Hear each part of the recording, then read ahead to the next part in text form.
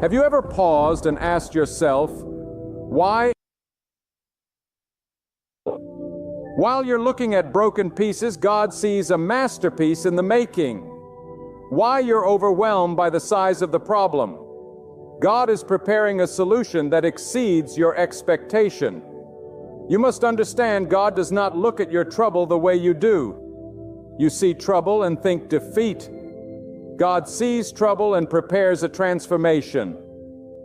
The very thing that was sent to bury you is the same thing God will use to build you. The weight you're carrying is heavy, yes, but it's not meant to crush you. It's meant to shape you. Trouble teaches dependence. Trouble breaks pride. Trouble purifies intentions. And when you come out of this, you will no longer be who you used to be. You will carry the strength and maturity that only comes through experience with God in the fire. The delay you're experiencing is not a punishment. It's divine alignment. If God gave you the miracle before you were ready, it would crush you instead of bless you. Sometimes the blessing is not withheld. It's just being perfected. You must trust that God's timing is not just right, it's perfect. And what He is preparing for you is worth every tear, every restless night, every unanswered question. You see the surface, but God sees the entire structure. You want relief, but God wants to give you restoration. You want a quick fix, but God is preparing a permanent shift. The problem is not the enemy. The real challenge is your perception. If you believe that trouble will drown you, you'll live like a victim. But if you believe that God is using this storm to strengthen your faith and prepare your next season, you will walk through the storm with your head high and your faith firm. God never promised a life without struggle, but He promised never to abandon you in the middle of it. His presence in the storm is your assurance that the miracle is already in motion. God allows trouble not to torment you, but to transform you. Every great person in the divine plan went through fire before the blessing. Not because they were forgotten, but because they were being forged. Don't let the process make you bitter. Let it make you better. Don't let it push you away from God. Let it pull you closer. The pressure you feel is not a sign of defeat. It's a sign that something is being birthed in your life. And birth is never silent. It's messy. It's loud. It's painful. But it ends in life. You are not being destroyed. You are being delivered. I speak now to the person who's carrying silent battles, the one who smiles on the outside but is exhausted on the inside, the one who is faithful in front of others but questions everything behind closed doors. God sees you. He knows the weight you carry that nobody else can see. He knows how hard you fight to stay strong, and He is not far away. He is near to the brokenhearted. Your silent battles are loud in His ears. Your whispered prayers shake heaven. Your quiet faith in the middle of chaos is producing a harvest greater than you know. When God is preparing to do something extraordinary, He often allows your situation to look completely hopeless. He lets the night get darker before the dawn. Why? Because when the miracle comes, no one will be able to say it was anything but the hand of God. Not your intellects, not your strategy, not your connections, but God alone. And when He brings you out, it won't be barely. It will be completely. It will not be a partial answer. It will be a complete transformation. You will come out free, whole, strong, and victorious, not limping, but leaping. Don't be discouraged by the silence of God. The silence is not rejection, it's preparation. Sometimes God is quiet because He is working in a deeper place. He is healing wounds you didn't even know existed. He is removing the wrong people and positioning the right ones. He is shifting environments and preparing hearts. And when He speaks, when He moves, it will not be subtle. It will shake everything around you. And those who once doubted your faith will have no choice but to say, "Surely God has done this." The enemy wants you to believe that your trouble is a sign of abandonment, but it's not. It's a setup, a divine setup for something greater than you can comprehend. If only you could see what God is protecting you from. If only you knew what doors He is closing for your safety. If only you saw the traps He's removing from your path. Your trouble is not a curse. It's a clue. A clue that something significant is about to break loose in your life. The most powerful miracles often begin in the most painful places. Not in comfort, but in chaos. Not in peace, but in pressure. Because pressure produces power. It crushes what's unnecessary and reveals what's essential. And when everything around you falls apart, it forces you to fix your eyes on the only one who never changes. When you have nothing left to lean on, you discover that God is enough. And that discovery is the beginning of strength you didn't know you had. So declare it even when you don't feel it. God is working. Proclaim it even when everything looks opposite. God is turning this around. Speak it into the atmosphere.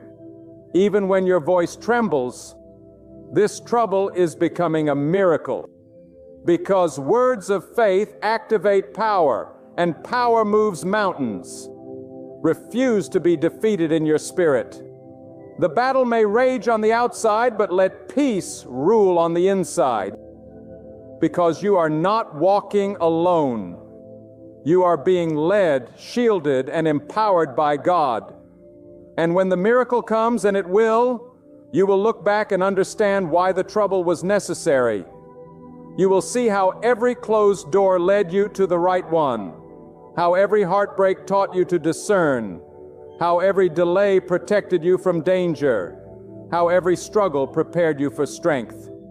You will realize that what you thought was breaking you was actually building you. And when others ask how you made it through, you will say it was God. This is not the end.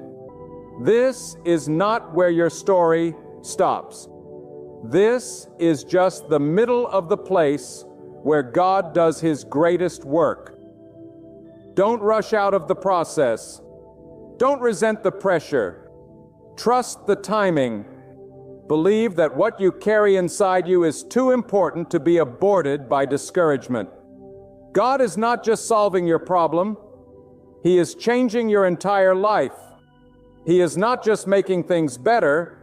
He is making you better. And when He is done, you will carry not just a blessing, but the evidence of divine transformation. And I want to speak now to those whose hearts have grown tired from waiting. You've believed. You've held on. You've trusted through the tears.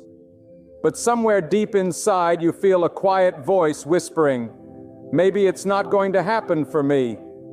Let me silence that lie with the truth. When God gives a promise, no time, no trial, no person can stop its fulfillment. The waiting is not wasted. Every moment that feels like a delay is packed with purpose. It is in these very seasons, when nothing seems to move and the heavens feel still, that God is doing His most intimate work in your soul. You must realize that some miracles take longer because they are preparing you for something greater than you imagine. God doesn't rush the masterpiece. He takes His time shaping your character, expanding your capacity, and testing your endurance. Because where you are going, weak faith cannot survive. Shallow belief won't hold. You're not just receiving a blessing. You are becoming someone who can carry the weight of divine purpose. And that means trouble is not your enemy. It is your training ground. Every storm has built your spiritual muscles. Every heartbreak has sharpened your spiritual discernment. You are not breaking down. You are being rebuilt from the inside out. There are some of you who keep asking, why me? Why the loss? Why the betrayal? Why the delay? But hear this with clarity. God did not choose you to suffer. He chose you to shine through the suffering. And sometimes the only way to bring out the oil in your spirit is through the crushing. The olive must be pressed to release its richness. And likewise, your life under pressure, under weight, under resistance, is where God is drawing out a depth of strength, power, and purity that could never surface in comfort. What you call pain, God calls preparation. What you call struggle, God calls shaping. The question is not why me. The question is, God, what are you building in me? And when you realize that God is not just interested in delivering you from trouble, but transforming you through it, everything changes.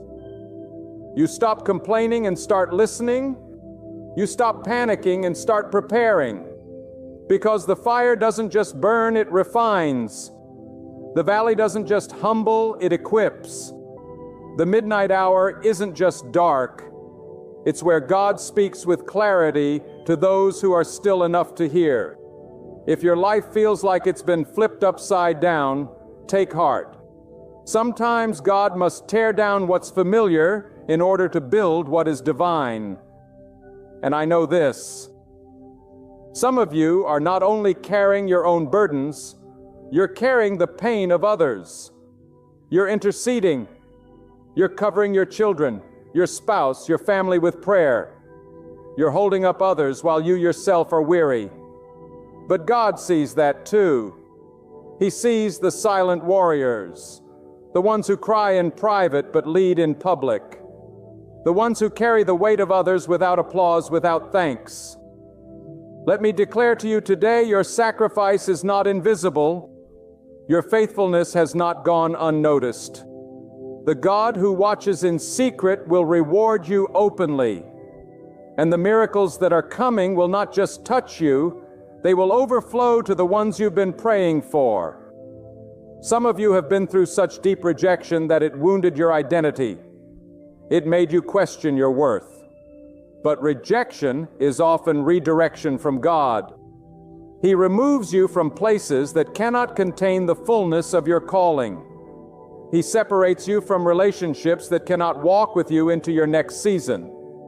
He allows certain doors to close so that you will not settle for less than what He's destined for you. The hurt was real, but so is the healing. And when God heals, He doesn't just patch wounds, He restores wholeness. He gives beauty for ashes, joy for mourning, strength for despair. And what was meant to destroy your confidence will now be the very testimony that releases boldness into others. Listen closely. Your trouble has a limit, but the power of God does not. The trouble you see today has an expiration date, but the glory God is preparing for your life is eternal. The enemy may have thought this season would shut you down. He hoped the trouble would break your spirit. But what he didn't realize is that every time you stood in faith, every time you refused to give up, every time you whispered, God, I trust you, something in the invisible realm shifted. Something began to break because faith is not passive. It is a weapon that shakes strongholds, a force that invites the intervention of the Almighty. And here is a miracle in motion right now. Even if you don't feel it, even if the natural looks unchanged, the spiritual is alive with activity. God is sending resources. God is assigning help.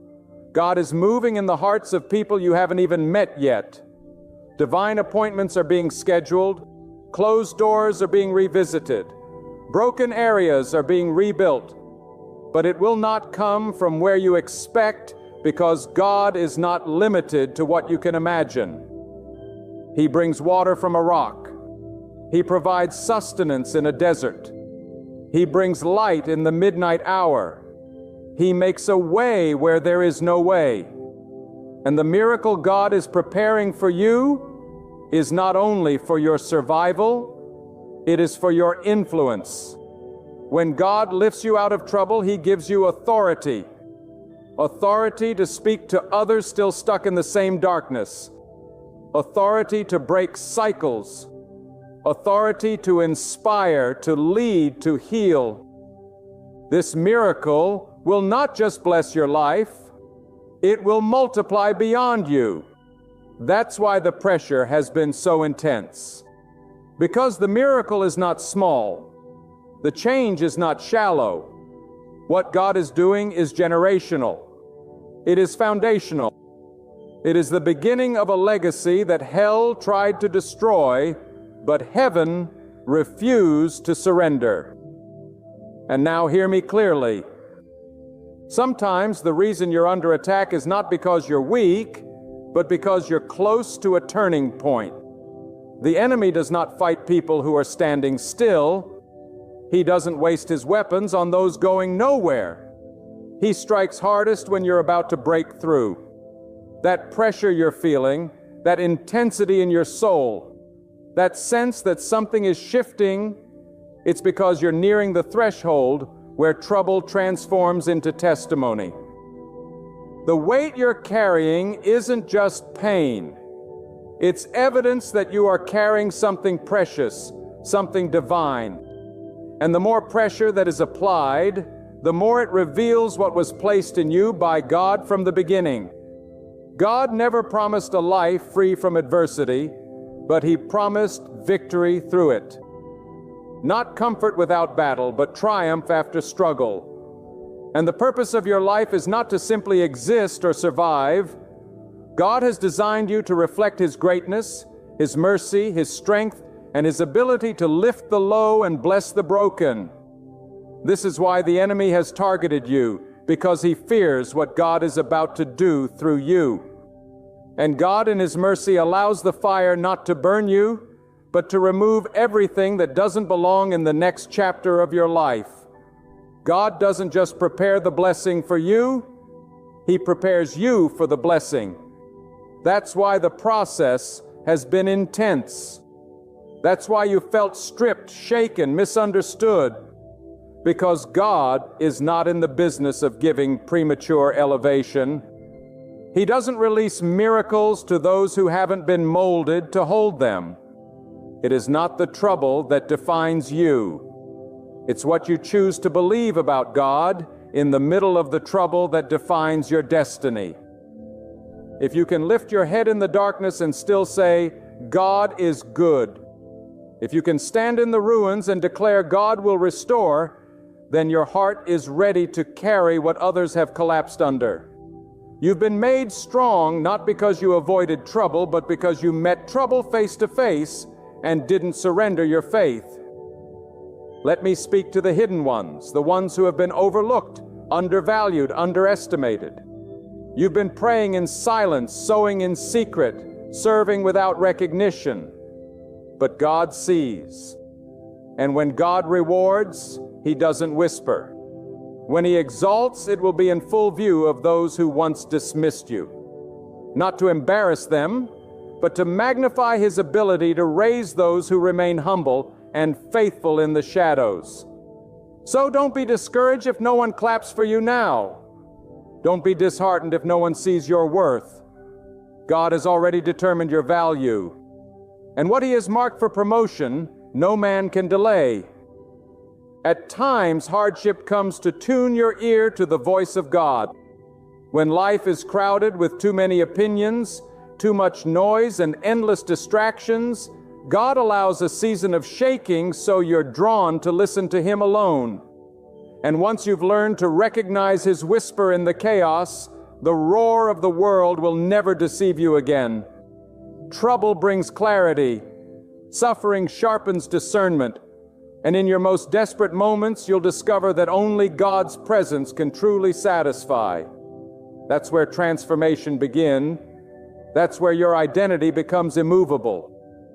Not defined by success or human applause, but rooted in the steady hand of God. And some of you right now are not just fighting for yourselves. You are breaking chains that have held generations. You are stopping cycles of fear, defeat, addiction, and limitation. The battle you're in didn't begin with you, but it will end with you. You are standing in places your ancestors only longed for. You are lifting prayers your family never knew how to speak. You are walking roads your bloodline never dared to tread. And yes, the opposition is fierce because the breakthrough is generational. The miracle God is preparing is not just for your blessing, it is for your legacy. What begins in you will bless those who come after you. And that's why God is refining you so precisely, because He's not just changing your situation, He's shifting your lineage. There is no trouble so deep that God's mercy cannot reach it. No failure so severe that God's plan is canceled. No wound so hidden that God cannot heal. And no enemy so fierce that God cannot silence. His power is not limited by your past. His ability is not confined by your mistake. He is the master of redemption. And what others throw away, God restores. What people discard, God reclaims. What seems lost, God resurrects with purpose. You may think it's over, but when God speaks into the ashes, beauty begins to rise. You may feel forgotten, but God remembers what others ignore. Even now, while you're in the middle of uncertainty, God is assigning angels to guard your path. He is orchestrating divine meetings. He is planting seeds of favor in the hearts of people you've never met.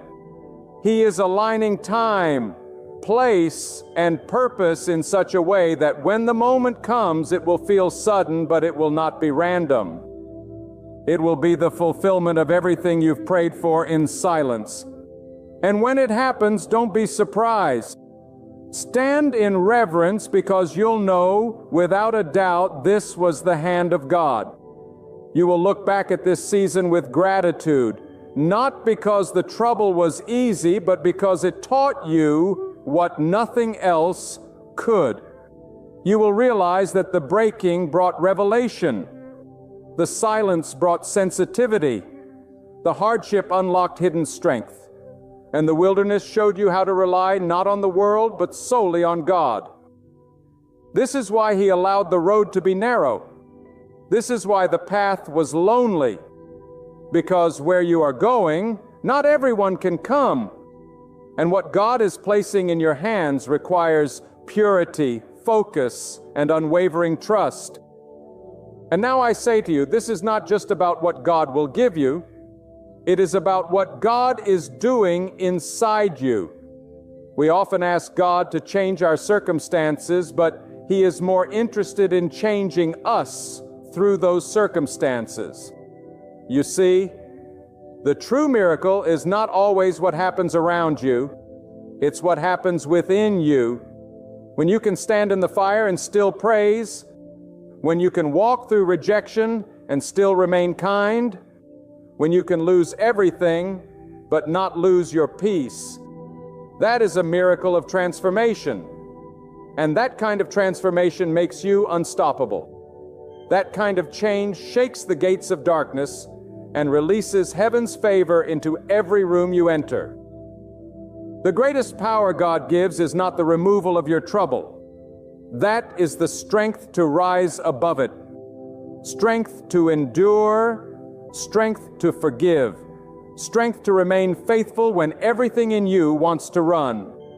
And when God strengthens you, that strength does not fade with time. It becomes your armor, it becomes your weapon, it becomes your identity because you have learned to draw not from the outside world, but from the eternal wellspring of God's presence within you. And from that place, you no longer react to life. You rise above it. You no longer bend to the opinions of others. You stand firm in the truth God has written over your life. Let this sink deep into your spirit. When God is in control, nothing can spin out of control. You may not understand the timing. You may not see the full picture, but if God has His hand on your life, every twist and turn is leading somewhere purposeful. Even detours have divine direction, and even delays carry hidden gifts. Sometimes what looks like a breakdown is just God rerouting you away from destruction and closer to destiny. And though you may cry in the moment, you will one day thank Him for every no, every closed door, every unanswered prayer. Because you'll see it was not rejection, it was redirection. Don't be afraid of the process that strips you. When God allows certain things to fall away, it's not because He's taking from you, it's because He's protecting what's ahead. You can't carry old mindsets into new seasons. You can't drag old relationships into new levels. Some things must be removed so that what's holy, what's true, what's destined can remain. This is not loss. It is cleansing. And when the refining is done, you will rise lighter, sharper, and more aligned with the will of God than you've ever been. Some of you are still trying to make sense of past pain. You're still asking why certain things had to happen the way they did. But not all pain is meant to be explained. Some pain is meant to be transformed. And when God transforms pain, He doesn't erase it. He redeems it. He takes the very thing that broke you and uses it to lift someone else. He turns your scars into signs that healing is real, that survival is possible, that even when the world abandons you, God remains. He turns the memory of pain into the testimony of power. And in doing so, He gives you authority not just to walk in freedom, but to set others free. Let me tell you what the world cannot offer you. Peace in the middle of chaos, joy in the middle of sorrow, hope in the middle of uncertainty. These are gifts only God can give, and they are not based on external circumstances, as they are born from a deep, unshakable connection with the one who never changes. So don't chase what the world offers. Position yourself to receive what God provides, because what He gives no man can steal. What He promises no enemy can block. And what He declares over your life no failure can cancel. Even now as you listen, God is renewing your mind. He's lifting the fog of confusion.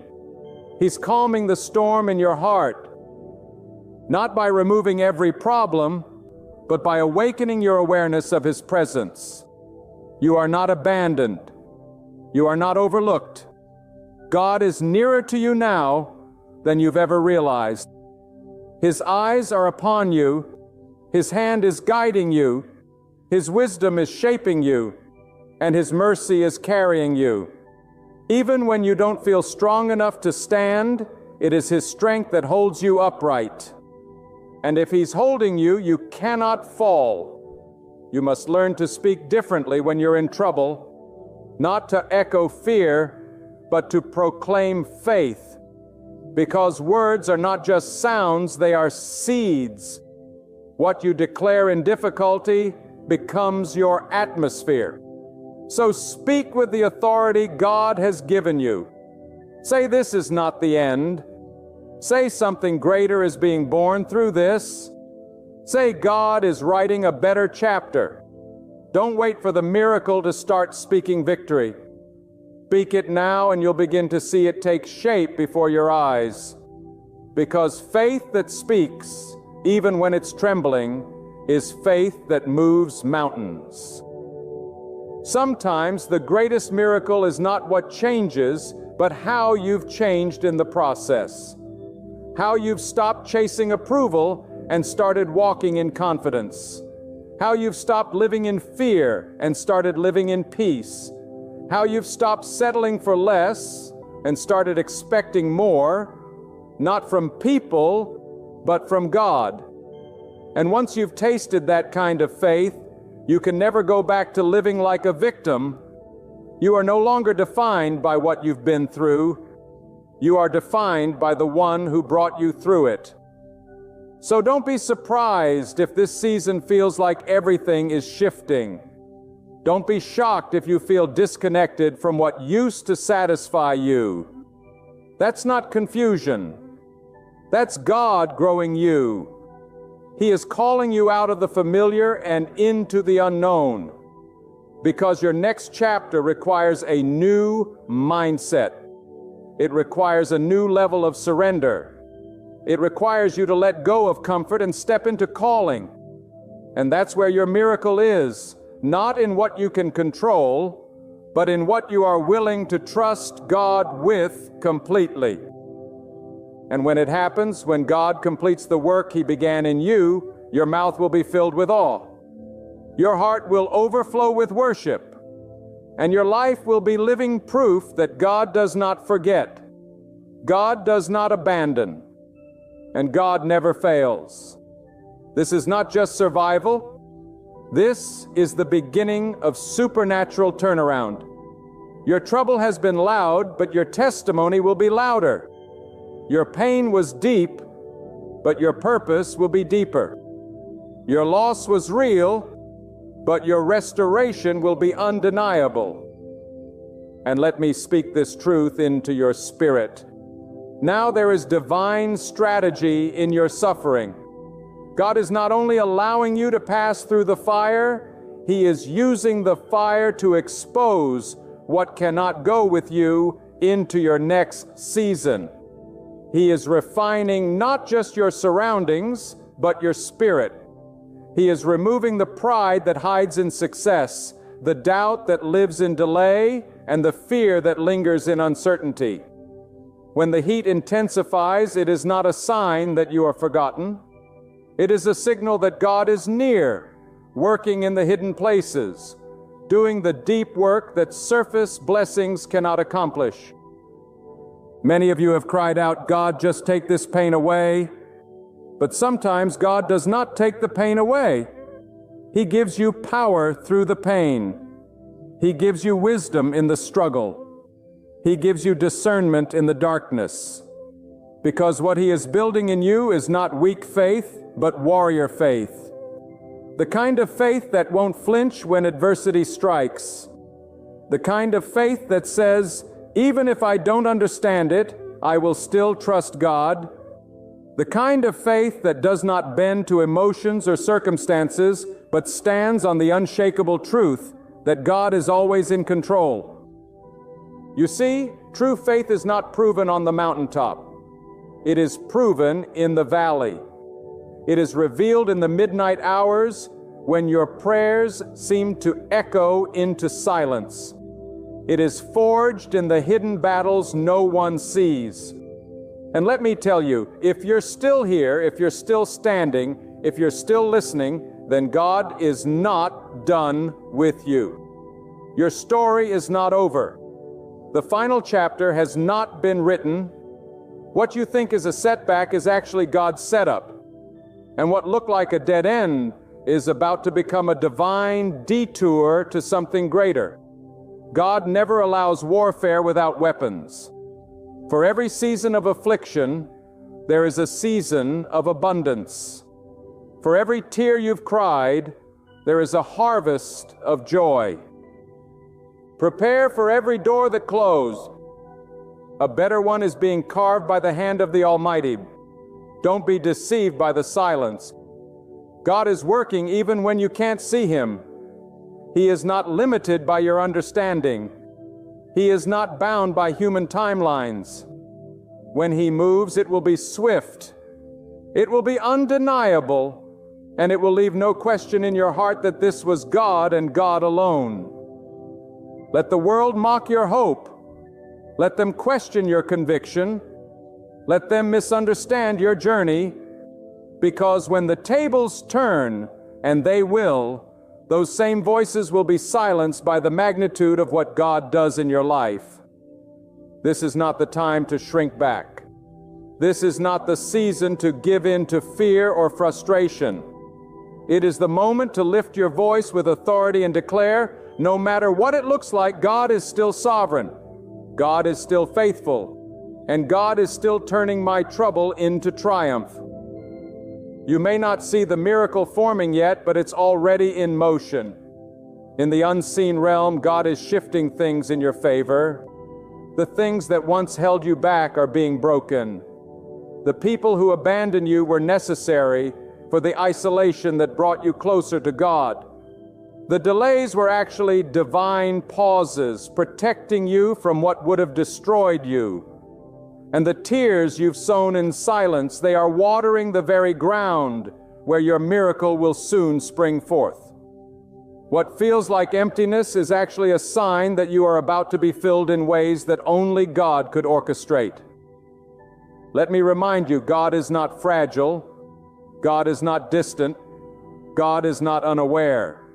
He is the creator of time, the mover of mountains, the healer of the heart, and the sustainer of the soul. And when He lifts His hand over your life, nothing in heaven or in earth can stop what He has planned. Trouble does not cancel the promise. Storms do not void His word.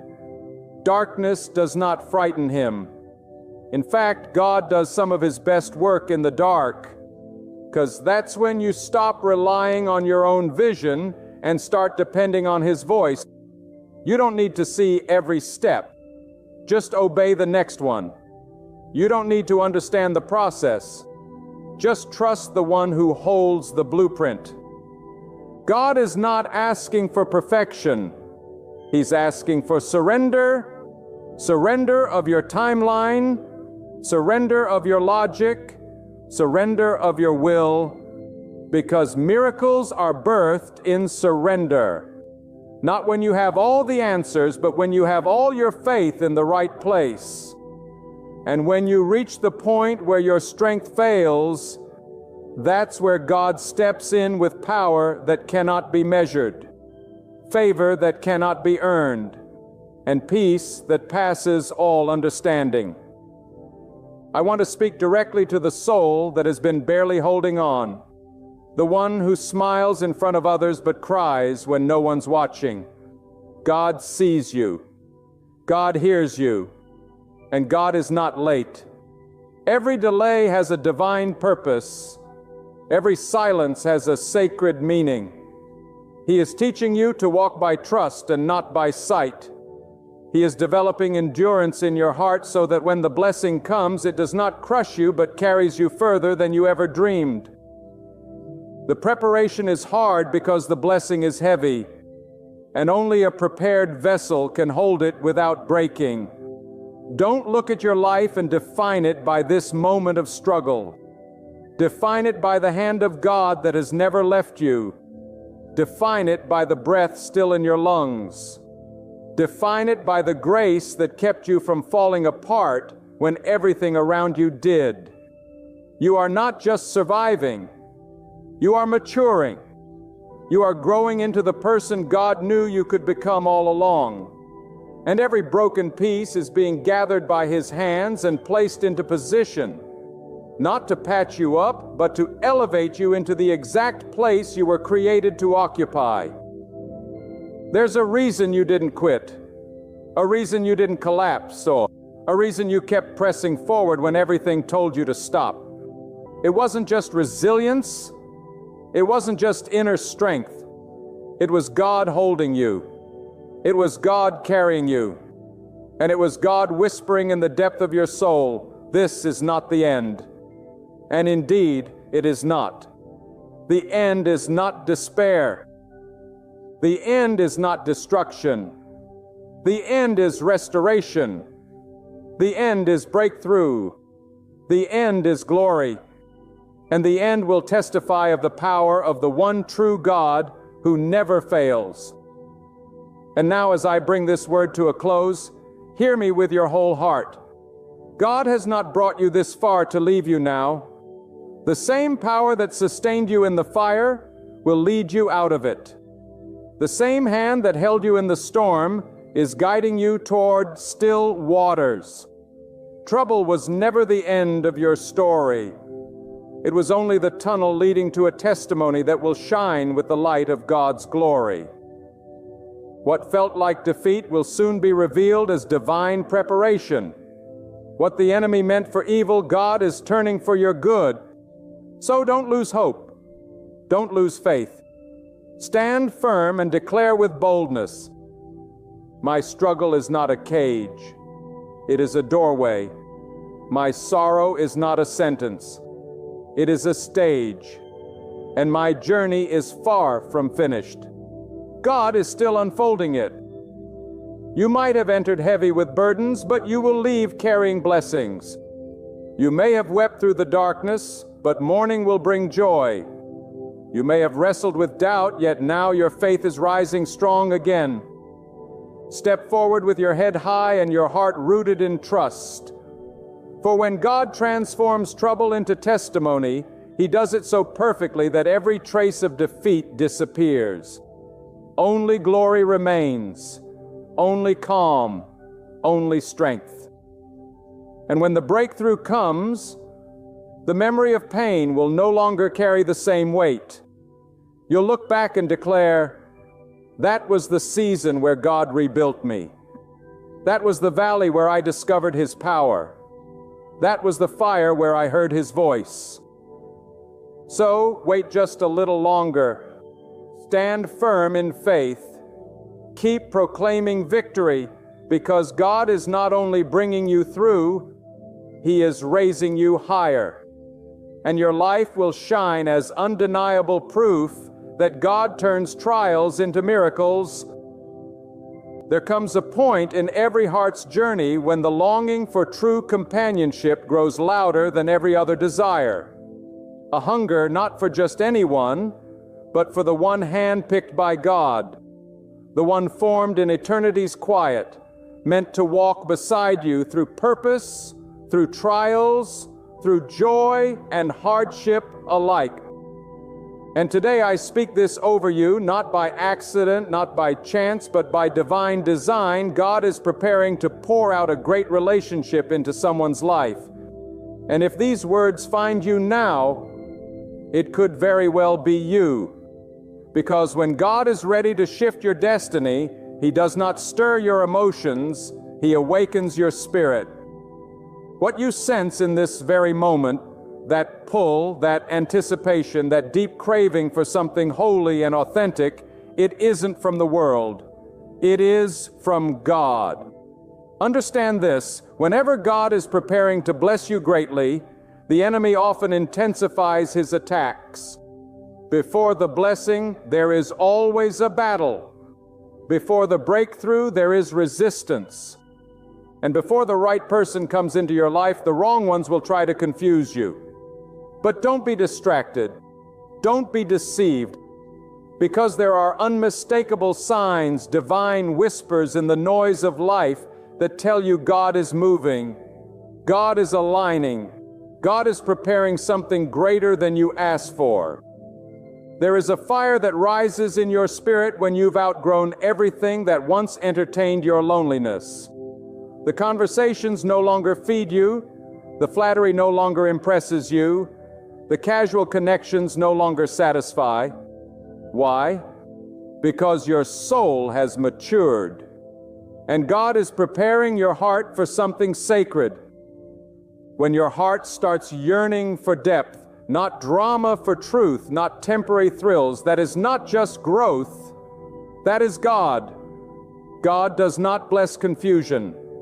God does not bless compromise. God does not bless chaos. If everything in your life that once distracted you is now silent, if the people who once pulled on your heart have vanished, if what once filled your time now feels empty, it's not emptiness. It's pruning. God is cutting off the noise so He can prepare you to receive the relationship He has ordained for your destiny. And listen to me clearly, because this is for you. If lately you've been feeling a sacred dissatisfaction with the way things are, if deep inside you feel like something is about to change, if you've been waking up at night with a burden, a shift in your soul, a quiet whisperer saying, "Get ready." Then you're not imagining things. You're discerning the move of God. He is removing the counterfeits. He is cleansing your atmosphere. He is reordering your life not for a casual romance, but for a divine covenant. But God will not send a great relationship into a messy life. He does not deposit diamonds into dirt. He sanctifies. He refines us. He sets apart.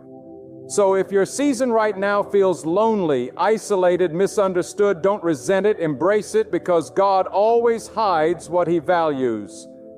He hides the gold in the mountain. He hides the pearl in the ocean. And He is hiding you to prepare you for someone who is also being hidden. Someone who's being transformed in secret just like you. And one day your paths will cross, not because of chance, but because of purpose. Not because you chased them down, but because God ordered your steps. That moment won't need manipulation. It won't need performance. It won't need pretending. Because when God writes a love story, it doesn't need edits. It just needs patience. I speak to the person who's been praying in tears, wondering if God even hears. He hears. And not only does He hear, He's answering in ways you don't yet see. He is not denying you. He is developing you. He's not delaying you. He's defending you from what would have broken you. That relationship that slipped through your fingers, that person who ghosted you, that love that ended in silence, it didn't fail. It was filtered because God only allows what leads to His plan, not your pain. You must understand this. When God is about to send a great relationship into your life, your standards will elevate. You'll start seeing through people. The lies won't move you. The charm won't convince you. The titles won't impress you. Because when you are rooted in God, attraction becomes spiritual, not superficial. What once tempted you will now offend you. What once entertained you will now drain you. And that shift in your discernment, it's not cynicism, it's clarity. The right relationship will not drain your energy. It will multiply your peace. It will not pull you away from God. It will push you deeper into prayer. It will not distract you from your purpose. It will partner with your calling. So, if what you've been entertaining only excites your flesh, but starves your spirit, cut it off. Let it go. Do not settle for connections that fill your nights but empty your soul. God is not calling you to survive another heartbreak. He's calling you to thrive in a relationship that brings glory to His name. And hear me, because I say this with fire in my bones. You are not hard to love. You are not too much. You are not behind. You are not forgotten. You are not invisible. You are chosen. You are preserved. You are protected. And you are being prepared for a love that will not require you to shrink, to beg, or to compromise your values just to be seen. The one God sends will recognize your worth without you having to explain it. When God is about to bless you with a great relationship, He will give you peace that makes no sense. You will look at your life and say, I should be worried. I should be lonely. I should be panicking. But instead, your heart will be calm, because that is what God does. He gives you peace that surpasses understanding. Peace that anchors your soul. Peace that says God's timing is perfect, and I will not rush what is sacred.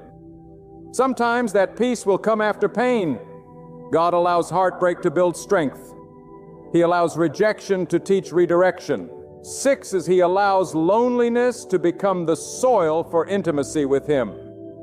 Because the most beautiful relationships are not built on neediness, they are built on wholeness. and you cannot give someone what you don't yet carry within. So God is not just sending you someone to love. He is teaching you how to love yourself the way He sees you, not through pride, but through divine identity. Some of you are in a season of weeping, a season of wondering. Why hasn't it happened yet? Let me tell you, it's because what God is doing in your life is not small. It's not shallow. It's not temporary. He's not giving you a seasonal person. He's preparing you for a lifetime covenant. And covenant takes construction, foundation, surrender. That is why it feels so heavy, because what's coming is so holy. This is not about finding someone to complete you. You are already whole in God. This is about finding someone to walk with you as you both chase God together.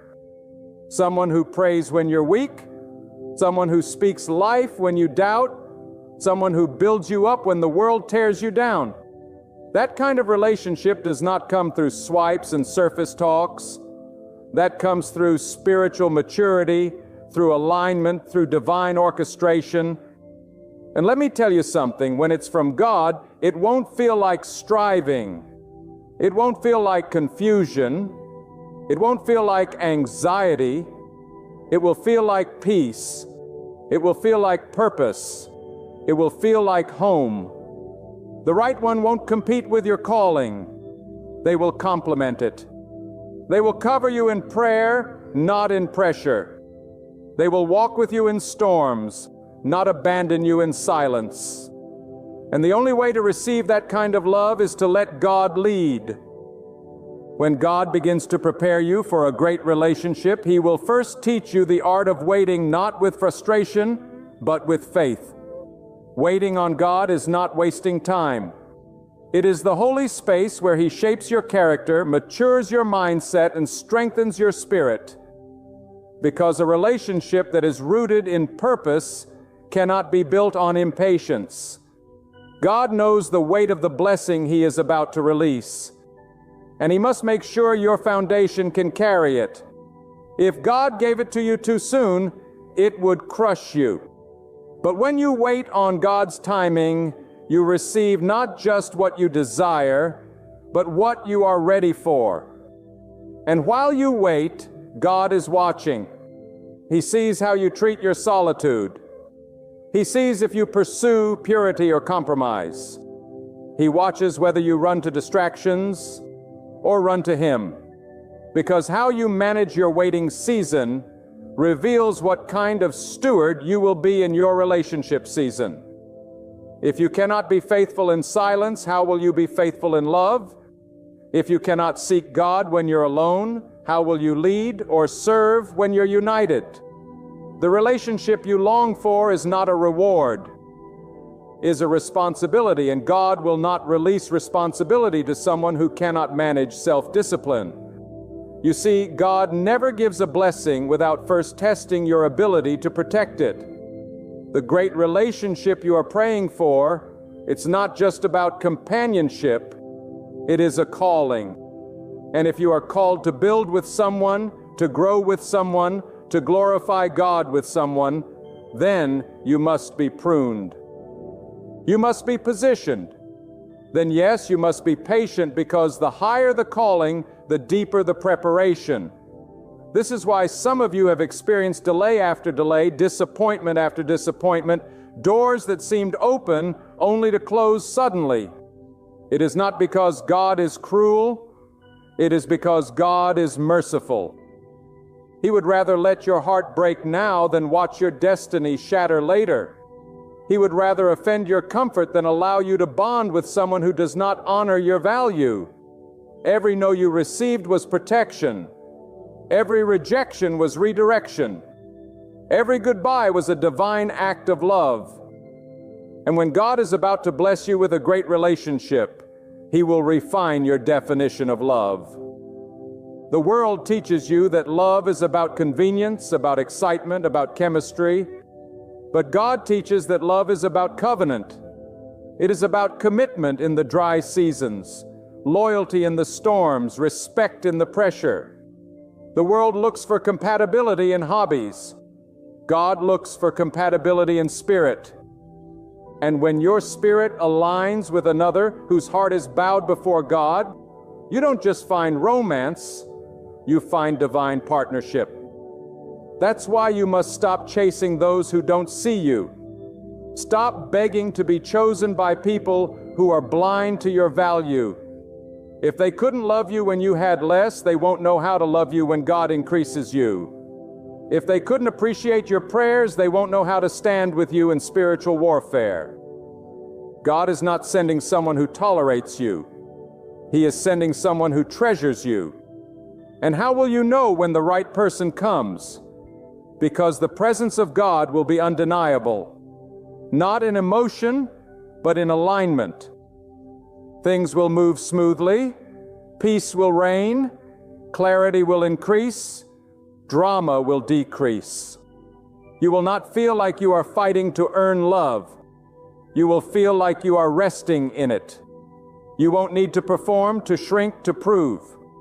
The right one will see your light and match it, not dim it. But before that person comes, you must let God do the inner work. Some of you are still carrying the wounds of past heartbreaks, still haunted by betrayal, still holding bitterness against someone who walked away. And God is saying, let it go. Release it. I cannot bring new wine into old wineskins. The heart that God blesses with a great relationship must first be healed, whole, and humbled. You cannot enter something new still bleeding from something old. Stop expecting someone to be your healer when healing only comes from God. Some of you must learn that love is not about possession. It is about purpose. It is not about finding someone to fill your void. It is about finding someone to walk with you as you fulfill your divine assignment. A great relationship is not a vacation from reality. It is a battlefield where two people stand back to back and fight for faith, for peace, for vision. And if you are not ready to fight for something greater than yourself, you are not ready for what God is about to give you. And let me speak to the men and women who have lowered their standards because of fear. Fear that no one godly exists anymore. Fear that time is running out. Fear that you will be alone forever. That fear is not from God. That desperation is not from heaven. That anxiety is not truth. That is torment. God has not forgotten you. God has not overlooked you. He is not late. He is preparing something so holy that you must be kept hidden until the right moment. Your value is too precious to be placed in the hands of someone who doesn't know what they're holding. God is not just preparing you, He is preparing them. That person is also being tested, refined, matured. God is working on their habits, healing their past, sharpening their purpose. Because when two prepared people meet, the blessing is unstoppable. So don't try to manipulate timing. Don't try to chase what God hasn't assigned. Stay in alignment. Because what is from God will not come through begging. It will come through obedience. And when that person comes, you will feel a divine confirmation. Not through butterflies, but through spiritual peace. Your spirit will not feel anxious. Your soul will not feel confused. Everything will click, not because it's perfect, but because it's purposed. You will recognize their voice not from their words, but from the way your spirit responds. Because when God brings someone into your life, your soul will know it, will know this is not fantasy. This is fulfillment. But hear this warning. Not every good person is your God person. Not everyone who seems right is sent. Some are distractions dressed in attraction. Some are lessons, not lifetimes. You must pray for discernment. You must pray for wisdom. You must ask God, is this your will or my desire? Because your emotions will lie, but God's peace never will. His peace will guard your heart like a gate, and His no will save you more than 1,000 yeses ever could. If you're wondering why you keep encountering the same toxic patterns in relationships, it's because God is trying to teach you to stop choosing from your pain and start choosing from your purpose. You attract what you tolerate. You allow what you excuse. And God will keep allowing the lesson until you finally learn it. Don't settle just to fill time. Don't compromise just to avoid loneliness. Wait for what God has authored, because what God writes will never be erased. A great relationship is not a fantasy you chase, is a fulfillment you prepare for. It is the reward of those who choose purity over popularity, prayer over pressure, and purpose over pleasure. And when God is ready, nothing will stop it. No delay, no detour, no devil in hell can block what God has destined. So stay faithful, stay ready, stay in alignment, because your story is not over. It's just beginning. And when that door opens, you will understand that every tear, every test, every lonely night was worth it. And let me tell you this, with every fiber of truth burning inside me, when God prepares to bless you with a great relationship, He will first break every idol you have built in your heart. Because before God places someone beside you, He must be the one enthroned above you. If you've placed love on a pedestal higher than obedience, He will tear it down.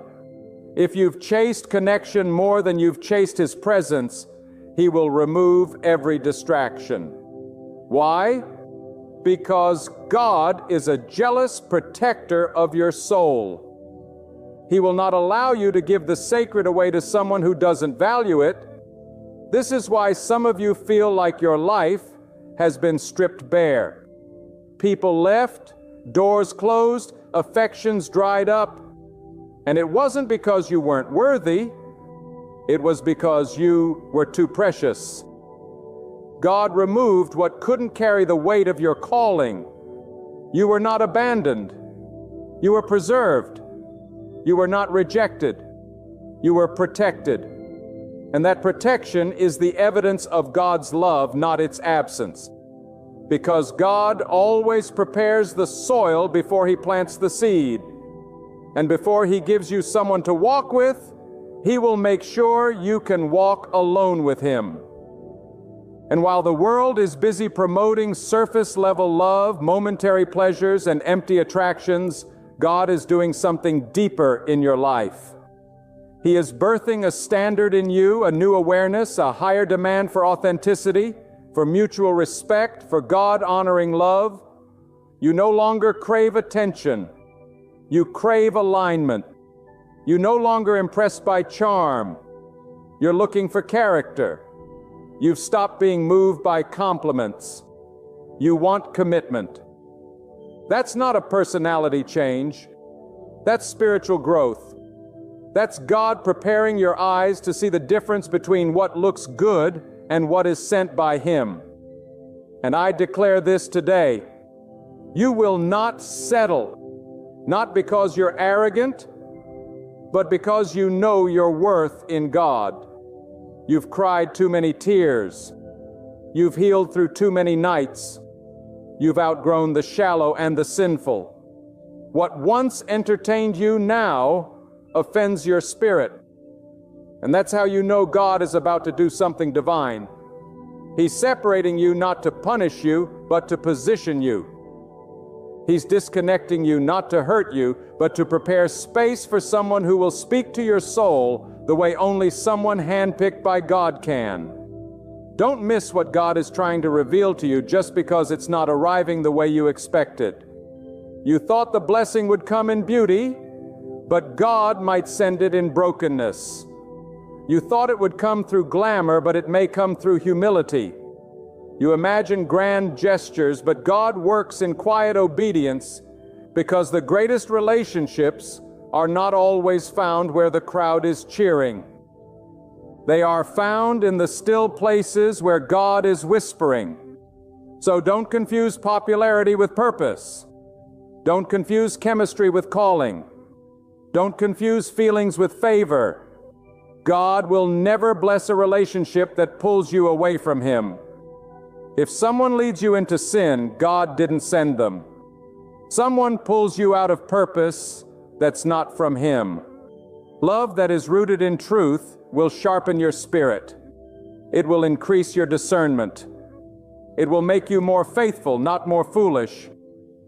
And if you've ever had to shrink, silence your convictions, or sacrifice your peace just to keep someone to stand this, that was not love. And it surely was not from God.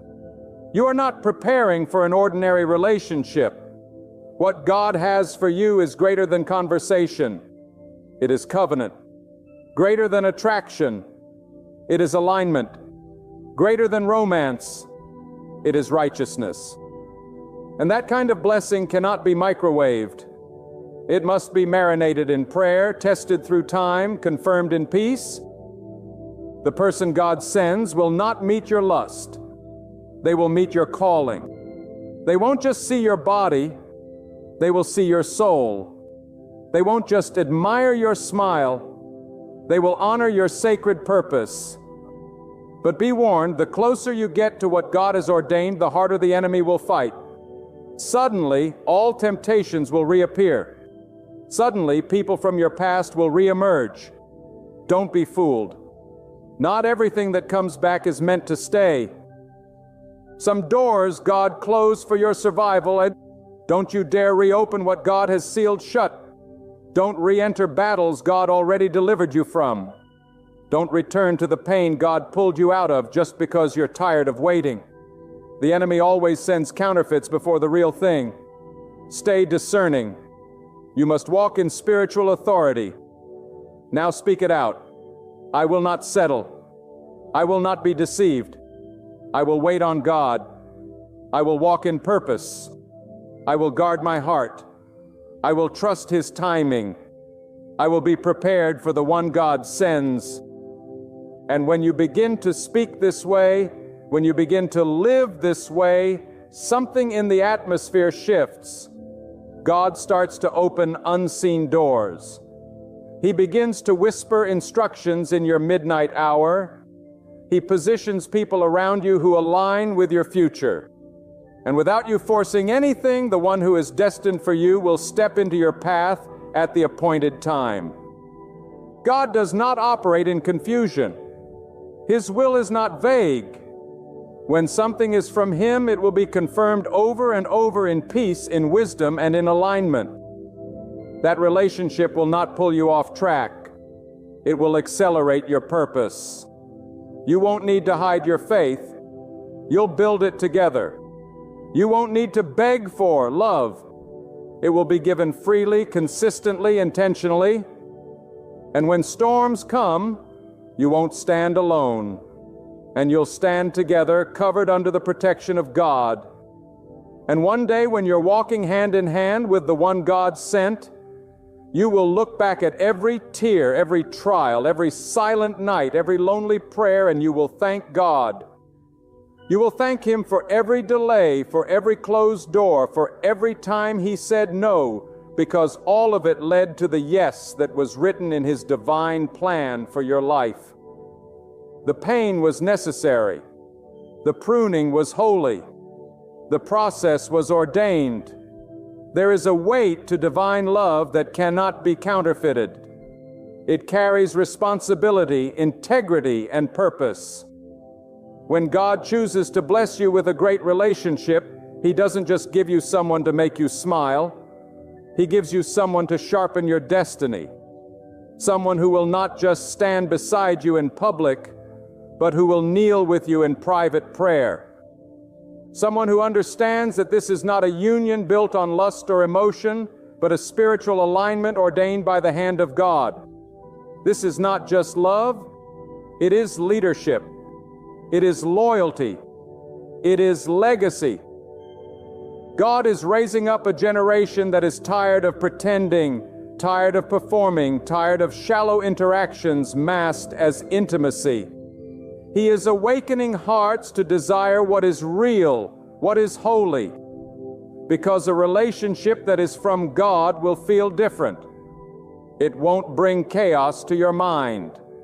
It won't pull you into cycles of sin. It will not deceive, manipulate, or cause harm. Instead, it will carry a quiet strength, a steady assurance, a peace that stands without needing explanation. That is how you recognize it is from God, because His signature is upon it, gentle, unwavering, and holy. Yet before God entrusts what is sacred, He first examines the altar of your heart. Are your intentions pure? Are you prepared to give as much as you long to receive? Do your prayers for love come from a desire to escape loneliness? Or do they flow from readiness to walk in a covenant designed by heaven? These are the questions God poses to your soul before He draws another close. He does more than ready your hands to accept. He shapes your spirit to carry the blessing with honor. And there's something powerful that happens when you stop trying to find the right one and start becoming the right one. When you stop chasing connection and start cultivating your character. When your prayers shift from send them to shape me, that is when heaven begins to move. That is when the windows of favor open, because God always responds to surrender. And He will not give you someone who is whole while you're still bleeding with bitterness. He will not send someone with a purpose while you're still entertaining distractions. So guard your heart not in fear, but in wisdom. Guard your eyes from lust, your ears from lies, and your spirit from environments that kill your faith. The blessing God has for you is far too valuable to be contaminated by counterfeit cravings. You cannot receive what is holy with hands full of compromise. You cannot carry God's best while clinging to what He's told you to release. Let go of the familiar. Let go of the toxic. Let go of the people who only know the broken version of you. Let them go with love. But don't let them stay with authority. Because when God begins to elevate you, not everyone can go. And you must understand this. The greatness of the relationship God has for you will require you to shed your former self. He will ask you to forgive those who never said sorry. He will ask you to stay pure in a world that rewards perversion. He will ask you to believe again even when your past screams doubt. Why? Because trust in God is the soil where great love grows. And if your trust is in timelines, appearances, or circumstances, you will be shaken. But if your trust is in God, no matter what happens, you will stand. Some of you are right at the threshold. The warfare has increased. The silence is louder. The waiting feels unbearable, but that's not a sign to give up. It's a sign you're close. The enemy always fights hardest before a breakthrough. He wants you to settle, to turn back, to compromise, to give in to temporary pleasure at the cost of permanent purpose. But don't you dare lower your standard. Don't you dare quit now. You've come too far. You've healed too much. You've grown too strong. Hold on to your faith. God is about to reward you. He never forgets obedience. He never overlooks faithfulness. The nights you spent alone crying, praying, waiting, He saw it. The times you walked away from temptation when no one was watching, He saw it. The moments you chose to trust when everything was falling apart, He saw it. And He remembers. God always rewards those who walk uprightly. Not because you're perfect, but because you're surrendered. Not because you never failed, but because you got back up with purpose in your steps. and humility in your heart. And when that blessing comes, it will be evident, not just to you, but to everyone who doubted you. God will make it clear that this relationship wasn't random, was righteous. It wasn't a product of chasing, it was a reward for enduring. It won't just look good. It will be good because it was formed in prayer, forged through waiting, and sealed by God's approval. But listen to me. This relationship will not make you whole. God must do that first.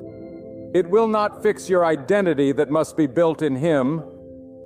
It will not erase your past, but it will help you walk into a future that is finally aligned with who God created you to be. That person will not complete you. They will complement you. And together your light will shine brighter. Your faith will grow deeper. Your influence will stretch wider, not because of who you are, but because of who God is in your midst. And when storms come, and they will, you will not fall apart. Because your love is not built on sand, but on the solid foundation of obedience, truth, and spiritual maturity. You will fight together, pray together, and overcome together. Because when God authors a love story, the enemy cannot edit the ending. What He joins, no voice of doubt can separate. What He blesses, no hand can curse. What He builds, no storm can destroy. And now, as the weight of this message rests on your heart, I speak this with the boldness of one who has seen the fingerprints of God on every hidden chapter. When God is preparing to bless you with a great relationship, He first matures your spirit to match the magnitude of the blessing. He does not allow children to walk into covenant. He raises you into emotional and spiritual adulthood because this next chapter of your life will not be like the last. This is not about games or gossip, not about excitement that fades or attention that flatters. This is about a bond so deeply rooted in truth that storms will only water it, not uproot it. You will know God's hand is moving when your appetite begins to change. You no longer crave surface-level conversation. You crave depth. You no longer seek flattery. You seek truth. You no longer fall for sweet words. You wait for consistent actions. This is because God is training your eyes to see differently. Where once you looked at outward beauty, now you see inward alignment. Where once you pursued chemistry, now you seek clarity. Where once you entertained for fun, now you observe for purpose. This is how you know God is near, when your vision begins to match His. And hear me clearly, the relationship God has for you will not cause you to lose yourself. It will remind you of who you really are. It will not silence your gifts. It will stir them. It will not compete with your relationship with God. It will drive you deeper into it. That's the fruit of a divine bond. It brings stability, not chaos, honor, not harm, growth, not confusion. And when God is at the center, love becomes a spiritual discipline, not just an emotional reaction. It becomes a decision you protect every day with prayer, with humility, and with faith. There is a divine principle that governs all of God's movements. He prepares vessels before He pours oil. He breaks the ground before He sends rain. And He prepares hearts before He sends union. You must allow Him to do the hard work in you before He sends someone to build with you. Let Him deal with your impatience, your triggers, your fears, your past hurts. Let Him teach you how to communicate, how to forgive, how to sacrifice, how to lead or follow with grace. This is the training ground for covenant.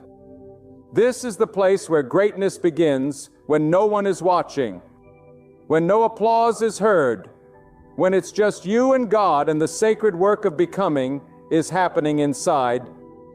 And do not be discouraged by time. God's timing is not human timing. You may look around and see others forming relationships, some rushing, some breaking, some celebrating, and wonder, why not me? But understand this, God is not on your clock, and His delays are never denials. His process is always prophetic. What takes others a moment may take you longer, not because you are cursed, but because you are called. The higher the calling, the longer the shaping. God takes time on masterpieces.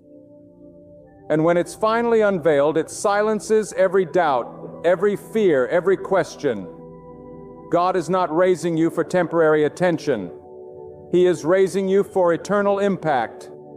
He's not sending someone to pacify your loneliness. He's sending someone to partner in your legacy. Someone who will push you when you're weary, pray for you when you're weak, protect your honor when you're not in the room. Someone who will carry burdens with you, not add to them. Someone whose presence feels like confirmation, not contradiction. You must believe that the path God is leading you on is not barren. It's just sacred. He doesn't let just anyone walk it with you. He protects it. And that's why the wrong ones couldn't stay. Don't cry over what left. Don't mourn the doors He closed. You were never abandoned. You were preserved. Every delay was divine. Every heartbreak was a holy detour. Every disappointment was a disguised deliverance. Because what God has for you will not require endless tears, desperate pleading, or spiritual compromise. It will feel like alignment. It will come with peace. It will be wrapped in confirmation. And when it comes, you will understand that God was not just preparing someone for you. He was preparing you for someone who also walked the fire. Someone who didn't take shortcuts. Someone who chose holiness over popularity. Someone who wrestled with their purpose and came out stronger. When your paths meet, your spirits will recognize one another. You will not have to convince them of your value. They will already be praying for someone like you. This is what happens when two people are prepared separately by God. Their connection becomes a collision of destinies. But for now, stay in your process, stay in your knees, stay in the presence of God. Build what He told you to build. Serve where He placed you. Heal where He's touching you. Become who He's called you to be.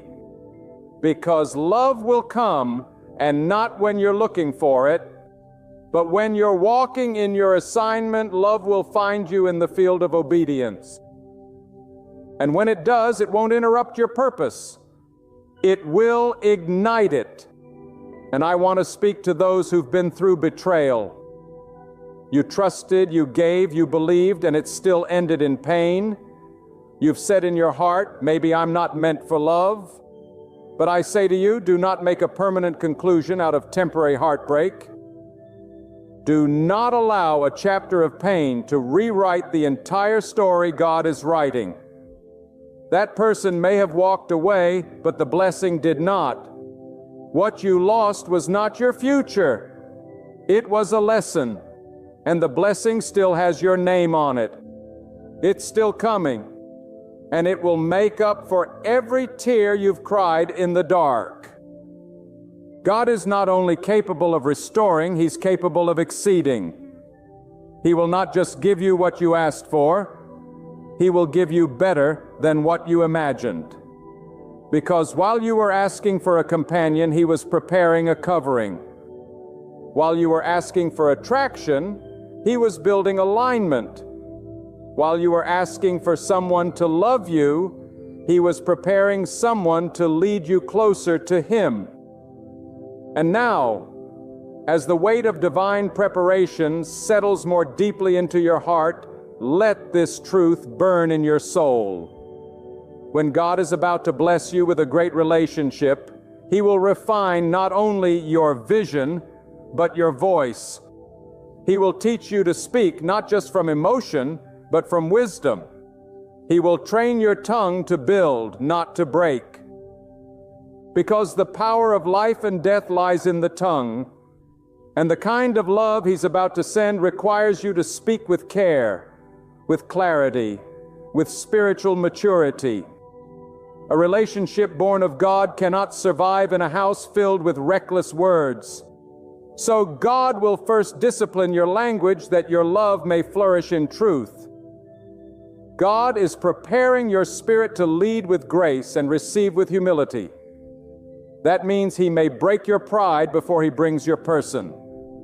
He may humble your heart before He honors your desires.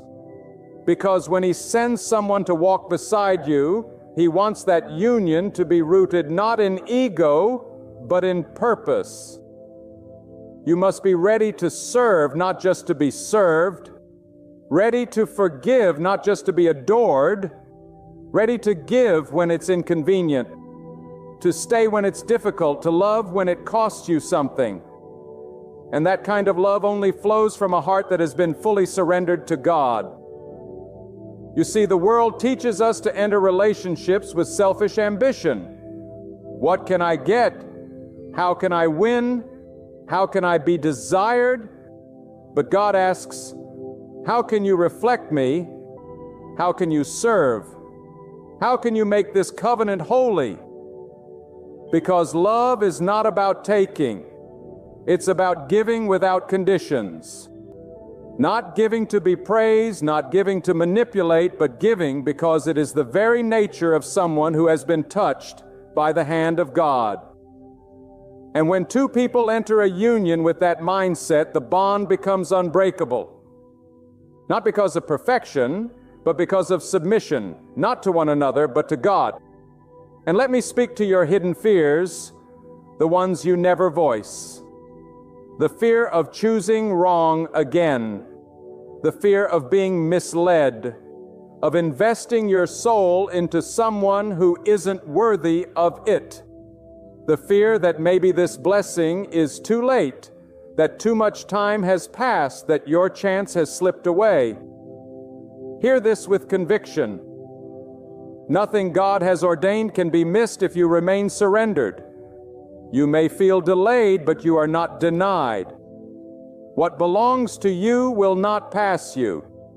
What God has designed for your life cannot be stolen, cannot be ruined, cannot be buried. The only way to miss it is to step outside of obedience. As long as you remain under His covering, the blessing will come out a second too soon and not a second too late. And when it comes, it will not just bless your emotions, it will bless your atmosphere. The presence of the right person chosen by God will bring peace into your home, strength to your mind, and clarity to your path. Their words will affirm your growth. Their spirit will match your fire. Their presence will feel like purpose, not pressure. It won't always be easy, but it will always be sacred. You will both carry each other's burdens and celebrate each other's victories. You will fast together, pray together, heal together, grow together, not because either of you is perfect, but because both of you are surrendered to the one who is. And yes, you must protect it. When God gives you something valuable, the enemy will try to attack it. Don't be surprised when distractions come, when old habits try to return, when doubts whisper again. That's a sign that you're walking in something worth fighting for. The more divine your union, the more intense the opposition. But don't fear, because what God joins, He defends. And as long as both of you stay anchored in His truth, no storm, no temptation, no voice of the enemy can tear it down. Let this settle deep in your spirit. God doesn't just want you in love, He wants you in alignment. Because love alone is not enough to sustain a relationship, but alignment will carry you through every season. When you are aligned in values, in vision, and spirit, you walk with purpose. You don't compete with each other. You complete the mission together. You become two individuals walking under one divine instruction. And that, my friend, is the kind of relationship that shakes generations and brings glory to God. God is not in a hurry, but He is intentional. Every delay is orchestrated for growth. Every pause is protection. Every not yet is a sacred invitation to go deeper with Him before you go forward with another. So if you're still waiting, don't despair. Use this season to become disciplined, become prayerful, become wise, become emotionally healed, become spiritually whole. Don't just prepare to meet someone, prepare to walk with them. Cover them, honor them, and walk the distance with resilience and faith. Because when you walk into that relationship, you're not just walking into love, you're walking into legacy. A covenant that impacts everything connected to you. A love that teaches your children how to honor. A bond that teaches your community what it means to wait on God. A union that speaks to the world. This is what happens when two people choose holiness over haste, surrender over self, and purpose over pleasure. You will not miss your moment. If God has written it, it will manifest.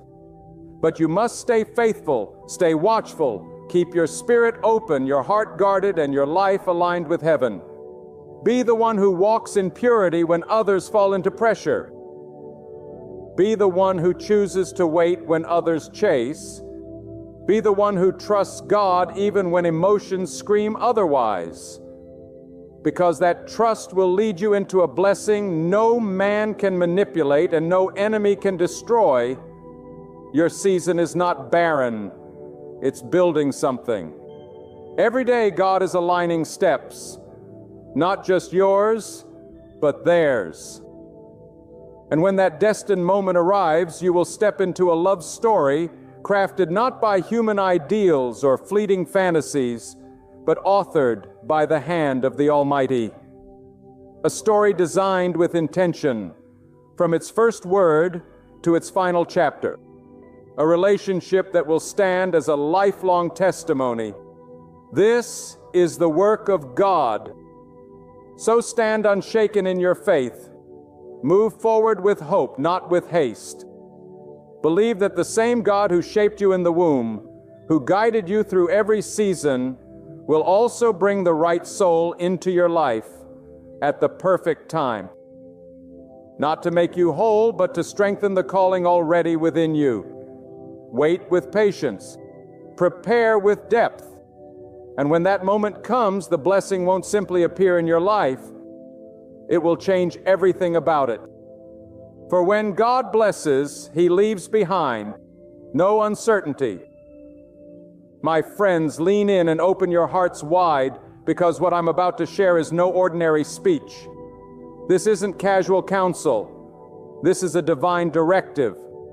This is a holy summons to your soul. You were never designed to shuffle through life weighed down, defeated, or discouraged. You were not put here to live like a beggar of hope, grasping for crumbs of blessing. No, you were fashioned to move in the boldness of faith. You were created to carry the light of certainty. You were meant to live as though miracles gravitate toward you because they do. Yes, hear that clearly. Live as though miracles are drawn to your life. Not because of your own merit, but because the one who formed you infused His power within you. When God shaped you, He did not leave you empty. He planted within you the force of belief, the seed of divine favor, and the authority to step forward with expectation. And when you begin each morning declaring, "Today something good will happen," when you rise with that expectation in your spirit, everything begins to shift. Today, God is going to move for me, then you begin to activate a power that attracts the impossible. You become a magnet to miracles. But let me tell you something deep and unshakable. The reason so many people never see the miraculous hand of God is because they walk around acting like victims instead of victors. They speak words of defeat. They carry a posture of doubt. They expect pain more than they expect progress. They think miracles are for someone else, somewhere else, sometime later. But what if I told you that miracles don't come to the doubters? Miracles don't find the passive. They come to those who dare to believe while everything around them says it's over. You must act as if it is already done. That's the posture of faith. Faith is not blind foolishness. It is radical trust in the God who does the impossible. You got to walk through the storm as if the sun is already shining. You got to praise God in the drought as if the rain is on the way. You've got to step into that place of expectancy where you are no longer begging for miracles.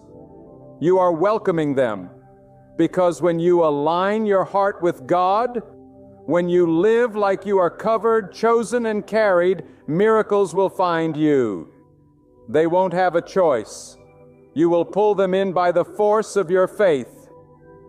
Do you think it's an accident when things shift out of nowhere for those who walk with God? Do you think it's luck when breakthroughs break open for the faithful? No, it is alignment. It is divine timing colliding with unwavering trust. It is the hand of God responding to a soul that refuses to shrink back in fear. You have to understand this. The spiritual world is moved not by emotion, but by faith. God doesn't respond to tears alone. He responds to trust. You must act as if you are a magnet to miracles, because that's how you invite the supernatural into your natural. That's how you draw in what eyes have not seen and ears have not heard. That's how you attract what logic cannot explain. Your faith is not just for comfort. It is a magnet for divine movement. And every time you choose to believe, when you could doubt, every time you choose to rise, when you could crumble, you are pulling miracles closer. Now you might say, but I don't feel like a magnet. My life feels like a magnet to misery. And I say to you, feeling is not fate. Circumstance is not your compass. What you see is not the whole story. Some of the greatest miracles are born in the darkest nights. The seed doesn't look like the harvest, but it carries the full potential of it. You don't have to feel it to walk in it. You don't have to see it to expect it. You just have to trust that God is not finished with your story. Let me tell you this truth. The enemy of your soul wants to rob you of your magnetism. He wants to strip you of your confidence in God. He wants to silence your declarations, destroy your expectation, and drown you in discouragement. But you have authority to resist. You have the power to stand in the middle of the storm and say, I am not shaken because I know who holds the winds. You have the power to act as if the answer is already on the way. Even while you're still waiting on the door to open, God doesn't move when we deserve it. He moves when we believe Him. He doesn't perform according to our perfection, but according to our posture. And when your posture is that of a magnet, miracles are pulled into your life. The blessing that was delayed starts running to you. The healing you've been praying for finds its way to your body. The peace you thought was lost settles over your home. But it all begins with your mindset. You must learn to train your spirit to expect good things, not in arrogance, but in assurance. You must program your thoughts to believe in the goodness of God, even in the valley. You must declare His power when nothing around you looks powerful. You must walk with a strange, radical confidence, not in yourself, but in the one who cannot fail. And let me be clear, it's not magic. It's not pretending everything is fine. It's not about ignoring pain or denying struggle. No, it's about walking through the fire with the unshakable conviction that you will come out refined, not destroyed. It's about waking up every day and declaring with power, "Today I am a magnet to miracles because God is still on the throne." When you live like that, you don't chase miracles. Miracles begin to chase you. Let your steps be full of purpose. Let your prayers be saturated with boldness. Let your words carry life and not limitation. Every time you speak, you are either attracting or repelling. So speak like the blessing is already done. Speak like the answer is already being formed. Speak like your future is already unfolding in favor. Because in the Spirit, your words are magnets too. Speak defeat, and you attract more pain. Speak faith, and you attract the supernatural. And don't you dare disqualify yourself from the miraculous just because of your past. God does not use perfect vessels. He uses willing ones. He does not choose based on performance. He chooses based on purpose. If He's kept you breathing, He's still got miracles scheduled with your name on them. But you must come into alignment. You must rise up and start acting like the blessings are on the way. Act like the promotion is coming. Act like the healing is underway. Act like the peace is returning. Not because of who you are, but because of who your God is. Some people call it delusion. I call it divine faith. I call it spiritual authority. I call it walking in what you know, not what you see. Because we are not ruled by sight. We are led by faith. And when faith becomes your foundation, miracles become your reward. I've seen it. I've heard the testimonies. I've watched the impossible bow its head to those who refuse to quit. I've watched closed doors burst open because someone dared to keep knocking in faith. I've seen broken bodies restored, shattered minds made whole, relationships resurrected, and hopeless situations flipped by the power of God. And it always started with a decision to believe when belief made no sense. So I ask you today, what are you acting like? Are you walking around like someone the world has defeated? Or are you walking like someone who's already won in the Spirit? Are you acting like you are cursed? Or are you acting like the favor of God is chasing you down? Are you shrinking under pressure? Are you standing in the middle of it with your eyes lifted toward the heavens, declaring, "This is not the end for me"? The time has come to flip the script. The time has come to break the curse of average, of defeat, of hesitation. The time has come to put on the garment of expectation. The time has come to speak with boldness, walk with confidence, and believe with fire. The time has come to act like you are a magnet to miracles. Because if you truly believe in the power of God, then that is exactly what you are. Your life is not small. Your calling is not minor. The battles you fought were not random. They were proof that you carry something the enemy fears. And the very fact that you are still standing is evidence that God is not through with you yet. The miracle is not somewhere out there in the distance. It's hovering, waiting for your faith to pull it in. You were never meant to wander through life unsure of your divine backing. There is a certainty, a holy confidence that comes from knowing that the Creator of the heavens and the earth is not distant. He is present. And when you walk with that awareness, you shift the very atmosphere around you. You begin to draw favor where there once was rejection. You begin to attract light in places others only see darkness. You must act, speak, move, and breathe as if miracles are magnetized to your obedience and faith. Understand this. Your alignment with God's will is not passive. It's magnetic. You are not just hoping for good things to happen. You are positioning your spirit to receive what was already written for you. And that's the key. Not wishing, but positioning. You don't beg for the rain. You prepare the fields. You don't plead for the door. You position yourself with the key of faith. You don't cry for the light. You walk as if the dawn is breaking. When your spirit shifts from hoping to knowing, from doubting to declaring, miracles begin to shift into your realm.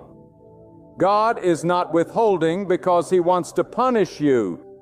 Sometimes He delays to strengthen your spirit. Sometimes He waits until your faith matures enough to carry the weight of the blessing. And when you act like a magnet to miracles, you are saying to God, I am ready. I trust you. I believe. That belief sends a signal into the spiritual realm. It is the beacon that invites favor to find you. Even when you're lost in a crowd, it is the cry that calls blessings by name, the sound that shifts heaven to earth. Some of you have been sitting in silence too long. You've allowed life to mute your expectations. You've become numb to the possibility of the extraordinary. But today I speak life into your spirit. Wake up, rise up, shake off the rust of fear and stagnation. Begin again to walk with the audacity of one who knows that God is still writing their story.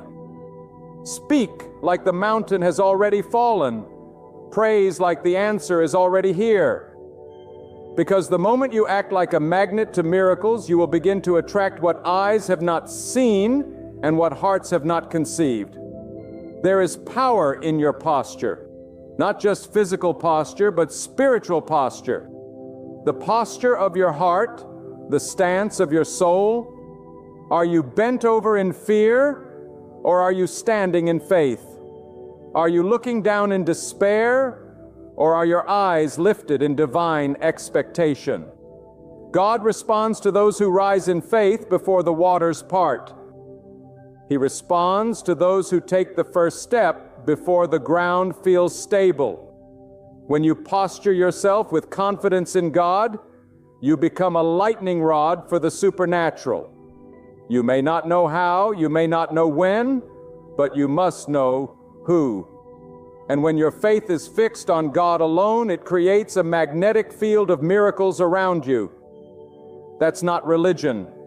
That's not ritual. That's revelation. You are a vessel designed to carry the impossible.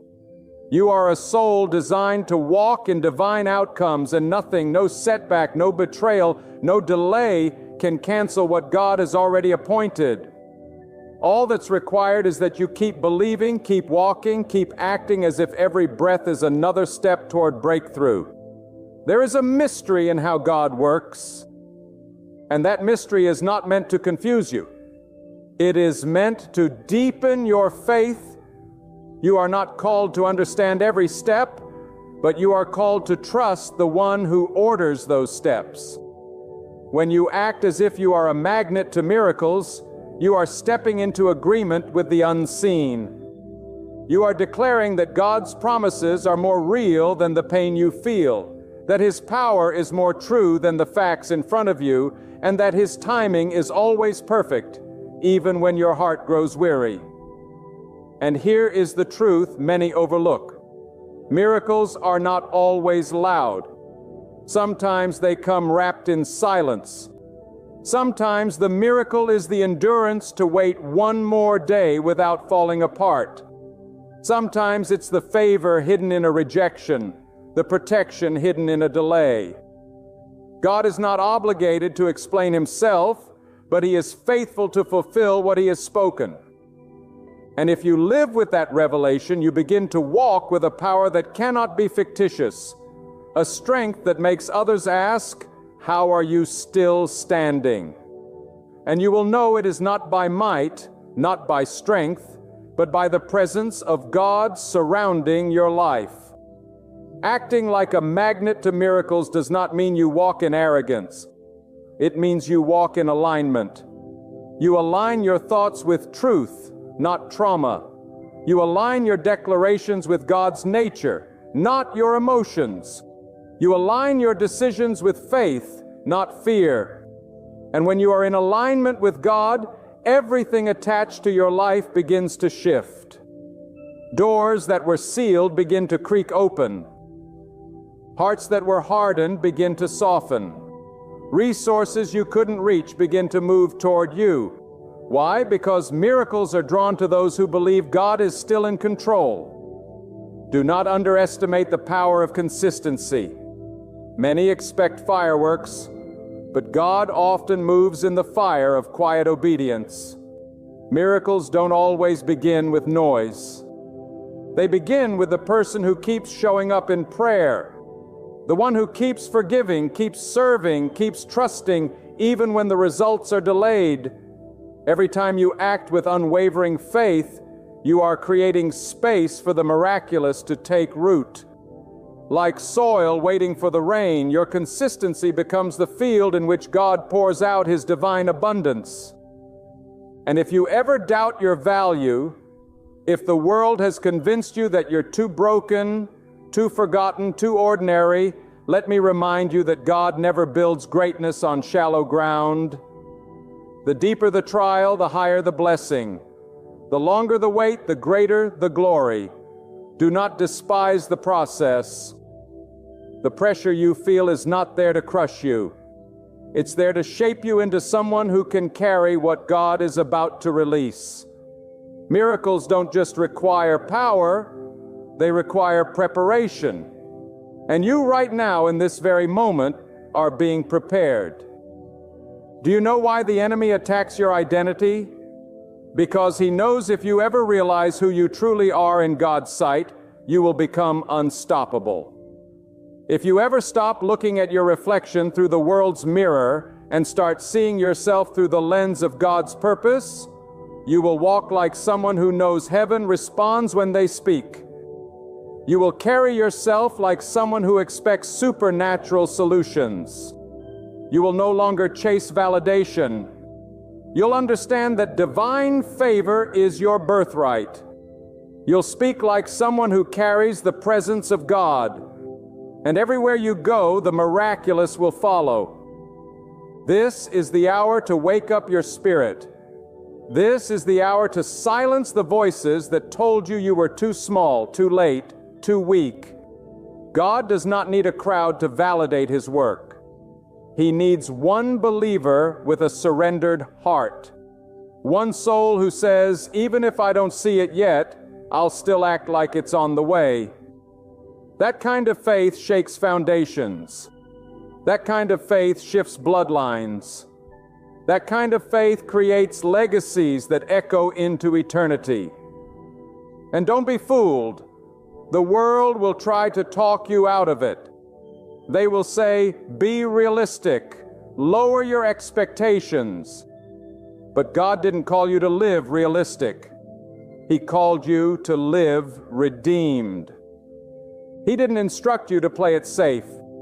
He called you to walk on what others sink in. So stop letting fear disguise itself as wisdom. Stop allowing doubt to dress up as logic. There is no limit in God. His power is without borders. And if you align your life with His Word, your story will become one that others marvel at. Not because of what you did, but because of what God did through your belief. And let us never forget, gratitude is the gatekeeper of the miraculous. When you learn to thank God before the miracle arrives, you unlock a higher dimension of favor. Gratitude in the waiting season is proof that you trust the one who controls the outcome. Thank God not just for what He's done, but for what He's about to do. Praise Him like the doors are already open. Worship Him like the storm has already passed. Because God is drawn to the heart that celebrates before the blessing arrives. That is the heart of a magnet. That is the spirit of one who attracts the miraculous. And now hear this deep truth, one that few speak, but every soul must embrace. Acting like a magnet to miracles is not about pretending you have it all together. It's about standing in your weakness with the confidence that God's strength is sufficient. It is about being honest with your struggles but not enslaved by them. It's about being real with your pain yet not ruled by it. Faith is not the absence of difficulty. It is the unshakable belief that God's power is present even in the middle of the storm. And when you carry that faith like fire in your bones, miracles cannot help but be drawn to your path. You must understand the spiritual law that governs this reality. Expectation sets the temperature of your atmosphere. If you expect defeat, life will echo your thoughts. If you expect stagnation, the world around you will comply.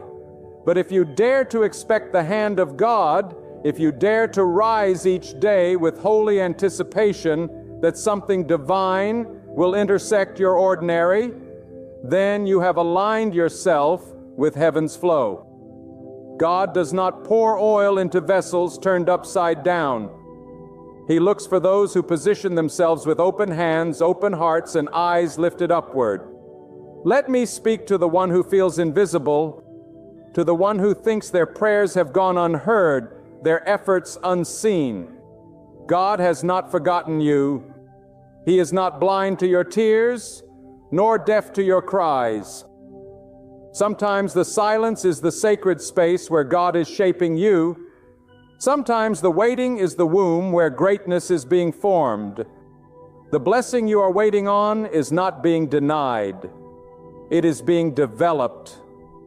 And when you act as if it's already in motion, you align your spirit with its arrival. You are never called to live reactive. You were created to live prophetic, to declare what is not yet visible as though it were already manifested. That is not fantasy. That is fate. That is not pride. It is trust. God honors those who build the ark before the rain, who prepare the table before the guests arrive, who speak life while walking through the valley of death. And every time you do, you are not just surviving. You are drawing divine movement to your life. There is a sound in the Spirit that only faith can make. It is the sound of someone walking through fire and still saying, God is with me. It is the echo of a voice that refuses to complain and instead whispers, I still believe. That sound shakes the unseen. That sound summons breakthroughs from the realm of the hidden into the light of the living. And when your soul produces that sound, not just in your prayers, but in your choices, you become a living invitation for God's power to be displayed. Do not let your current surroundings trick you into believing that this is the end. No pit is too deep, no night is too dark. God sees the fullness of your story, and He is not limited by the chapter you're in. Just because you haven't seen it yet doesn't mean it's not coming. Do not measure God's power by your present situation. Measure your situation by God's eternal power. When you do, you begin to act not from desperation, but from dominion. And that kind of faith becomes magnetic to transformation. Let me tell you, miracles don't arrive to entertain. They arrive to testify. They are not for show. They are for revelation. When God moves, it is to remind you and everyone watching that He is still supreme, still sovereign, still active. Your life is not just a personal journey. It is a platform for divine glory. The way you believe, the way you speak, the way you walk, it's all a signal to heaven and a message to the world. I know my God is able, and I'm living like it's already done. And hear me well, fear is a liar. Fear will tell you to wait until everything is certain. Fear will paralyze you in the presence of uncertainty. But faith is not the absence of uncertainty. It is the decision to trust God in the middle of it. Every step you take in faith silences fear.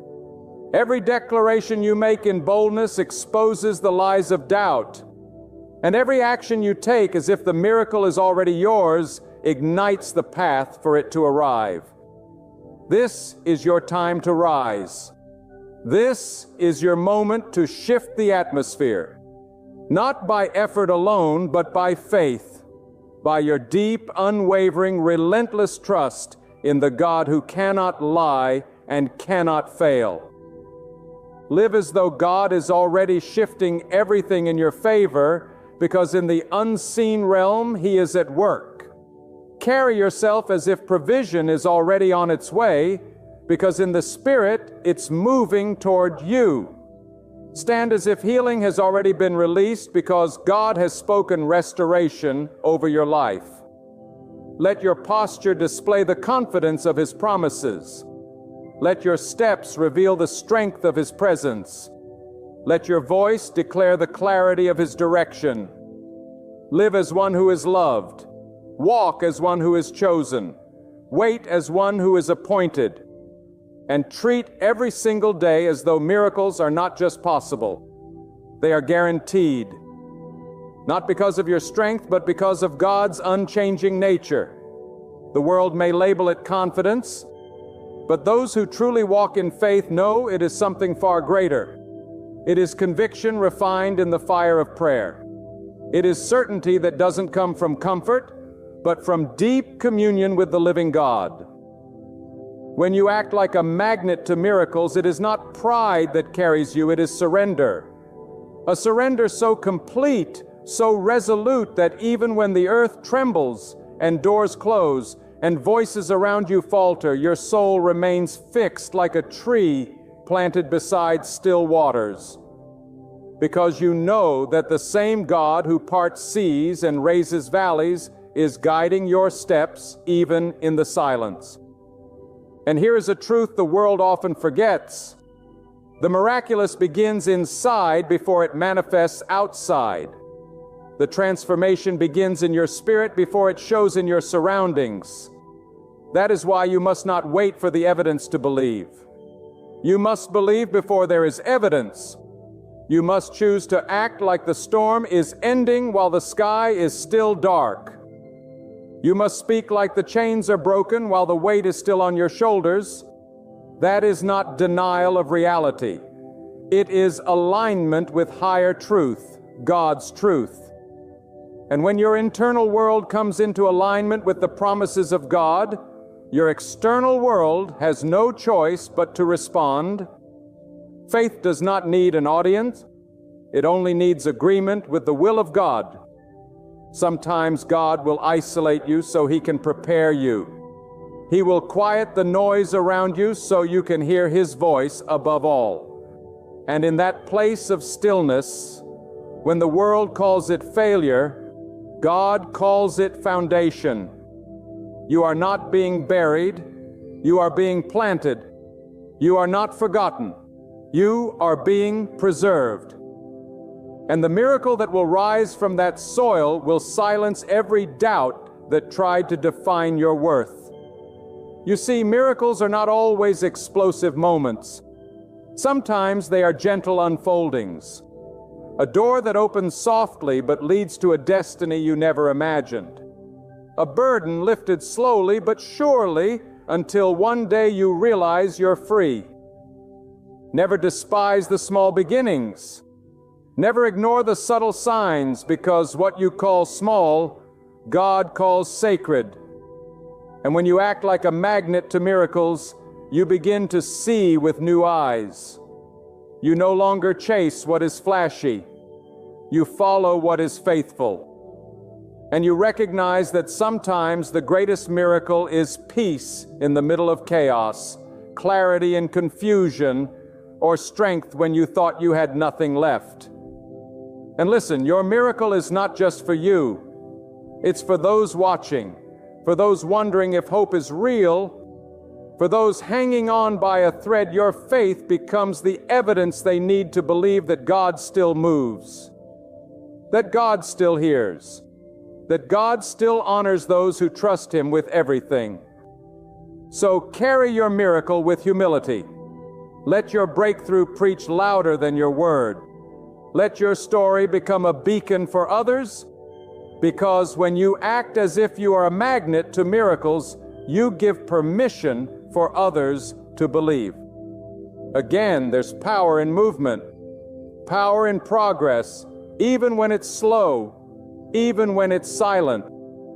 Some of the most powerful faith is expressed not in shouting, but in simply not giving up, in choosing to get out of bed when despair tells you to stay down, in choosing to smile when your heart aches, in choosing to speak life when your world feels dry.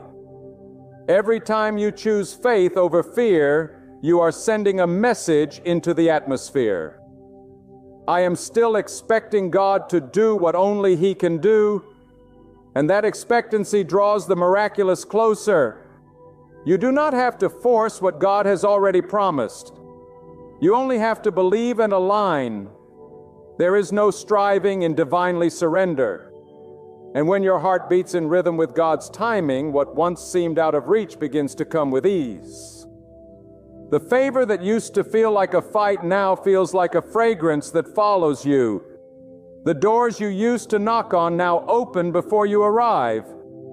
This is the power of walking in the fullness of faith, living like you already carry the proof of what you've been praying for. But know this, your miracle may not look like you imagine, and that's the beauty of trusting God. Sometimes His yes is dressed in something unexpected. Sometimes His protection looks like a closed door. Sometimes His provision comes through people or paths you never considered. But every time it is perfect. Every time it is purposeful. And every time it proves that God's wisdom far exceeds our understanding. So act not just as a magnet to blessings, but as a magnet to God's will. Because when you seek His will above all, the miracles that come will not just elevate your life, they will transform your soul. Faith is not passive, it is fierce.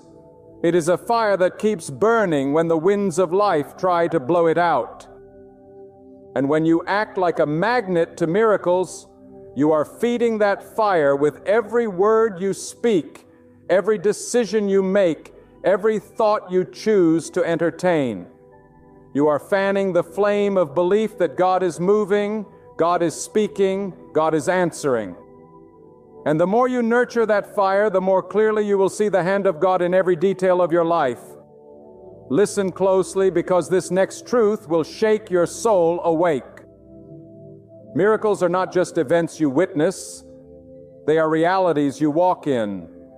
You are not waiting on something magical to fall from the sky. You are carrying something divine inside you that is waiting to be unleashed by your faith. God has already placed the blueprint of breakthrough in your spirit. But it is your belief, your obedience, your alignment with God's voice that brings that breakthrough from the unseen into the visible. The miracle is not far, it is buried within your willingness to act as if God is already moving on your behalf. And if you think the delay is a denial, you don't yet understand the depth of how God works. God delays not to punish, but to prepare. Every moment you think is wasted is actually a moment He is using to stretch your faith, sharpen your focus, and break off what cannot go with you into the next season. The silence is sacred. The waiting is not avoided. It is a womb. The longer the wait, the deeper the root, and the stronger the fruit. So stand still when you must, but stand still with power. Stand still with purpose. Because even when nothing is changing around you, something is always shifting within you when you trust God. Let me tell you something powerful. The way you talk is either repelling or attracting what God has for you. Your words are containers of spiritual force. They either carry expectation or they carry doubt. When you speak defeat, you make a home for failure. When you speak worry, you give fear a seat at your table. But when you speak the promises of God over your life, even when you feel broken, even when you're unsure, you are building a runway for the miraculous to land. Speak as if the door is opening. Speak as if the favor is already flowing. Speak as if the breakthrough is already scheduled, because it is. And don't be fooled by the comfort of the crowd. Some of the greatest miracles happen in isolation. God will pull you out from what is familiar so He can form you into what is powerful. He will separate you not to punish you, but to prepare you. And in that space where you feel unseen and unheard, heaven is leaning in. God is doing His deepest work when you feel the most hidden. So do not despise your season of separation. That's where the oil is pressed. That's where the clarity is birthed. That's where the fire of real faith is lit. When you begin to act like a magnet to miracles, you stop chasing validation and start standing in your God-given value. You stop begging for attention and start walking in intention. You become less concerned with applause and more obsessed with alignment. Because when your life becomes about pleasing God, miracles become your new normal. Favor follows those who follow God, not those who follow the crowd. And let me tell you, when God's favor marks your life, no man, no force, no system, no setback can stand against you. Now, you may be thinking, but I've made mistakes. I've failed too many times. Listen to me. God is not looking for perfection. He's looking for submission. He's looking for surrender. He's looking for someone who will rise from the ashes and say, even now, I still believe there is no failure too final for God to redeem. There is no detour too far for God to reroute. When you act like a magnet to miracles, you are not ignoring your path. You are handing it over to the one who can transform it into testimony. And believe me, God can do more with your surrender than you could ever do with your control. Faith without action is dormant. It's time to walk like you believe what you say. It's time to move as if the door's already unlocked. It's time to build while others mock, to prepare while others doubt, to praise while others panic. Because when your actions match your declarations, miracles manifest. You're not just hoping anymore. You're hosting the supernatural by the way you live, think, and respond to life. That is what separates those who witness miracles from those who walk in them daily. And here's another truth. The size of your miracle is often tied to the size of your risk. Safe faith sees little. Bold faith sees the impossible. Are you willing to take the step when there's no visible support? Are you willing to give when it doesn't make sense? Are you willing to stay when it's easier to run or move, when it's easier to stay comfortable? That's when God moves. When you step out of the boat, when you stretch past the limits, when you walk toward the unknown because you trust the one who already sees the other side. So I ask you, what would your life look like if you truly believe God was orchestrating every detail? How would you carry yourself if you knew beyond doubt that the delay you hate is the very thing God is using to protect your destiny? How would you speak if you were fully convinced that the door you need is about to swing open at the appointed hour? I'll tell you how. You would speak with fire.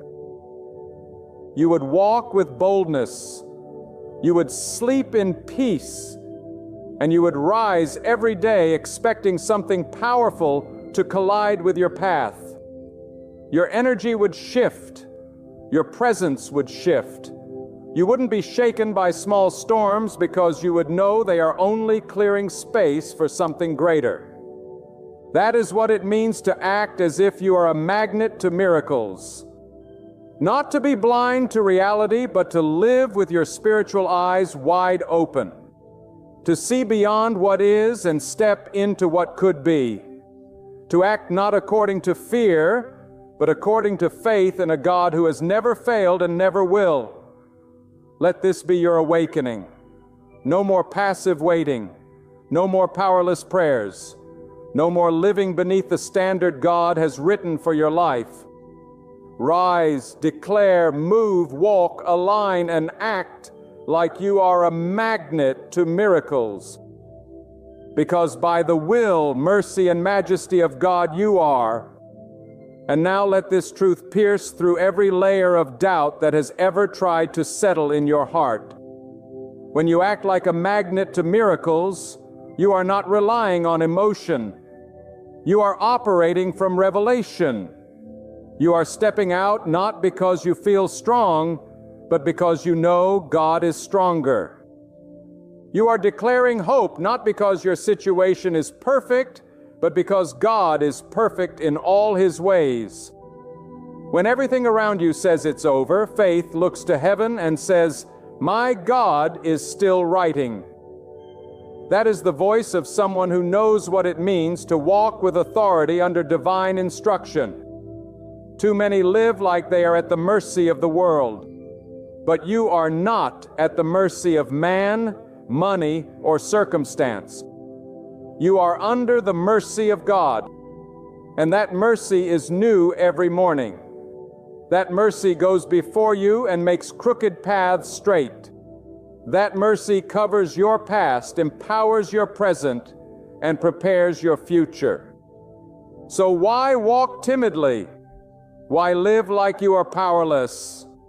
Why speak like you have no hope? When you know God is with you, every step becomes prophetic. Every choice becomes purposeful. Every breath becomes sacred. You were not made for survival alone. You were created for divine impact. Let your life become a sanctuary for the miraculous.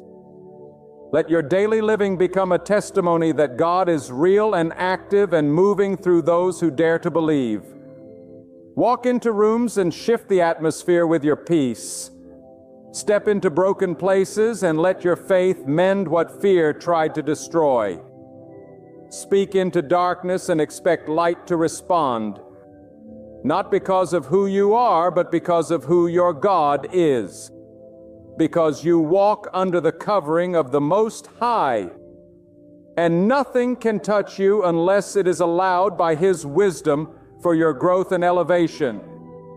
There is a level of faith that confuses the world. A level that cannot be explained by logic or emotion. It's the kind of faith that builds before there's a blueprint. That prays before there's a problem. That praises before there's a performance. That's the kind of faith God is calling you into. A faith that looks ridiculous to the flesh, but irresistible to the spirit. A faith that doesn't just hope for miracles, but hosts them, lives them, breathes them, carries them like fire shut up in your bones. This is not the season to shrink. This is the season to stretch your vision, to stretch your expectations, to stretch your belief in what God can do through you. You've been thinking too small, praying too safe, dreaming too low. But God did not breathe life into you for you to live in limitation. God designed you with purpose, appointed you with power, and positioned you for influence. You are not weak. You are not random. You are not invisible. You are chosen, guided, watched over, and carried by the same force that holds the galaxies together. So, act like it. Stop begging for what God has already given you authority to walk in. Stop crying at closed doors when God is building a new one for you to open. Stop rehearsing your pain and start releasing your potential. What happened to you is real.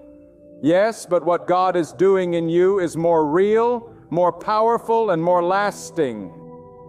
You are not defined by what tried to break you. You are defined by the one who kept you breathing when the weight felt too heavy to bear. And that is why you must move forward, not with fear, but with fire. Let the world call you foolish. Let the doubters whisper. Let the skeptics mock. It changes nothing. Because when you walk in God's purpose, What others say cannot stop what He has set in motion. You don't need everyone to believe in you. Just you need to believe in what God has spoken over your life. And when you do, the impossible starts to look small. The mountains start to look movable. The barriers start to look like blessings in disguise. That's the vision of someone who lives with heaven's perspective. And don't you dare give up because the process is painful. Growth is painful. Change is uncomfortable. But stagnation is far more dangerous. What God is birthing in you requires stretching, surrender, and sometimes solitude. But oh, the fruit it will produce.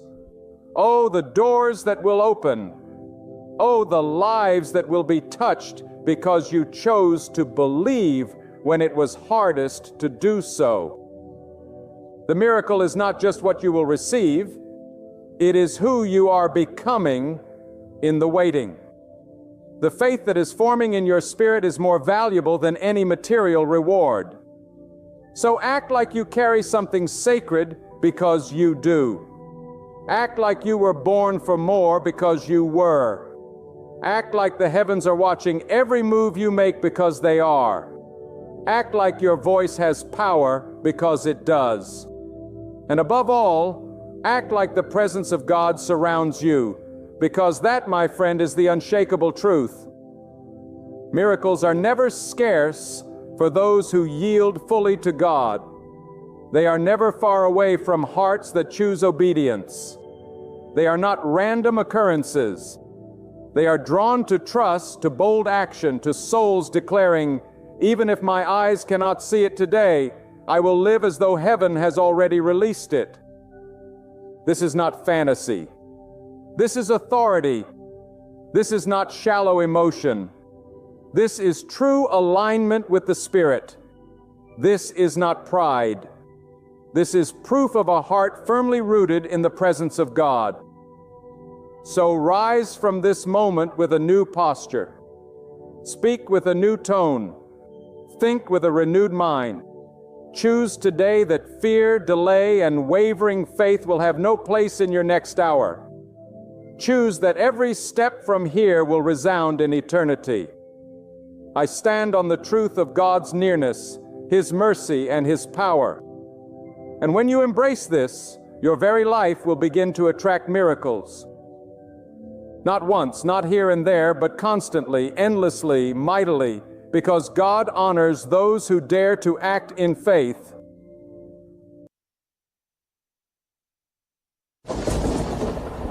My friend, there comes a season when the noise grows too loud, opinions multiply, and distractions press down on your soul.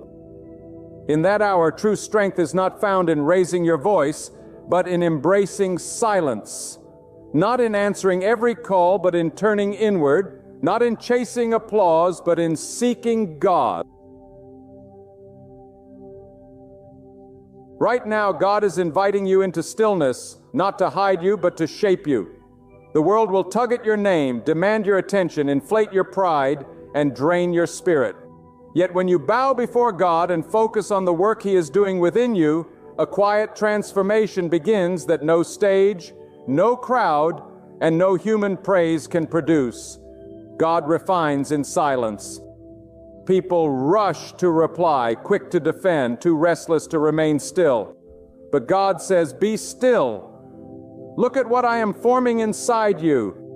You don't have to prove yourself to anyone. You don't owe anyone an explanation for every step. You need not run into the world's noise to be seen or heard. The greatest power is not found in prideful noise, but in humble silence. God does His deepest work when your mouth is closed and your heart is open. God fights for the one who bows quietly, who resists pride, and who places their full attention on His voice alone. You do not have to fight to be understood. You have to fight to remain grounded in God's presence. Some of you are losing your strength because you're constantly trying to manage how others see you. You're speaking too much, defending too much, responding to voices that don't deserve your energy. But hear this, silence is not weakness. It is wisdom. Humility is not self-abandonment. It is surrender to God's greater hand. When you focus on yourself on growing in private, healing in private, praying in private, you are inviting God to do something eternal inside of you. Let them talk. Let them assume. Let them mock. But you stay silent, stay humble, stay close to God. You don't need the world's understanding when you have God's favor. The more you elevate yourself to respond to every attack, the more you remove yourself from God's covering. But when you lower yourself, when you choose silence over ego, humility over performance, you position yourself for divine strength. Some of you are fighting battles with your mouth that can only be won in the Spirit. You are using energy to prove yourself, to explain your journey, to gain respect from those who were never assigned to understand you. But God says, silence is your shield, humility is your sword, focus is your power. When you speak too quickly, you interrupt what God is trying to reveal. When you act out of pride, you forfeit the promotion God was preparing for your humility. There is nothing more powerful than a man or woman who says, I don't need validation, I only need God. And that person, quiet, focused, surrendered, becomes unstoppable. You see, the world teaches pride. It rewards noise. It applauds the loudest person in the room. But God exalts the lowly. God honors the humble. God lifts up the one who does not exalt himself. You want to be powerful, then empty yourself before God. You want to be elevated, then stop chasing applause and start seeking alignment with the will of God. Your silence in the presence of conflict is not cowardice, trust. Your refusal to fight back with your tongue is not weakness. It's wisdom from above. Every time you choose silence over reaction, you are stepping deeper into God's strength. Every time you choose humility over ego, you are choosing eternity over the temporary. You don't need to clap back. You don't need to prove your worth to broken people. You don't need to match energy with fools. You are not called to their level. You are called higher. And those who walk with God don't react like everyone else. They respond from a place of divine awareness. God doesn't train warriors in crowds. He trains them in caves, in silence, in prayer, in tears that no one sees, in nights where no one understands. God strengthens the soul in seasons where no one claps for you. And in that silence, your roots grow deep. In that silence, your faith becomes unshakable. Focus on yourself, not for pride, but for purification. Work on your character. Cleanse your heart. Discipline your habits. Align your motives. Let God prune everything that does not bear fruit. When you stop looking outward and start looking inward, God will begin to reveal things inside of you that were blocking your destiny. Some of you are surrounded by chaos because you've been too focused on the world's noise, but God says, come away. Sit with me. Let me show you what needs to be healed. Let me deal with your broken places. Let me silence the storm inside your mind. And when you allow that silence to speak louder than the chaos, you will begin to walk with a confidence that does not need applause because it comes from God alone. Too many people want to be seen before they are ready. They want to speak before they are wise. They want to lead before they've learned how to follow. But God does not elevate those who rush. God promotes the patient. God promotes the silent. God promotes the humble. If you can be trusted with silence, you can be trusted with power. If you can be trusted to sit in the back quietly, God can trust you to lead from the front boldly. But the process requires discipline. It requires you to bite your tongue, to walk away from pointless arguments, to humble your ego, to not respond even when you are right. And that right there is spiritual maturity. There is strength in staying silent when you could have spoken. There is power in walking away when your flesh wants to stay and fight. You don't need to respond to every insult. You don't need to prove your worth. God sees. God knows. God rewards. The ones who walk in silence are the ones who God lifts in due season. But you must trust His timing. You must resist the urge to promote yourself. God cannot bless pride. God cannot anoint arrogance. God anoints the broken, the contrite, the lowly.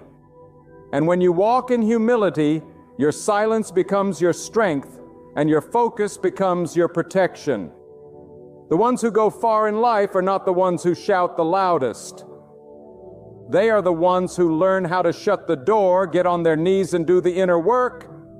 They are the ones who understand that real transformation doesn't happen on the outside. It happens when no one is watching. God works in hidden places. He refines in the dark. He promotes in the quiet. And when you stop looking for the spotlight, you will start seeing the sunrise of God's presence in your life. Let the world race for applause. You be still. Let them run to be heard. You remain silent because while they are talking, God is preparing you. You may feel overlooked. You may feel forgotten. You may feel invisible. But listen to this. God does His greatest work in people who the world overlooks. You are not forgotten. You are being forged. You are not invisible. You are being preserved. You are not behind. You are being aligned. And this process requires silence. It requires humility. It requires you to stop defending yourself and start depending on God fully. The moment you release control is the moment you truly give God permission to lead. But that leadership will never begin until your pride ends. You don't need to share your every move. You don't need to explain your growth. You don't need to convince anyone of your journey. Just focus on yourself. Grow quietly. Heal deeply. Pray earnestly.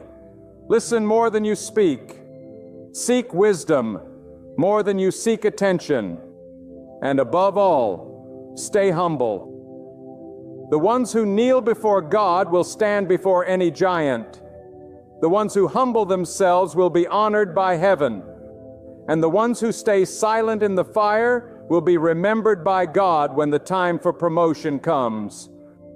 Focus on yourself and let God focus on your destiny. Humble yourself and God will raise you in due season. Stay silent and your silence will speak volumes. You are not called to noise. You are called to purpose, and purpose is refined in humility. There is a beauty in walking silently while everyone else is shouting. There is a strength in focusing inward while others chase outward validation. The soul that is anchored in God does not panic in storms because it has already found peace in the silence. The voice of pride is loud, but the whisper of God is soft.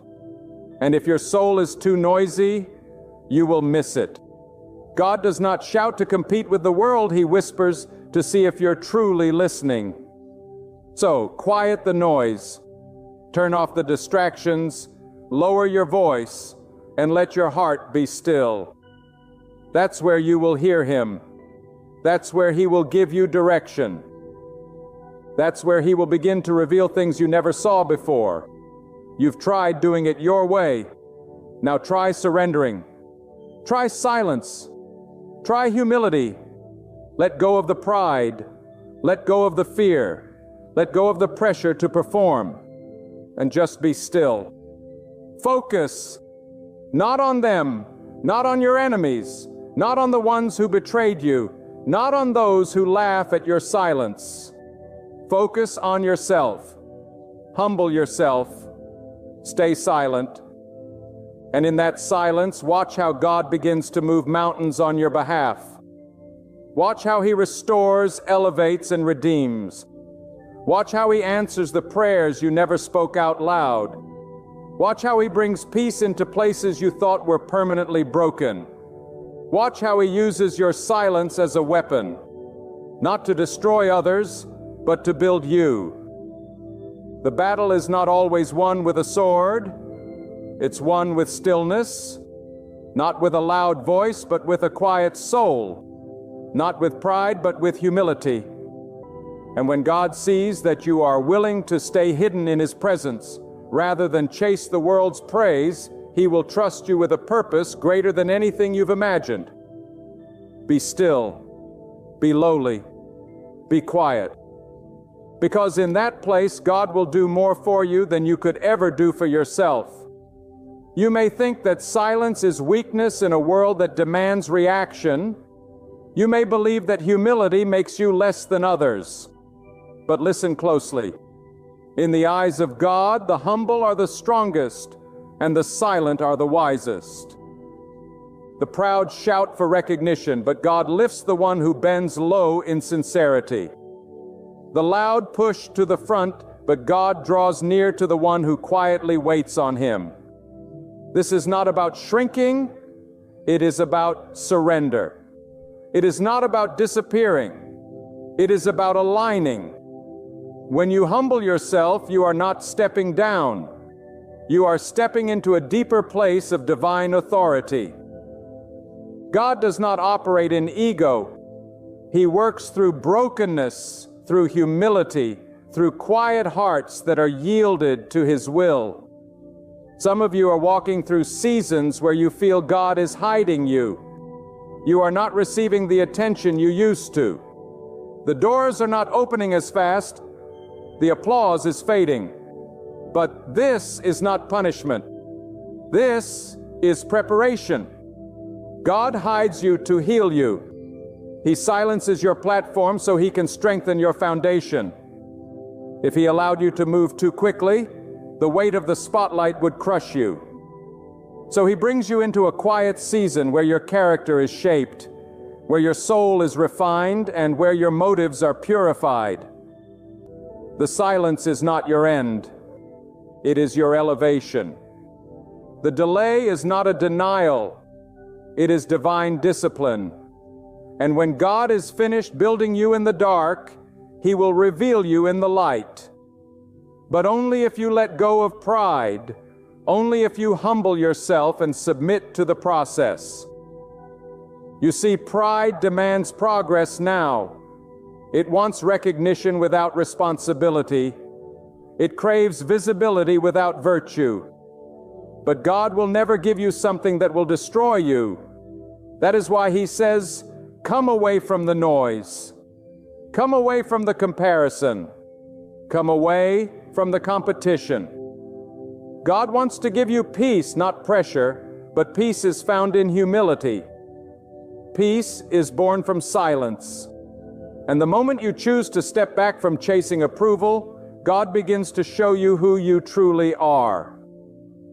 Not what others think, not what your past says, not what the world demands, but who you are in the stillness where God alone speaks. The person who learns to sit with themselves in silence is the person who becomes a vessel for God's greatness. They do not need noise to feel significant. They do not need claps to feel valued. Their confidence is not built on the opinions of others. It is rooted in the truth that God is with them, even in the quietest valley. And that truth becomes a foundation so strong that no storm can shake it. But this kind of strength cannot be bought. It cannot be taught in a classroom. It cannot be inherited from others. It is earned in the fire of silence, in the crucible of humility, and in the daily discipline of focusing on what truly matters, your relationship with God. You must understand that not every battle is yours to fight. Not every argument deserves your words. Not every critic deserves your energy. Sometimes the greatest answer you can give is silence. Because when you remain silent, you allow God to speak. When you humble yourself, you allow God to move. And when God speaks on your behalf, no accusation, no slander, no betrayal can stand against His justice. You are not your defender. God is. You are not your Savior. God is.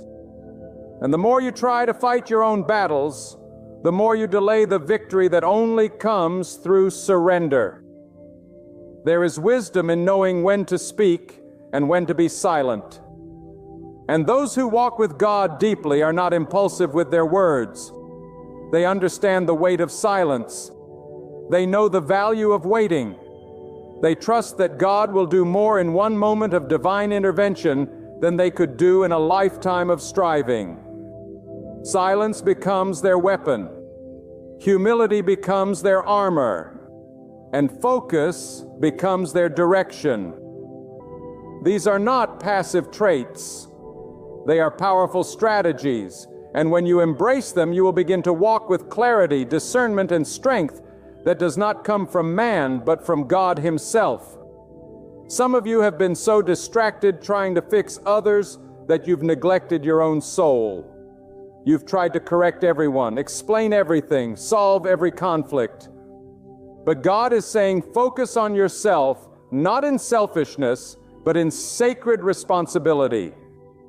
Clean your heart, examine your intentions, repair your thinking, redirect your desires. There is work to be done inside of you that is more important than anything happening around you. And when you take that seriously, when you look inward with honesty and surrender, God will meet you there with transformation. Too many people are performing. Too many are pretending. But God is calling for authenticity. He's calling for realness. He's calling for those who would rather be right with Him than popular with people. He's calling for those who will choose silence over spectacle, purity over praise, humility over height. And in that secret place, in that quiet space where no one is watching, God will reward you openly for what you did in secret. The tears you cried in silence, He saw them. The forgiveness you gave without applause, He counted it. The self-control you showed when your flesh wanted revenge, He honors it. Nothing done in humility is wasted. Every seed you plant in silence will bear fruit in season. The wise are not those who talk the most. They are the ones who listen to God the deepest. They are not easily provoked. They are not easily shaken. They walk with a calm that confuses the proud. They respond to insults with peace. They turn away from drama. They guard their energy. They keep their focus because they know the price of distraction is too high. Every time you get caught in foolish arguments, you lose time. Every time you lower yourself to fight with prideful people, you lose focus. But when you stay silent, you keep your peace. And peace is more valuable than being right. Peace is not found in louder word, and it is found in deeper surrender. It is not the result of a perfect life, it is the reward of a humble spirit. God gives peace to those who let go. Let go of the need to be seen. Let go of the urge to respond. Let go of the pressure to perform. Humble yourself. Focus on what matters. Be still. And the same God who parted seas for the faithful, who calmed storms for the devoted, who raised up the lowly and cast down the proud, that same God will guide you. But you must let Him. Let the world chase platforms. You chase purity. Let the world chase relevance. you chase righteousness. Let the world chase popularity, you chase purpose. Because the ones who bow will be lifted high. The ones who walk quietly will be led boldly. And the ones who surrender fully will be blessed completely. But it begins with silence. It begins with humility. It begins with focus. You can't hear God clearly when pride is speaking louder than your faith. You can't see the path clearly when ego blocks your view. Strip it all away. Get quiet. Get low. Get focused. When you focus on yourself through the lens of God's truth, you begin to realize just how much work there is to be done inside. The hidden bitterness, the silent fears, the buried pains must be dealt with. Not on a stage, not in a crowd, but in the secret place where your soul meets God. And only a humble spirit is willing to face those places. Only a surrendered heart is willing to say, God, change me from the inside. That is where healing happens. That is where true growth begins. Not in noise, but in stillness. Not in pride, but in humility. And when that inner work is done, when you've submitted, when you've grown, when you've humbled yourself, then you will rise. But your rise won't come with arrogance. It will come with quiet power. You won't need to boast. Your presence will carry authority. You won't need to demand attention. Your peace will draw it. And those who once looked down on you will ask, how did you become so strong? And you will know it was not by might, not by performance, not by force, but by staying silent, staying humble, and focusing fully on what God was doing within. When you walk with God, you begin to understand that power does not always look like thunder. Sometimes it looks like quiet obedience. Sometimes it looks like tears falling in prayer while no one is watching. Sometimes it looks like walking away from conflict, not because you are weak, but because you are strong enough to let God handle what your flesh wants to control. This world tells you to speak your truth, to assert yourself, to demand your place. But what the world doesn't understand is that those who walk with God do not need to prove anything to anyone. God's approval is enough. His wisdom is enough. His plan is perfect, and His timing cannot be rushed. There is something sacred about a person who chooses silence in a time of attack.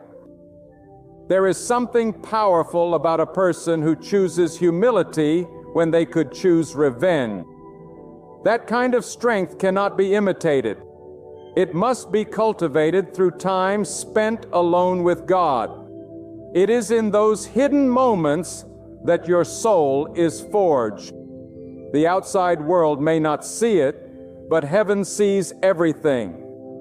Every insult you ignore, every false accusation you endure without retaliation, every moment you choose peace instead of pride, God records it and He will not forget it. What is done in humility will be rewarded by God Himself. Maybe not today, maybe not in front of people, but in due time and in the perfect way. We live in a generation that thinks silence is weakness and humility is failure. But God works opposite to the world. What man praises, God often rejects. And what man overlooks, God chooses to elevate. You don't need to keep up with them. You don't need to match their pace or imitate their noise. All you need to do is stay grounded in the presence of God. Your identity must not come from popularity, from wealth, from status, or from applause. It must come from knowing that you belong to God, that you are known by Him, guided by Him, and covered by Him. The deeper your connection with God, the less you will need from others. The more secure you are in His hands, the less desperate you will be for attention. Humility is not the absence of confidence. It is confidence placed in the right hands. It is saying, I trust God more than I trust myself. It is saying, I don't need to defend what God will protect. That's not weakness. That's wisdom. That's not cowardice. That's spiritual maturity. God honors the one who bows low in reverence, not the one who rises up in pride. He pours His anointing on the heart that seeks Him in secret, not on the lips that shout for approval in the crowd. Your advancement is not measured by volume. It is measured by steady faithfulness in the walk. For silence has a voice in the Spirit. It thunders louder than empty noise. It proclaims trust without a single word. It reveals maturity without begging for attention. And when you embrace the discipline of holding your tongue, even when everything in you longs to react, you position yourself under divine strength. True strength is not in fighting every battle. It is in discerning which battles are God's to win. It is in walking through fire with your mouth closed, knowing that God sees, God hears, and God will repay. You cannot carry the weight of your destiny if you're too distracted by defending yourself. Every time you stop to argue with someone who does not understand your calling, you slow down the journey God has for you. Every time you try to prove your worth to someone who doubts you, you drain energy that could have been used for growth. Let your progress be your proof. Let your peace be your testimony. Let your focus be your answer. Because when God is truly at the center of your life, your silence becomes your sermon. There will always be someone who misunderstands you. There will always be someone who doubts your motives. Let them talk.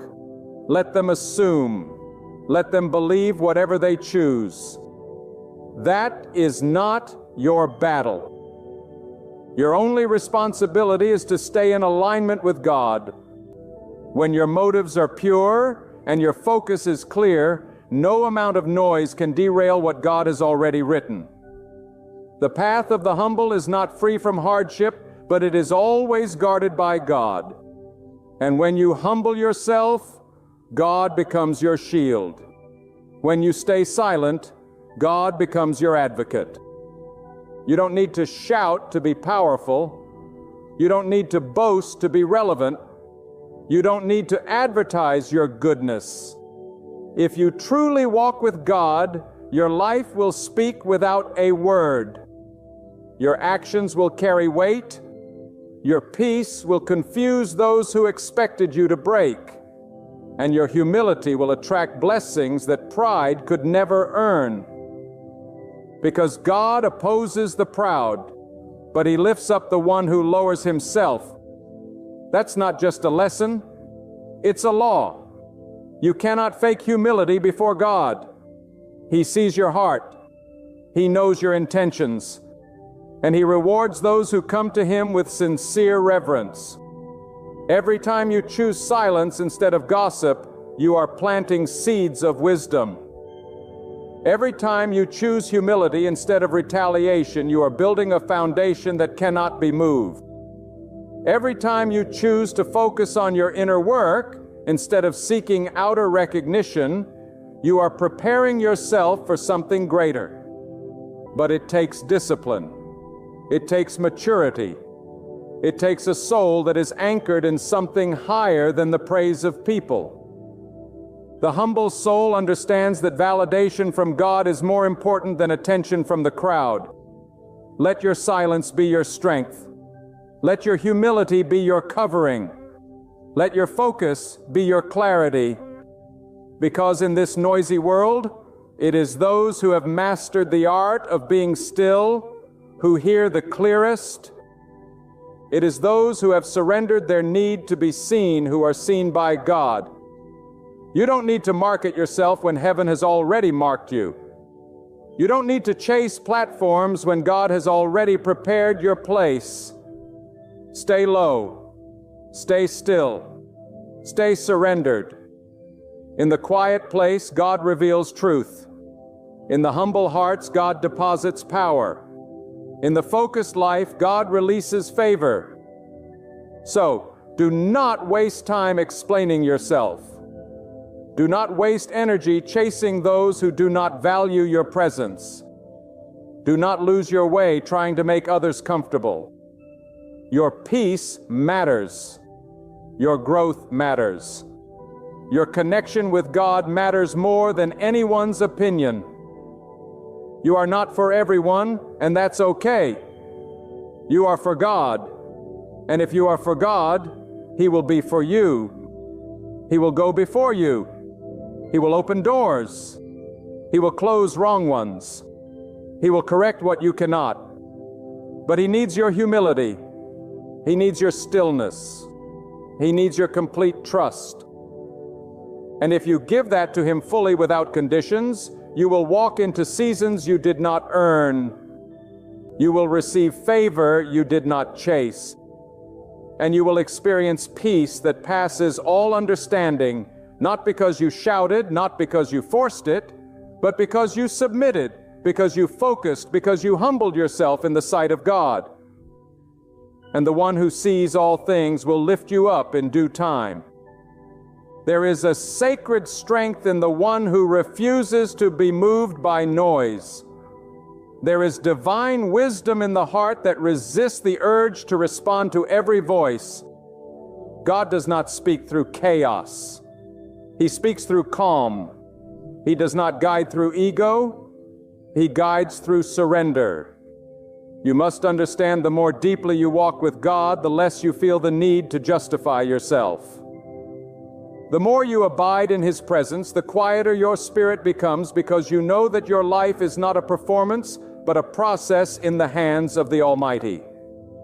And when you trust the process, you will not rush the outcome. You are not called to be loud. You are called to be lights. And light doesn't need to scream to be seen. It simply shines. In a world addicted to attention, you must become addicted to alignment with God. That means letting go of your desire to explain yourself, to be understood by everyone, to fix every misunderstanding. It means finding your identity not in opinions, but in obedience. When you reach that level of faith, you stop chasing affirmation. You stop craving applause. You stop running after people who were never sent by God. Instead, you become anchored, rooted, unshakable. Because the deeper your roots in God, the less the storms outside can move you. And this is where God begins to trust you. Not when you have 1,000 followers, but when you follow Him in silence. Not when your name is known by many, but when your soul is known by Him. God raises up the one who has been tested in obscurity. He exalts the one who stayed quiet in the fire. He gives power to the one who submitted in stillness. You don't earn that kind of favor by striving. You receive it by humbling yourself again and again. Even when your pride wants to rise, even when your flesh wants to speak, even when your heart wants to retaliate, the real power is in restraint. It's in the ability to walk away, to keep your peace, to protect your focus. Because not every battle is your calling. Not every challenge is your assignment. And not every voice deserves your attention. If the enemy can't destroy you, he will distract you. And one of his favorite weapons is pride. Pride that tells you to prove yourself. Pride that tells you to respond. Pride that demands to be seen. But God calls you to something higher. He calls you to humility. Not the kind that is timid and passive, but the kind that is bold enough to be still. The kind that says, I don't need to win this argument because I'm already victorious in God's hands. The kind that says, I don't need to show off because I know who I am when no one is watching. That kind of humility breaks chains. That kind of humility silences the enemy. That kind of humility invites God to fight for you in ways you never imagined. You cannot build a life of peace on a foundation of pride. You cannot build a future with God if your heart is consumed by the desire to be right, to be seen, to be praised. Let it go. Let the need to explain yourself die. Let the desire for approval be buried. God will not share His glory with your ego. And the more you cling to the opinions of people, the further you drift from the truth of God. But the moment you release it, the moment you say, God, you alone are my validation, that is when you begin to rise. Not in the world's eyes, but in God's divine favor. People may look at your silence and mistake it for weakness. They may interpret your humility as submission to them. Let them, because you are not serving people's perceptions. You are walking in alignment with a higher purpose. You are obeying God even when it costs you your pride. And obedience to God will always cost you something. But what you lose in ego, you gain in clarity. What you lose in attention, you gain in peace. What you lose in applause, you gain in purpose. Because God does not waste the faithfulness of the humble. He stores it. He honors it. He multiplies it. There will come a day when all the silent sacrifices will speak. There will come a time when your hidden prayers will bloom in public favor. But you must trust the timing. You must trust the silence. You must trust the God who sees it all. Every battle you chose not to fight, every insult you endured, every tear you cried in surrender, every moment you kept your mouth closed while your heart was breaking, He saw it. He recorded it, and He will repay it. Not with fleeting applause, but with eternal reward. Not with temporary praise, but with lasting peace. Stay focused, because what God has for you requires more than a good appearance. It requires a clean heart. It requires a pure motive. It requires a quiet spirit that knows when to speak and when to stay silent. And many will not understand your silence. They will mock your stillness. They will question your humility. But their misunderstanding is not your responsibility. You do not owe anyone an explanation for the path God has placed you on. Let them question. Let them walk away. Let them misjudge. You keep walking. You keep building. You keep growing in the silence, in the stillness, in the sacred space where only you and God dwell. Do not envy those who rise quickly. Do not compare yourself to those who build on shallow ground. What God is doing in you is deeper. It's slower. It's quieter. But it is stronger. He is building something in you that will last not for a moment, but for a lifetime. And that requires deep work. That requires patience. That requires a humility so strong that even when people overlook you, you remain faithful.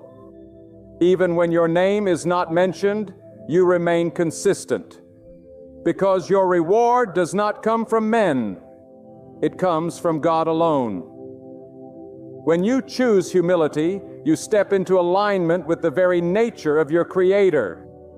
God resists the proud, but He draws near to the humble. He lifts the lowly. He blesses the one who does not exalt themselves. And in a world that's obsessed with image, you must become obsessed with integrity. In a world that rewards performance, you must pursue authenticity. This walk with God is not about being impressive. It's about being surrendered. It's not about being popular. It's about being faithful. And if you can be faithful in silence, faithful in obscurity, faithful in humility, then you are ready to carry what God is preparing for you. There is a weight to what God is building in your life. It cannot be rushed. It cannot be microwaved. And it certainly cannot be built on pride. Lay your ego down. Lay your need for applause down. Lay your desire to respond to every voice down. And focus. Focus on what God is doing in you. Focus on who He is shaping you to become. Focus on the healing. Focus on the discipline. Focus on the refinement. Because that work, though hidden, though quiet, though painful at times, is the work that produces true strength. You are not behind. You are not forgotten. You are not invisible. You are in process. You are being prepared. You are being purified. And in due time, God's time, you will rise. And when you rise, it will not be because of your voice, but because of your silence.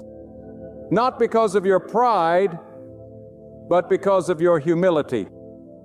Not because you forced your way in, but because God opened the door, and that is the kind of rise that lasts. That is the kind of promotion no one can take away. That is the result of a life fully surrendered to God. And now I tell you, if you desire to walk in true favor, then walk in the unseen. If you desire to carry real peace, then learn to carry it in silence. God does not anoint the loudest voice in the room, but the quietest spirit in the secret place. It is not the one who boasts of their strength, but the one who bows before the Almighty in humility, who becomes the vessel for something greater. You will never find lasting fulfillment in the eyes of people. People change, crowds shift, applause fades, but God remains. And when you are rooted in God, you are no longer shaken by human opinion. Let them say what they will. Let them mock your silence, misunderstand your humility, question your stillness. But you remain planted. You remain grounded. You remain focused, because you are not walking for their praise. You are walking for God's approval. And His approval's not loud, it's steady. It's not always visible to others, but it is always powerful. It shows up in your peace, in your resilience, in your ability to endure what others crumble under. That strength comes from God, and it grows only in the garden of silence and humility. Every day you are faced with a choice: react or respond, retaliate or retreat, speak or be still. And your answer should always be guided by your submission to God, not your feelings, not your emotions, not your pride. Feelings change, emotions deceive, pride destroys, but God remains. When you pause before you speak and ask, "Is this pleasing to God?" that is the beginning of wisdom. When you choose to be still rather than to stir up chaos, that is the beginning of maturity. And when you humble yourself and say, "God, you lead and I will follow," that is the beginning of favor. This world is obsessed with proving, performing, achieving, and being noticed. But God is not impressed with performance. He's drawn to purity. He's drawn to authenticity. He's drawn to the one who quietly says, "Even if no one sees me, I will still honor you, God. Even if no one claps for me, I will still walk with integrity. Even if no one thanks me, I will still serve with a full heart." That kind of life is not wasted.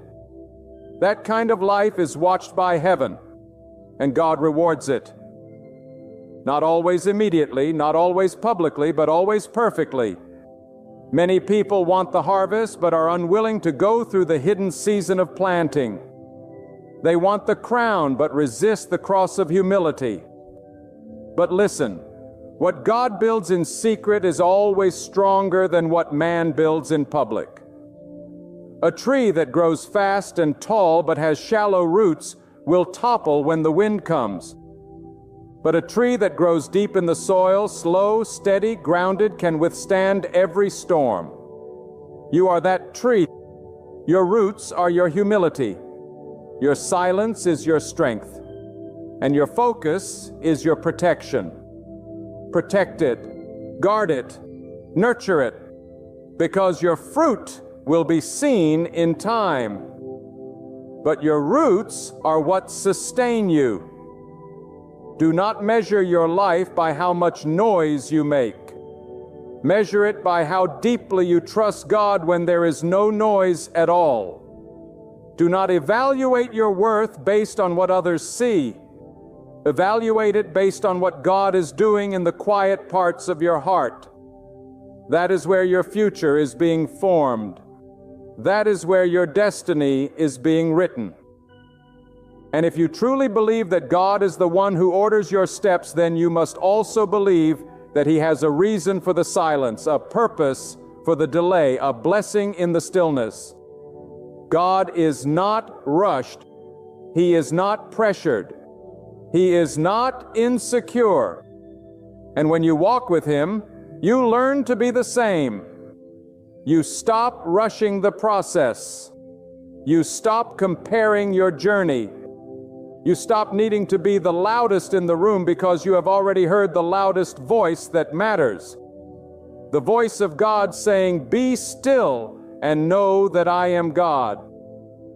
That knowing will carry you through the seasons where others doubt you, where others leave you, where others question your worth. But you will not be shaken because your identity is not in their hands. It sits in God's.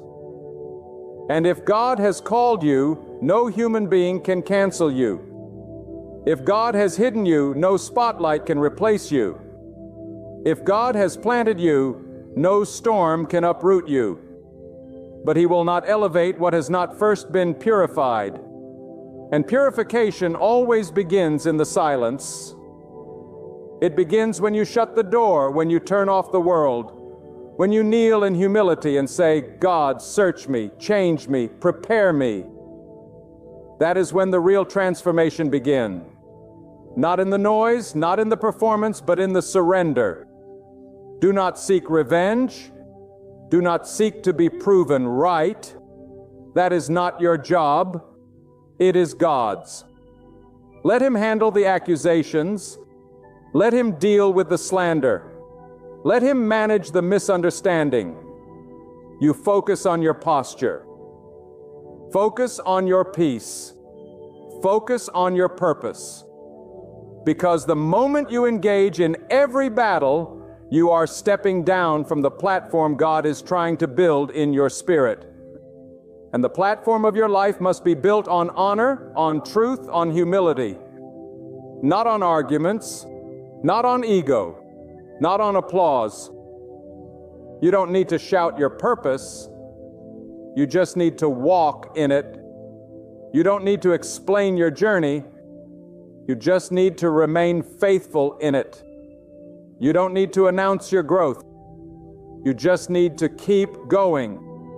Time will speak, fruit will speak, favor will speak, God will speak. And when He does, no one will be able to deny what He has done. They may not understand your silence now, but one day they will witness the reward of it. And you will not have to say a word. Your life will be the testimony. So keep walking, keep listening, keep growing. Let the pride fall off. Let the noise die down. Let the need for validation disappear. You are not here to be liked. You are here to be aligned. You're not here to dazzle. You're here to obey. You're not meant to be loud. You're called to shine with quiet faithfulness and humility. When you walk in that way, God will do what only He can do. He will lift you. He will carry you. He will surround you with favor as your shield. If you remain in that posture of humility, silence, and sacred focus, you will not miss what belongs to you. You will not miss what God has written for your life. You will not miss your appointed moment.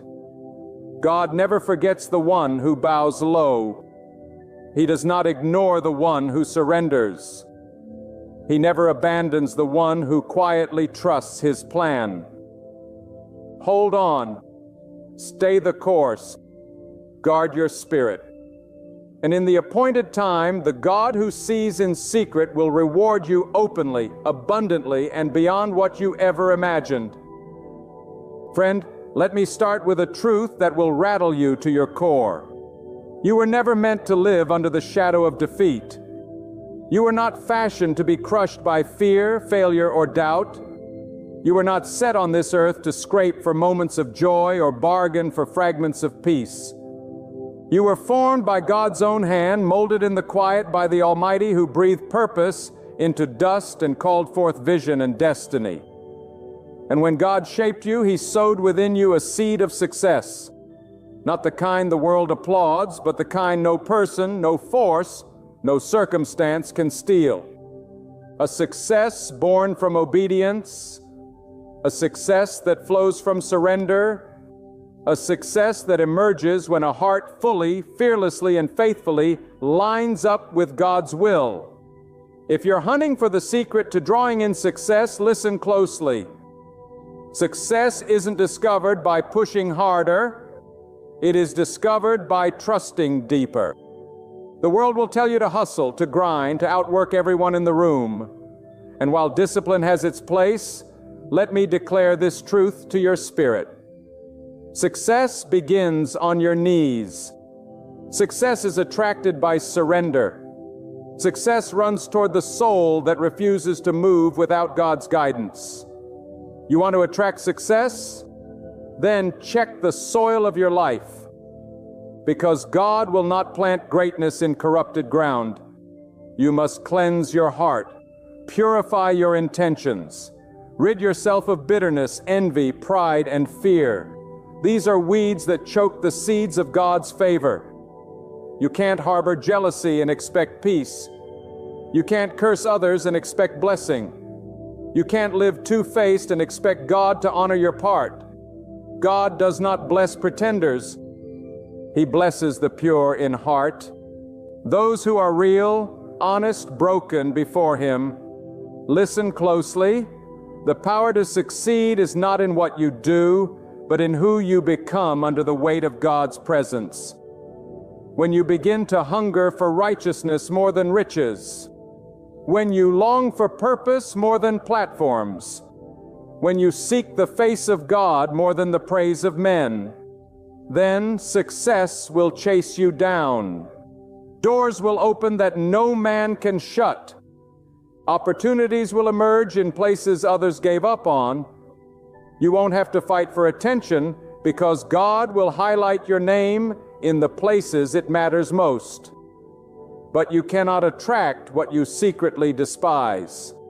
Some of you are asking for success while speaking failure. You say you want to rise, but you live like you're meant to be buried. You speak against yourself. You doubt your calling. You shrink in fear when God calls you forward. Let me tell you, if you continue to speak death over your own life, don't be surprised when it shows up at your door. There is power in the words you speak. And the first sign of someone walking with God is not just clean hands, but a clean mouth. Stop calling yourself unworthy when God calls you chosen. Stop saying you'll never make it when God has already paved the way. Stop looking at your past like it's a prison when God has already turned the key. You want to attract success? Then start aligning your language with God's promises. Speak what He says. Declare what He's written. Stand in the truth even when the facts around you scream failure. Now let me go deeper. Success is not attracted to the lazy. The world may reward shortcuts, but God honors diligence. Not busy, but spiritual diligence. Wake up and seek God. Open your day with gratitude. Carry yourself like someone sent by heaven. Make excellence your standard, not to impress man, but to reflect the glory of God who lives in you. Clean your room. Show up early. Speak with integrity. Do the hidden work, because God blesses what is done in secret long before He reveals it in public. Too many want a throne without carrying the towel. They want spotlight but despise preparation. They crave applause but run from correction. Let me remind you, God cannot anoint what your pride refuses to surrender. Until you are willing to humble yourself and be taught, you will attract confusion instead of clarity. You will draw drama instead of direction. Because pride attracts destruction, but humility attracts success. Success also comes to those who learn to wait. Oh, this is where many fall short. You see others rising. You hear their names celebrated. You watch them thrive while you still struggle. But don't be deceived. Sometimes God hides your greatness so He can build your character. Sometimes He withholds the stage so He can strengthen your spirit. Because the worst thing is to be elevated before you're ready. Success is heavy, and God will not allow it to crush you. So He delays not to deny you, but to develop you. You want to attract success, then rejoice even when you are not seen. Celebrate even when no one claps. Obey even when no one watches. That's when God smiles. That's when the heavens open. That's when favor finds you not in the spotlight, but in the quiet places where your heart is tested. Let me speak to the soul that feels forgotten, the one who gave and gave but received nothing in return. Hear me, God has not overlooked your faithfulness. He has not ignored your silent prayers or your tears that soaked the pillow in the night. He saw when you helped others while needing help yourself. He saw when you kept smiling while carrying wounds. And in due time, oh yes, in His perfect time, He will elevate you. Not because of connections, but because of covenant. Not because of influence, but because of intimacy with Him. Let me remind you, success is spiritual warfare. The enemy doesn't fight those who are already bound. He fights those who are about to break through. That's why your journey has been hard. That's why the betrayal came. That's why the attack increased when you made up your mind to walk with God. But listen to me. Resistance is proof of your assignment. The enemy wouldn't bother you if your future didn't scare him. So stand firm. Keep pressing. Keep believing. Your pain is not punishment. It's preparation. Stop trying to be like everyone else. Success is attracted to those who are authentically obedient to God, not cheap copies of culture. You were not born to blend in. You were born to stand out, not by being loud, but by being anchored in truth. God did not call you to be trendy. He called you to be timeless. He called you to walk with holiness, courage, and conviction. And when you live like that, you attract what money can't buy: peace, favor, access, and divine alignment. And let me tell you this, you must protect your circle, because not everyone can go where God is taking you. Some people were sent to distract you, not develop you. Some friends are really enemies in disguise. If you want success, you must learn to walk away from noise. Disconnect from gossip. Delete the numbers that pull you into darkness. Let go of connections that cause you to compromise. God won't bless what you're too afraid to release. The road to true success is lonely sometimes, but hear this. You are never alone when you walk with God. He will be your strength when you're weak, your defender when you're attacked, your counselor when you're confused, your provider when you're in lack. You may lose people, but you will gain purpose. You may be misunderstood, but you will be known by God. And that, my friend, is success in its highest form. To be known, led, and sustained by the one who created the heavens and the earth. Refuse to compromise your values just to fit in. You don't have to lie, cheat, or manipulate to succeed. If you must betray your character to win, then what you gained was never from God. Real success requires righteousness, and righteousness requires sacrifice.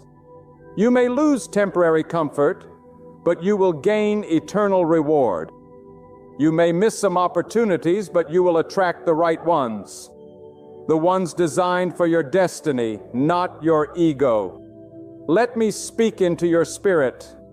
God wants you to succeed. He takes no pleasure in your defeat, but He will not let success destroy you. So He waits until your hands are clean. He waits until your spirit is stable. He waits until your motives are pure. Because when He blesses you, He wants you to keep it. And what God gives, no man can take. What God ordains, no enemy can cancel. So stop chasing success and start chasing obedience. Wake up and ask God, what do you want me to do today? And then do it with passion, with excellence, with faith. Do it even if no one sees. Do it even if it scares you. Do it even if it stretches you. Because every step of obedience is a magnet for favor. Every act of obedience draws success towards your life. Hear me well. Success is not a place, it is a posture. A posture of humility, a posture of gratitude, a posture of worship, a posture of trust. When you posture your life before God, He positions your life before kings. He places you in rooms you didn't qualify for. He gives you influence you never asked for. He turns your private preparation into public promotion. And let me say this loud and clear. God wants your soul to prosper before your name does. If your platform is bigger than your character, it will collapse. If your image is greater than your integrity, it will fade. But if your soul is anchored in truth, if your life is rooted in faith, if your mind is stayed on God, then no wind can move you and no enemy can break you. That is success. So now, right where you are, stop looking for success in man. Stop chasing what the world calls making it. Real success is walking in alignment with God's will. It's hearing His voice and obeying without delay. It's being bold when others are silent. It's being still when others are anxious. It's rising when others give up. It's forgiving when you want revenge. It's being faithful when nothing makes sense. You attract success when you stop making fear your God. Too many have let anxiety rule their decisions. But fear is a liar. Fear is not from God. If you are waiting to feel brave before you obey, you'll wait forever. Courage is not the absence of fear. It is obedience in the face of fear. It is saying, God, I don't understand, but I trust you anyway. That's the kind of faith that pulls heaven into your situation. That's the kind of faith that moves mountains, opens doors, parts waters, and makes a way where there was no way. If you want to attract success, you must let go of the past. God cannot fill a hand that is still holding yesterday's pain. Release the guilt. Let go of the shame. Stop rehearsing what they did. Stop replaying what you lost. What's behind you is over, but what's ahead of you is full of promise.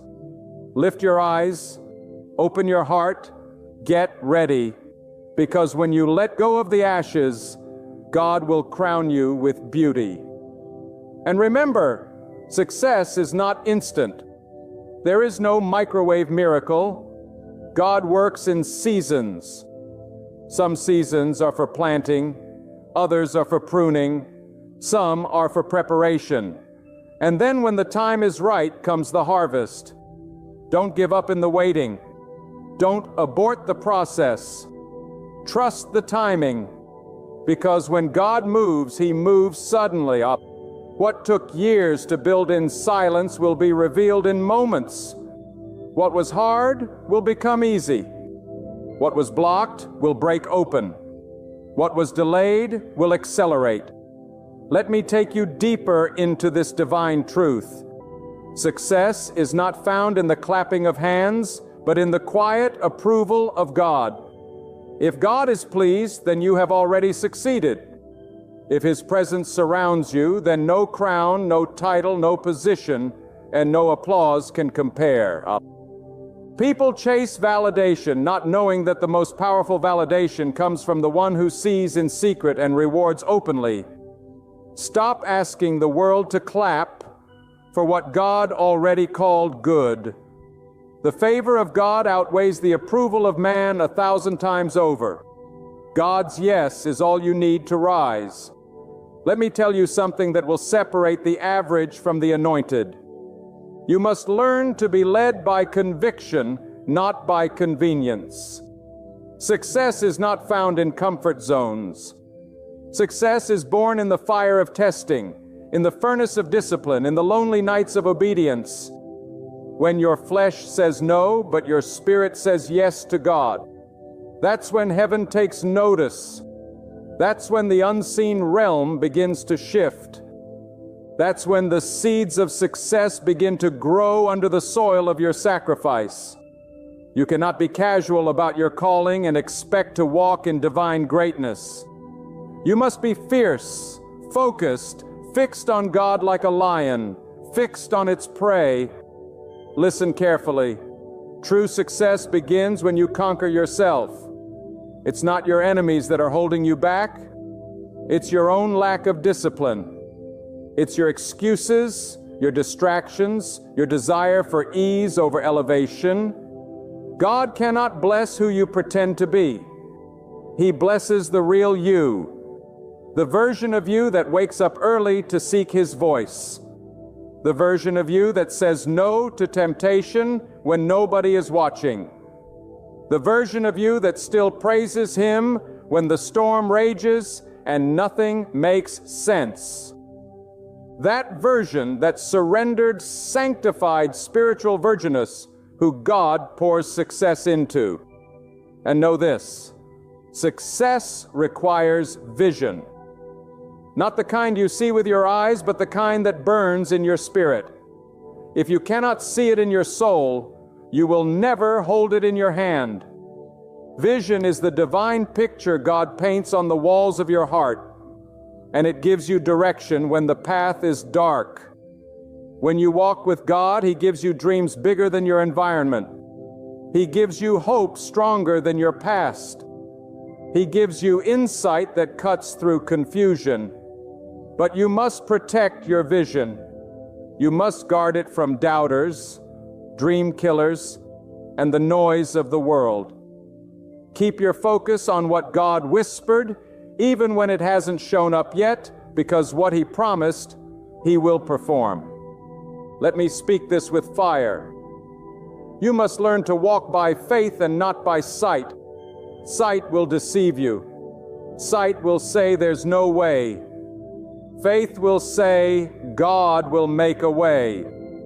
Sight will show you obstacles. Faith will remind you of the one who speaks and mountains move. Sight will make you feel small. Faith will tell you that you are walking with the God who holds galaxies in His hand. And when you live by faith, you begin to attract miracles. You begin to draw breakthroughs. You begin to walk in rooms where your resume doesn't qualify you, but your obedience does. There is a power that comes when a person decides, I will not live by fear anymore. Fear paralyzes potential.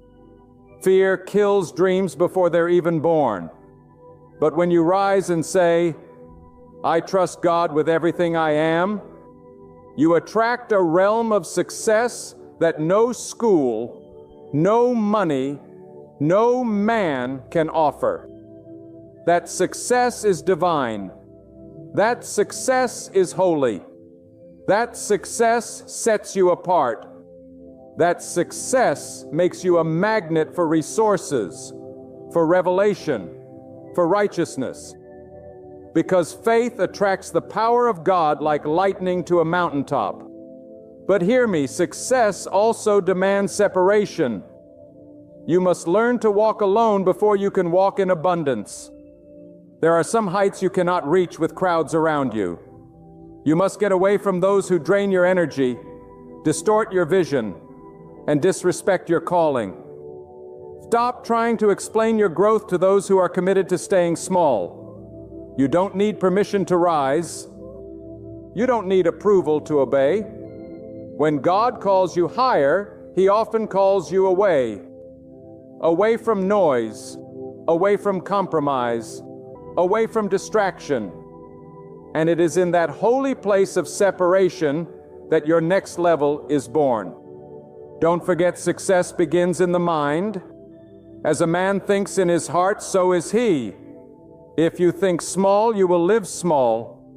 If you think defeated, you will attract defeat. But when your mind is saturated with the promises of God, when your thoughts are filtered through His truth, then success is not just possible, it becomes inevitable. Renew your mind daily. Feed your spirit more than your flesh. Starve the lies. Feast on faith. Think like someone chosen. Think like someone appointed. Because you cannot live beyond your thoughts. And let me touch on something crucial. Gratitude is a magnet for success.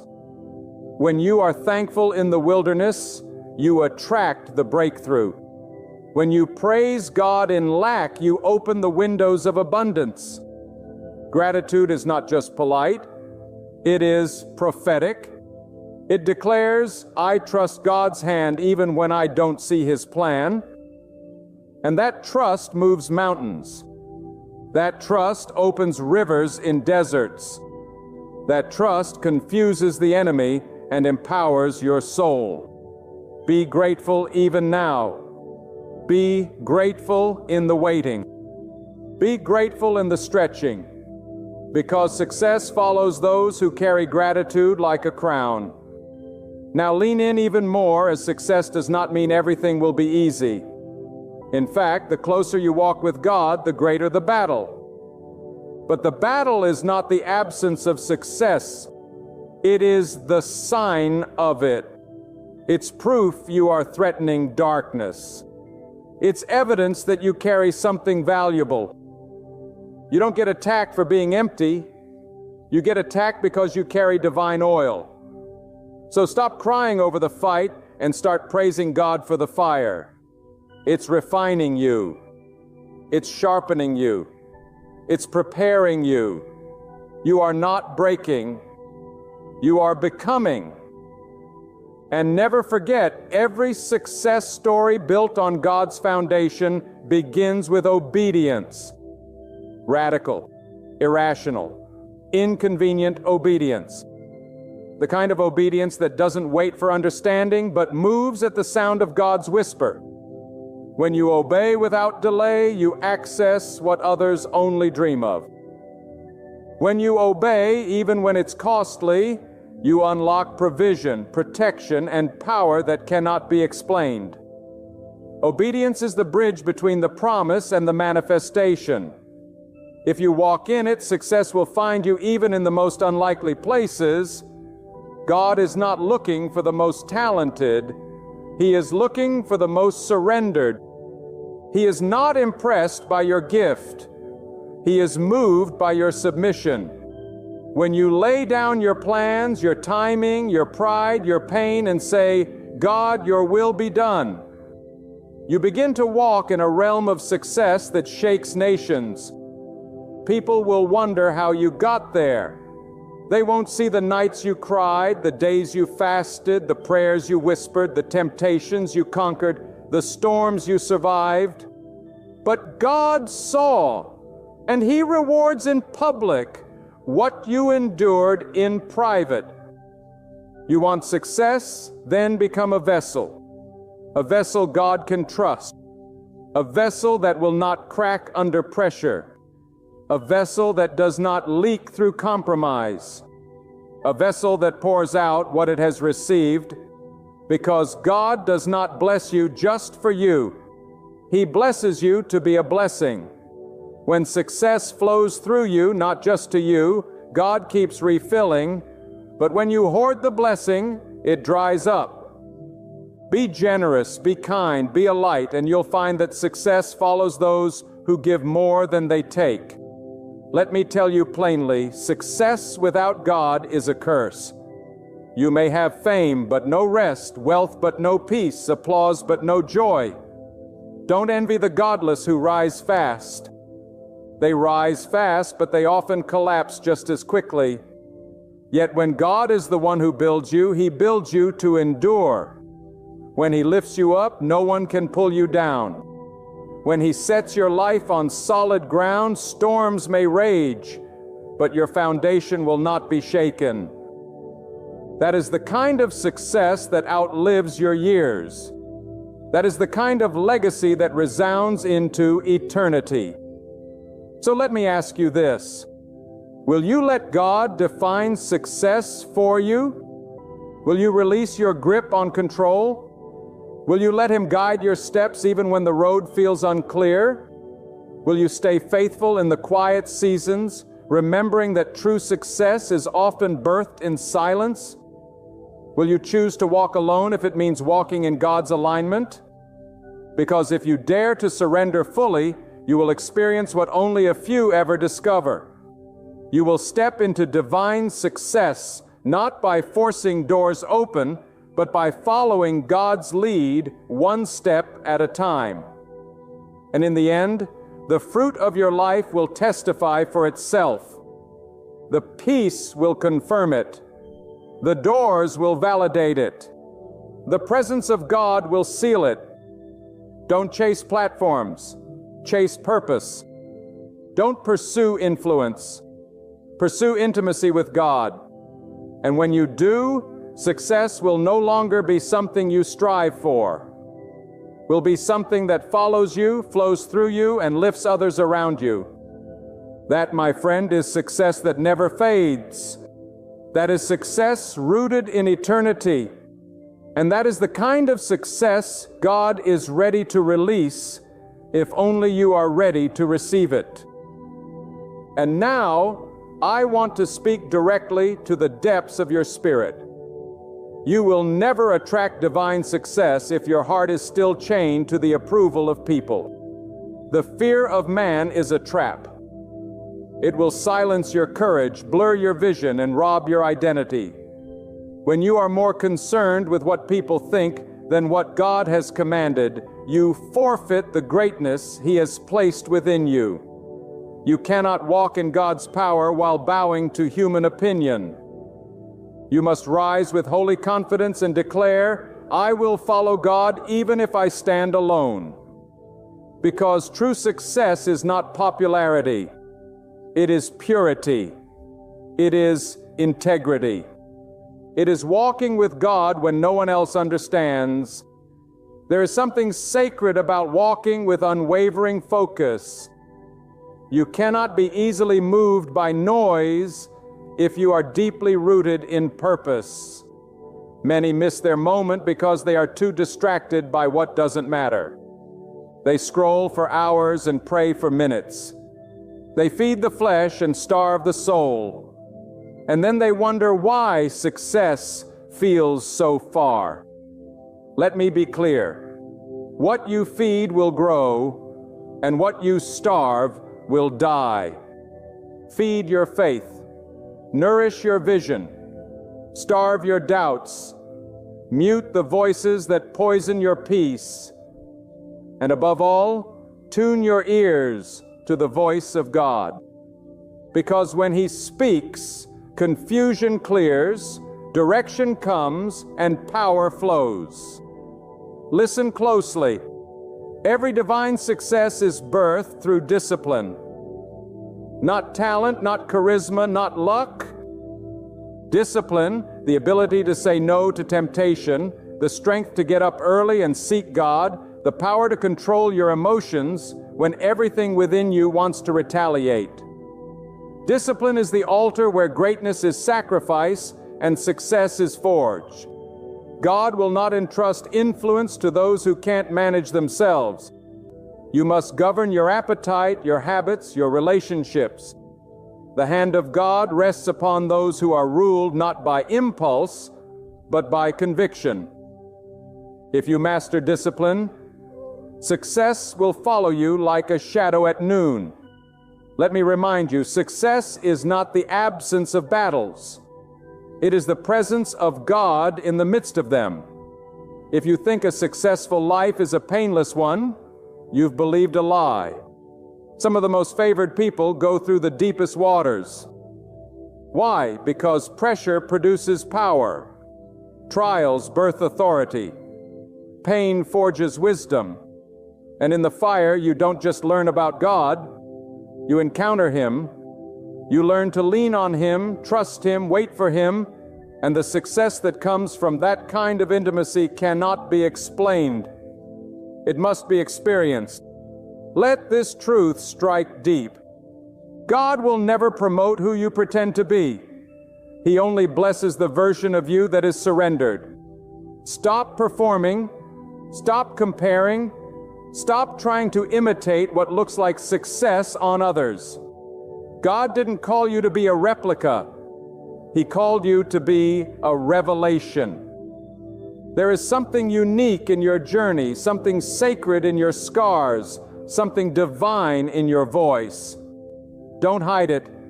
Don't dilute it. Don't bury it.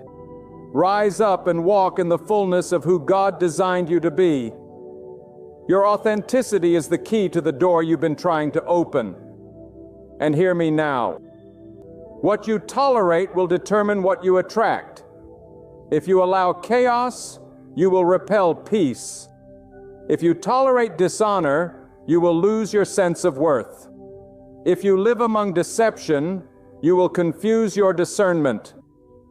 Draw a line in the sand. Protect your peace. Honor your purpose. Guard your soul. Because success requires standards. You must elevate your expectations not in pride, but in reverence, because what God has placed in you is holy. It must be stewarded with wisdom and protected with courage.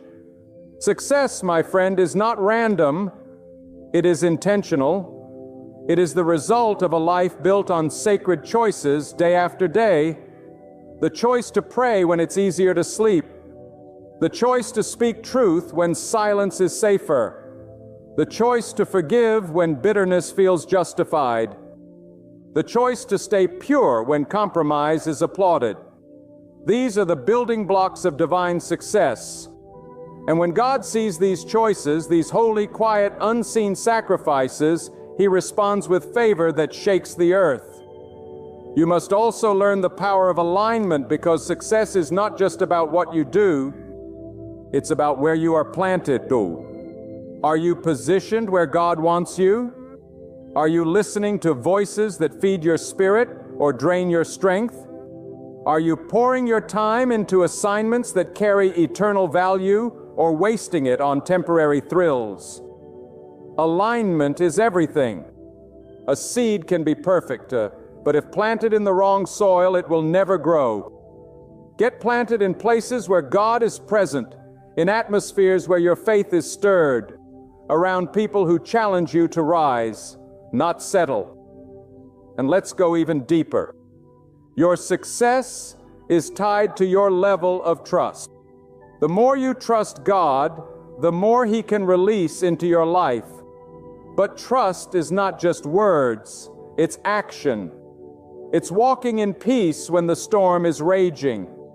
It's giving when you're down to your last. It's stepping out when there's no safety net. Trust is raw. Trust is radical. Trust is the language that moves heaven. If God knows He can trust you to trust Him, then He will pour out what you didn't even ask for. Success flows in the current of complete surrender.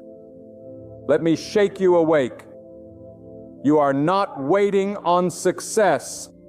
Success is waiting on you. It's waiting on your courage. It's waiting on your obedience. It's waiting on your discipline. It's waiting on your alignment. Stop saying one day and start declaring, "This day I choose to walk with God. This day I let go of excuses. This day I rise above the limitations I once accepted. This day I step into the identity God has spoken over me since the beginning of time." Because the moment you align with His voice, the moment you choose purpose over comfort, that's when success begins to unlock. But remember, the success God gives will always point back to Him.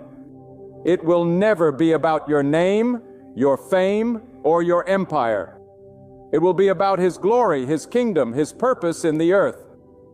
If the success you seek is for your ego, it will eventually destroy you. But if it is rooted in humility and fueled by a desire to serve, it will multiply beyond your imagination. God trusts those who reflect His heart.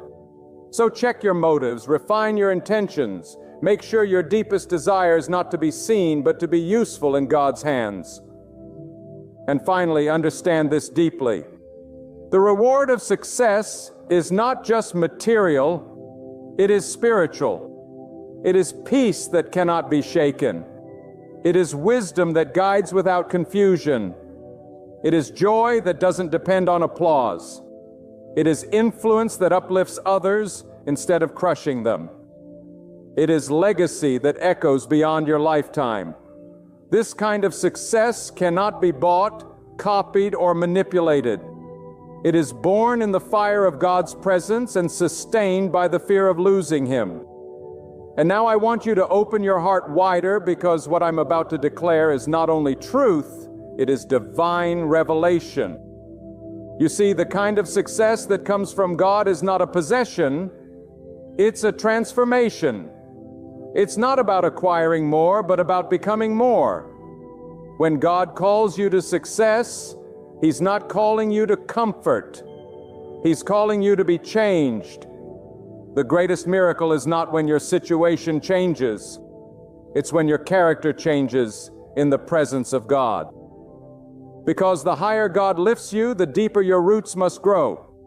If your character does not match your elevation, your success will become your downfall. Let me speak directly to your potential. God has already placed everything you need within you. You don't need to beg anyone for your breakthrough. You don't need to compromise to gain access. The source of your increase, the key to your next level, the power to fulfill your assignment is not outside of you. It's within. It was deposited by God Himself before you were even born.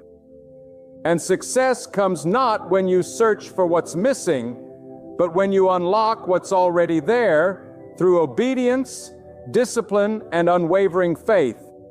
But understand this clearly. You cannot operate in the fullness of what God has given you if your life is out of order. Chaos blocks clarity. Disobedience cancels direction. A cluttered spirit cannot receive divine instruction. If you want to attract success, you must create space for God to move. Clear your heart of resentment. Cleanse your mind of toxic thoughts. Organize your time around what matters eternally. Success flows into order. And when your life is structured around the fear and reverence of God, the flow of blessing will be unstoppable. Now let me stir something even deeper within you. Success is not always loud. Sometimes the most powerful victories are silent. They happen in private battles no one sees. The success of turning away from temptation. The success of choosing silence over revenge. The success of staying consistent when no one claps for you. These victories are invisible to the world, but they are celebrated by God because God sees beyond numbers, beyond titles, beyond applause. He sees the soul, and He rewards what is done in secret with results that cannot be denied. If you truly want to attract success, you must understand the mystery of divine timing. Not every door is meant to open. Some doors require patience, perseverance, and process. Rushing will ruin what God is trying to prepare. Many fail not because they lack ability, but because they lack patience. They try to manufacture results instead of waiting for God to manifest them. But when you trust His timing, you will receive not just what you desire, but what is right. And the right thing at the right time is the foundation of lasting success. And let me declare this boldly: your atmosphere matters. You cannot soar while surrounded by snakes. You cannot grow where gossip is normal and negativity is tolerated. The people you keep around you will either stir your spirit or suffocate your vision. You need voices that remind you of your calling. You need people who speak to your destiny, not your dysfunction. Stop entertaining company that makes you comfortable in compromise. Success requires you to be selective with your circle. God will bring the right people, but you must let go of the wrong ones. Let's talk about the foundation. If your definition of success does not begin and end with pleasing God, you are building on sand. You can gain the whole world, but if your spirit is empty, you have lost everything that matters. The world teaches you to chase recognition, but God teaches you to chase righteousness. The world promotes platforms, but God prepares you in secret. The world pushes you to be known, but God molds you to be aligned. And when you get your priorities in order, success begins to find you. Because God rewards those who put Him first, not just in word, but in lifestyle. And let me make this truth unshakable in your soul. God does not bless arrogance. You can have skill, but if pride is in your heart, success will turn against you. Humility is the foundation of divine promotion. Stay low in your spirit. Stay teachable. Stay grateful. Because the moment you think you've arrived, you disqualify yourself from going further. Success is safest in the hands of those who know they are nothing without God. And those who truly walk with God don't use success to boast. They use it to bless. They understand that favor is not for flaunting. It's for serving. Let me take you higher. True success leaves a legacy of light. It doesn't die when you do. It impacts generations. It outlives your name. It plants seeds of truth, integrity, and faith that flourish long after you're gone. What are you building? Are you building a tower to your own ego, or are you building an altar that glorifies God? Because towers fall, but altars draw heaven. The measure of your success is not in how high you climb, but in how deeply your impact roots itself in eternity. And you must also understand this: you cannot attract success while entertaining double-mindedness. You cannot walk in two directions and reach your destination. A divided heart cannot host the power of God. You must choose fully, faithfully, fearlessly. Either you trust God with all, or you trust Him with nothing. There is no in-between in the realm of divine success. Half-heartedness will delay what full obedience would have already delivered. Choose today to be all in. Choose to walk with a single purpose. Choose to pursue success the way God intended, with holiness, with discipline, and with unwavering faith. Now I ask you, are you prepared for the responsibility that comes with success? because it is not a game. With elevation comes exposure. With influence comes attack. With authority comes accountability. Many want the crown, but few are willing to carry the cross of self-denial. You must be built to last, not just to shine. You must have a soul that can endure the pressure of favor. And God will test you before He trusts you. Every test is preparation for the territory He wants to give you. Pass the test, and the territory is yours. Do not fear the pruning season. God cuts off what you do not need to carry what you are called to bear. He removes what hinders. He breaks what must be rebuilt.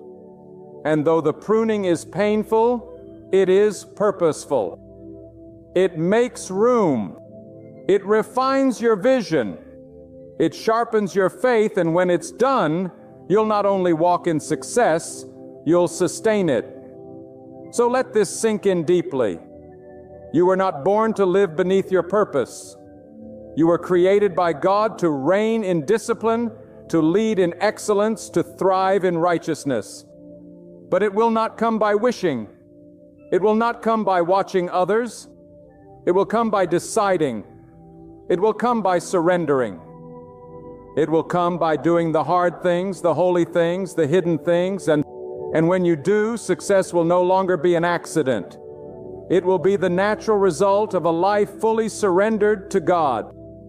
Because when God is at the center of your focus, the source of your strength, and the author of your steps, then success doesn't come and go. It follows you. It surrounds you. It fills your life with meaning, direction, and divine impact. That is the success that heaven honors. That is the success worth living for. That is the success no enemy can steal. No man can stop, and no time can erase. So now, as you stand at the threshold of your destiny, let me speak this final truth into the depths of your soul. If you truly want to attract success, you must first attract the presence of God. Because where God dwells, peace reigns. Where God leads, purpose is clear. Where God speaks, confusion ceases. And where God moves, success follows. Not the fleeting success of this world, but the unshakable, unbreakable, divine success that transforms everything it touches. Do not let the clamor of this world mislead you. Do not exchange your character for the fleeting roar of applause. Do not surrender your soul in pursuit of illusions. Instead, anchor your life on surrender to God. Choose obedience even when it demands a price. Choose humility when pride shouts the loudest. Choose true purpose when distractions crowd in. And above all, choose to glorify God in every action. For genuine success is not found in wealth, recognition, or the spotlight. It is found in walking daily in rhythm with God's will. It is resting at night with the assurance that you have pleased the one who sees everything. It is awakening each morning with peace in your soul, strength in your spirit, and fire in your being. Let others pursue crowns that will tarnish. Let others chase after empty applause. But as for you, walk with God, serve with devotion, live with discipline, speak with intent, and advance with faith.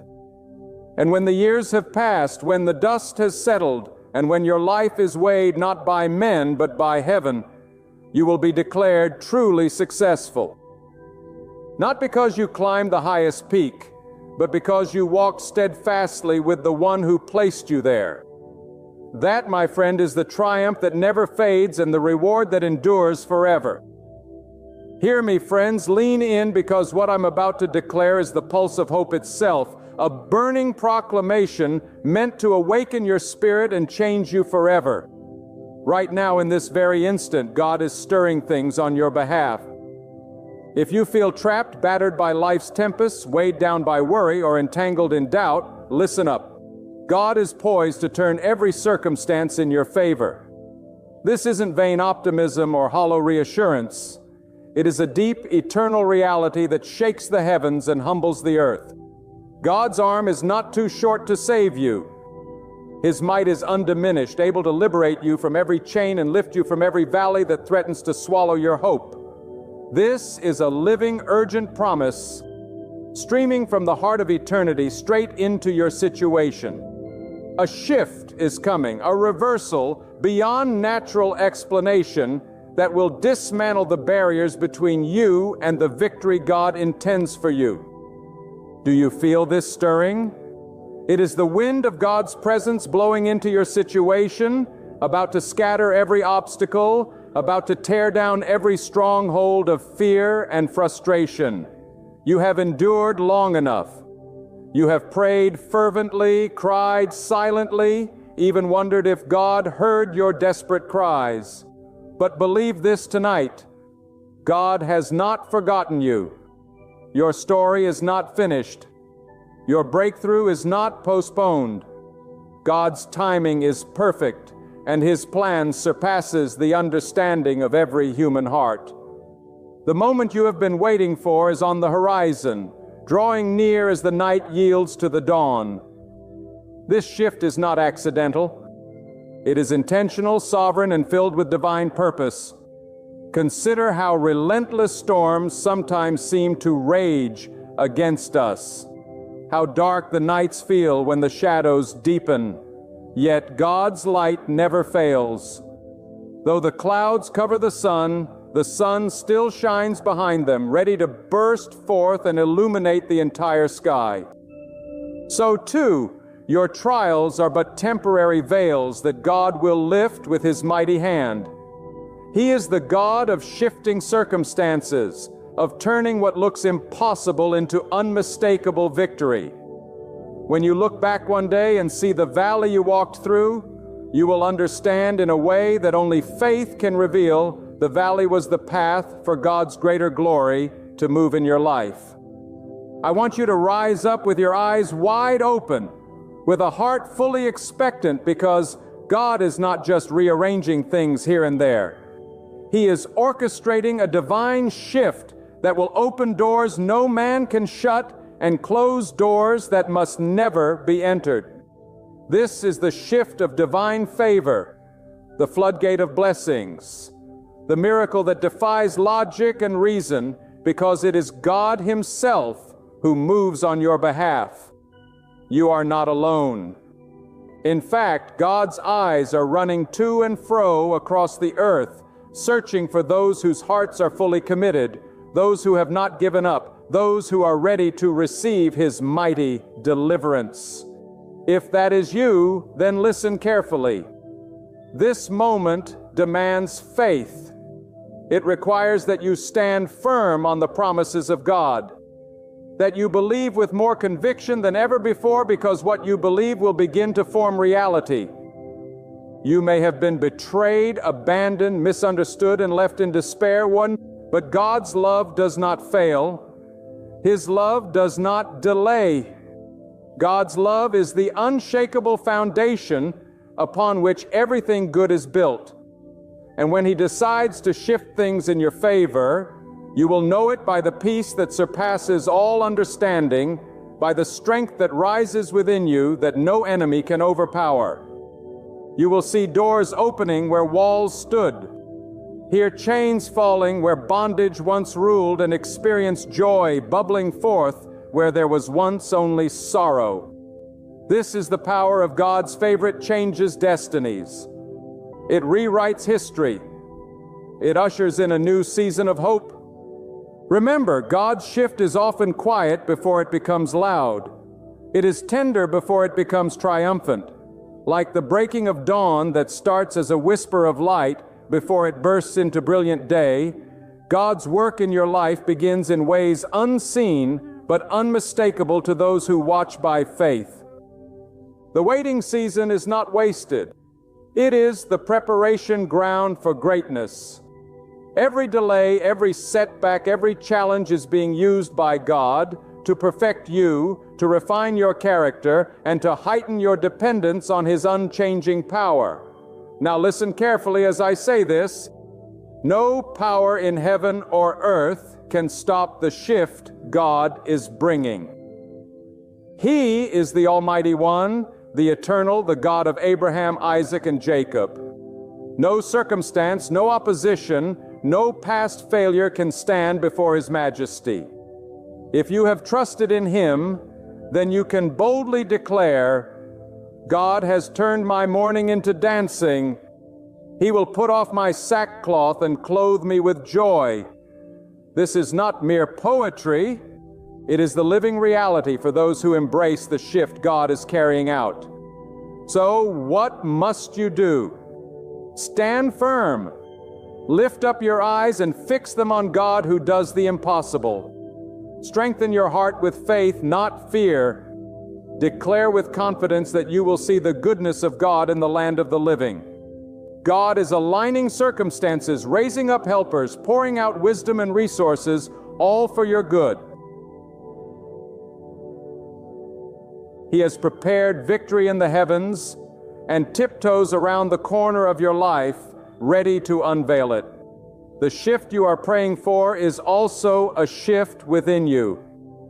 God will move in the depths of your soul, stirring courage where there was timidity, igniting passion where there was coldness, and rekindling hope where despair tried to set up camp.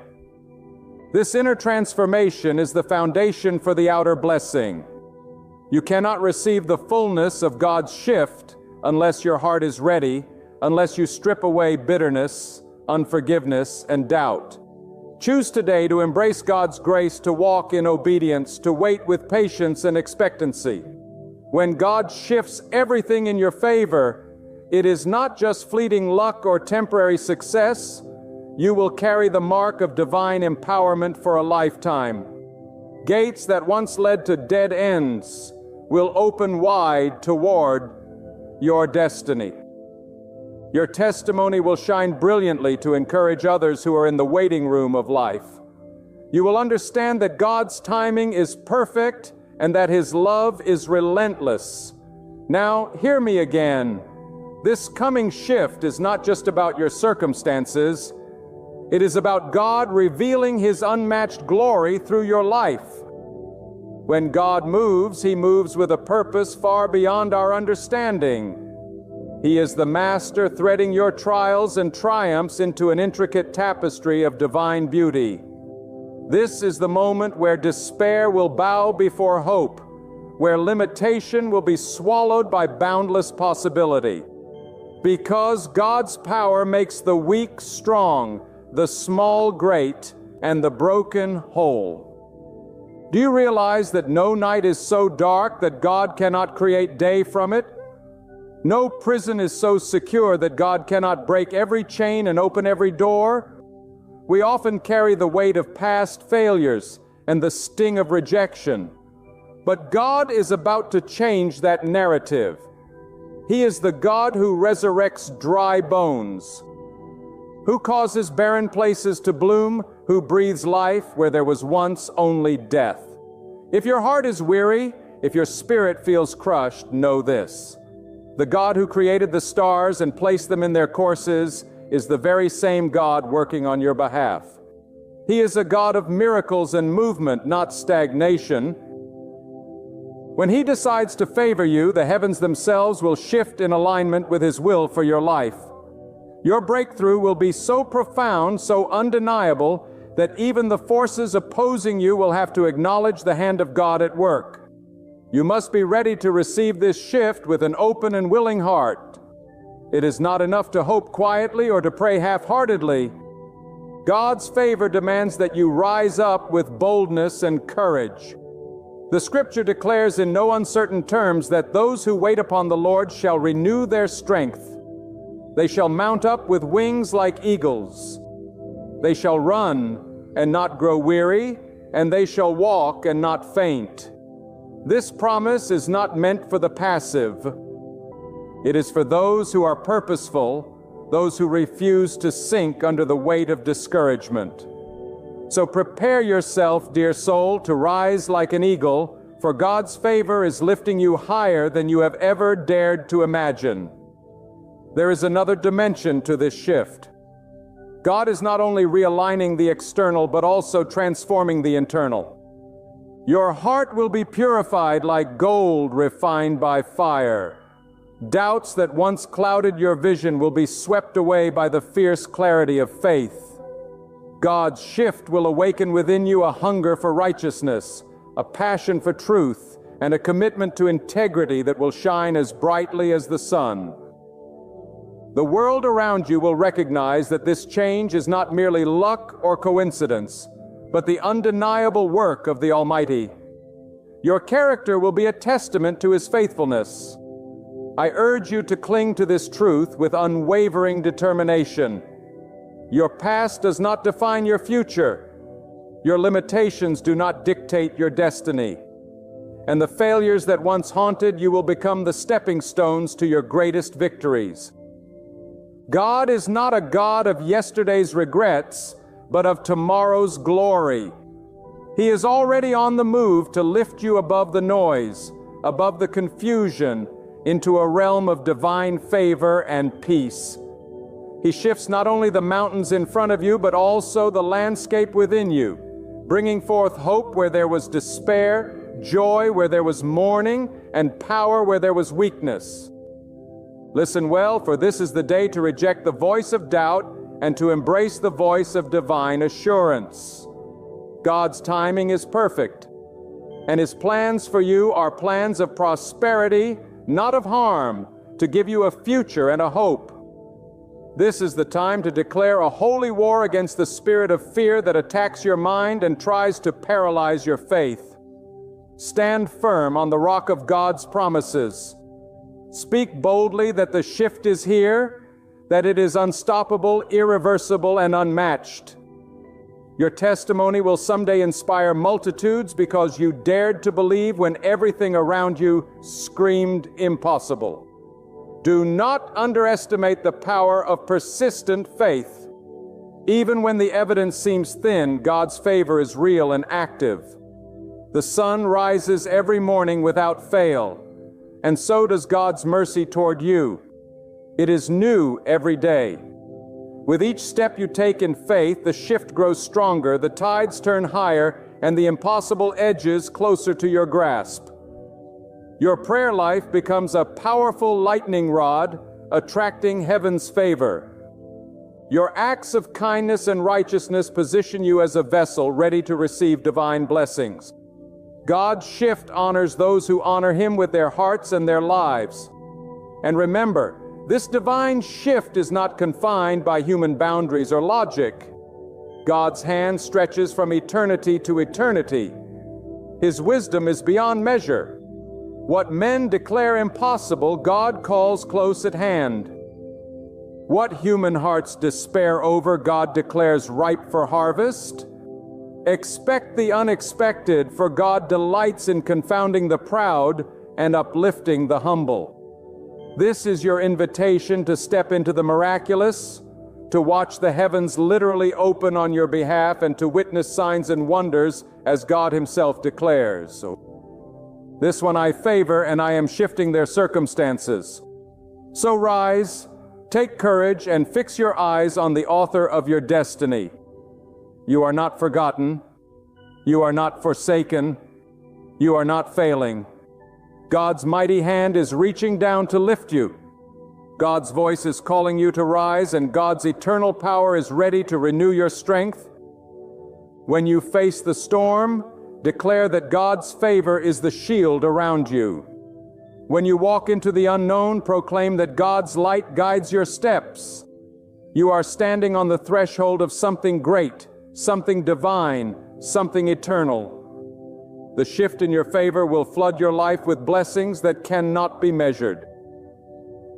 Joy that cannot be contained and peace that surpasses all human understanding. Hold fast to this promise.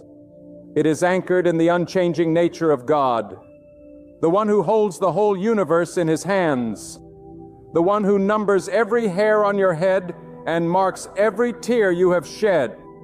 He is about to show forth His glory through you, and the world will see that there is a God who reigns, who moves mightily, and who always causes all things to work together for the good of those who love him. Let every part of your being awaken to this truth. When God moves to shift your life, he does so with unparalleled authority and wisdom. The winds of change that God brings are never random, never out of control. They are sovereign currents of purpose, sent to carry you far beyond what you ever dared imagine. God in infinite compassion sees not only your needs, but the hidden cries of your soul, the dreams yet spoken, the prayers yet uttered. God knows the depths of your longing more deeply than you do.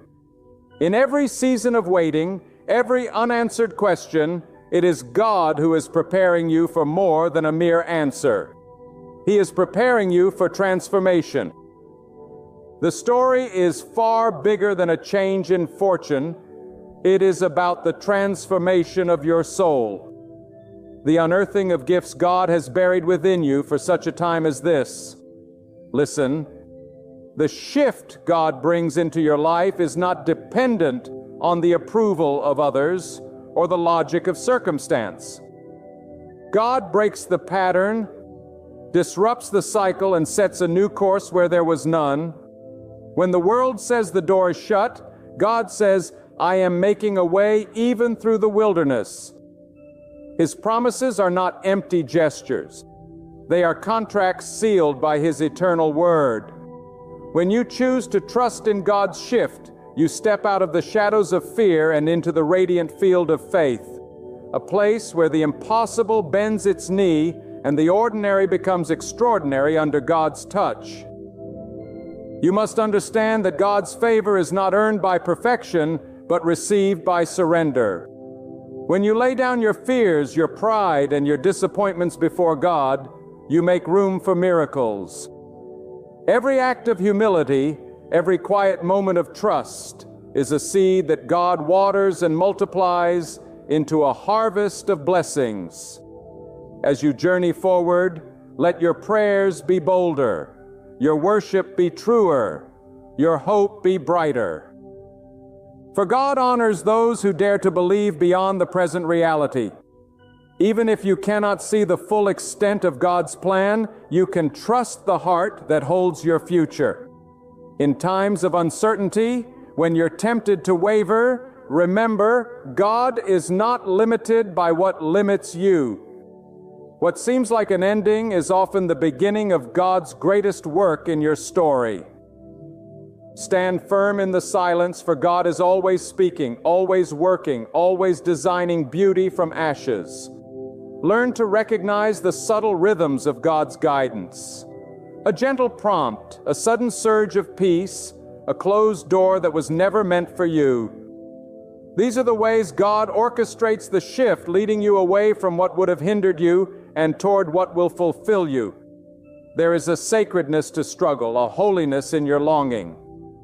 For it is in those places that God forges character and prepares you for greater things. Do not despise your challenges. See them as divine invitations.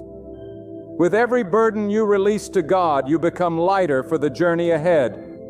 When difficulties seem unending, remind yourself it is the refiner's fire that brings forth the purest gold. God does not waste your tears.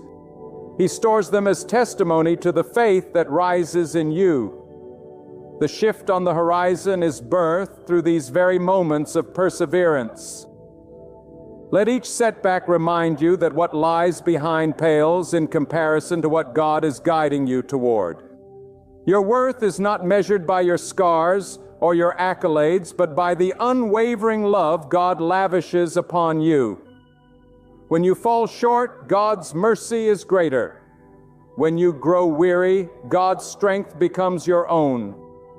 When you face opposition, know that God's shield is impenetrable, guarding you through every storm.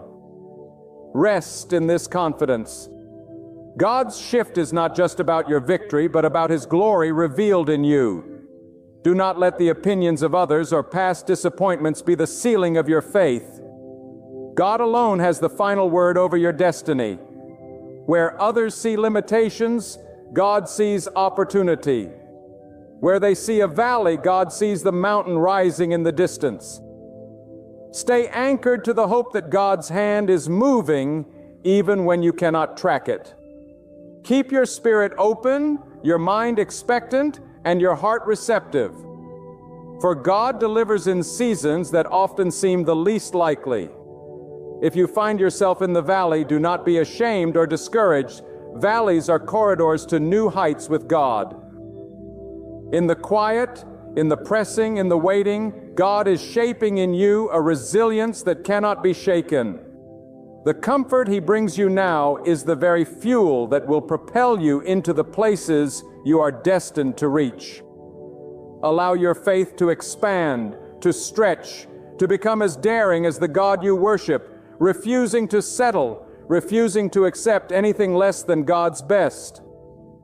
Let your life be the living proof that God's power is never diminished by silence or darkness or delay. Your testimony will shine not in spite of your struggle, but because of it.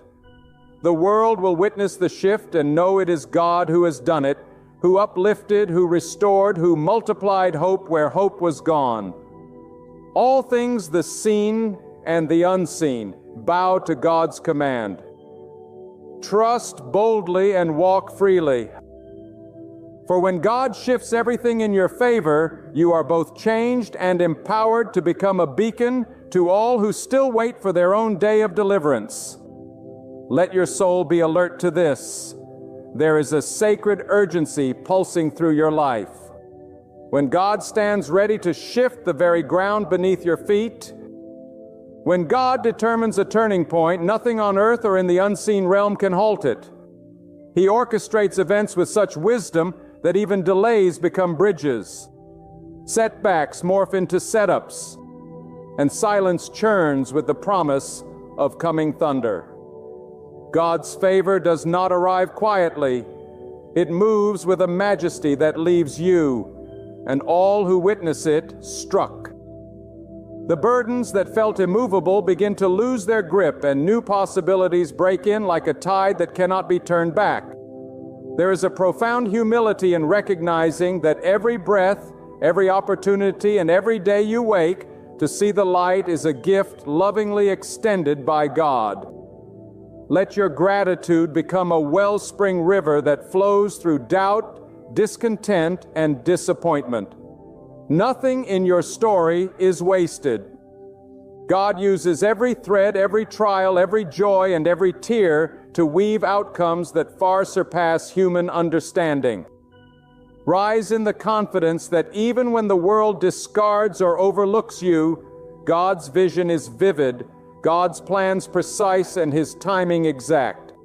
Each moment is a note in a symphony that only God could compose for your ultimate good. Allow yourself to be transformed by the patience God instills within you. It is in the waiting when answers seem distant and prayers return in echoes that your character grows and your faith gains muscle. God, who set the stars in their courses and commands the rain to fall in its season, teaches that trust endures not by sight, but by surrender. When shadows lengthen and hope feels faint, recall that God brings forth light out of darkness and harvest out of barrenness. His promises are as sure as the dawn. His word unbreakable as the mountains that stand through the ages. Let your mind be renewed by the certainty that God's will is never at the mercy of circumstance. He moves with purpose, stirring within you the assurance that your current season is not confinement and your future cannot be contained under His direction. God purifies you so that your life radiates the brilliance of His wisdom. Your light is meant to shine not only in victories, but also in the crucible of trials. The strength to keep moving forward even when the road is hidden is the clearest proof of God's hand securing your soul. When challenges rise or opposition gathers, remember that God's shield cannot be pierced. He surrounds those who rely on Him with favor that pushes back resistance and welcomes opportunity. Do not lose heart when doors close or companions drift away. For often separation is God's preparation, refining your circle until only what strengthens your purpose remains. What He delivers into your life, no power can remove. And what He takes away, trust that He is clearing the path for greater blessings ahead. Raise your vision higher. Pray not just for escape from trials, but for discernment to recognize God's design in every unexpected turn. Let your faith be proactive, setting sail before the winds of blessing are visible, knowing that God upholds what is committed faithfully into His keeping. Stand ready to serve, to extend kindness, to sow encouragement, for God rewards those who bless others, even in their own season of waiting. Keep your heart attuned to the quiet movements of God, encounters, moments, and insights that seem small, but are seeds of momentous change. A simple act can trigger a wave of blessing. A whispered prayer can move mountains when uttered in unwavering faith. Invite God to saturate every corner of your life so nothing is walled off from His transforming touch. Remember, God's presence is the fountain that never runs dry. When friends fail, when strength withers, when resources dwindle, God remains abundantly, inexhaustibly present. You do not walk alone. You are carried by a love that is measureless and guided by a wisdom unfathomable. As you await the turning, as you sense the stirring, as you grasp for new beginnings, let hope anchor your heart, and let every step resound with the assurance God is about to shift everything in your favor. And with Him, all things become possible. Let your spirit awaken afresh to the astonishing truth that in every season of your life, God's wisdom is at work, orchestrating details you could never foresee. Trust that even in the quiet stretches where answers seem concealed and blessings distant, God is cultivating the soil of your heart for an abundant harvest. This is the hour when God calls you to dare greatly, to rise above complacency, and to open your arms wide for the unforeseen goodness coming your way. Cast away the notion that you must find your own way through the maze. God is the waymaker, the pathfinder, the one who draws straight lines through life's crooked places. There comes a point where you must choose. Will you settle for what you understand, or will you surrender to the magnitude of what God can do? The greatest shift begins not with the changing of your conditions, but with the expansion of your vision. God invites you to look past your limitations, past voices that sow doubt, past the wounds that tried to convince you to withdraw. Raise your expectations. The one who shaped the valleys and flung the stars has not overlooked the details of your struggle. Every trial you endure, every challenge you overcome becomes a testimony, stamped with God's faithfulness, sending a ripple of hope to everyone who sees your breakthrough. Consider this: God's shift is both invitation and promise. It urges you to break free from patterns of fear and cycles of defeat.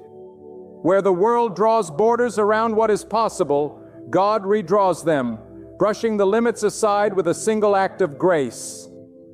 He pours new vision into weary hearts, fresh courage into trembling hands, and dignity into lives battered by disappointment.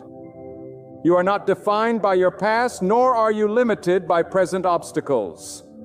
God's favor has a history of transforming the least likely moments into the most fruitful season. Allow the knowledge of God's constancy to become your lifeline.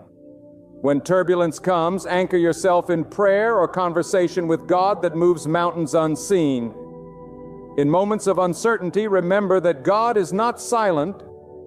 He is inviting you deeper, calling you to hear guidance that the noise of life often drowns out. Refuse to interpret the temporary silence as absence. Understand it as the holy pause before a powerful move. God's timing is meticulous. It is always purposeful, never random.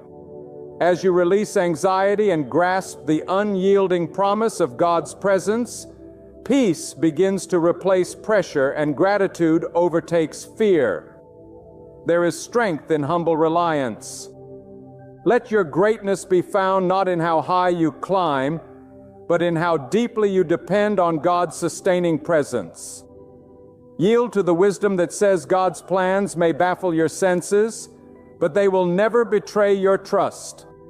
When storms rage and chaos shakes your surroundings, secure your mind with the truth that God is uncontested in sovereignty and unmatched in compassion. His hand steers the currents of your life toward shorelines you would never have chosen, but that proved to be exactly what your soul needed. As you walk through doors only God could open, let your first offering be thanks. Give praise for the battles you never noticed, for the dangers diverted, for the countless no's that spared you from a lesser destiny. Let gratitude not become contingent upon visible blessings, but rooted in the unwavering confidence that God's love is intentional and His shift is always for your highest good. The more you thank God, even for what you do not yet understand, the better you position yourself to receive the next wave of favor. Stand tall, not in self-assurance, but in the certainty that God's word will never fail. Let each sunrise be a summons to hope. Let the rhythm of your every heartbeat echo the anthem of reliance, that God is for you, that God is with you, and that God is already making all things new. Speak life into dead places. Declare hope where discouragement once held sway. For just as the barren earth blooms in its appointed season, so too will your life blossom. As you yield everything to God's masterful touch, this sacred shift is not a fleeting moment, but a lasting transformation. You are being prepared not just for relief, but for purpose. What God initiates, no hand can thwart. What God promises, no force can break. No valley is too deep and no summit too high for God's reach. As you press forward, carry this unwavering truth in your soul. God is never late, never outmatched, never lacking. The pages of your story are still being written by the author who delights in redeeming every chapter. Let this conviction saturate your days. God's favor is not a rumor, not a distant hope, but a present active force surrounding you right now. Open your eyes to the subtle signs. Attune your ears to the softest whispers. In time, every seed sown in faith will bear the fruit of a life changed by trust, courage, and unwavering surrender to the God who shifts everything in your favor. There is a sacred awakening that occurs when you finally realize that God's purpose runs deeper than fleeting comfort or the satisfaction of immediate wants. God does not simply remove obstacles. He transforms trials into teachers and detours into doorways. Every step you've taken, every valley crossed was preparation for the unveiling of extraordinary favor. What may have appeared as rejection was often God's redirection, shielding you from roads that would have led you astray. Set aside the urge to question every twist and instead embrace the revelation that no event escapes God's all-seeing wisdom. In the grand weave of your life, every thread, even the tangled and torn, is worked into greater beauty by His hand. Invite hope to sit beside you when discouragement knocks at your door. Allow yourself to be astonished daily by God's ability to turn scarcity into abundance and lack into overflow. The God who sustains the sparrows and clothes the lilies in glory is ever attentive to your needs, and there is no shortage in the storehouses of divine provision. When you feel the burden of waiting pressing in, remember, waiting with God is never inactivity. It is the training ground for miracles. With every silent dawn that you greet in hope, you are strengthening the roots of faith that will bear the weight of coming blessings. Open your heart wide and let expectations swell, not with arrogance, but with a humble recognition that God delights in the boldness of your trust. Let today be the day you risk believing in the sheer scale of God's generosity and the mystery of His timing. Speak affirmations of faith over your life. Let your lips declare the reality of the invisible. For God honors the courage to proclaim unseen blessings. Where logic draws boundaries, let faith leap beyond. Where cynicism sees futility, dare to declare fruitfulness. Remember, God's record is unblemished.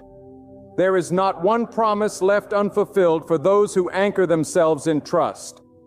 Release the grip on all disappointments. Do not let what went wrong in the past harden your spirit. Instead, use every scar as proof of God's healing, every closed chapter as witness that endings only clear space for beginnings, orchestrated by one who knows your need before a word escapes your tongue. If you must look back, do so only to marvel at how far God has carried you. If you look ahead, do so with the unshakable assurance that the path is shaped by a hand both tender and mighty. Let the testimony of your life become an oasis for others, a living invitation to witness what God can do when faith outlasts fear. Seek not just personal advancement, but that your favor would spill over, quenching the thirst of those lost in their own deserts of doubt. In every act of kindness, every word of encouragement, let it be known that you serve a God whose abundance never narrows to self-interest, but overflows in rivers of compassion. As new opportunities emerge, resist the pull of worry. What is ordained for you cannot be snatched away. Ignore the murmur of voices that belittle your hope, for they do not know the intimacy of your journey with God. Let your confidence be founded on substance far deeper than shifting opinion or temporary applause. It is rooted in the unchanging character of God who alone holds your destiny secure. The shift you sense is not a gentle nudge, but a divine surge, realigning circumstances, relationships, and even desires, so that what blesses you will also honor the one who brings every good gift to fruition. As courage rises within, as certainty displaces doubt, remember that your gratitude and obedience are the greatest offerings you bring to God. Respond generously to His generosity. Be faithful with small things, for God delights in trusting you with more. Persevere through delay, armed with the knowledge that God has not forgotten. He is refining, not denying. Stir your heart to gratitude before the answer comes. Giving thanks for the outcome you cannot yet see, but surely will. Use every waking hour as testimony to hope that stands tall against despair. Surround yourself with reminders of every victory, every moment when God's help arrived in the midnight hour, renewing your resolve and breathing new power into tired bones. Every morning, invite God's wisdom to go before you. Walk with quiet expectation. Speak words that encourage and choose actions that reflect the conviction that your life is being carefully shifted by God toward a purpose greater than your imagination can hold. Live as one who trusts not just with words, but with the radiant peace that marks those who know God's favor is both present and advancing. Peace so vibrant that it becomes a beacon through the storms of life to all who stand in the shadows waiting for dawn. Let the depths of your heart awaken to this. When God declares a new season, every limitation that wants to bind you must bow before His power. The dawn of transformation does not arrive with thunderous noise, but comes dressed in quiet conviction, whispering to your soul that there is more hope, more purpose, more grace than you have ever fathomed. God's presence is as close as the very breath in your lungs, never distant, never indifferent.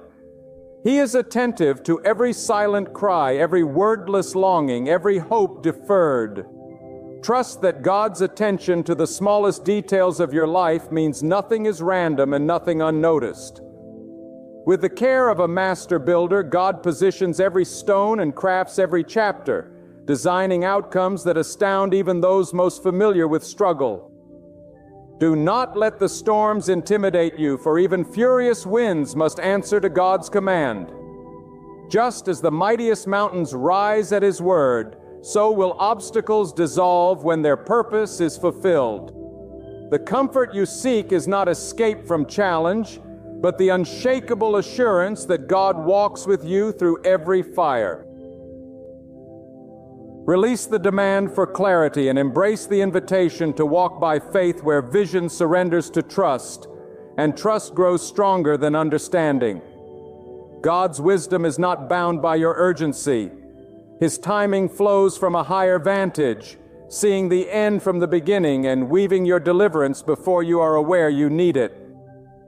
Lift your prayers higher and let your questions become altars, places where uncertainty is exchanged for holy expectancy. Be bold in your requests, not shrinking from the magnitude of what God is capable of doing in your life. As you yield your plans, watch God's greater design unfold beyond the limits of your past experience. The shift you await does not always announce itself with spectacle. Sometimes it blooms quietly within as newfound patience, peace, and wisdom, the fruits that prove the season has truly changed. When disappointment tries to settle in your soul, remember that God's record is flawless. Every promise made is a promise kept, though fulfillment may take a different path than you envision. The moments that feel like detours are sometimes the direct routes to deeper strength and unimagined blessings. Invite God to teach you the value of persistence, the beauty of hope, and the discipline of gratitude. Let these virtues become anchors that hold you steady until the full tide of God's favor washes over your life. Allow your spirit to celebrate not only the victories, but also the lessons learned in waiting. Know that every door closed by God is an act of mercy, every pause of provision, every delay a measure of protection. Look for the surprising ways God provides, how comfort arrives through a timely word, how direction emerges in quiet reflection, how strength multiplies as you lean not on your own understanding, but on God's infinite wisdom. There is a nobility in leaning on God, acknowledging that your strength was never meant to suffice and your knowledge never meant to supersede divine guidance. With each surrender, you step further from striving and closer to the assurance that God's goodness is your lifelong inheritance. Encourage yourself with memories of past deliverances and the quiet confidence that the same God who sustained you until now will be faithful to the end. Invite God to enlarge your vision, not for your own acclaim, but so the testimony of your life becomes a light on a hill, a message of hope for those watching your journey. Live generously, knowing that favor from God is not a possession to hoard, but a blessing to be shared. Be quick to forgive, slow to judge, eager to encourage, and steady in unwavering trust. These are the marks of those who have encountered the full power of God's shift. Let humility be your companion, and gratitude your anthem as the story unfolds.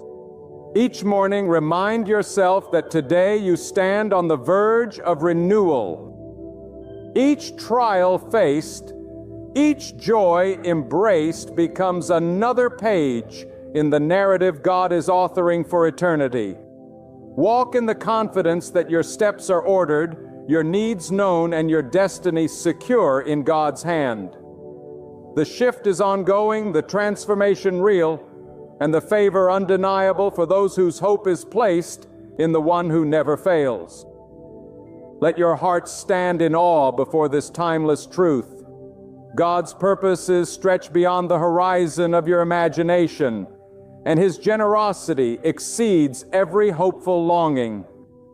If doubt has lingered or fear whispered that you're forgotten, let assurance rise in your spirit. God never abandons those who wait in expectant faith. As the Creator breathes new life into tired dreams, receive this moment as an invitation to participate in the unfolding of a purpose much grander than you could devise. The shift you are sensing is not mere coincidence. It is the choreography of the divine guiding your steps to places of peace and flourishing. Do not shrink from uncertainty, for every uncertain path is an opportunity for discovery, a canvas on which God leaves unmistakable marks of kindness and wisdom. Instead of striving for answers, abide in the shelter of trust. Watch how God turns scarcity into abundance, not just in material matters, but in wisdom, peace, and relationships that anchor your soul. He is the restorer of what was lost and the multiplier of every seed sown in hardship. The valleys you feared to cross prepare you for mountaintop vision, strengthening character and gifting humility. Let your words become mirrors reflecting God's steadfastness into your circumstances and into the lives of those around you. Speak affirmations of hope into places where silence has reigned too long. Each declaration of faith is both a claim of territory and an invitation for God to reveal even greater wonders. Let the rhythm of prayer be your heartbeat. Make gratefulness your resting place. Ask boldly, not because of your worthiness, but because God's capacity to give knows no limit. At every crossroad, remember that God's guidance is a lamp that cannot be extinguished. Even as uncertainties swirl, trust that God sets the boundaries of the storm and determines when the sun will break through the clouds. What may begin as a test of endurance becomes an arena for God's faithfulness to shine. Where others predict defeat, God announces victory. Where the world points to endings, God crafts new beginnings brimming with potential. Embrace hardships as invitations, not to despair, but to deeper intimacy with the one who governs all things. Maintain integrity in moments unseen, for God honors the private battles as much as the public triumphs. When resentment or bitterness tempt you, release them, choosing the liberating path of forgiveness. For in doing so, you make more room in your soul for blessings yet to descend. Allow your perspective to widen, recognizing that the shift you receive is rarely meant for you alone. Each gift, each breakthrough, each act of favor bestows upon you the privilege to uplift others and reflect God's boundless compassion. Live generously with open hands and an open heart. Let your life become an echo of God's goodness in someone else's wilderness. If you wake some morning still heavy with questions, let hope be your anthem and persistence your companion. Remind yourself that God's resolve to do you good is steadfast and His timing impeccable. Be willing to let go of expectations that limit your faith. Trust instead the journey that is still unfolding, knowing that God's view is never obstructed. Draw comfort from the knowledge that what He ordains He provides for, and what He promises He brings to completion. As you press forward, guard your peace fiercely, nurture your joy, and continue to sow faith into your days. It is not only victory that signifies God's favor, but the peace that endures through trials, the hope that refuses to dim, and the willingness to love without conditions. These are the true marks of a life touched by God's hand. Final word. Let your spirit rise as you step into a new horizon, confident that God is at work even in the unseen places. Begin each morning clothed with courage, humility, and thankfulness. Remember, no challenge is too great, no delay without purpose, and no vision too large when entrusted to the hands of the Almighty. Hold fast to the truth that God is not only transforming what surrounds you, but also molding you into a vessel of hope, wisdom, and compassion for those around you. Stand unshaken in faith, open-handed in generosity, and unwavering in trust. For the one who has called you is forever faithful. His grace will always reach you. His wisdom will always direct your steps, and His love will never leave your side. The divine turning point is not simply approaching, it has already begun, weaving a tomorrow brighter than your imagination can hold. Stay steadfast, for when God moves, every force aligns in your favor. Have you ever walked through a season where every part of you wanted to argue, to defend, to prove your point, yet God whispered, "Be silent"? Not because you lost the battle, but because He was preparing to move in such a powerful way that your words would only interfere. This silence is not defeat. It is the pause before the downpour of blessings. It is the holy quiet that comes just before a miracle so undeniable it will speak louder than anything your voice could declare. God does not require noise. What He requires is your trust. And sometimes the greatest proclamation of faith is to remain silent. Be still.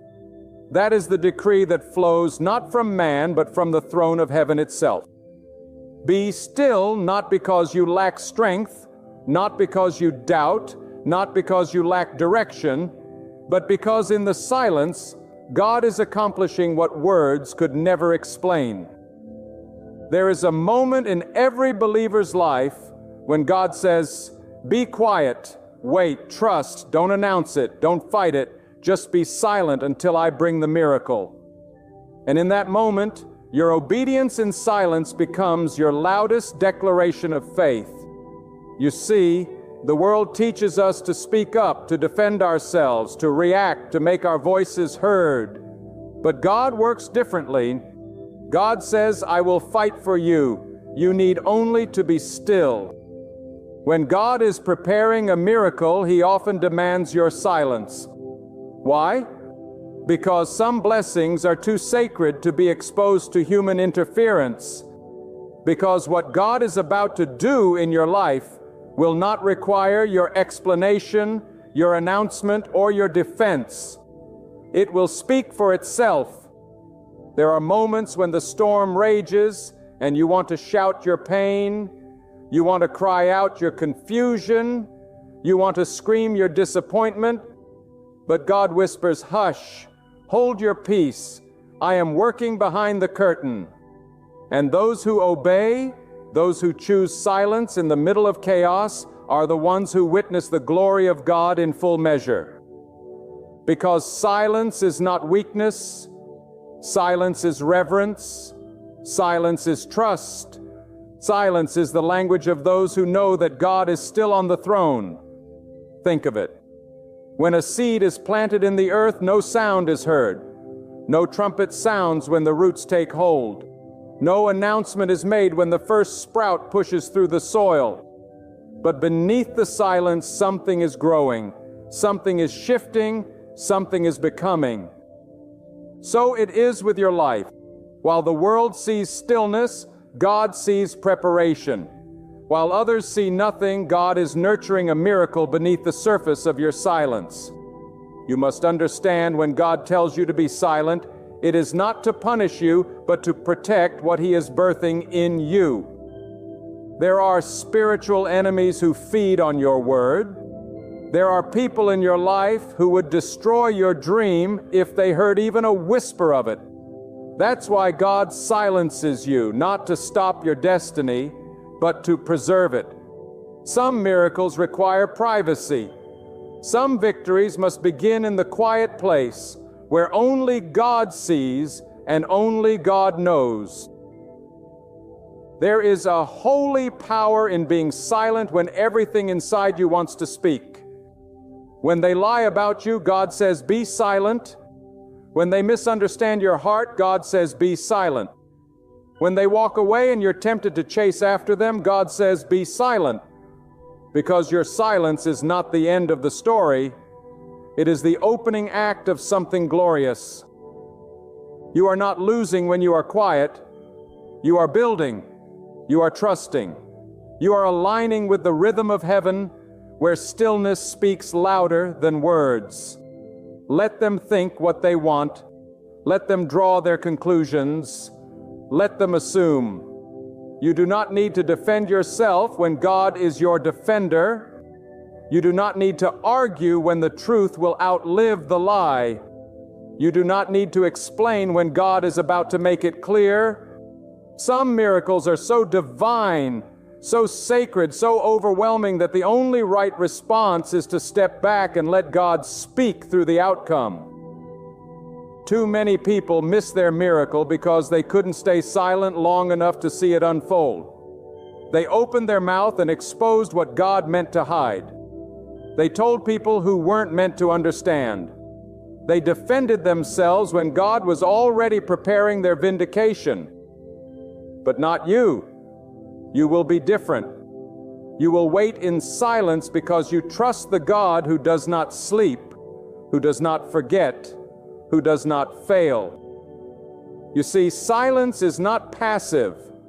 It is powerful. Silence does not mean nothing is happening. It means everything is happening. But under divine management, the most powerful moments in your life may come not when you shout, but when you are silent and let God move. Your silence becomes a sanctuary. It becomes a testimony. It becomes a holy space where God says, "Now I can work without interference." When God tells you to be silent, He is inviting you into a sacred partnership. He's saying, "Let me speak for you. Let me make the way. Let me shut the mouths of the lions. Let me silence your accusers. Let me show them what I can do with a vessel that knows how to wait in stillness." Because those who wait in silence are those who rise in strength. They don't waste energy trying to prove anything. They don't exhaust themselves explaining to people who were never meant to understand. They conserve their faith. They protect their promise. They guard their peace. And yes, it's hard. It's hard when you're misunderstood. It's hard when people walk away. It's hard when your name is dragged through the mud and all you want to do is shout the truth. But God is not asking you to shout. He's asking you to trust. He's asking you to let Him reveal the truth. Because when God vindicates you, it will be undeniable. When God blesses you, even your enemies will have to admit that something divine has taken place. So do not fear the silence. Do not curse the quiet season. That silence is sacred. It is the pause before the breakthrough. It is the breath before the birth. It is the stillness before the storm breaks in your favor. Some of the loudest victories begin in absolute silence. When you learn to be silent in faith, you allow God to speak in power. There are seasons in your life when you must walk with sealed lips and open hands. Not because you have nothing to say, but because you trust the one who says it all. God does not need your explanations. He does not need your arguments. What He needs is your surrender. And silence is a form of surrender. Silence says, "I could speak, but I choose to trust." Silence says, "I could fight, but I choose to believe." Silence says, "I could explain, but I choose to wait on God." And God honors that kind of faith. He honors that kind of discipline because He knows the power that is coming. He knows the miracle that is on the way. And when it comes, it will speak volume. The very people who doubted you will have no choice but to watch.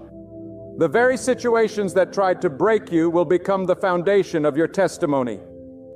But only if you can stay silent long enough to see it through. The silence is not empty. It is full of God's movement. It is full of angels being dispatched. It is full of closed doors being unlocked. It is full of favor that is being arranged.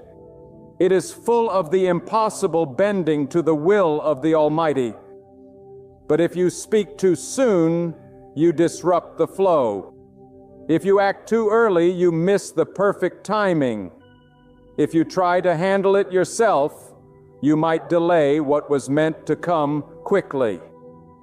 So be silent, not in fear, but in faith, not in weakness, but in wisdom, not in defeat, but in divine expectation, because something is coming. Something is shifting. Something is being orchestrated that you couldn't plan even if you tried. But it requires your stillness. It requires your restraint. It requires your ability to sit in the presence of God and let Him do what only He can do. Some of you have been praying for something big, something life-changing, and God heard you, but now He's saying, let me work. Let me finish what I started. Stay quiet while I build the miracle. Your job is not to announce it. Your job is to prepare for it. Your job is to stay in the secret place, holding on to your peace, keeping your mouth shut and your heart open. Because the more silent you become, the louder God will speak through the outcome. The more you resist the urge to speak prematurely, the more glorious the testimony will be when the time is right. And when it happens when it happens, it will not require an introduction. The miracle will be its own announcement. The blessing will be its own defense. The power of God will be so evident that even the doubters will fall silent. You do not have to fight for what God has already promised you. You do not have to scream for what God has already secured. Be silent and let the evidence speak. Be silent and let the harvest reveal what was planted in secret. Be silent and let God show the world who He has been shaping you to become. Because the truth is, the ones who are the most powerful in the kingdom are not the loudest. They are the most obedient. They know when to speak and when to be silent. They understand the rhythm of God's timing. And when you learn that rhythm, you will walk in a peace that cannot be shaken and a power that cannot be stopped. So do not despise the silence. Do not rush out of it. Embrace it. Honor it. Because in that silence, God is building something eternal. In that stillness, God is preparing something unshakable. And when the appointed time comes, your silence will break into celebration. Your stillness will explode into blessing. Your waiting will be rewarded with wonders. When God calls you to silence, He is not pushing you away. He is drawing you in. He is inviting you into a deeper intimacy, a divine closeness, where the noise of the world fades and only His whisper remains. In that sacred silence, your soul becomes attuned to things that others cannot perceive. Your ears begin to hear not the opinions of men, but the directions of heaven. And in that silence, your spirit becomes strong, not through speaking, but through listening. Because there are revelations that only come when the mouth is shut and the heart is wide open to God alone. God does not rush. His power is not hurried. His timing is not dictated by your anxiety. God moves with purpose, with precision, and with perfect wisdom. And sometimes the silence is His signal that He is orchestrating something far beyond your current understanding. While you're worried about how things appear on the surface, God is working deep underground, aligning circumstances, shifting hearts, and preparing the moment when the curtain will rise and His glory will be revealed. But until then, He tells you to hold your tongue, not because you are voiceless, but because your voice is being preserved for a greater proclamation. There is strength in restraint. There is victory in waiting. God honors the one who trusts His pace more than their emotions. When you feel surrounded, when you feel overlooked, when your spirit is weary from battles that no one sees, do not break your silence with fear or frustration. Speak only in prayer. Speak only in faith. Let your soul cry out to God in the quiet, not in the noise of panic, because God hears what no human ear can catch. He listens to the silent prayers, the ones that have no words, only groans, tears, and unspoken hopes. Do you know why God wants you to be silent before the miracle? Because words have power, and in moments of testing, careless words can sabotage divine timing. You might confess doubt when you should be declaring trust. You might invite negativity when you are meant to guard your atmosphere. You might release fear into your environment when faith was supposed to saturate the room. That's why silence is not just avoidance. It is spiritual discipline. It is strategic stillness. It is guarding the atmosphere of your miracle. God is not asking you to pretend everything is fine. He's asking you to put your trust in the unseen. He's asking you to stop managing the outcome and start surrendering to His authority. Because your silence is not ignorance. It is recognition. Recognition that God is wiser than your plans.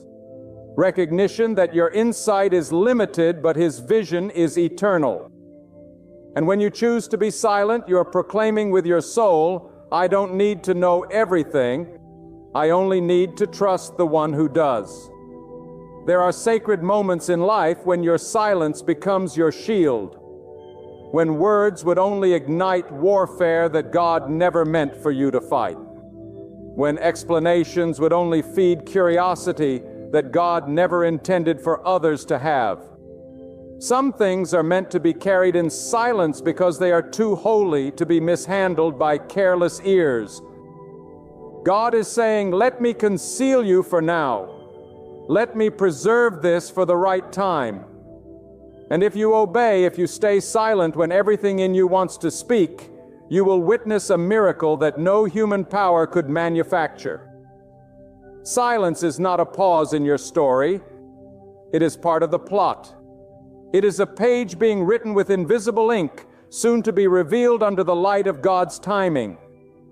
You may not see it now, but silence is sacred soil. It is where your roots grow deep, your character is refined, and your spirit is anchored. When God keeps you quiet, it is not rejection. It is preparation. You are being forged in the fire of faith. You are being trained to carry glory that cannot be tainted by the noise of this world. Don't confuse silence with stagnation. Just because you don't see movement doesn't mean there isn't progress. God does some of His most powerful work in the dark, in the quiet, in the unseen. Look at the sky. It moves in silence. The earth rotates without a sound. The heart beats without shouting. The most essential forces in life operate without noise. So it is with God. His greatest acts often come wrapped in silence until the moment they explode into undeniable reality. God may silence you not to hold you back, but to push you forward without distraction. He may be keeping you quiet so He can shield your vision, protect your growth, and prepare your breakthrough in a chamber of stillness. Sometimes the silence is your ark, the place where you are sealed off from the flood of confusion and opinion. God shuts the door not to isolate you, but to preserve you. And when the rain stops and the waters recede, you will step out into new territory, refreshed, renewed, and ready. God is not in the business of empty silences. Every quiet season has a divine purpose. Every unanswered question, every restrained word, every withheld explanation, all serve a greater plan. You may not understand it today, but one day when the miracle unfolds, you will look back and thank God that He taught you to keep your peace. Because if you had spoken too soon, if you had exposed the vision too early, if you had tried to explain what only heaven could interpret, you might have delayed what was destined to be yours. You must understand God is not only working in your situation, He is working in you. The silence is molding you. It is teaching you the strength of stillness, the courage of surrender, the wisdom of restraint. You are learning that not everything deserves your reaction. Not every situation requires your words. Sometimes the most powerful thing you can say is nothing and let God be the one who responds. Even when they question your silence, even when they mock your stillness, even when they pressure you to speak, stay grounded. Trust that God sees what others don't. Trust that He is building a testimony that will require no introduction. Trust that what He has promised in the quiet will come to pass in the light. And when it does, those who laughed at your silence will be silenced by your results. Let your quiet confidence in God become your shield. Walk through the storm with peace. Let the winds rage. Let the doubters speak. Let the noise rise. None of it will move you because you are anchored in the presence of the Almighty. You don't need to shout when heaven is already roaring in your defense. You don't need to prove yourself when God is the author of your reputation. In time, the silence will end. In time, the voice of God will thunder. In time, the miracle will manifest. And when it does, your obedience will have been the seed that unlocked it. So hold fast. Don't break the silence just to satisfy the flesh. Don't disrupt the process just to ease your emotions. There is a reward for those who wait quietly, faithfully, fully surrendered to the will of God. When the appointed time arrives, your silence will turn to song. Your stillness will erupt into strength. Your private trust will produce public breakthrough. And all will know it was not your words that brought the victory. It was your surrender. It was your obedience. It was your willingness to be silent, even when silence was misunderstood. There is a time when silence becomes your shield, not just from the chaos around you, but from the traps the enemy sets ahead of you. The enemy thrives on your reactions. He listens closely to your panic, feeds on your impatience, and seeks to twist your words against you. But when you are silent, truly silent in the presence of God, you strip the enemy of his weapon. You confuse the camp of darkness because they cannot figure out what you are thinking, what you are planning, or what you are expecting. Silence frustrates the enemy because it means you're no longer reacting. You're waiting. You're no longer trying to control. You're surrendered. And when you surrender to God, no force on earth or in the unseen world can stop what He has ordained. There is a stillness that does not come from laziness, but from boldness. It is the stillness of the one who knows, I've placed it in God's hands and I will not pick it back up. There is strength in sitting down when everything in you wants to rush ahead. There is wisdom in keeping quiet when everything in your flesh wants to scream. And there is power in trusting that the one who formed the stars is perfectly capable of handling the details of your life. God is not seeking those who panic in the waiting. He is seeking those who trust in the pause. Do you know why God tells you to be silent before the miracle? Because He wants you to recognize that He alone is the source. Not your words, not your wisdom, not your networking, not your charisma, only God. He wants your testimony to be free from contamination, free from pride, free from the fingerprints of man. That when the blessing comes, it will be undeniably marked by the power and presence of God. And no one else will be able to take the credit. The silence is not a punishment. It is a purification. It is the place where your motives are refined, where your desires are tested, where your heart is aligned with God's will and not your own. In the silence, you are stripped of distractions, illusions, and pride. You are brought face to face with the reality that no matter how loud the world gets, the only voice that truly matters is the voice of God. Some people cannot handle silence because they are addicted to noise. They seek validation from people. They chase applause. They need someone always agreeing with them to feel right. But when God takes you into the silent place, He severs your dependence on external affirmation. He detaches your peace from people's approval. He teaches you to live off of His voice alone. And that kind of transformation cannot be bought, cannot be borrowed, cannot be imitated. It can only be learned in the stillness with God. You see, when you stay silent, you are not just avoiding speaking, you are tuning in to hear the instructions that only come in stillness. Because there are assignments that God will only whisper, not shout. There are directions He gives only to the soul that is quiet enough to receive them. If your life is filled with constant noise, constant venting, explaining, overthinking, you may miss the subtle nudge of God that shifts everything. But in silence, you become sensitive. You begin to discern what others overlook. You begin to walk not by reaction, but by revelation. And here's the truth. Not everyone is meant to understand what God is doing in your life. Some things are so holy, so delicate that even sharing them too soon can cause spiritual damage. There is a reason God says conceal a matter until the time is ripe. Your silence becomes a covering for the sacred.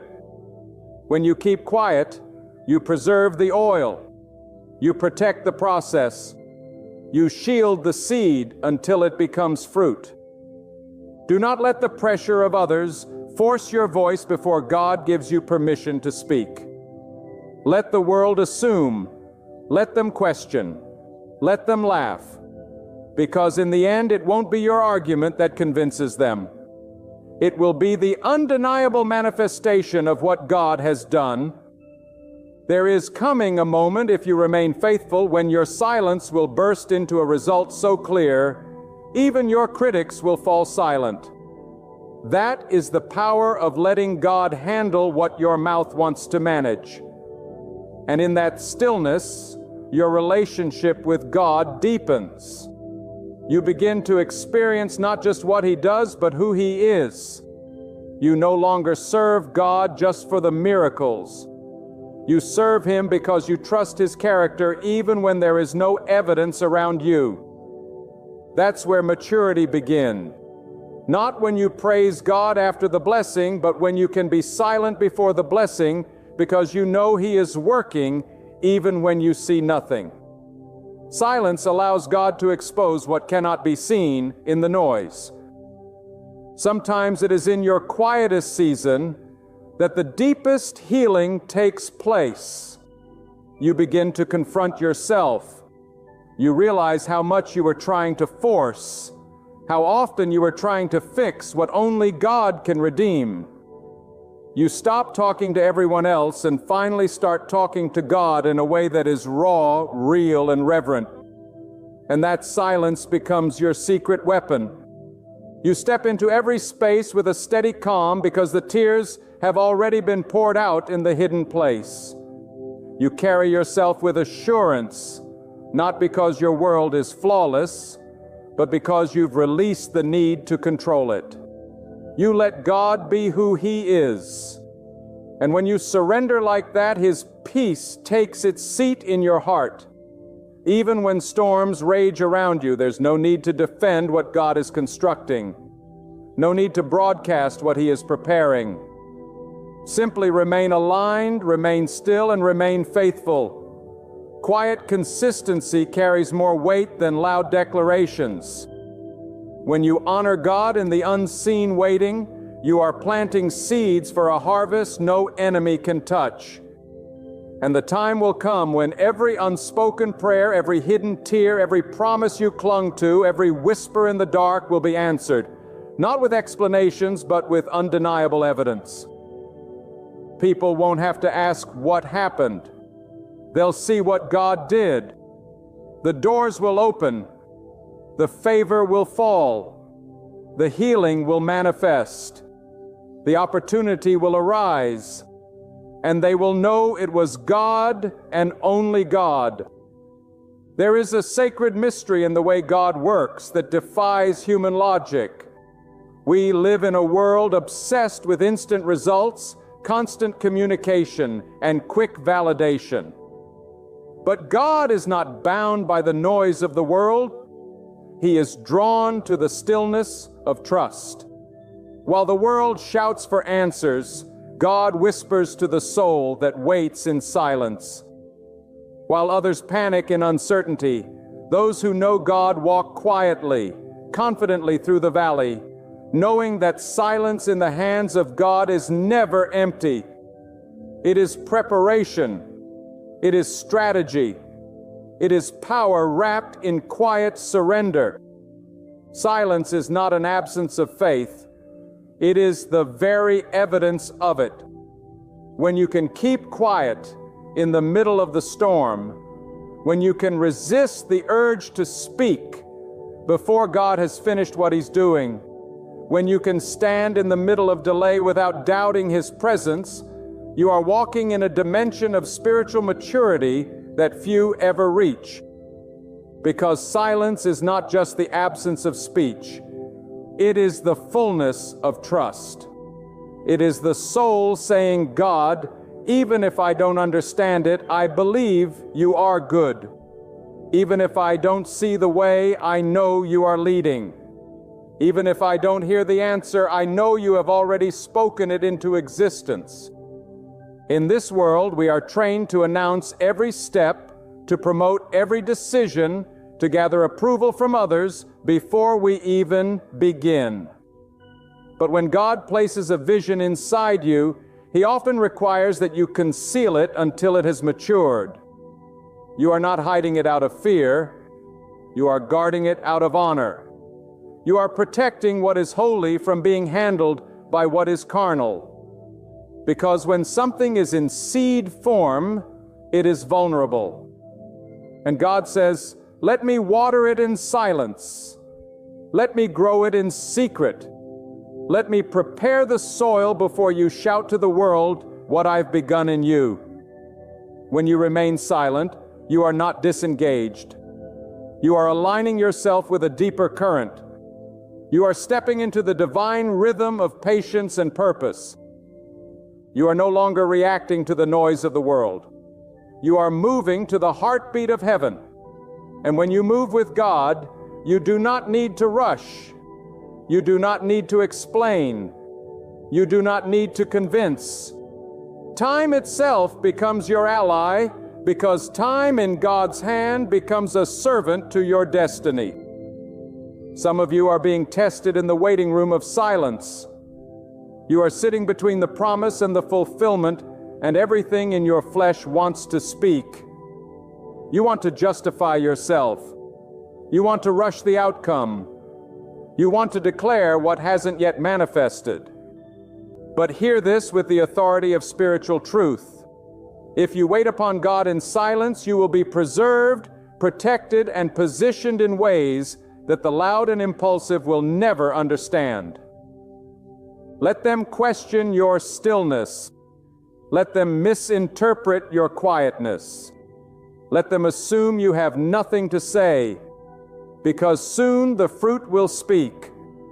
Soon the outcome will roar louder than anything you could have said. And in that moment, your silence will be vindicated. Because it was not silence out of weakness, it was silence out of obedience. It was not fear, it was reverence. You were not mute, you were listening. And the one who listens in silence is the one who will hear the secrets of heaven. God does not reveal His deepest plans in the clamor of the crowd. He speaks in the stillness to the one who turns off the noise, who shuts the door, who quiets the soul before Him and says, God, I don't need the world's noise. I need your guidance. That is the soul God will fill. That is the life God will use. That is the vessel God will pour out His glory upon. You must learn to trust that silence is not avoidance. It is a vessel that holds the promises, the instructions, the whispers of God that carry more weight than the loudest human voice. When God instructed His chosen ones to walk around the city walls without speaking a word, it was not for lack of courage. It was a divine strategy, because sometimes the miracle does not come when you shout. It comes when you are willing to walk in silence, trusting that the command of God is greater than your need to be understood. There are moments in your life when the silence will be your shield from destruction. If you speak too soon, you may reveal the blueprint to those who will sabotage it. If you share too early, you may allow doubt to enter through the voice of others.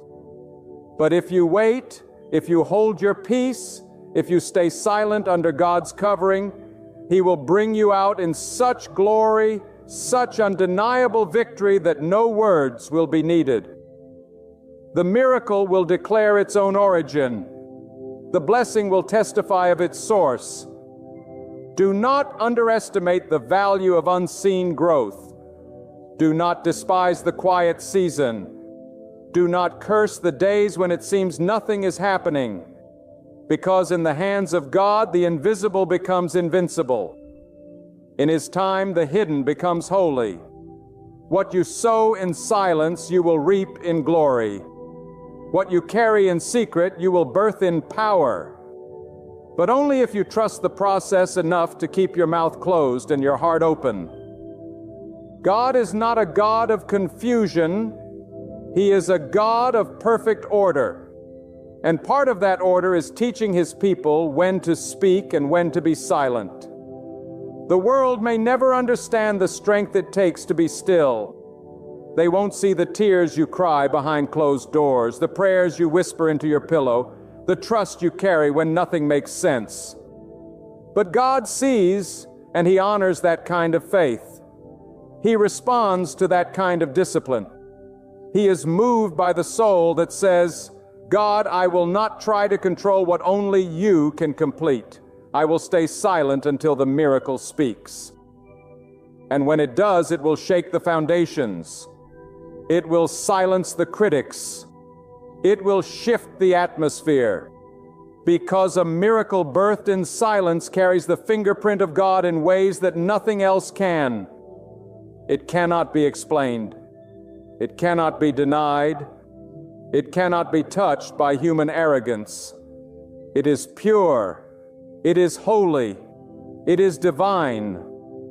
There comes a time in every soul's journey where the only answer God gives is silence. And that silence is not absence. It is divine intention. It is not neglect. It is sacred design. Because silence is where God pulls you out of the noise, the distractions, the false securities of this world and draws you into the secret chamber of trust. He is not ignoring you. He is refining you. He is not punishing you. He is preparing you. In that quiet space where it seems nothing is moving, nothing is changing, nothing is speaking, God is laying the foundation for something that will shake everything around you when it comes to pass. Silence is not avoidance. See, it is an altar. It is where pride dies. It is where ego is crushed. It is where dependence on self is dismantled. It is where you stop asking God to bless your timing and start surrendering to His. And when you reach that place, when you no longer need the reassurance of constant signs, when you no longer crave the validation of people's approval, then God knows you are ready. Ready not just to receive the miracle, but to carry it, protect it, and steward it with reverence and humility. God's silence is never without purpose. It teaches your spirit how to mature. It trains your inner man to see beyond the natural. While others are reacting to what they can see and hear, you are walking by something higher, by conviction, by faith, by an unshakable knowing that the Creator of all things is working behind the scenes. You are not blind. You are focused. You are not lost. You are being led through a path that no eye has seen and no ear has heard. And for that kind of journey, silence is not just required. It is holy. God sometimes commands silence because speaking too soon would contaminate what is sacred. He knows that premature speech opens the door to human interference. Sometimes even well-meaning people can speak fear, doubt, or confusion into something that was never meant for their ears. That is why God will seal your lips not as a punishment, but as protection. He will keep your vision hidden in the womb of time until it's ready to be birthed in power. And when that moment comes, it will arrive not with the noise of men, but with the thunder of heaven. The silence is a spiritual cocoon. It's where transformation takes place. The caterpillar doesn't announce to the world what it's becoming. It simply withdraws. Silence is the noise that disappears for a time, and in that hidden place, the miraculous begins. So too, God pulls you away, covers you in silence, and begins the sacred work of changing you from the inside out. And when He finally brings you forth, you will not be the same. You will not need to explain what happened. Your presence will carry the evidence. Your peace will testify. Your victory will speak volumes. People may mock your silence. They may question your inactivity. They may misread your restraint as weakness. Let them assume. Because when you are silent by God's instruction, you are not standing still. You are standing in position. You are not being passive. You are being sharpened. And when the time is right, God will release you like an arrow straight into the target of His will. But if you move too early, if you speak too soon, if you step out before He says go, you could forfeit what was already yours. There is a divine authority that comes with obedience to God's timing. It is not loud, but it is unshakable. It does not boast, but it cannot be denied. It is the authority of one who has been tested in silence, refined in waiting, and released in perfect alignment. That kind of authority cannot be taught. It must be cultivated in the fire of surrender. And only those who walk through the valley of silence and still choose to trust God will carry it. When God tells you to be silent, He is saying, "Let me speak for you. Let me show them who you are. Let me reveal the truth. Let me bring justice. Let me shine light on what has been hidden." You do not need to rush to defend yourself. You do not need to fight every accusation. When God is involved, He will not only vindicate you, He will elevate you. And your silence will become your crown. There is something deeply powerful about refusing to speak against what God is allowing. Even when it hurts, even when it seems unfair, even when the waiting is long, when you stay silent in submission rather than lashing out in frustration, you are telling God, "I trust you more than I trust my own understanding." And that kind of trust moves the heart of God. It invites Him into your situation in a way that words never could. Let this truth burn into your spirit. Silence in God's hands is never wasted. Every second of your quiet obedience is building a testimony that will thunder when it is released. You may not feel it, but roots are growing. You may not see it, but foundations are being strengthened. You may not hear it, but doors are unlocking in realms you haven't even entered yet. And when the appointed time arrives, God will reveal what He was doing all along. And the silence will have been the soil that nourished the miracle. So endure the silence with courage. Embrace the stillness with reverence. Do not rush to speak just to feel in control. Do not allow your impatience to drown out the quiet voice of God. There is power in staying quiet until God gives the release. And when that release comes, it will come with undeniable evidence. It will come with favor no man can fabricate. It will come with a peace that silences every voice of doubt. Remember, even the earth had to wait in silence before light was spoken into existence.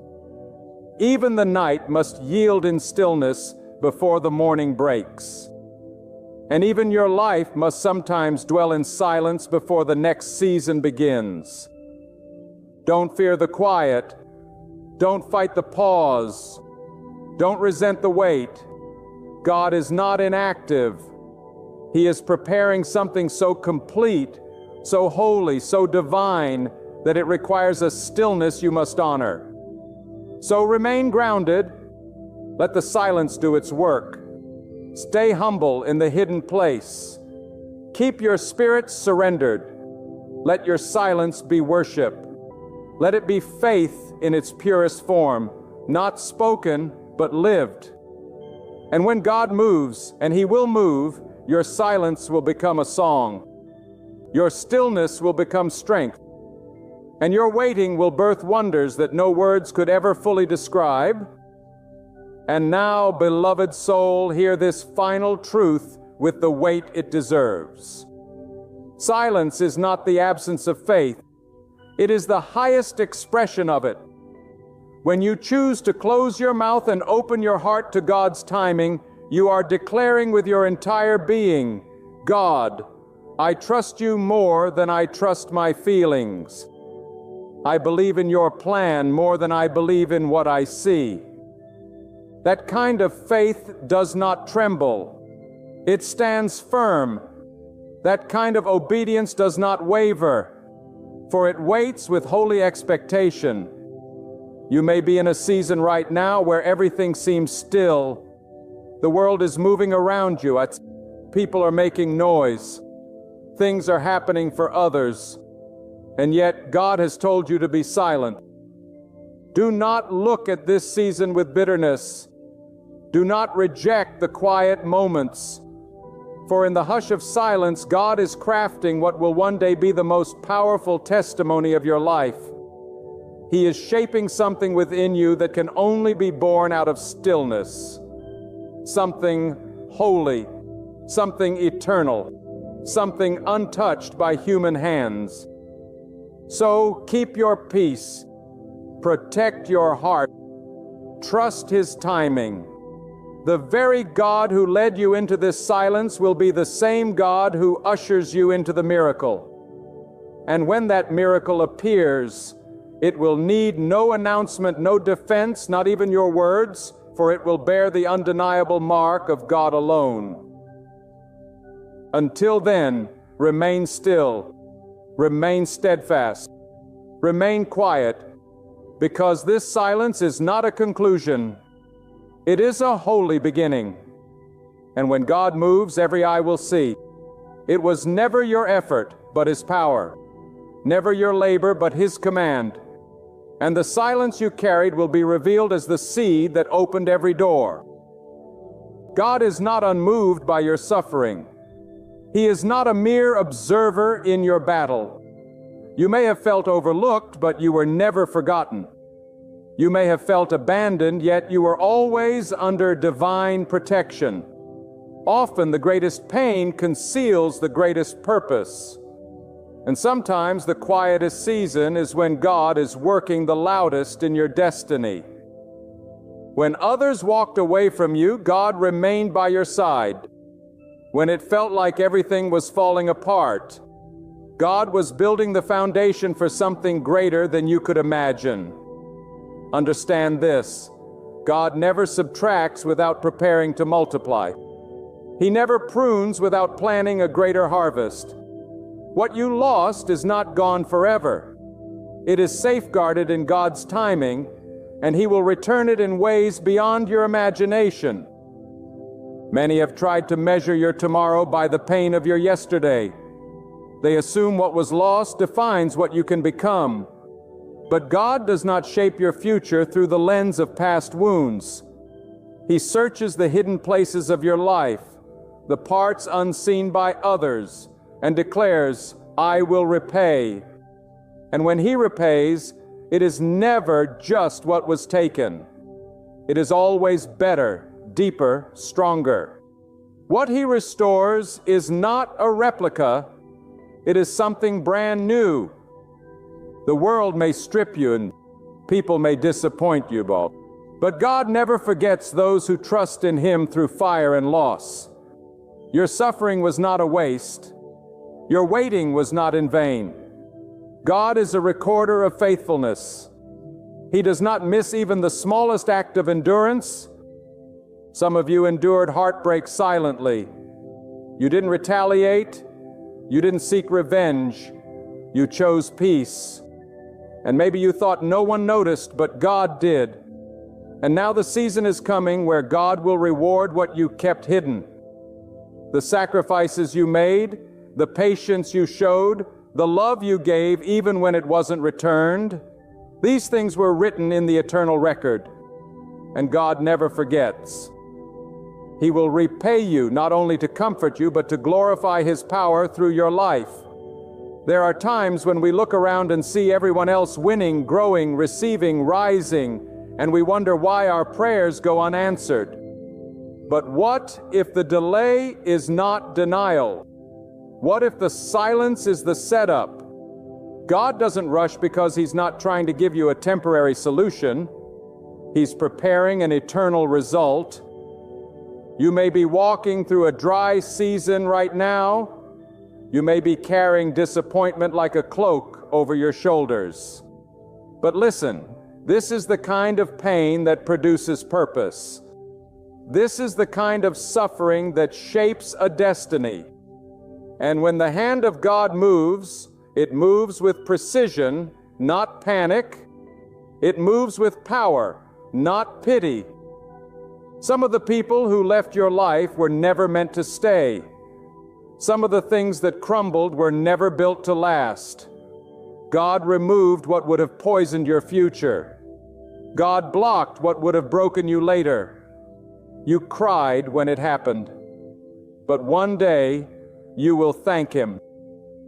You will look back and understand that the loss made room for the blessing, that the closed door was protection, that the silence was sacred, that the emptiness created space for something eternal. And here is what must be known. When God repays, it will come at a time when you least expect it. You won't have to chase it. You won't have to beg for it. The repayment of God is not earned. It is received by those who endure. It is for those who kept walking when everything told them to stop. It is for those who believed even when there was no evidence. That's who God rewards. Not the strongest, not the loudest, but the faithful. Those who said, "I don't understand, but I will keep trusting." That kind of heart touches the throne of heaven. If you've lost years to pain, to trauma, to injustice, God can restore in one moment what was taken in 10 years. If you've lost relationships, God can bring the right ones in due time. If you've lost dignity, peace, or stability, watch as God restores not just what was lost, but more than you imagined. You're not forgotten. You're not overlooked. You're not cast aside. You are on the mind of the one who rules all things. And when He repays, the world will know it wasn't you. It was God. It wasn't your effort. It was His mercy. It wasn't your strength. It was His divine favor. Every loss you endured in silence was a seed planted in God's soil.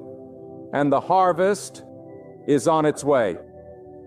Not just a restoration of what was, but a transformation of who you are. That's the real repayment. Not just external blessings, but internal strength. Not just material things, but deep peace. Not just reputation, but wisdom that cannot be stolen. And once you receive that kind of reward, no one can take it away because it didn't come from people. It didn't come from people. It didn't come from the world. It came from God, and it belongs to you. You may have been broken, but you are not defeated. You may have been emptied, but you are not finished. The greater the loss, the greater the glory that follows when God repays. So don't shrink back. Don't lower your expectations. Don't bury your hope. Lift your eyes. Raise your voice. Strengthen your soul. Because repayment is coming, and it is not small. It is pressed down, shaken together, running over. It is divine repayment measured not by your pain, but by God's purpose. Those who tried to destroy you didn't realize they were pushing you into the arms of the one who holds all power. Those who mocked your loss will witness your elevation, not because you fought back, but because you trusted God. And now, God will fight for you. You don't need to prove yourself. You don't need to explain your journey. When God repays, He speaks louder than any critic. He moves stronger than any enemy. He opens doors no one can shut. And He does it in such a way that only one name receives the glory His. You see, there are moments in life when all that remains is your cry to God in the dark. The friends are gone.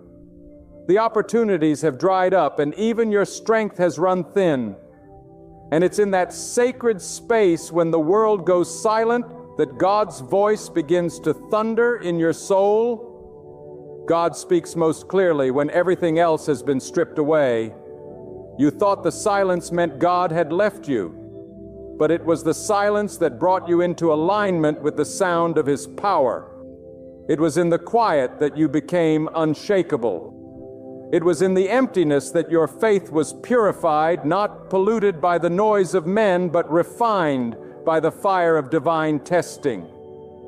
Do not let the weight of what you lost convince you that it was for nothing. Every closed door, every betrayal, every loss has a divine fingerprint on it. God doesn't just allow suffering, He transforms it.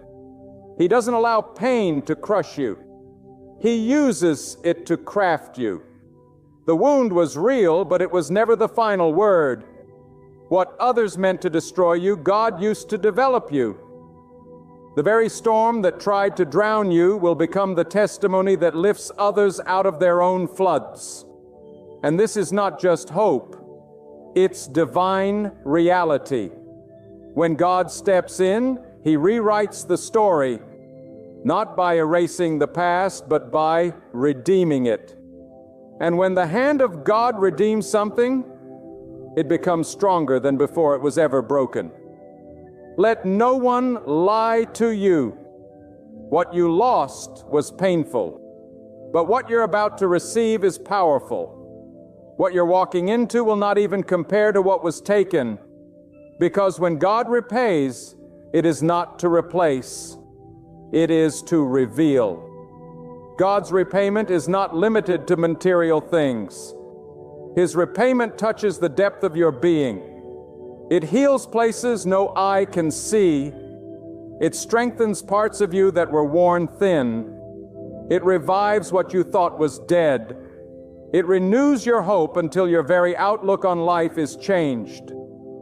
You no longer walk with a limp. You walk with purpose. You no longer beg for peace. You live in it. You no longer chase after what was lost.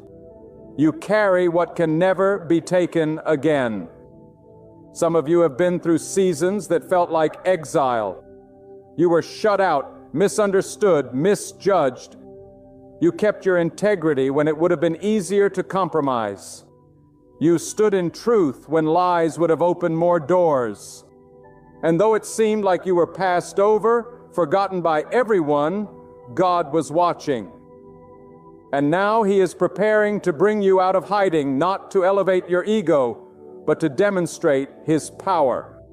What was done in secret will be rewarded in the open, and not by man's timeline, but by God's. Every time you stayed silent when you were slandered, every time you gave when no one noticed, every time you refused to sink into bitterness, God saw. And now the heavens are rumbling with movement on your behalf. The repayment of God is coming, not because of who you are, but because of who He is. He is just. He is aware. He is never late. And when He repays, He not only fills what was empty, He overflows it. He doesn't just settle the score, He raises the standard. And those who thought your story was finished will have to witness the next chapter written by God's own hand. You might feel like your life has been in delay. You prayed, you hoped, you waited, but nothing changed. Listen carefully. God's delay is not denial. Delay is the proving ground of faith. It's where God watches to see if you will trust Him even when there is no evidence. Will you still believe when nothing seems to move? Will you still stand when every voice around you says, "Sit down"? Will you still expect the rain when the sky is dry? That's where the strong are separated from the shallow. That's where the strong are separated from the shallow. That's where the strong are separated from the shallow. That's where the faithful rise. And for those who have endured that kind of season, God has a reward that no one can calculate. Not only will God repay you in your lifetime, but your legacy will carry that reward forward. Generations will be blessed because of how you endured. Entire bloodlines will be shifted because you chose to believe when it would have been easier to quit. This is not just about you. This is about what God is building through you. Your life is the ground where divine restoration is being planted. Your future is the field where the harvest will come.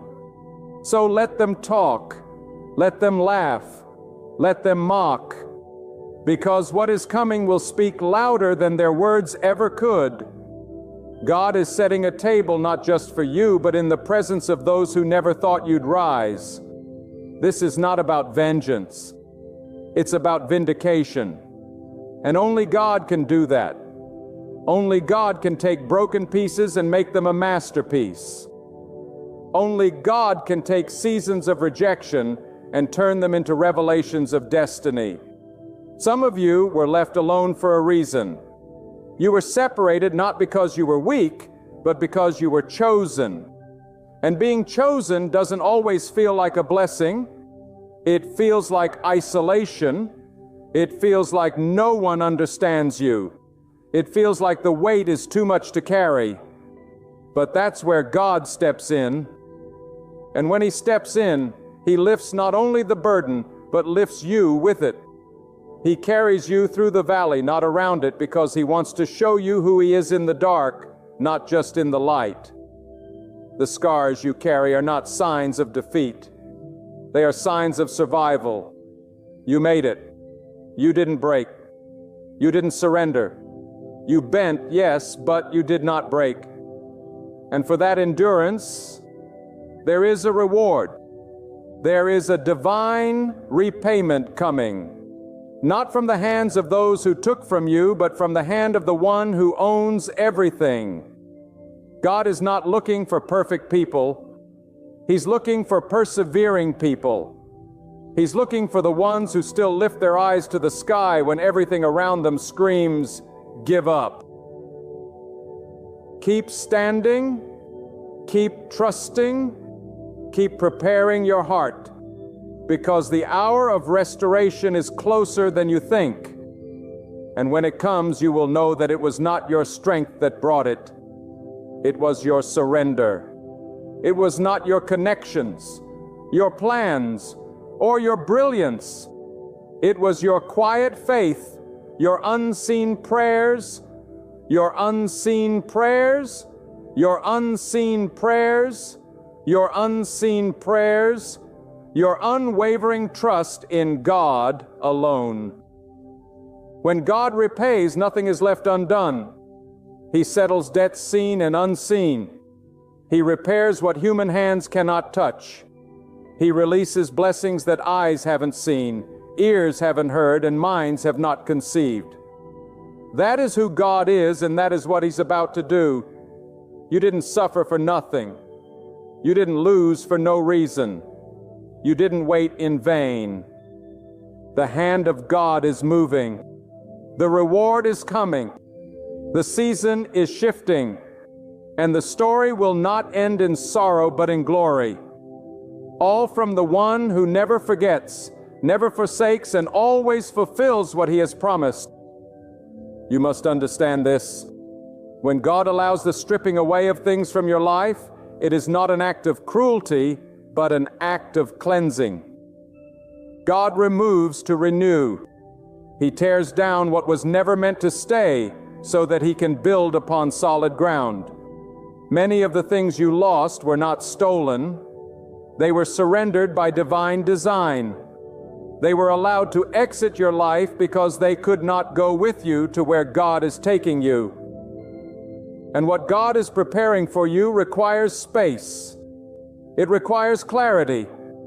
It requires a deeper trust in Him alone. Because if your faith is still anchored in what people say, in what your eyes see, or in what your hands can hold, then it's not yet anchored in God. There is a kind of peace that only comes after the storm. There is a kind of wisdom that is born from waiting. There is a strength that only rises when you've been brought low. And that's why some of you had to go through the pain, the loss, the confusion, so that what you now carry is not shallow belief, but unshakable conviction.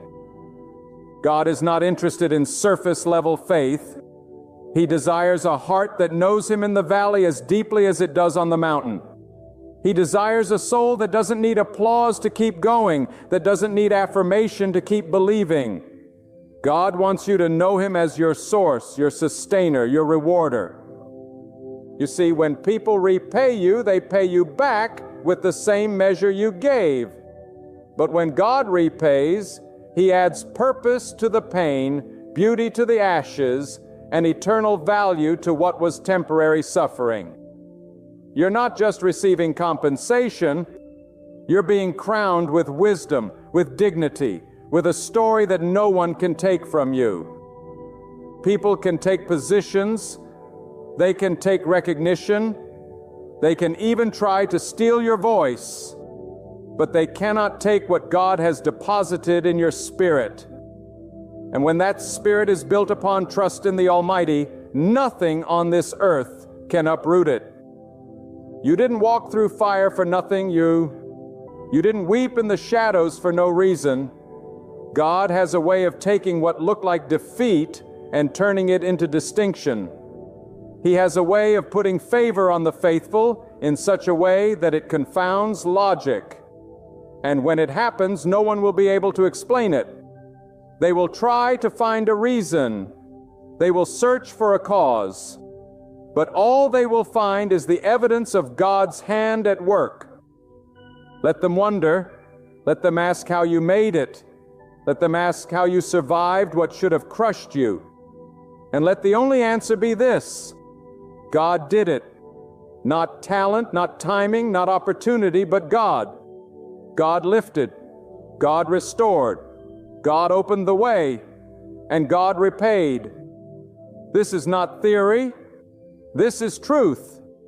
And you're not just hearing it. You're about to live it. There are things you lost that you haven't even grieved properly because life moved on too fast. But God doesn't forget what your soul remembers. He knows the weight you carry in silence. And His repayment comes not just to replace, but to redeem. He doesn't return things as they were. He transforms them into what they were always meant to be. That broken relationship you cried over, that opportunity that slipped through your fingers, that time you feel you wasted, None of it was meaningless. In God's hands, even regret becomes a tool for renewal. Some of you are carrying the pressure of proving yourself. You feel like you have to succeed just to silence the voices of doubt around you. But listen carefully. Your worth does not come from proving others wrong. It comes from knowing that God is always right. And when He says He will repay, that's all you need to stand on. Don't waste your energy on revenge. Don't waste your heart on bitterness. Don't waste your future trying to make sense of why it happened. Instead, focus on who God is and what He's still going to do. You haven't missed your moment. You haven't gone too far. You haven't failed too deeply. What you lost may have shaped your past, but it cannot define your future unless you let it. And when God repays, He doesn't consult your past to determine your blessing. He consults your faith. He looks at your heart. He looks at what no one else sees. And from that hidden place, He brings forth public restoration. God knows how to take a buried seed and cause it to bloom in a new season. Just because you can't see it doesn't mean it's not growing. And just because you're still hurting doesn't mean healing isn't happening. Sometimes the deepest healing takes place beneath the surface, far before the harvest ever appears. But if you keep trusting, if you keep believing, if you keep walking in alignment with His will, the day will come when everything will make sense. And that day will not come because the world gave you closure, but because God gave you peace. Peace is part of the repayment. Clarity is part of the repayment. Stability is part of the repayment. God doesn't just restore outward success, He restores inward security. The kind of assurance that lets you sleep at night. The kind of strength that allows you to smile again. The kind of perspective that makes you thank God even for what didn't work out. Because when you look back, you'll realize that every no was a setup for a greater yes. Every loss was part of the architecture of a divine design. And now the time is coming. God is aligning things. He is positioning people. He is stirring the atmosphere. And soon, what was once out of reach will be placed into your hands. Not by luck, not by connections, but by His will. When God decides it's time, no force can delay it. And when God opens a door, no hand can close it to show. So hold fast to what you know, even when you can't feel it. Anchor yourself not in emotions, but in truth. Emotions rise and fall, but truth stands eternal. And the truth is this: God is faithful, God is able, God is just, and God will repay you, not with the things you think you need, but with what He knows will complete you. And when it comes, it will be more than enough. It will be more than expected. It will be more than you can contain, because that's how God repays, pressed down, shaken together, and overflowing. You're not at the end. You are not being punished. You are being placed. What you thought was buried is about to spring to life. What you believed was lost forever is returning in a way that will surpass every expectation. And when that season arrives, give all the praise to the one who never left you, who watched the whole journey and prepared your reward even while you walked through the storm. God was not merely a bystander to your pain. He will repay it with purpose, with peace, and with power. His timing is always perfect. Hear this clearly. When God promises restoration, He does not do it in pieces. He does not return only a portion of what was taken. He brings increase. What was stolen in sorrow will come back to you in triumph. What was endured in silence will return in joy. What was buried in darkness will rise in the light. But understand, the repayment of God is not measured by your timeline. It is measured by your transformation. Some of you are looking for compensation in material things, Bobby. But God is preparing to give you something much greater: unshakable peace, divine discernment, and a soul fortified by truth. You must not confuse the process with punishment. You must not mistake waiting for being forgotten. God delays only because He is perfecting. And when He perfects, He makes no error. The weight you carried was not because God was unaware. It was because He was preparing you to carry something heavier, something holier, something more permanent. It takes strength to receive a blessing and not be crushed by it. And God is wise enough to build the vessel before He pours in the oil. What you call delay, God calls design. And the day is coming when you will understand why it couldn't happen sooner, why it had to fall apart first, why they had to leave, why the door had to close. Because when the divine answer finally comes, it will not come to the old version of you.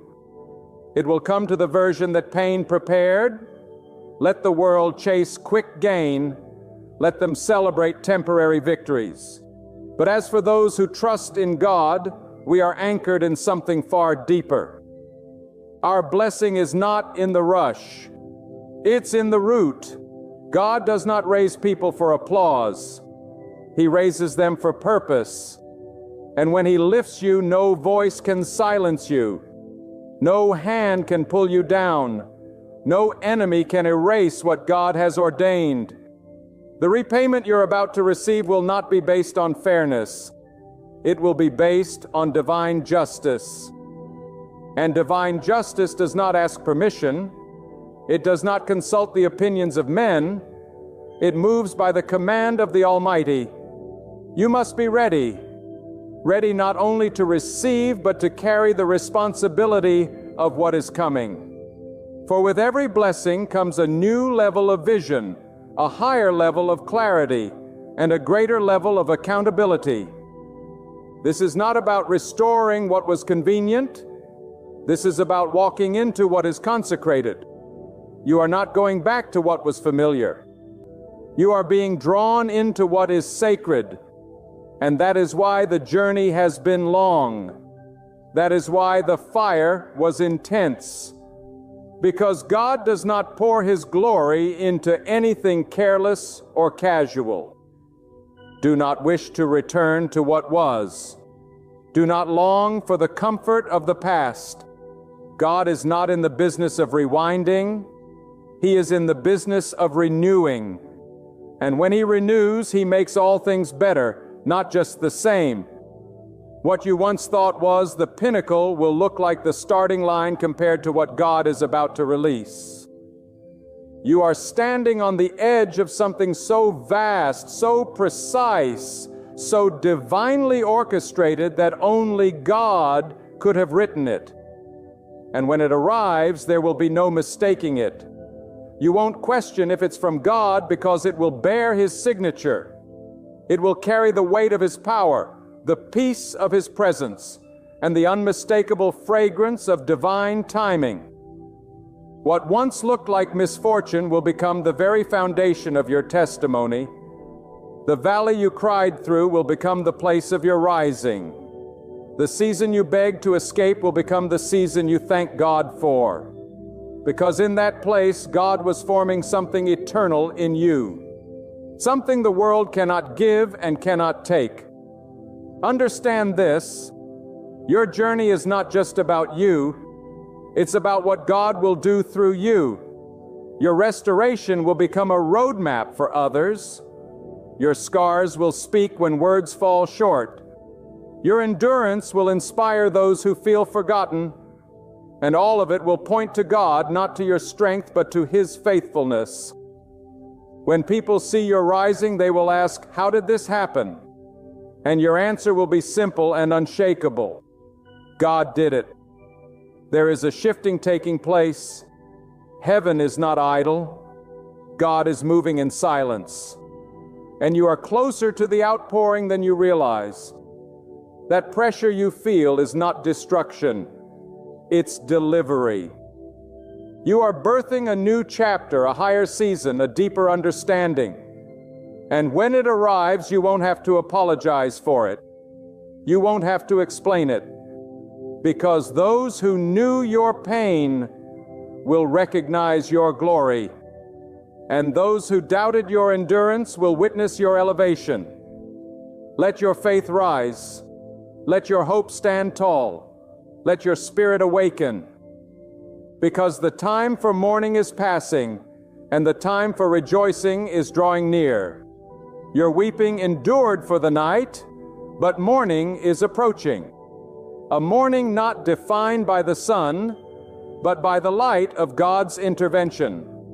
A morning where the weight is lifted, the promise is revealed, and the heart finally breathes again. God has seen every step. He has counted every sacrifice. He has recorded every moment of obedience. And now the storehouses of heaven are opening, not because you are perfect, but because you are prepared. When the hand of God moves, it is never by accident. It does not tremble. It does not hesitate. It moves with power, with perfection, and with purpose. You must understand that God is not working on your life based on convenience. He is working based on covenant. He made no mistake when He allowed you to walk through loss.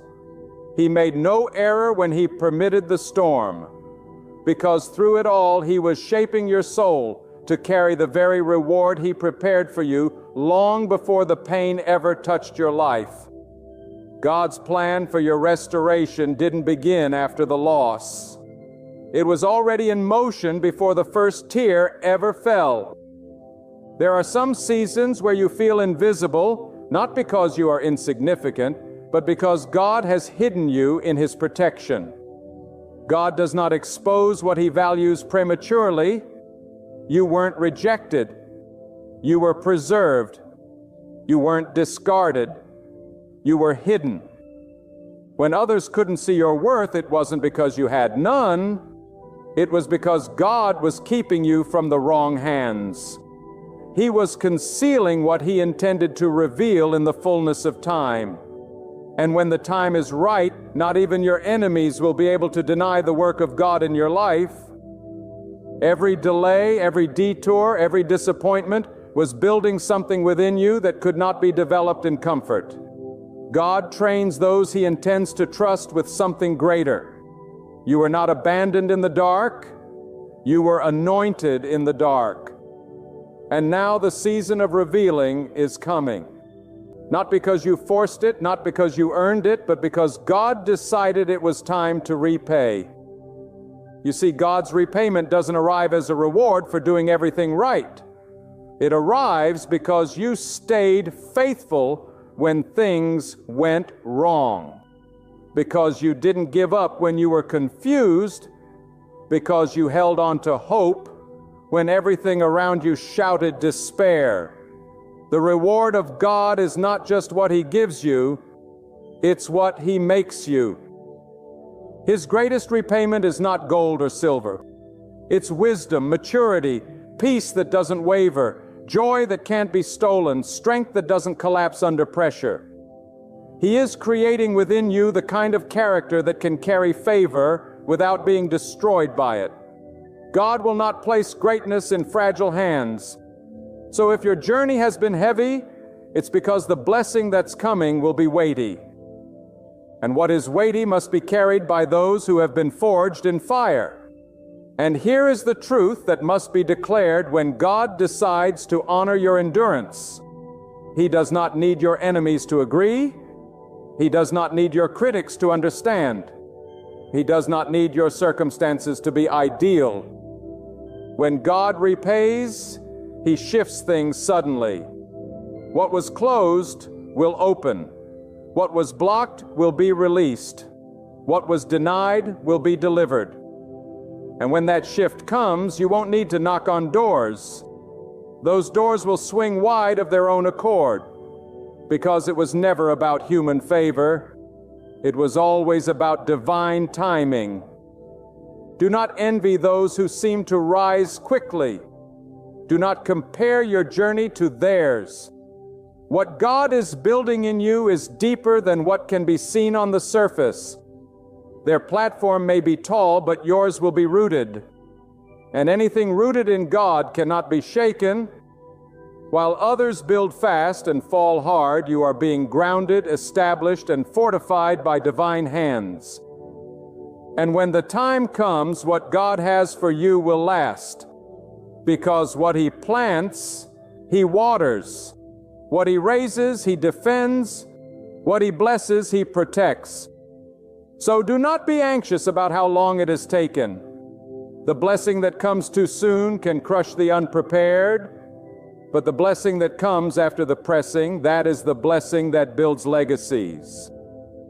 That is the blessing that touches generations. And that is the blessing God is preparing for you. Your story will not end in lack. It will not conclude in silence. It will crescendo with glory that belongs to God alone. There is a clarity that comes after chaos. There is a focus that comes after the fire. You are not who you were when you began. You have been changed.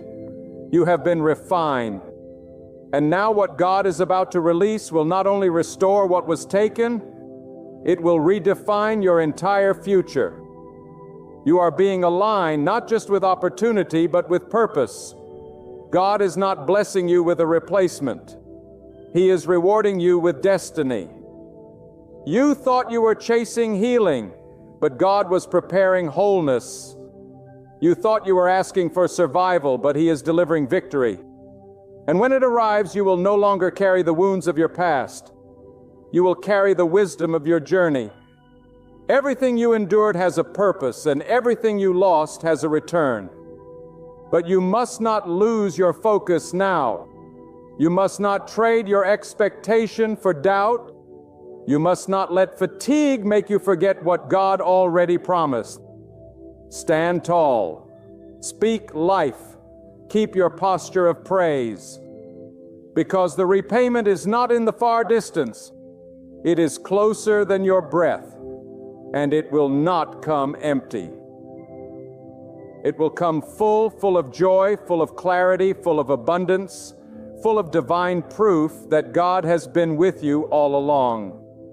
So rise in your spirit. Let your heart remember who your source is. Not the people who turned on you, not the systems that failed you, not the plans that crumbled. Your source is God, and He is not running out.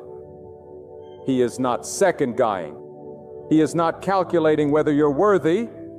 He already decided on. And when God decides to repay, there is no force, no voice, no darkness, and no delay that can stop it. The next chapter of your life is not built on what others allowed you to have.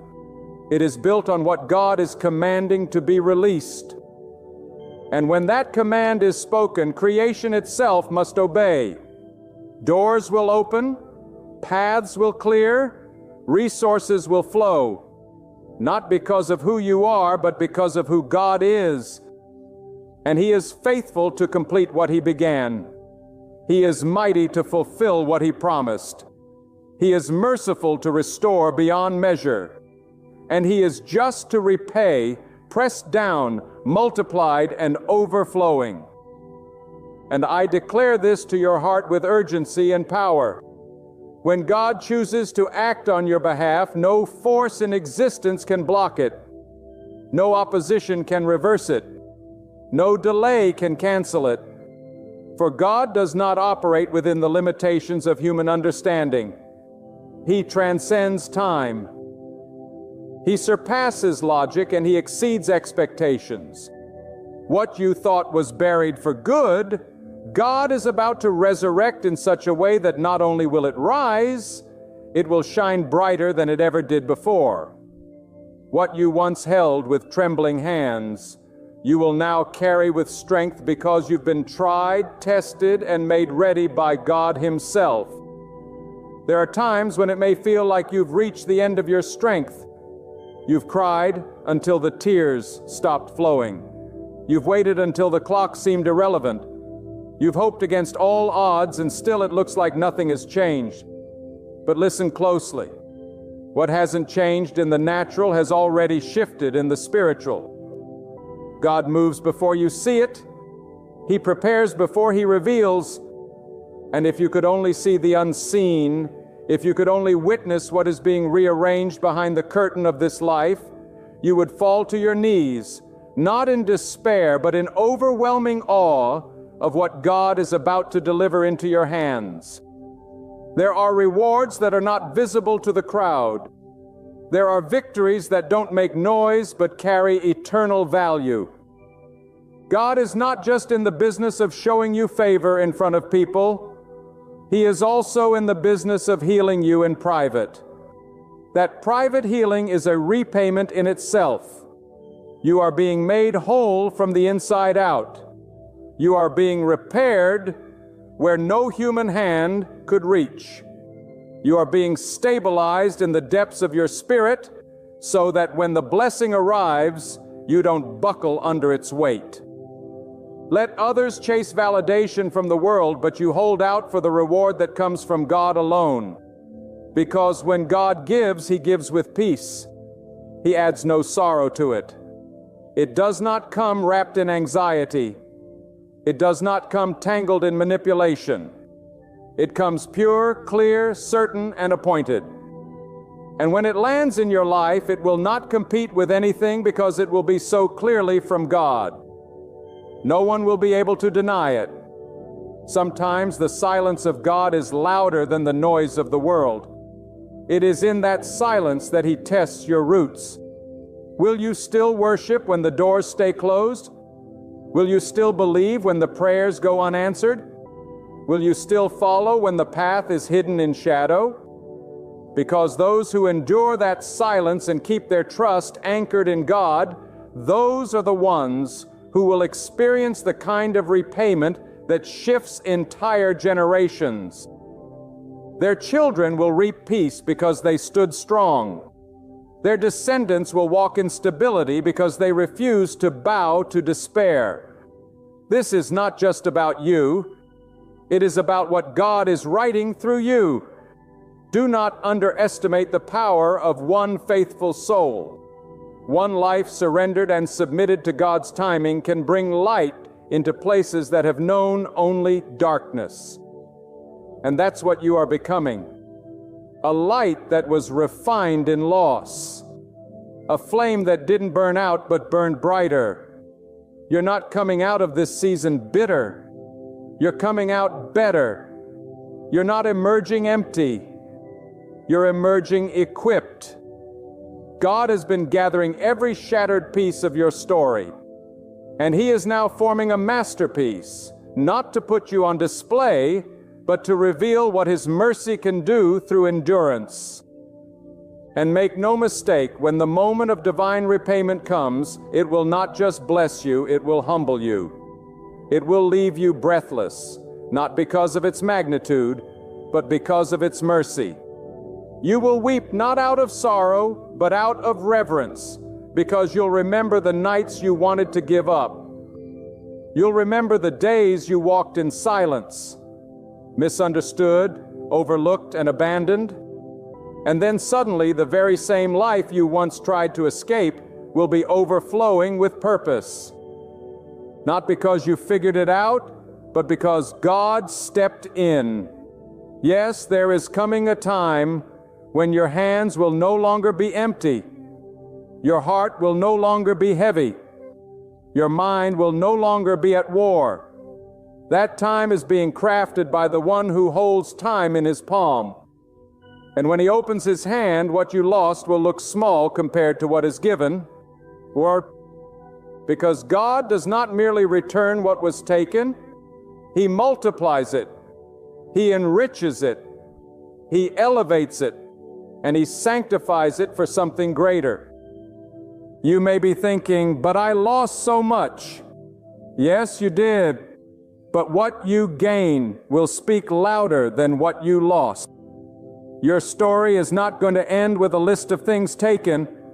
It will conclude with a testimony of what God restored, refined, and repaid. And this time, what you receive will last. It will not decay. It will not be taken. It will not be temporary because it was built in God's presence. And anything built in His presence is built for eternity. And now, as this word settles into your heart, let this truth never leave your soul. What you went through was not the end. It was the beginning. What you lost was not wasted. It was a seed. What felt like a postponement was actually God arranging the exact scene for something far bigger than you could have pictured. You have not been overlooked. You are not finished yet. You are not abandoned. God has witnessed every tear, heard each silent plea, and carried every bit of pain that had no voice. In His perfect wisdom, He has appointed a season not merely for healing, but for full restoration. Hold fast. The season of divine recompense is approaching. What arrives will bring clarity to all that once made no sense. What is being lifted up will quiet every lingering doubt. When it comes, you will not only be made whole, you will be refreshed. You will rise not as someone defeated by loss, but as a vessel of purpose, a living witness to God's righteous restoration, and proof that the Most High repays with abundance, overflowing beyond measure. Move forward now, not with fear, but with faith.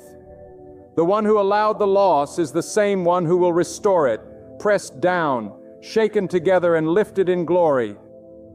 And when it unfolds, let every eye that sees it know this was the work of God alone. At times, the heaviest loss becomes the very foundation for divine elevation. Do not mistake your pain for punishment. What appears to be defeat in the natural is often God making room for something far greater.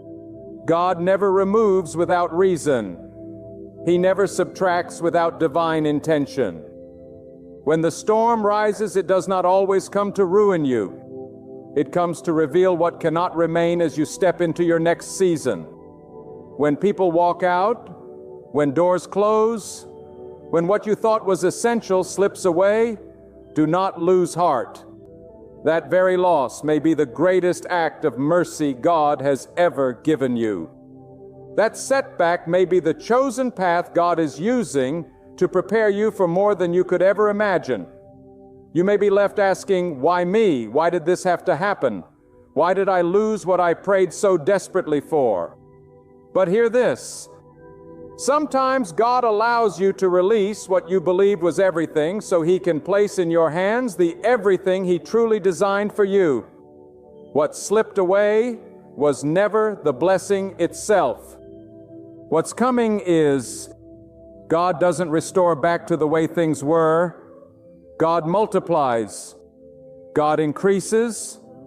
God expands. And when He brings restoration, it is not just equal, it is greater. But you must recognize the signs. You must stay alert, because when God is about to give you more than you lost, the enemy will increase the pressure. The spiritual warfare will intensify.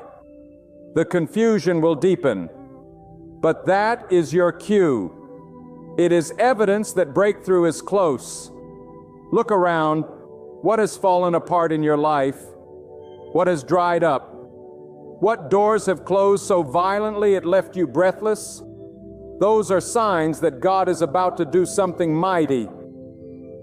When God is about to restore, He first allows everything that is not built on His foundation to collapse. He removes the shaky structures. He tears down what was built on pride, on fear, on false confidence. He allows the hidden rot to surface so that you can no longer ignore it. And though it feels like punishment, it is mercy, it is love, it is preparation. Because God never blesses what is unstable.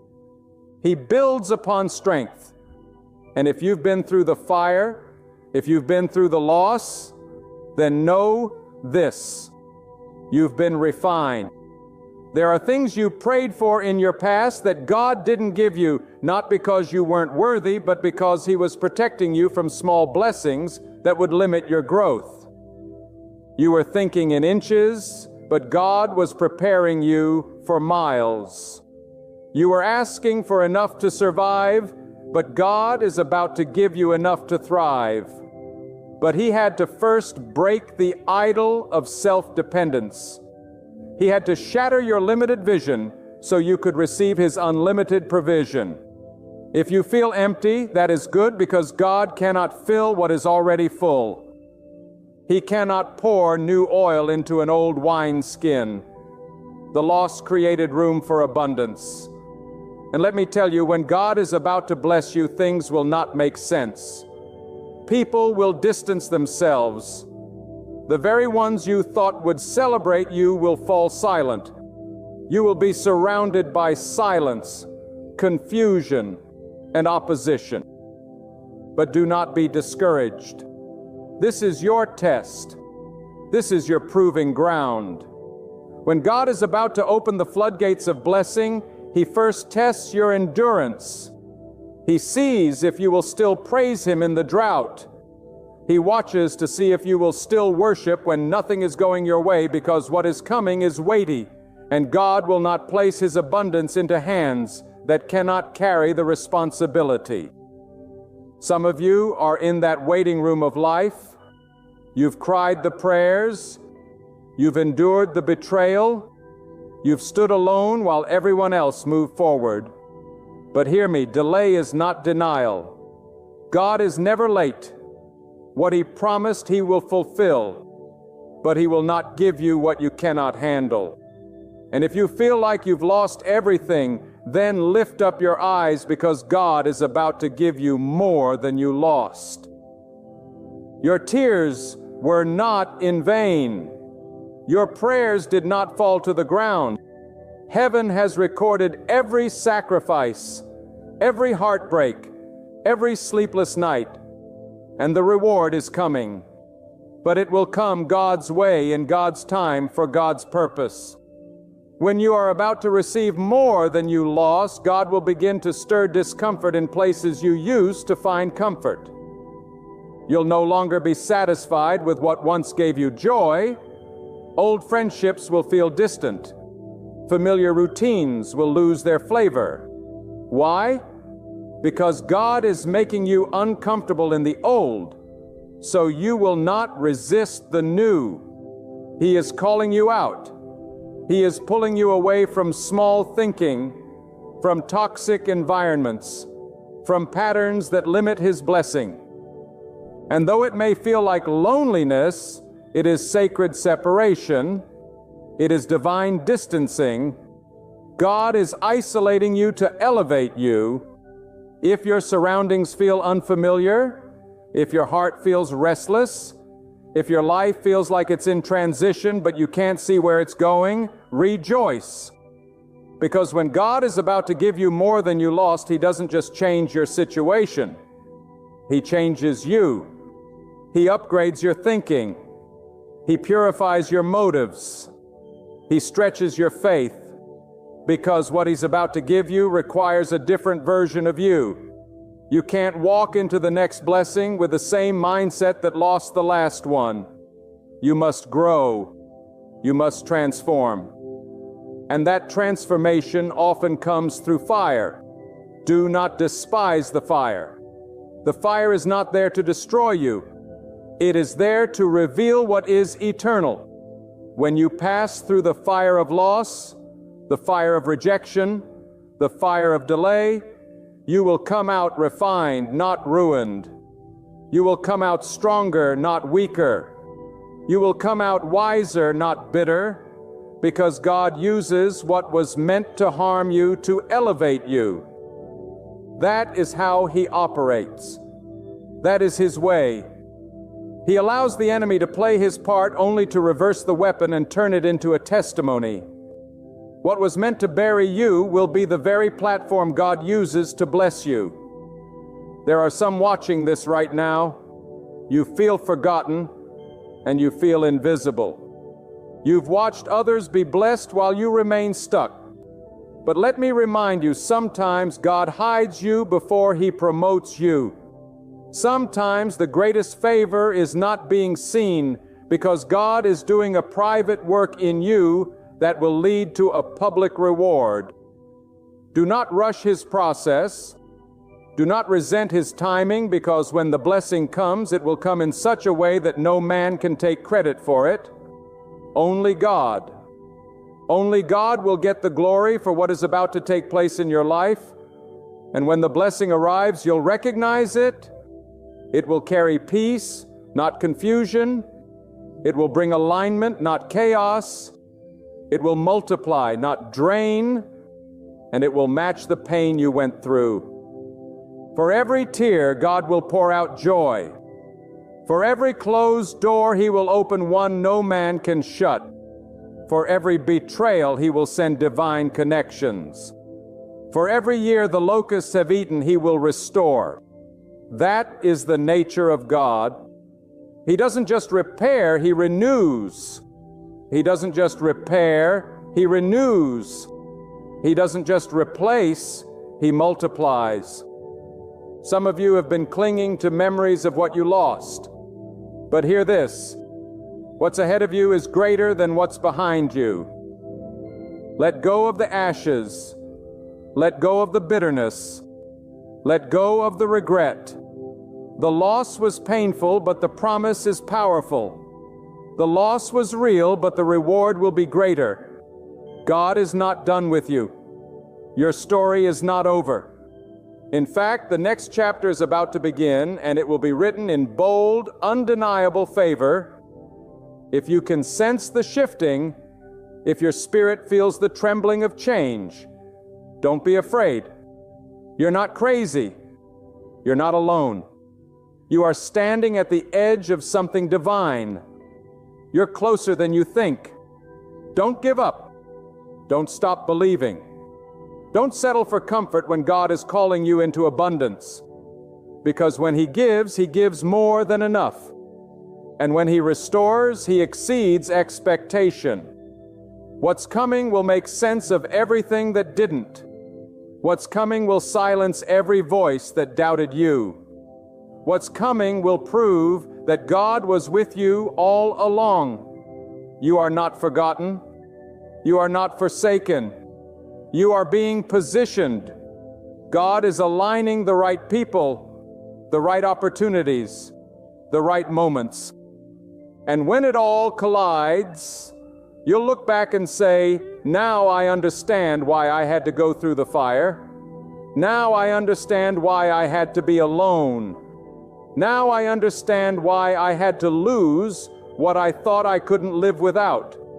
Because if you had not gone through the valley, you wouldn't appreciate the mountaintop. If you hadn't tasted the bitterness of loss, you wouldn't savor the sweetness of restoration. When everything is stripped away, when the people you trusted have walked out, when the doors you prayed would open, slam shut, when your strength is dried up and your heart is shattered in silence. Listen closely, because this is the sound of God preparing to give you more than you lost. This is not the end, my friend. This is the beginning of divine restoration. This is the threshold of a blessing that is far greater than the pain you endured. And if you can open your spiritual eyes, you will begin to see the signs that God is about to repay you. Pressed down, shaken together, and running over. Sometimes the deepest loss is the greatest setup for divine elevation. Do not misinterpret your suffering. What looks like defeat in the physical realm is often God's way of clearing space for something greater. God doesn't take without purpose. God doesn't subtract without intention. When the storm hits, it is not always to destroy you. It is to expose what cannot go with you into your next season. When friends walk away, when opportunities fall apart, When you lose what you thought you couldn't live without, do not despair.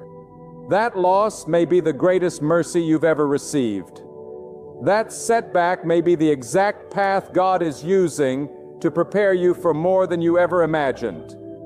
You may be looking around and asking, why me? Why did I have to go through this? Why did I lose what I prayed so hard for? But I say to you, sometimes God allows you to lose what you thought was everything, so He can give you everything He truly intended for you. What you lost was not the blessing. What's coming is. God doesn't restore back to the way things were.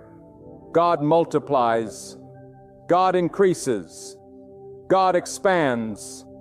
And when He brings restoration, it is not just equal. It is greater.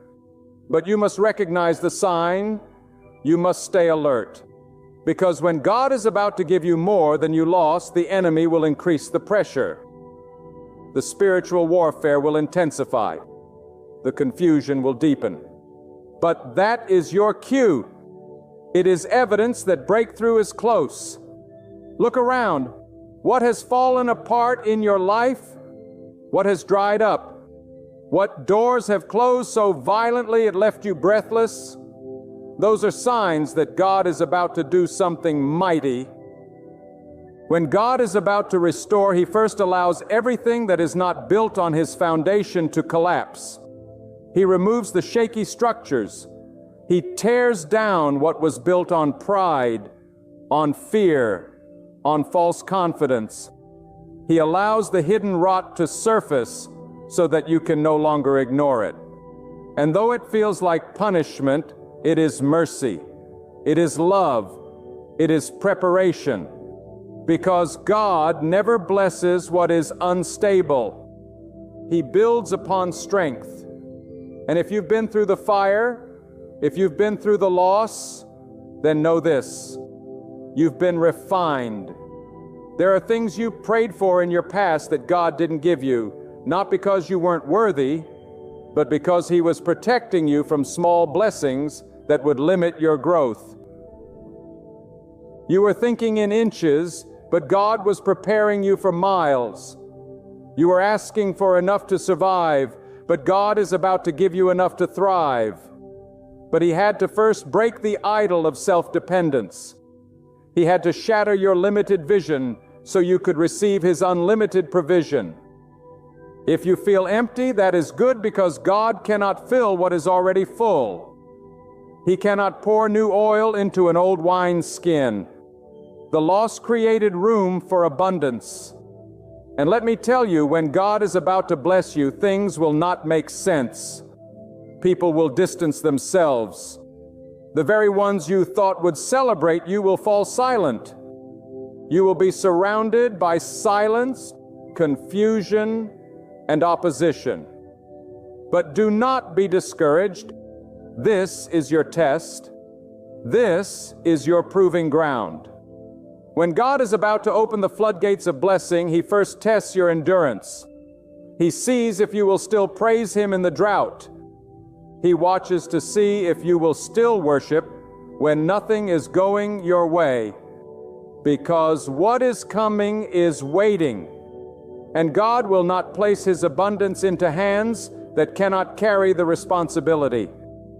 Some of you are in that waiting room of life. You've cried the prayers. You've endured the betrayal. You've stood alone while everyone else moved forward. But hear me. Delay is not denial. God is never late. What He promised, He will fulfill. But He will not give you what you cannot handle. And if you feel like you've lost everything, then lift up your eyes, because God is about to give you more than you lost. Your tears were not in vain. Your prayers did not fall to the ground. Heaven has recorded every sacrifice, every heartbreak, every sleepless night, and the reward is coming. But it will come God's way in God's time for God's purpose. When you are about to receive more than you lost, God will begin to stir discomfort in places you use to find comfort. You'll no longer be satisfied with what once gave you joy. Old friendships will feel distant. Familiar routines will lose their flavor. Why? Because God is making you uncomfortable in the old so you will not resist the new. He is calling you out. He is pulling you away from small thinking, from toxic environments, from patterns that limit His blessing. And though it may feel like loneliness, it is sacred separation. It is divine distancing. God is isolating you to elevate you. If your surroundings feel unfamiliar, if your heart feels restless, if your life feels like it's in transition, but you can't see where it's going, rejoice. Because when God is about to give you more than you lost, He doesn't just change your situation, He changes you. He upgrades your thinking. He purifies your motives. He stretches your faith. Because what He's about to give you requires a different version of you. You can't walk into the next blessing with the same mindset that lost the last one. You must grow.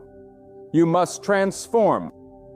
And that transformation often comes through fire. Do not despise the fire. The fire is not there to destroy you. It is there to reveal what is eternal. When you pass through the fire of loss, the fire of rejection, the fire of delay, you will come out refined, not ruined. You will come out stronger, not weaker. You will come out wiser, not bitter, because God uses what was meant to harm you to elevate you. That is how He operates. That is His way. He allows the enemy to play his part only to reverse the weapon and turn it into a testimony. What was meant to bury you will be the very platform God uses to bless you. There are some watching this right now. You feel forgotten. You feel invisible. You've watched others be blessed while you remain stuck. But let me remind you, sometimes God hides you before He promotes you. Sometimes the greatest favor is not being seen because God is doing a private work in you that will lead to a public reward. Do not rush His process. Do not resent His timing, because when the blessing comes, it will come in such a way that no man can take credit for it. Only God will get the glory for what is about to take place in your life. And when the blessing arrives, you'll recognize it. It will carry peace, not confusion. It will bring alignment, not chaos. It will multiply, not drain. And it will match the pain you went through. For every tear, God will pour out joy. For every closed door, He will open one no man can shut. For every betrayal, He will send divine connections. For every year the locusts have eaten, He will restore. That is the nature of God. He doesn't just repair, He renews. He doesn't just replace, He multiplies. Some of you have been clinging to memories of what you lost. But hear this: what's ahead of you is greater than what's behind you. Let go of the ashes.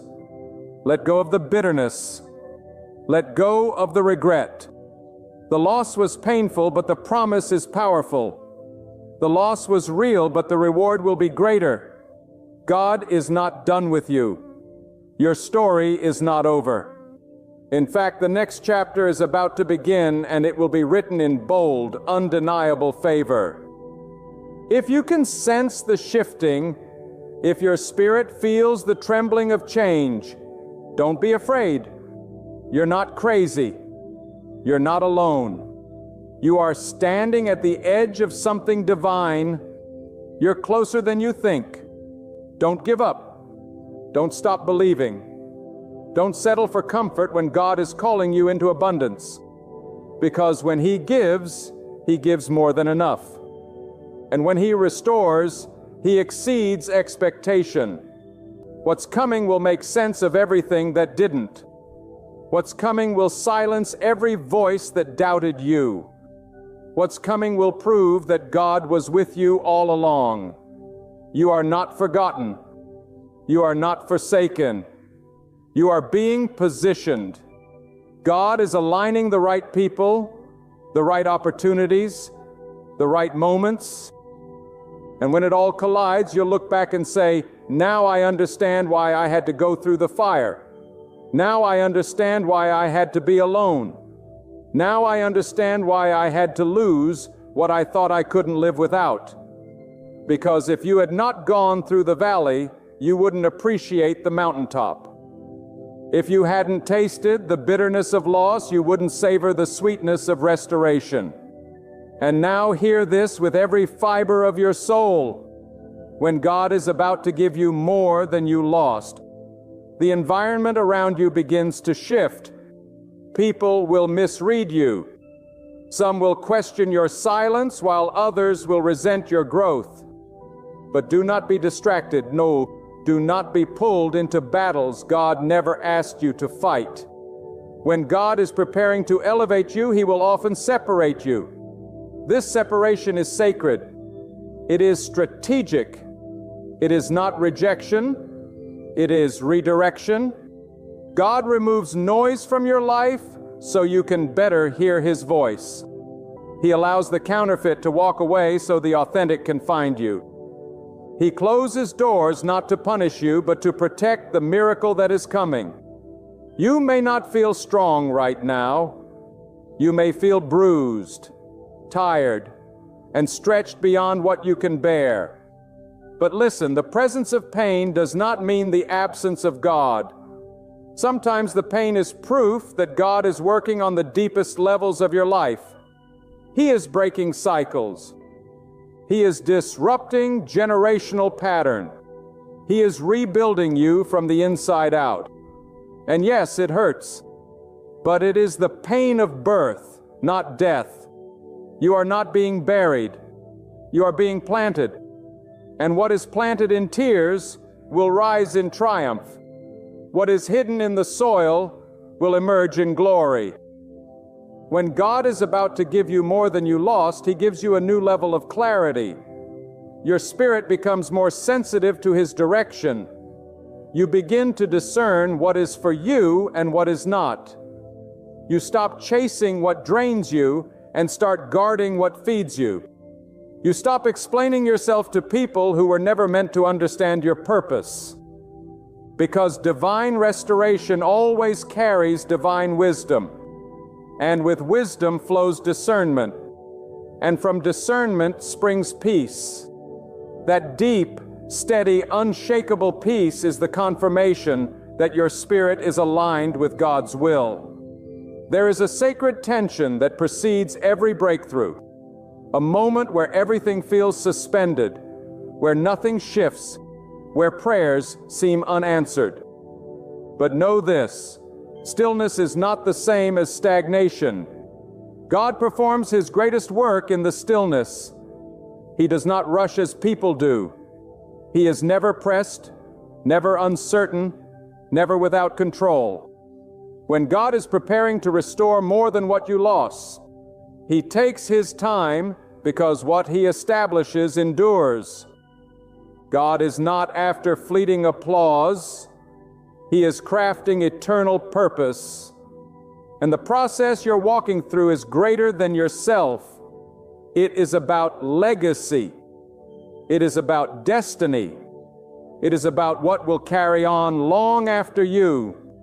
And when the moment of restoration arrives, it will not be hidden. It will not be silent. God will move in such a way that it silences every critic, every doubt, every lingering fear. And in that moment, you will realize the reason for the delay.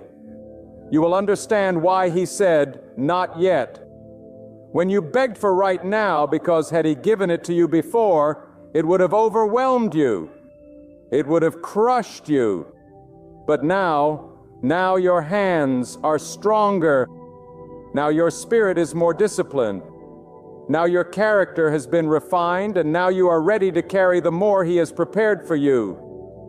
God is not limited by statistics. He is not bound by the timelines of man. He is not influenced by the opinions of those who cannot see what He sees in you. When people say it's over, God says, I am just beginning. When they walk away, He steps in. When the doors close, He creates new ones. You serve the God who makes a way where there is no way, the God who causes rivers to flow in deserts, the God who brings light into darkness. And when He moves, nothing remains the same. You've been through seasons that almost broke you. You've endured disappointments that still echo in your memory. But here you are, still breathing, still standing, still hoping. That is not by accident. That is evidence that God's hand has been on you all along. Evidence that the promise is still alive. Evidence that restoration is not just a possibility. It is a certainty for those who remain faithful, because God never forgets the cries of the faithful. He never overlooks the humility of the broken. He never ignores the prayer that is whispered in surrender. Sometimes the signs that God is about to give you more than you lost come through your own transformation. Your appetite for certain things changes. You begin to desire purpose over popularity, truth over convenience, wisdom over noise. This inner shift is a reflection of divine preparation, because God does not bless the version of you that is attached to the past. He blesses the virgin that has surrendered to His will. He anoints the one who says, even if I don't understand, I will still trust. Even if I can't see it, I will still believe. And hear me, what is coming is not random. It is not coincidental. It is strategic.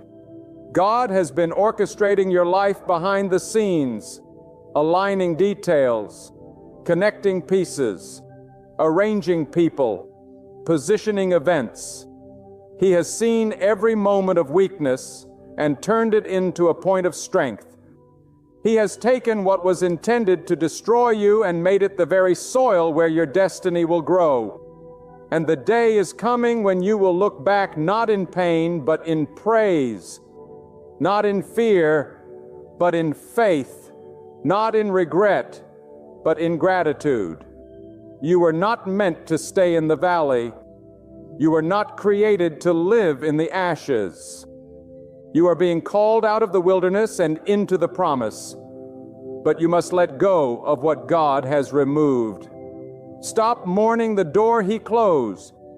Stop trying to revive what He has buried. If He allowed it to fall apart, it was not your foundation. If He allowed them to leave, they were not your covering. What God has for you is ahead, not behind. And the moment you turn your eyes forward, you will begin to see the signs, subtle, powerful signs that your restoration is near. You'll feel a strength that doesn't match your circumstances, a calmness that defies logic, a hope that rises in the face of delay. This is the supernatural working of God. This is the evidence that you are being carried by something greater than yourself. And this, my friend, is the sacred moment before the reward, the quiet before the miracle, the pause before the overflow. Hold steady. Anchor yourself in faith, because what is coming is not small. It is not partial. It is not temporary. It is full. It is multiplied. It is divine. God is about to give you more than you lost. Not because of who you are, but because of who He is. Not because you earned it, but because He promised it. And when God makes a promise, heaven and earth may shake, but His word will never return void. So walk forward with confidence.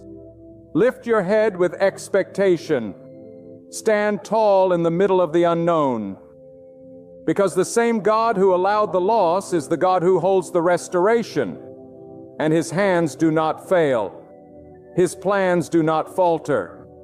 His timing is always perfect. And I tell you with the fire of conviction, When God is preparing to give you more than you lost, He will strip away not just the external, but also the internal barriers within you. Your doubts, your fears, your old mindsets, they cannot enter the next level of your life. God does not elevate without purification, and before He expands your territory, He refines your identity. He removes every lie you believed about yourself. He removes the dependence on people, the pride that grew unnoticed, the ego that quietly poisoned your purpose. He doesn't just want to give you more, He wants to make sure you're someone who can carry more without being crushed by it. And understand this, divine increase is not simply about possessions or positions. It is about power. It is about the power of clarity, the power of contentment, the power of knowing who you are and who God is. Many pray for more, but what God desires is that your soul becomes rooted. Because what does it profit to gain abundance and lose yourself in the noise? So God in His mercy often slows down the blessing until your inner foundation is unshakable, until your joy is no longer dependent on applause, until your peace is not tied to outcomes, until your value is not determined by validation. That is when He gives you more, when you no longer need it to feel worthy. When God is about to reward you, He will often ask you to walk through places that look like the opposite of what you prayed for. You will be called to stand in faith in a season of famine. You will be asked to praise while surrounded by pressure. You will be commanded to believe even when all evidence points to delay. But this is not punishment. It is divine testing. Because reward that comes without the shaping of your soul will become your downfall. But reward that follows obedience becomes your testimony. When you choose to trust God despite how it looks, despite how it feels, despite what others say, that is the faith that moves mountains. Let me tell you, when God begins to restore, He doesn't ask for permission. He doesn't follow the rules of man. He doesn't need consensus. What God has declared over your life will come to pass. Not by might, not by connections, not by force, but by His decree. And no amount of delay can cancel what God has already destined. No betrayal can block it. No hardship can destroy it. The Word of God stands above every situation. And when He commands the blessing, it will locate you. Even in the desert, even in exile, even in the lowest pit, the blessing will find you because it is attached to your name, not your location. There are moments when you will feel like the silence is too long, that the wait is too painful, that the prayers are bouncing off the ceiling. But God is not deaf. He is not distant. He is deeply involved in every detail of your life. And sometimes His silence is the space in which He watches your faith grow. It is in that silence that your roots dig deep. It is in that waiting that your heart is tested for loyalty. Will you worship when there is no sign of a blessing? Will you trust when the answer is not yet? That is where God separates the shallow from the surrendered. That is where God finds the vessel He can fill to overflow. And when the day of restoration comes, it will come suddenly, swiftly, like rain on dry land. What was barren will bloom. What was dormant will awaken. What was dormant will awaken. What was forgotten will rise with power. God will open doors that have been shut for years. He will resurrect dreams you buried in disappointment. He will shine light on the path you thought was closed forever. And in that moment, your spirit will testify that it was not your strength, not your wisdom, not your effort. It was God. It was always God. You may feel like you've missed your moment, like your chance came and went. But with God, there is no such thing as too late. He is the one who redeems time. He is the one who calls things that are not as though they were. And when He moves in your life, He will accelerate what took others decades. He will compress years into days.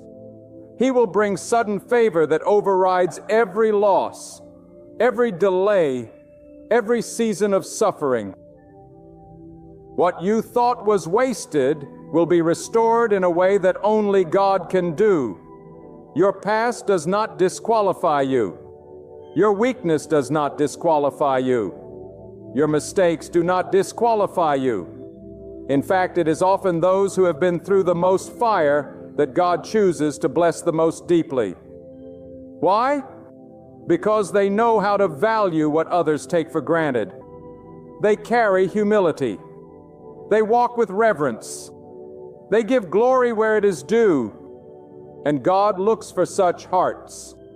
Hearts that will not idolize the blessing, but will worship the one who gives it. Some of you are about to walk into a season that will not make sense to those around you. They will wonder how you were elevated so suddenly. They will ask how you recovered so quickly. They will marvel at how you found peace after such chaos. And you will smile not with pride, but with praise, because you know the cost. You know the crushing. You know the nights when all you had was faith. You know the fire. And now you will know the favor. Because when God restores, He does it in such a way that there is no doubt who deserves the glory. This is not the time to quit. This is not the time to shrink. This is the time to stretch your faith, to walk with boldness, to speak with conviction, to live with expectancy. Because when God is about to give you more than you lost, He will not whisper it. He will confirm it. You will see signs. You will feel the stirring. You will sense the shift. The wind of change will blow through your life, and everything that once seemed immovable will begin to shift at the sound of His voice. And listen now with the ears of your soul when God is about to give you more than you lost. You will find yourself tested in your ability to let go. The blessing God wants to place in your hands cannot fit where fear still lives. There are moments when the old must be entirely dismantled, so that the new can be born clean and strong. You cannot cling to past disappointments and expect future glory to manifest. God will often ask you to release the very thing you thought you needed to make room for what He knows will sustain you. And don't think it's strange when God removes certain people from your life. Sometimes subtraction is the first step to multiplication.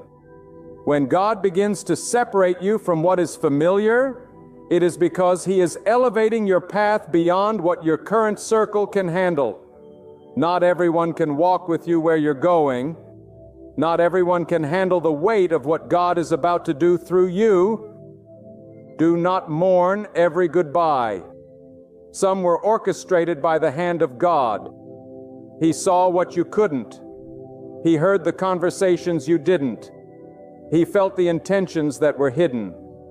And in His mercy, He moved them out so He could move you forward. You see, divine preparation often comes wrapped in discomfort. It disguises itself in delay, in detours, in disruptions. But behind it all is the sovereign wisdom of God. He is not wasting your time. He is preparing your timeline. He is not ignoring your cry. He is tuning your heart. Because when you receive more than you lost, you must also be more than you were. You must be wiser. You must be stronger. You must be rooted in faith, not just emotion. You must be grounded in purpose, not popularity. When God begins to increase your territory, the attacks may increase too. Don't be alarmed. Resistance is a sign of movement. The enemy doesn't fight what poses no threat. So if you're under pressure, if your peace is being tested, if your mind feels under siege, know this: the enemy senses that something is being birthed through your obedience. But no opposition can overturn what God has ordained. No storm can wash away the foundation God has laid. No weapon formed against your destiny will prosper when your heart remains anchored in God. And while the world chases after recognition, after applause, after worldly elevation, God is looking for those who seek righteousness, those who seek His pleasure over people's approval, those who would rather be hidden in His presence than famous in the eyes of the crowd. These are the ones He trusts with overflow because they will not use the blessing to boast. They will use it to build. They will not turn the miracle into a monument. They will turn it into a message of hope, of perseverance, of divine reward. The moment you stop depending on what you can see and start relying on what God has spoken, the shift begins. You are no longer limited by natural circumstances. You begin to operate in a different realm, a realm where faith is the currency and obedience is the path. And in this place, losses are not final. They are divine transactions. What was taken was making room for what would be eternal. What was delayed was increasing your capacity. What looked like rejection was actually redirection to something greater.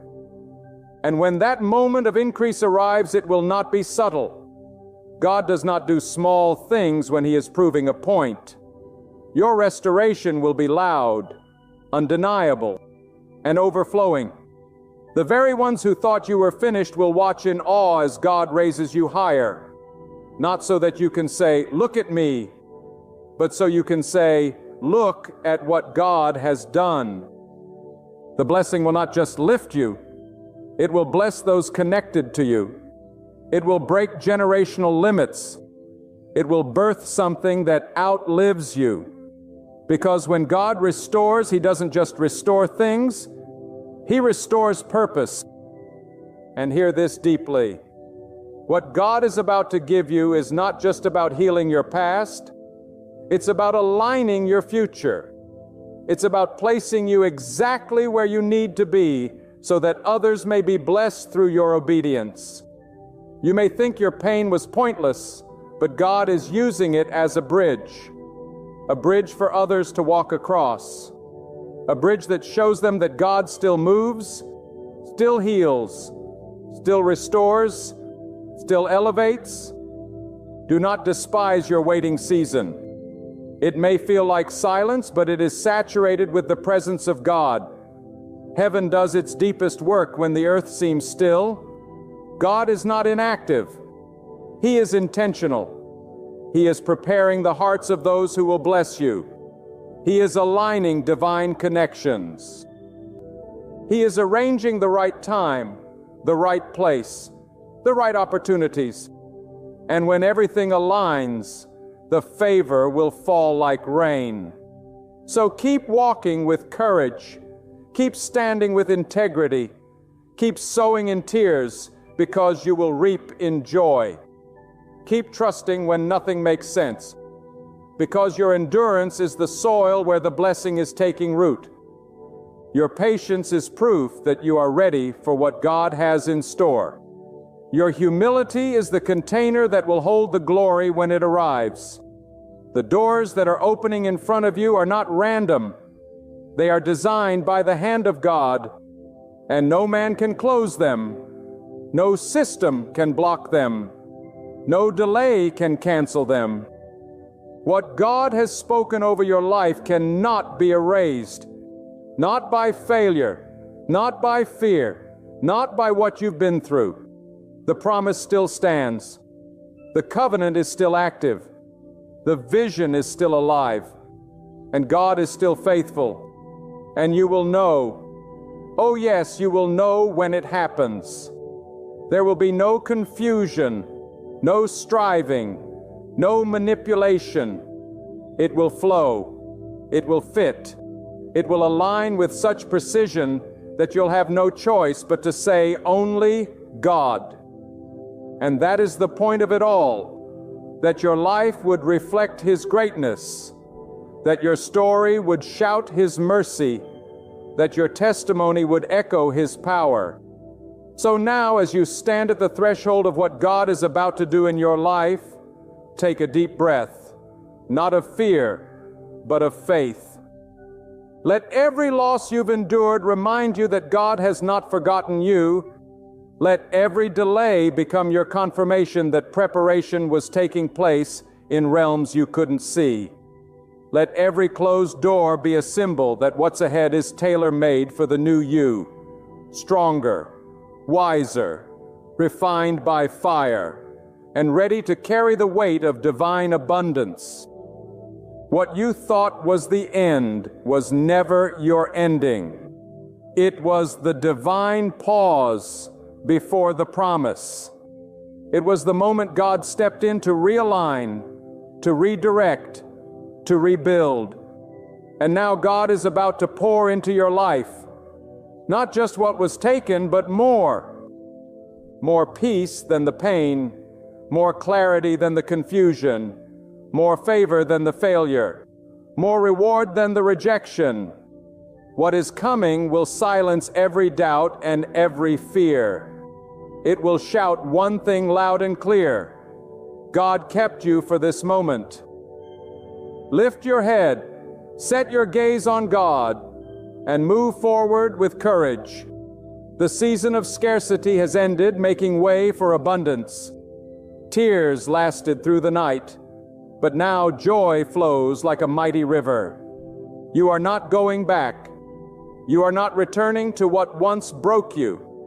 You are stepping into healing, into elevation, into the divine increase God prepared, long before you even realized how broken things had become. You did not fail. God was pruning.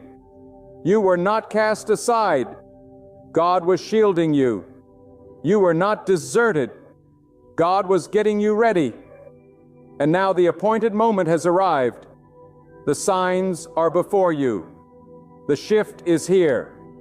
And when it all comes to pass, you will fall on your knees in awe and cry out from the depths of your soul, God has given me far more than what I lost. All glory to God and God alone. Beloved brothers and sisters, pause whatever you're doing and let this truth ring through your soul.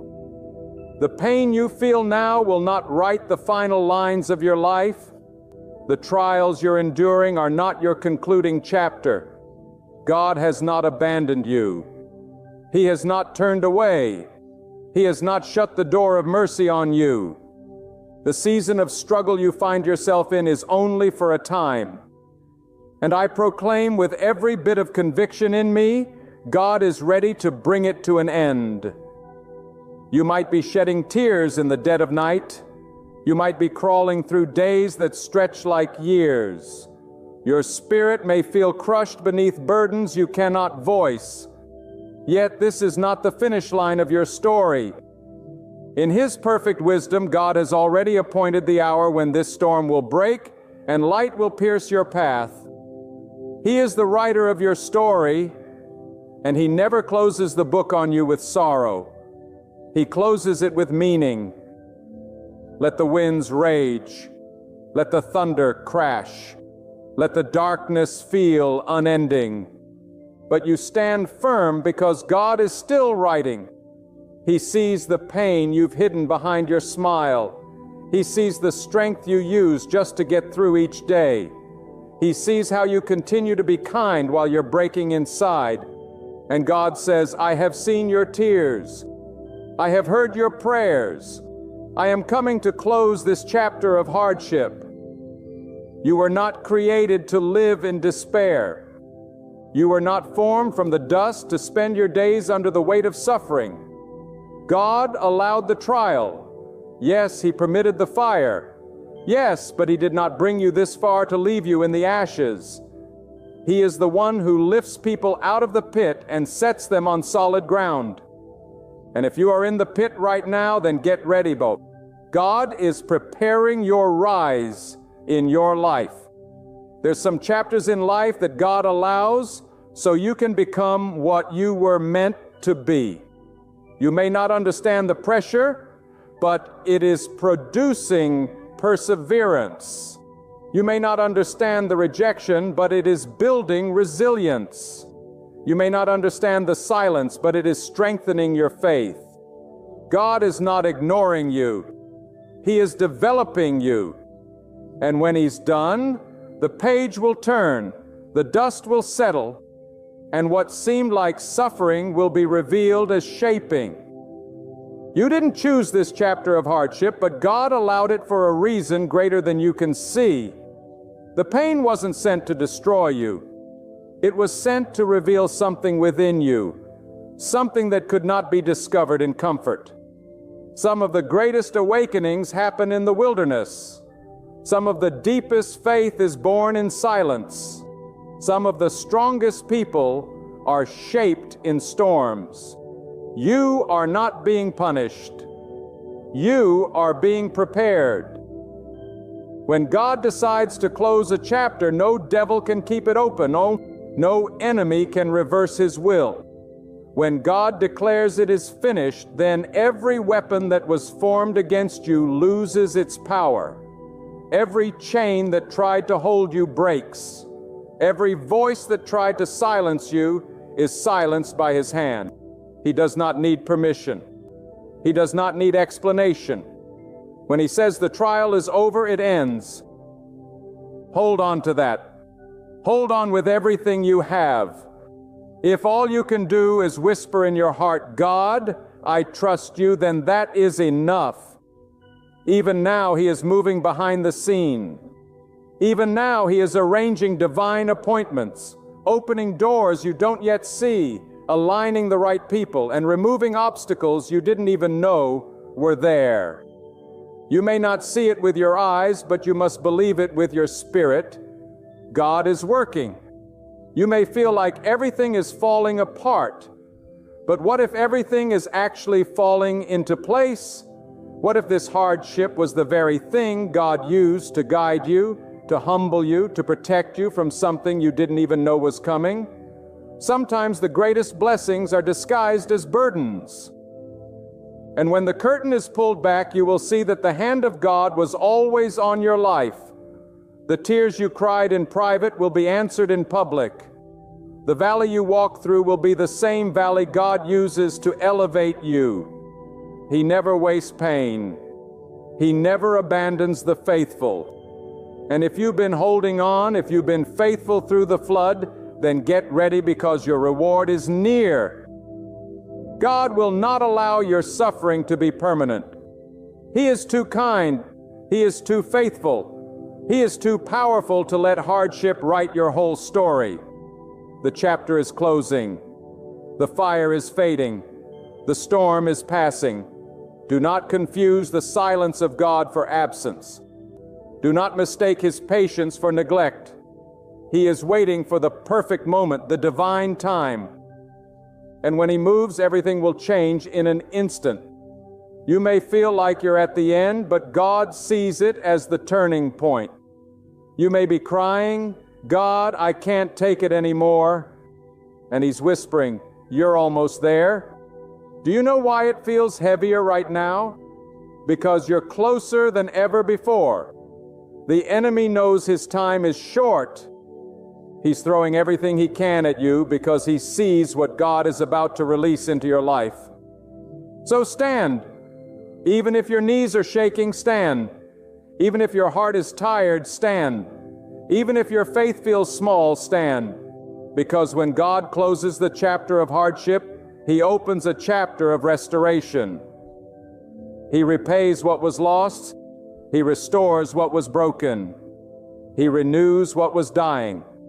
He brings life to barren places. He heals what no human could ever heal. The very thing that tried to break you will be the proof that God rebuilt you. The very hardship that tried to destroy you will become the testimony that inspires others. God is not just closing this chapter to give you peace. He's closing it so that you can be a witness to others walking through the same fire. Your survival has purpose. You are not forgotten. You are not abandoned. You are not being punished. You are being positioned. There is a difference between being buried and being planted. And right now some of you feel buried. But God says, no, my child, I have planted you. You are not dying. You are about to rise. You are about to grow. You are about to see the light again. Do not underestimate what God can do in a moment. Years of struggle can be overturned in a single act of His will. What you thought was lost forever can be returned, restored, and multiplied. That is the power of God. That is His way.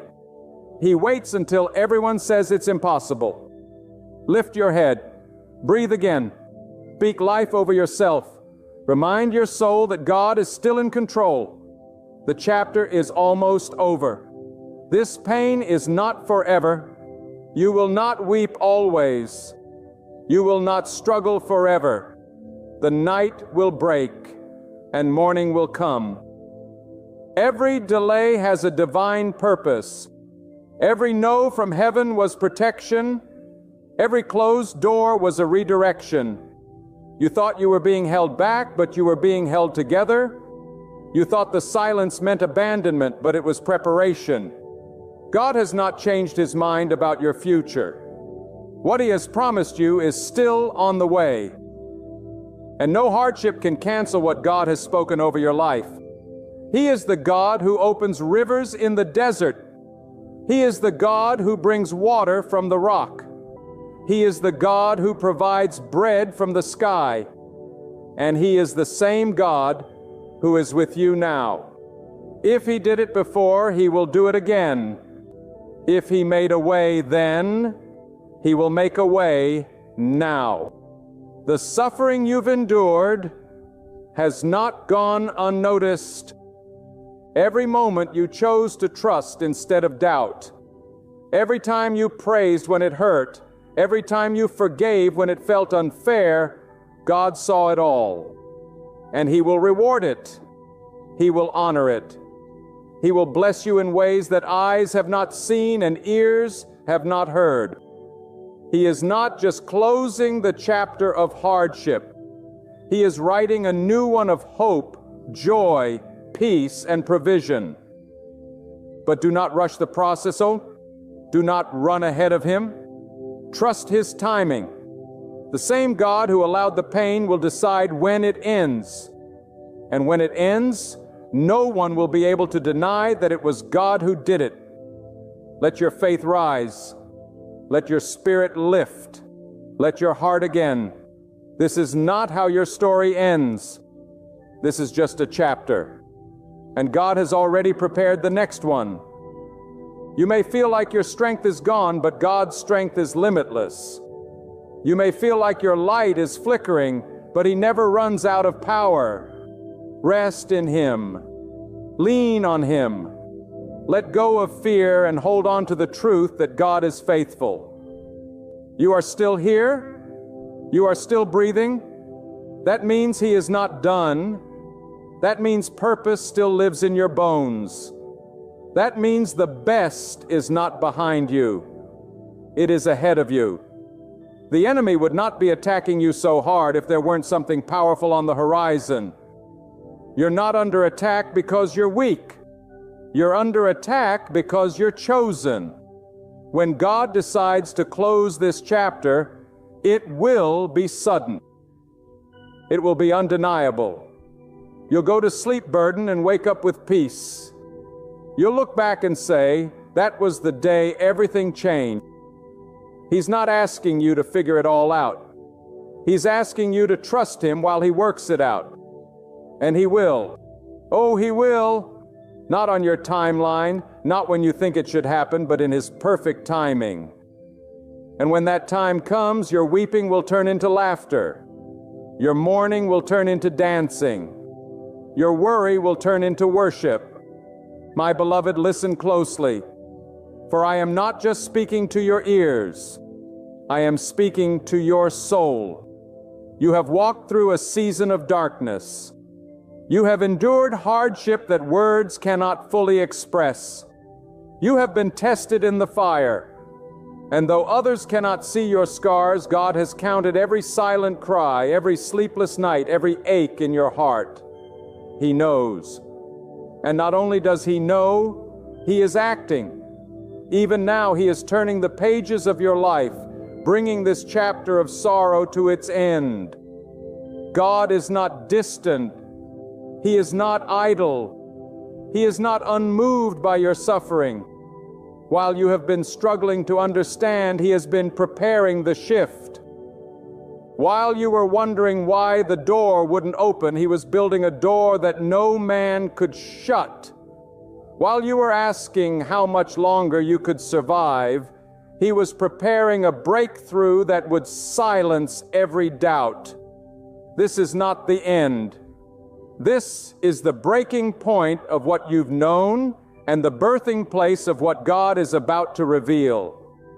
Some of you have been walking through affliction, not because you are forgotten, but because you are chosen. There are battles assigned only to those whom God has equipped for deeper purposes. You have not been in this fire because of weakness. You have been in it because God trusted you with the heat. You have not been enduring because you are ordinary. You've been enduring because you were called to carry something extraordinary. God does not put heavy oil on fragile vessels. You are being refined for greatness, not punished by misfortune. Let this sink into your spirit. God never wastes pain. What broke you today will build someone else tomorrow. What crushed you in this season will crown you in the next. You are not going to walk away from this empty-handed. The tears you've sown in faith will return in a harvest of strength, of wisdom, of divine elevation. The very thing the enemy meant to use to break you, God will turn into the weapon of your rising. Now I must tell you something that may shake you. Not every hardship is from the enemy. Some battles are authored by God not to destroy you, but to develop you. He allows some storms not to drown you, but to teach you how to walk on troubled waters. He allows some deserts not to starve you, but to teach you that His provision is not limited by your environment. And when that lesson is complete, when the shaping has done its work, He steps in not a moment too soon and not a second too late, and He closes that chapter. Do not mistake divine delay for denial. What looks like silence is God working behind the veil. There are things in motion you cannot see. Doors being opened in rooms you haven't walked into yet. Hearts being stirred on your behalf. Resources being aligned. The moment God says now, your season of struggle will collapse under the weight of His favor. It will not be gradual. It will be swift. The same way night gives way to day without resistance, hardship will give way to divine peace. If you've been walking through rejection, understand this: rejection is often redirection. Not everything that is taken from you is a loss. Some things must fall away so that the hand of God can be clearly seen. Some relationships must end. Some opportunities must pass you by. Why? Because God is not interested in your comfort.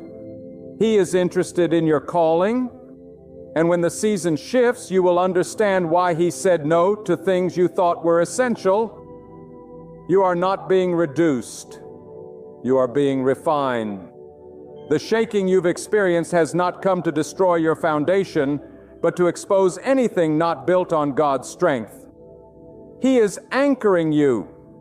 He is stripping away the distractions. He is preparing you for something far greater than you imagined. But understand this: before God promotes, He prepares. And sometimes preparation feels like punishment. But oh, when God finishes His work, when the final stroke of His hand completes this chapter, you will not recognize yourself. You will rise from the ashes, not bitter but blessed, not broken but built, not lost but led. And the very people who questioned your faith, who watched you struggle, who mocked your hope, they will have no choice but to acknowledge that God was with you all along. Now let me speak to the tired one, the one who's barely holding on, the one who's wondering if it's even worth continuing. You have come too far to give up now. Do not let this valley convince you that there is no mountain ahead. God has not brought you this far to leave you in the wilderness. Keep walking. Every step you take in faith is shaking the gates of your next season. And to the one who's angry at God, who feels betrayed by the pain, you're not disqualified. Even in your frustration, He understands. God is not afraid of your emotion. He sees beyond your feelings into your destiny. He knows that what looks like anger is often just confusion. What sounds like doubt is often the cry of a weary heart. He is not offended. He is patient, and He is still moving on your behalf. What you see as delay, God sees as protection. What you thought was rejection, God calls redirection. He has been guarding you from stepping into things that would have drained your spirit. He has been holding you back, not because He's against you, but because He's saving you for something greater. The enemy wanted to break you in this chapter, but God has preserved you. He has hidden you in the shadow of His might, and when the time comes, He will reveal the glory He has been forming in secret. You must understand God's deliverance is not always loud. Sometimes it is quiet. Sometimes it comes through endurance. Sometimes it looks like nothing has changed, but something inside you has shifted. And that inner shift is the proof that the outer breakthrough is coming. You are not the same person who entered this storm. You are stronger. You're wiser. You're more grounded in the truth. You have been transformed. This is why your hardship is ending, not because God wants to relieve you, but because His purpose in it is fulfilled. The pressure has produced perseverance. The trial has sharpened your faith. The crushing has released the oil. And now, as surely as the sun rises after the longest night, God will bring closure to what has tormented you, not in the way the world gives peace, but with a peace that comes only when the hand of God moves in power. So, brace yourself. The shift is near. Your prayers have not been ignored. They have been stored in the hands of the one who answers in perfect timing. Your cries have not been lost. They have been recorded in the throne room of the Almighty. And the season is coming when every why will be answered with a now. Every wound will be healed. Every drought will be followed by a flood of favor. Let your spirit rejoice not because of what you see, but because of what God has declared. Let your heart sing not because your pain is gone, but because you trust the one who holds your next chapter. This is not the time to give in to despair. This is the time to anchor your soul in the promise that God does not lie. If He said the hardship would end, then it must. If He said the night will pass, then it shall. If He said He will restore, then get ready. Restoration is coming. You don't need all the answers. You don't need the full picture. All you need is this truth burned into your heart. God is faithful. He has never failed. He cannot fail, and He will not fail you. The chapter of hardship is not eternal. It has an expiration date set by the very hand that formed the heavens and the earth. And now let this truth resound in the deepest corners of your soul. When God chooses to shift the atmosphere around your life, no force in existence can resist His will. The weight you've been carrying is not eternal. The shadow that has loomed over your life is not permanent. Because when God says enough, the winds will obey, the burden will lift, and the chains will fall. God is not watching you suffer from a distance. He is standing at the threshold of your breakthrough, ready to step in and declare the end of your affliction. Do not let the outward appearance of your circumstances mislead you. God does not define you by what you are walking through. He defines you by what He has already spoken over your life. And nothing you face has the power to cancel His word. God is not limited by time, by human logic, or by the weight of your situation. When He speaks, creation responds. When He moves, no one can reverse it. Your struggle has remained not because God is weak, but because He is wise. He allowed it to serve a purpose, but that purpose will not last forever. You might be standing in a season where every door feels locked and nothing seems to shift. But hear this, God does not need an open door. He is the one who creates doors. He does not wait for approval to act. He does not ask your enemies before blessing you. He does not consult your pain to see if it has finished tormenting you. No. When the appointed time arrives, He will speak and hardship will vanish like shadows before the rising sun. What you thought would be your ending will become the very platform for a brand new beginning, authored by the hand of God. Some of you have been walking through a hidden suffering, an internal storm that no one around you understands. You have smiled in public but wrestled with fear in private. You've carried the weight of uncertainty and pain without anyone to lean on. But here's what you must understand. You are never alone. God has been there through every silent battle, through every tear you couldn't explain. And He is not just observing, He is gathering every moment of your endurance like treasures in a storehouse. For every quiet act of faith, for every unseen sacrifice, for every night you chose to believe when you had no evidence, there is a divine response coming. There are moments in life when the soul is pressed so deeply you can no longer rely on your strength.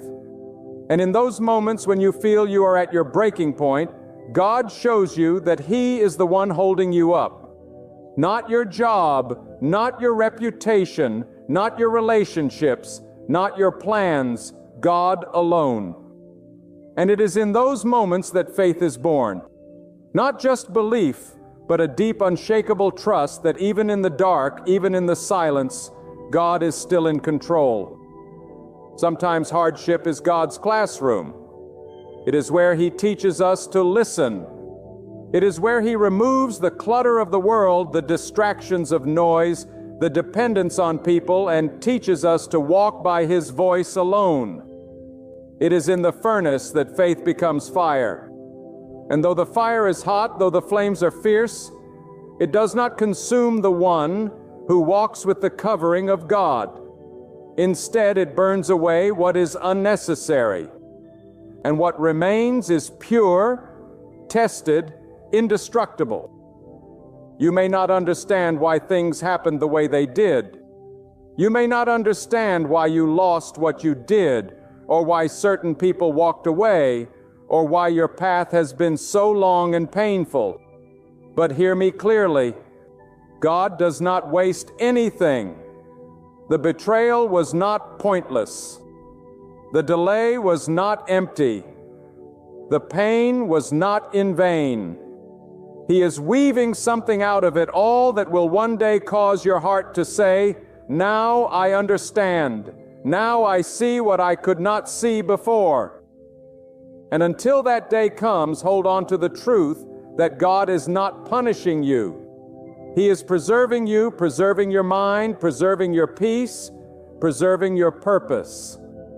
Some chapters are filled with hardship because God is protecting you from stepping into something too soon. Timing matters, and God's timing is always perfect. When He closes the chapter, it will not just be an escape from pain, It will be an entrance into destiny. God doesn't deliver halfway. He doesn't heal partially. He doesn't restore with limitations. When He moves completely. He shuts doors no man can open and opens doors no man can shut.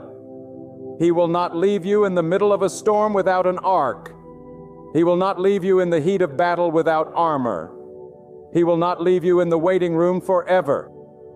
A time is coming when the very place that has caused you the most pain will become the ground where God displays His glory through your life. So strengthen your heart, wipe your tears, lift your eyes not to the mountain, but to the one who created the mountain. He is your provider, your protector, your sustainer. He is not just the God who starts things. He is the God who finishes them. The hardship is coming to an end, not because it ran out of power, but because God has declared that it has served its purpose.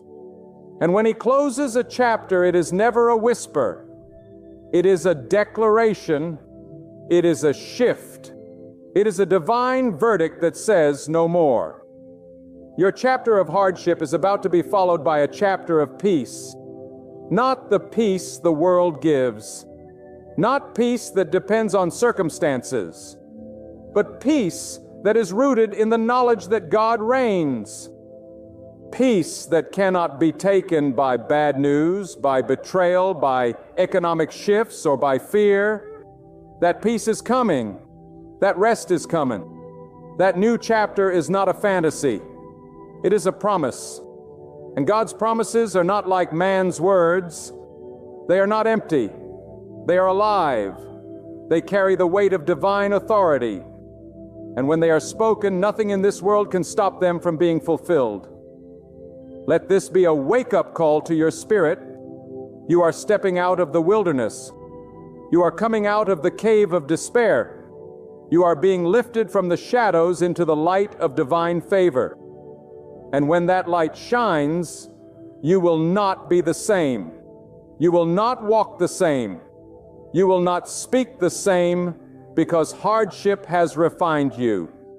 God has already written the next sentence of your life, and it begins with redemption.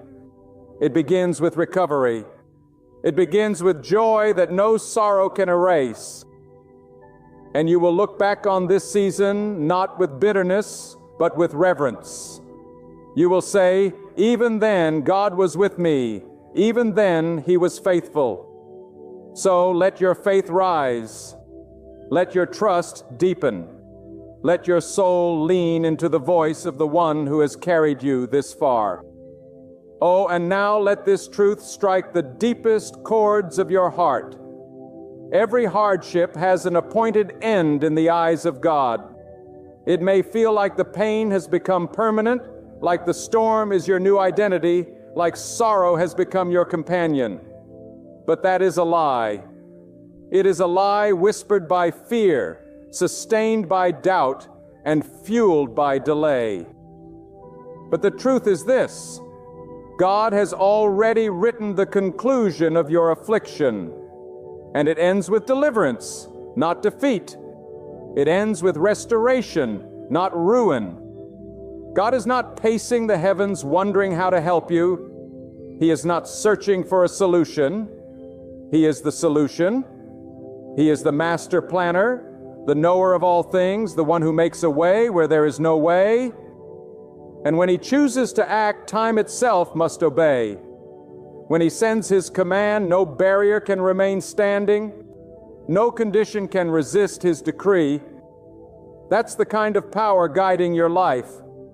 That's the force standing behind your next breakthrough. Some of you have become too familiar with struggle. You've worn your suffering like a second skin. You've been in the fire so long that you've forgotten the feel of peace. But let me remind you today, you were not created to live in bondage. You were not meant to wake up every day expecting pain. You were not meant to live with clenched fists, bracing for another blow from life. No, God did not design you for defeat. He designed you for victory. He did not form you to remain stuck in trials. He formed you to walk through them. And on the other side of that storm, there is a promise waiting that hardship cannot steal. Do you not see it? The very trial that tried to define you is the same trial God is using to elevate you. The very darkness that tried to swallow you is the same darkness God will use to reveal the light within you. The chapter of hardship is not your identity. It is a process. And when the process ends, the promise begins. That's why the enemy has been trying so hard to discourage you. He knows what you're about to walk into. He knows that when God closes this chapter, you will emerge with more wisdom, more clarity, more strength, and more favor than ever before.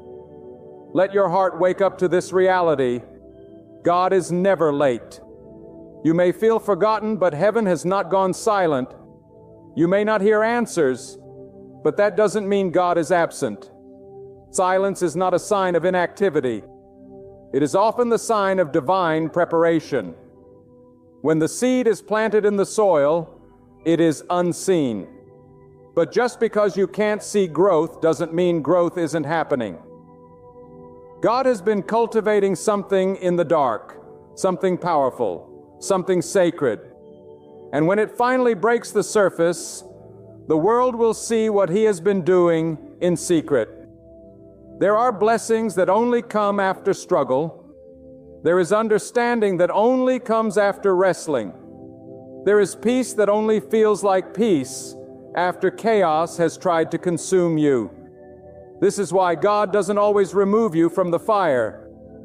Sometimes He lets you walk through it so you can come out with a fire of your own.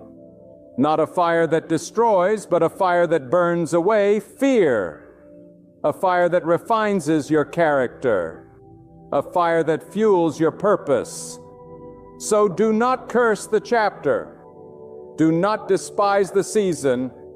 It is coming to a close. But before it ends, make sure you receive what God wanted to plant in you through it. Let the pain deepen your patience. Let the silence sharpen your discernment. Let the delay increase your dependency on the one who controls time itself. Because when this chapter ends, and it will end, you will need everything it taught you. And then comes the shift. The shift so divine that no one will be able to take credit for it but God. A shift so powerful that even your enemies will be forced to acknowledge that something beyond human strength carried you out of that pit. A shift that will remind you that your prayers were never in vain. Your tears were never wasted. Your waiting was never ignored. The one who heard you in the night will answer you in the daylight. And all will know this was the hand of God. You will not have to fight for recognition. You will not have to chase validation. When God closes a chapter, He doesn't just end the struggle. He honors the survivor. And He will cause those who once overlooked you to see you through new eyes, not because you demanded attention, but because God Himself elevated you. And when God elevates, no man can demote. So what should you do now while you wait for this chapter to close? Stand firm. Do not compromise your character just to escape the discomfort. Do not lower your standards to seek temporary relief. Stay grounded. Stay faithful. Keep walking in the truth. Keep trusting the process. Because the time of testing is also the time of proving. And when it is over, when the trial has run its course, you will emerge with a testimony that no storm can erase. God has already seen your future. He knows what's coming. He knows how it ends. And He's not worried. That's why you don't need to be either. You don't need all the details. You just need the faith to believe that the same hand that allowed this chapter is the hand that will end it. Not because of your strength, but because of His mercy. Not because you earned it, but because He is full of wisdom and compassion. And listen closely. When this chapter closes, you will realize that God not only preserved your life, but He protected your purpose. There are doors you wanted to walk through that God kept shut. There are people you wanted to keep in your life that God removed. So there are opportunities you begged for that never came. And one day you will look back and say, "Thank you, God, for not giving me what I wanted, but giving me what I needed." Because what you needed was not always comfort. It was preparation for the call that's coming next. There is glory on the other side of this grief. There is reward on the other side of this wrestling. There is peace on the other side of this pressure. You are not walking through this fire to be consumed by it. You are walking through it so that when others see you on the other side, they will know you have been touched not by fortune, not by luck, but by the living power of God. He is the one who sustains. He is the one who sees the end from the beginning. He is the one who does not need the approval of man to move on your behalf. And when He moves, the mountains tremble. When He speaks, creation bows. When He decides the struggle is over, it is over. Do not measure the power of God by the pressure of your pain. Do not weigh the promise by the heaviness of the trial. You see only what's in front of you, but God sees the full picture. Every chapter, every turn, every silent cry you whispered into the darkness. You've been waiting and wondering, when will this end? But God has not been still. He has been moving the unseen, shifting the invisible, preparing your path while you were still in the middle of the storm. The silence you mistook for absence was actually the stillness before the miracle. Every hardship you've endured has been under God's watchful eye. Nothing slipped past His wisdom. Not one moment of suffering escaped His attention. And when He allows something to come into your life, it's because He already has the power to use it for your good. You are not defined by the attack. You are defined by the outcome. God has already declared. He's not writing your story as it happens. He has already written it. And victory is not at the end of the story. It's woven through every page by His hand. Some of you have felt buried, like life has pushed you so deep into the ground that you can barely breathe. But hear this, you are not buried. You are planted. And when a seed is planted, it goes through pressure, darkness, silence, and isolation. But deep in the soil where no one sees, transformation begins. Roots grow. Strength forms. And when the time is right, that seed doesn't just rise, it breaks through the ground with power. That is what God is doing in you. He is not breaking you, He is building you. And when your time comes, nothing will be able to hold you down. You may be surrounded by chaos. You may be standing in the ruins of what once was. But let me tell you, God brings beauty from ashes. He does not leave His people in ruin. He does not abandon what He started. And if everything around you has crumbled, then that only means He's about to build something new, something stronger, something no storm can ever destroy again. God does not restore you to what you were. He elevates you beyond what you imagine. You may have walked through loss, but what is coming will be greater than what was taken. Stop looking at your life through the lens of defeat. Start seeing yourself through the eyes of the one who made you. God doesn't see brokenness. He sees potential. He doesn't see what you lost. He sees what He's about to give. He doesn't see a failure. He sees a vessel ready for His power. And when you finally understand that your hardship was not a punishment but a platform, your spirit will begin to praise Him even before the breakthrough arrived. he began to thank him even before the breakthrough arrived. There is no power greater than the will of God, no timing more accurate than His divine plan. When God says your season of hardship is over, nothing can stop what comes next. But before He releases the blessing, He builds the foundation. That's why He allowed you to be tested, not to harm you, but to strengthen your roots. So when the winds come again, and they will, you will not be moved. You will stand firm. Because what God builds, He builds to last. Let your soul rise in faith today. Refuse to settle into sorrow. Refuse to identify with struggle. You are not weak. You are not forgotten. You are not cast aside. You are the evidence that God still moves in the earth. You are the testimony that survival is not only possible, it is powerful. You have been through what should have crushed you. And yet, here you are breathing, hoping, believing. That is not by accident. That is the mark of God's mercy on your life. There will come a time sooner than you think when you will look back and barely recognize the person who endured so much. You will look back not with regret, but with reverence, not with shame, but with strength. You'll say, I didn't know it then, but God was with me every step. He covered me when I couldn't cover myself. He guided me when I was walking blind. He held me when I had no one else. And that will become the core of your gratitude. And listen carefully now. God is not asking you to be perfect in this chapter. He is asking you to be faithful. Stay anchored. Stay open. Stay committed to doing what is right even when it's hard. Because it's your faithfulness in the fire that activates the next season.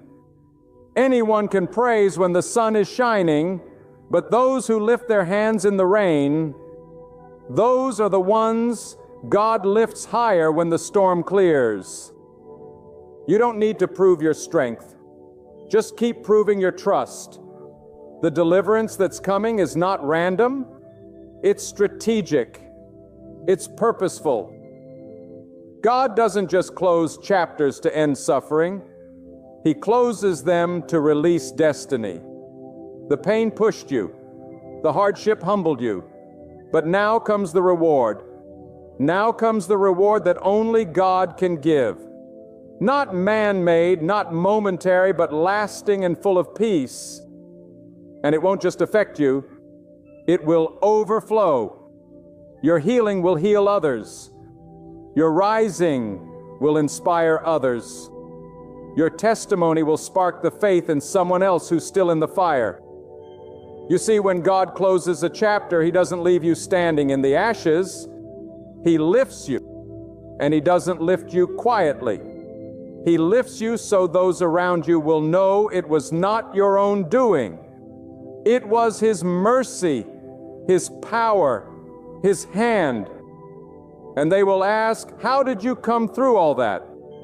And you will say, because God carried me. So now, my dear listener, stand still and know that God is not finished with you. The weight you've been carrying, the storms you've survived, the tears you've cried in silence, all of it has been seen. All of it has been recorded by the hand of the one who neither slumbers nor sleeps. And now by His command, the chapter is turning. Not by chance, not by the will of man, but by the decree of God Almighty. The weight of sorrow that has followed you is about to be replaced by peace. The fear that once held your heart captive is about to be shattered by heavenly assurance. Every closed door, every broken path, every prayer that seemed unanswered, they are now being rewritten by the hand of divine purpose. And what unfolds next will prove that the hardship was never your final verdict. It was only the setup, a sacred preparation for a destiny far greater than you ever dreamed.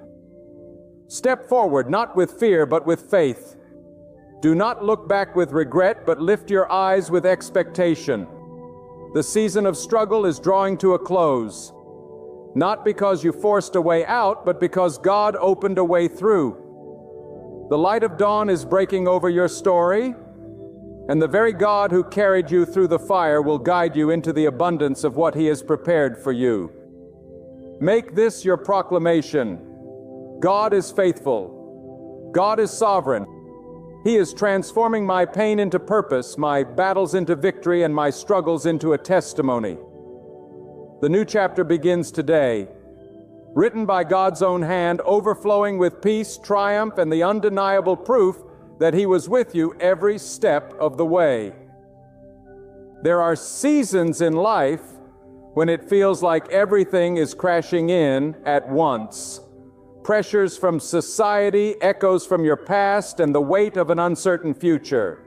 Your heart pounds, your thoughts race, and your soul quivers. But hear me today, if you truly long to receive the deepest desires of your heart, you must grasp the divine secret so many forget. Rest. Be still within. Quiet your soul before the Lord. For in that sacred stillness, in that holy pause, you open the way for God's power to move mountains for you. The world urges you to strive, to fight, to seize what you want. Yet God in His wisdom often calls us to the opposite path.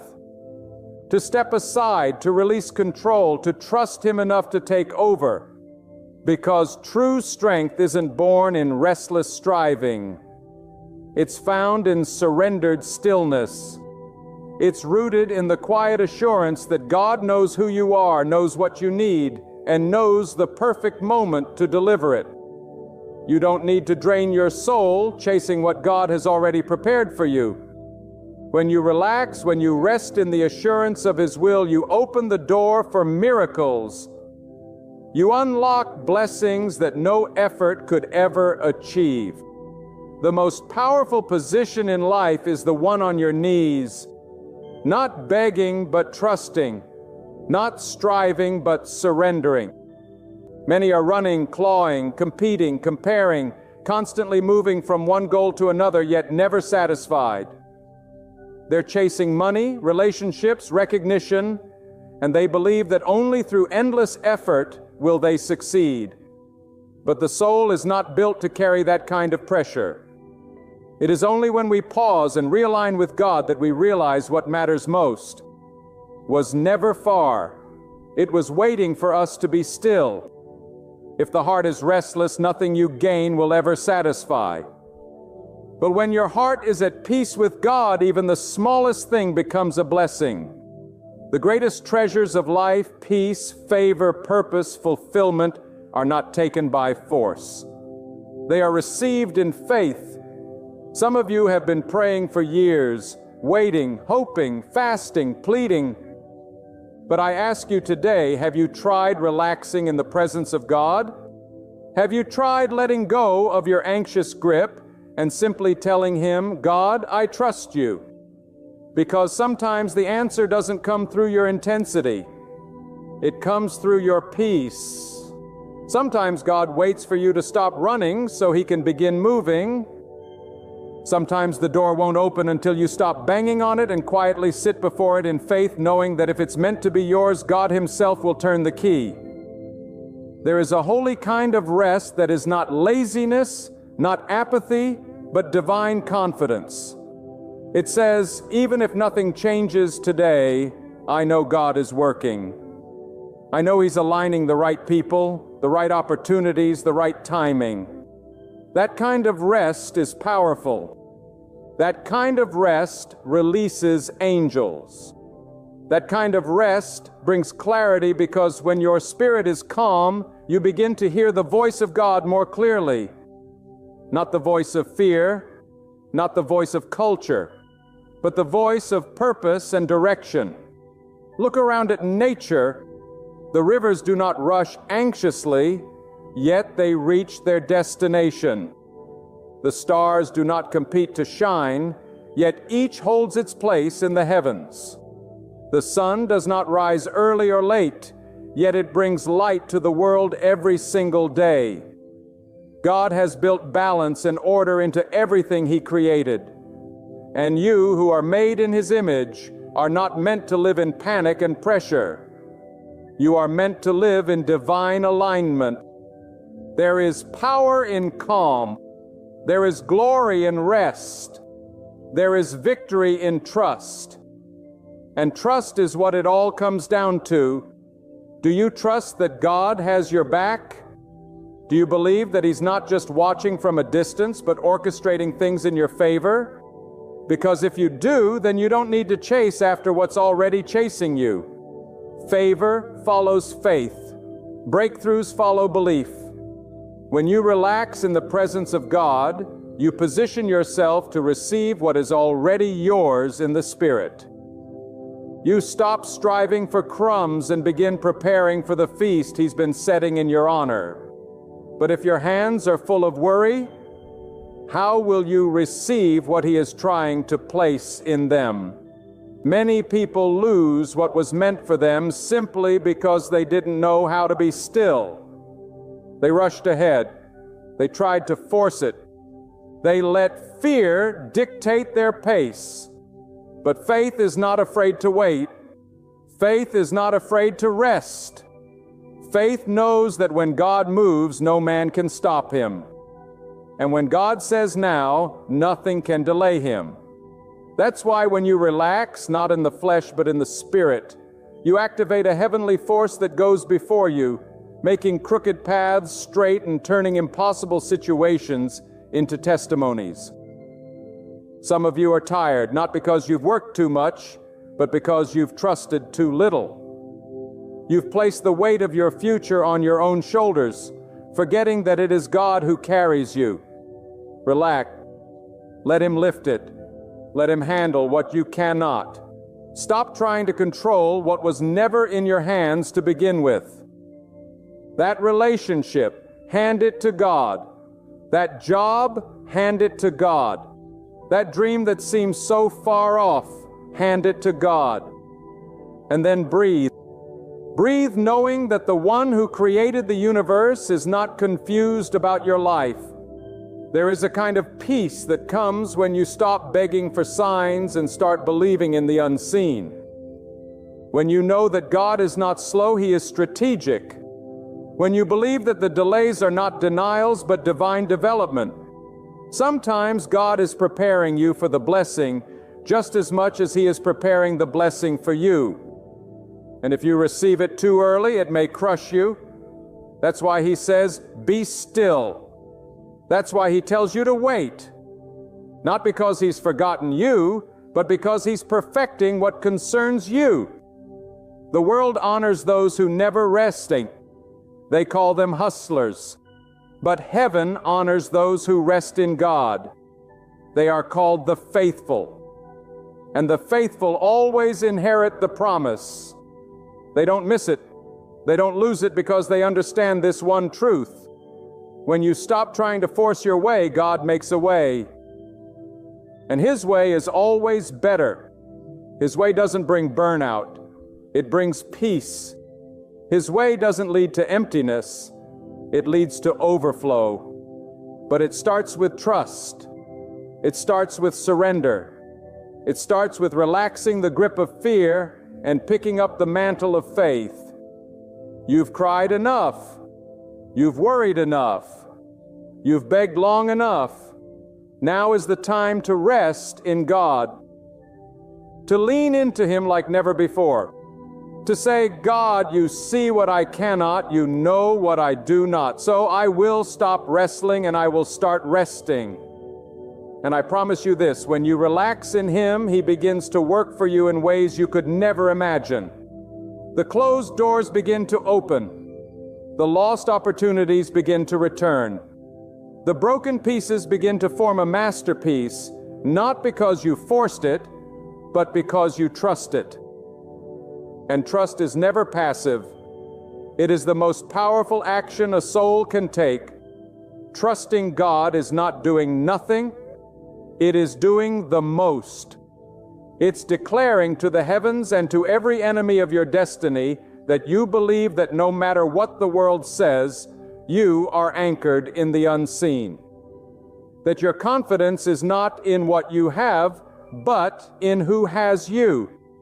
And when you live like that, when you walk with that kind of peace, everything changes. You don't just survive, you thrive. You don't just get through, you rise above. God has not called you to carry every burden. He has called you to cast it. And when you do, when you release what's in your hands, He releases what's in His. And what He holds is far greater than anything you could ever build with your own effort. That's why the most anointed people are not the busiest. They are the most surrendered. They understand the power of letting go. They know the secret of divine flow, that everything they need will come not when they chase it, but when they align with the rhythm of God. When you truly relax in your soul, you begin to see that life is not a race to be won, but a journey to be aligned with the will of God. Every moment, every delay, every unanswered question becomes part of a greater orchestration. God does not operate on the chaotic timelines of this world. He moves according to divine design, eternal timing, and perfect knowledge. While you fret about what you do not yet have, God is preparing what you are not yet ready to receive. And so He teaches you not through speed, but through stillness, not through noise, but through silence. That's why learning to relax in God is not weakness. It is wisdom. It is spiritual maturity. It is the recognition that God's silence is not absence. It is preparation. There is a storm that brews in the heart of every human being who thinks they must do it all, fix it all, be it all. That storm is fueled by fear, anxiety, pride, and doubt. But God never created you to live in the eye of that storm.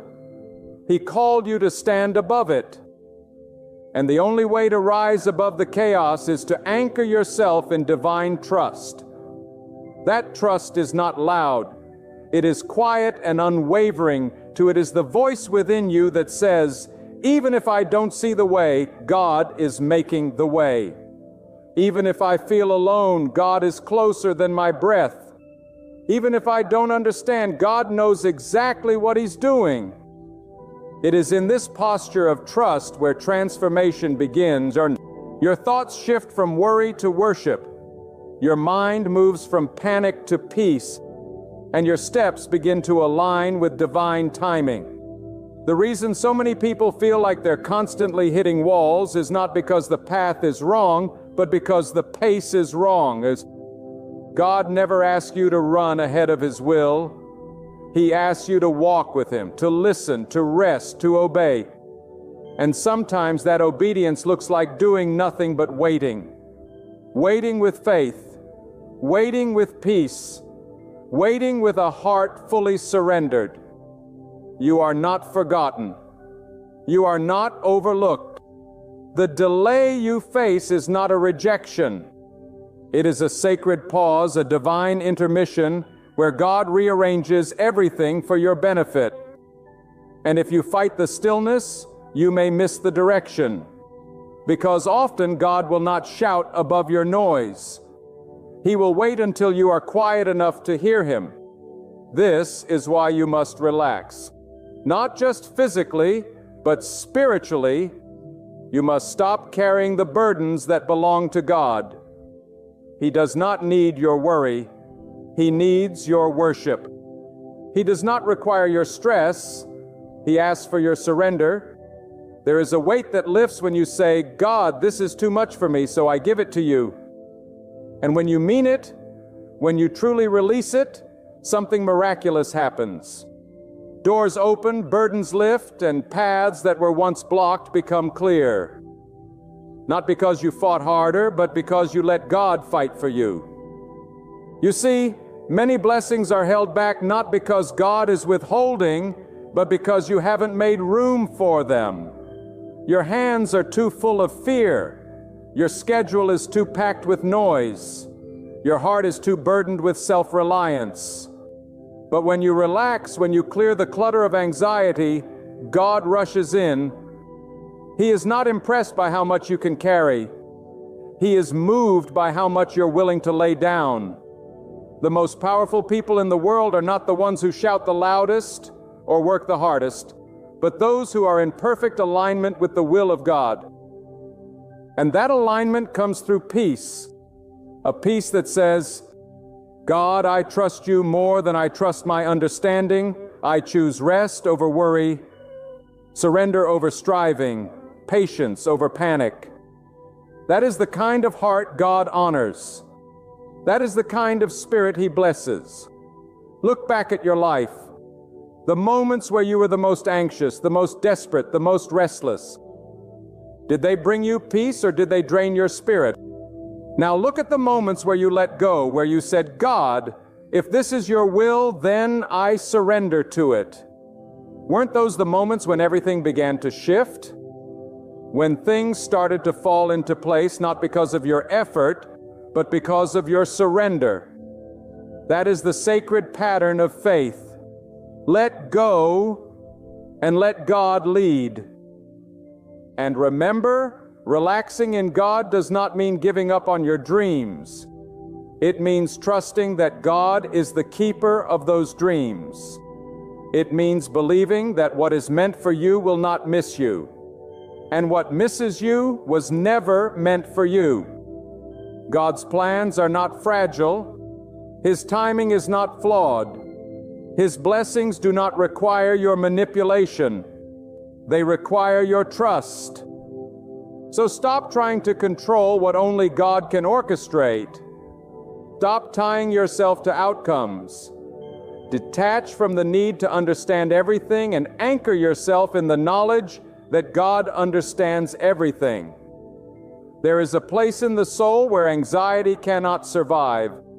It is the place where you meet God face to face, not in the noise of performance, but in the quiet of trust. There you are reminded that you are not what you do, not what you have, not what people say about you. You are who God created you to be, fearfully, wonderfully, purposefully made. You don't need to chase validation. You don't need to impress the world. You need only to rest in your Creator. And when you do, a peace descends like rain on a dry land, a peace that cleanses, restores, and renews. Let God renew you. Let Him strengthen you, not through constant activity, but through divine rest. Stop trying to outrun the process. Stop comparing your pace to others. What God is doing in your life is unique. You are not behind. You are not late. You are exactly where God needs you to be. And even if you feel stuck, even if you feel like nothing is moving, understand this. God does His greatest work in stillness, silence, in the soil where nothing seems to be growing, but deep roots are forming beneath the surface. And yet there are those who still believe that peace is only for the privileged, that rest is for the lazy, that stillness is for those who've given up. But I declare to you with every fiber of conviction, peace is for the obedient. Stillness is for the wise. Rest is for the one who trusts that God is enough. You do not rest because the journey is over. You rest because you know who walks with you. You relax not because the battle is finished, but because you know that the battle is not yours, but God's. And when you truly believe that your soul stops shaking, your hands unclench, your eyes lift not to the problem, but to the provider. What the world teaches you is to grind, to press, to push harder when things get tough. But what God teaches is that when the load gets heavier, you go lower. You humble yourself. You submit the pressure at His feet.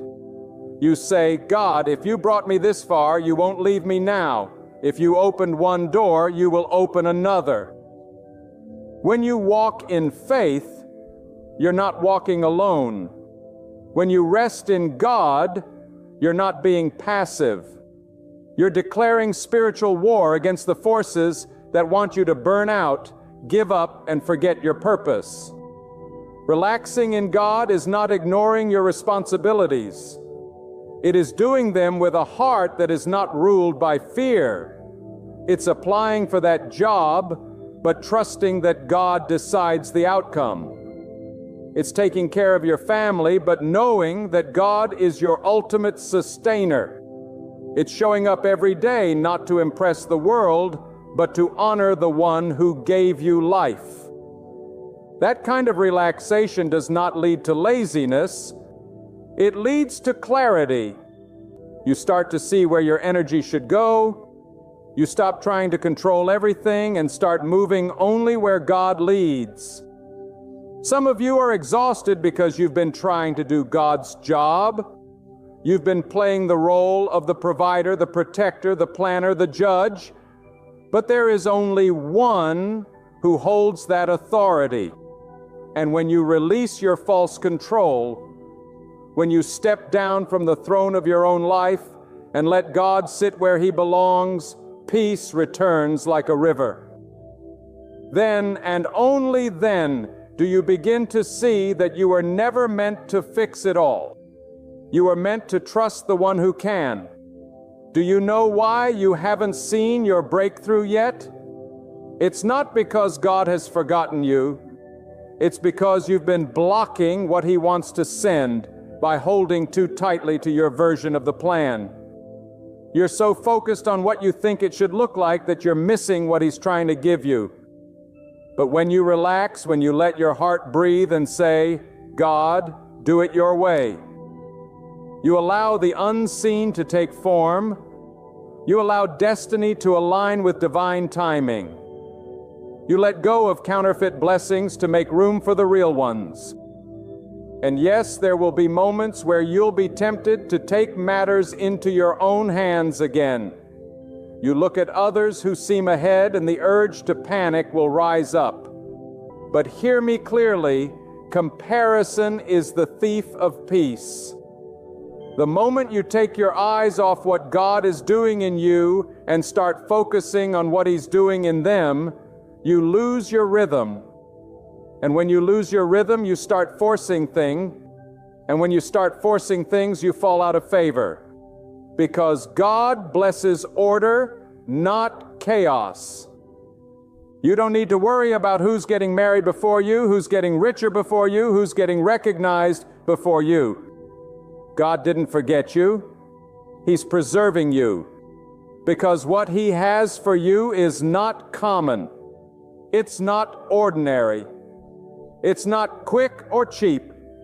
It's custom made, and anything custom takes time. So stop fighting the process and start trusting the Creator. Stop running after everything and let the right things start running toward you. This is not the time to panic. This is the time to plant yourself deeper in trust. Because when your roots are in God, your leaves will not wither in the heat of delay. When your foundation is in the Almighty, no storm will shake you. And when your eyes are fixed on God, you will see what others miss. You will hear the quiet instructions, the divine nudges, the sacred whispers that lead you to places no map can guide you. That's the reward of rest. Clarity. God doesn't shout over noise. He whispers to the still. Let me ask you this. What would happen if you truly believed that nothing good would ever pass you by? That anything meant for you would find you? Not when you're stressed, not when you're anxious, but when you are at peace with God's pace. That's not fantasy. That's the promise of those who walk in surrender. They may not move the fastest, but they always end up exactly where they were meant to be because their steps are not based on pressure. They are based on divine instruction. So yes, relax. Let people think you're being too calm. Let them wonder why you're not rushing like everyone else. Let them question your peace, because when your breakthrough comes, and it will, they'll understand. They'll see that your calm was not foolishness. It was faith. They'll realize that your peace was not passivity. It was power. Because God always defends those who place their trust in Him. He always honors the ones who wait on Him. And waiting is never weakness. Waiting is preparation. A farmer doesn't pull up the seed each day to see if it's growing. He waters it. He tends to it. And he trusts the process. That's exactly what your waiting is accomplishing. It's watering your faith, building your endurance, shaping your character so that when the harvest arrives, you won't just receive it, you'll carry it well. Because every gift from God comes with preparation. That's why rushing can never produce what resting will. Rest proves your readiness. When anxiety takes over, you lose sight of who God is. You shrink the Creator of the heavens down to the size of your impatience. But when you choose peace, you lift God higher. You exalt His power above your need. You lift His will above your worry. And that's when doors swing open. That's when favor follows. That's when heaven moves. Not because you shouted the loudest, but because you trusted the deepest. You don't need to convince God to bless you. You just need to get in position to receive. And the position is peace. The posture is surrender. The expression is trust. That's where the real power is. That's the secret. Most people never discover that the most successful, the most fulfilled, the most anointed people are not always the busiest. They are the most rested in God. They move with purpose. They walk in wisdom. They don't chase, they attract because they are aligned. And alignment always beats ambition. And now I tell you, there is a deeper revelation that comes when you truly make peace with God's pace. It's not just about relaxing your body or even calming your thoughts. It's about entering into a sacred dimension of trust where you realize the timing is not yours. It is God's. The timing of your promotion, the timing of your healing, the timing of your vindication. All of it is governed not by chance, not by coincidence, but by the hands of the Almighty who sees the end from the beginning and the beginning from the end. You must stop living like life is something you have to figure out on your own. You were never created to carry the burden of your own destiny. God didn't design you to be the architect of every detail. You are not God. You are His creation. And your greatest strength will be found in the moment you truly accept this truth. You are not in control. And that's the most freeing thing you will ever realize. Because once you release the illusion of control, God can begin to reveal the divine orchestration already taking place behind the curtain of your circumstances. Let me tell you, there are blessings already in motion that your eyes have not yet seen. There are solutions to problems that haven't even reached you yet. There are provisions being built in secret, not because of your performance, but because of your positioning. And the position God requires is not a frantic hustle, it's faith. Not inaction, but alignment. Because it's possible to be busy and still be disobedient. It's possible to be active and still be far from the will of God. But when your spirit is in tune with His direction, your steps become strategic, your words become anointed, and your rest becomes a weapon.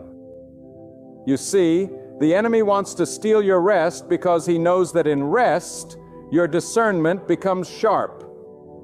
In rest, your hearing becomes clear. In rest, your spirit becomes sensitive to God's movement. That's why so many are agitated, confused, doubtful. It's not because they don't have access to God. It's because they haven't created the silence necessary to hear Him.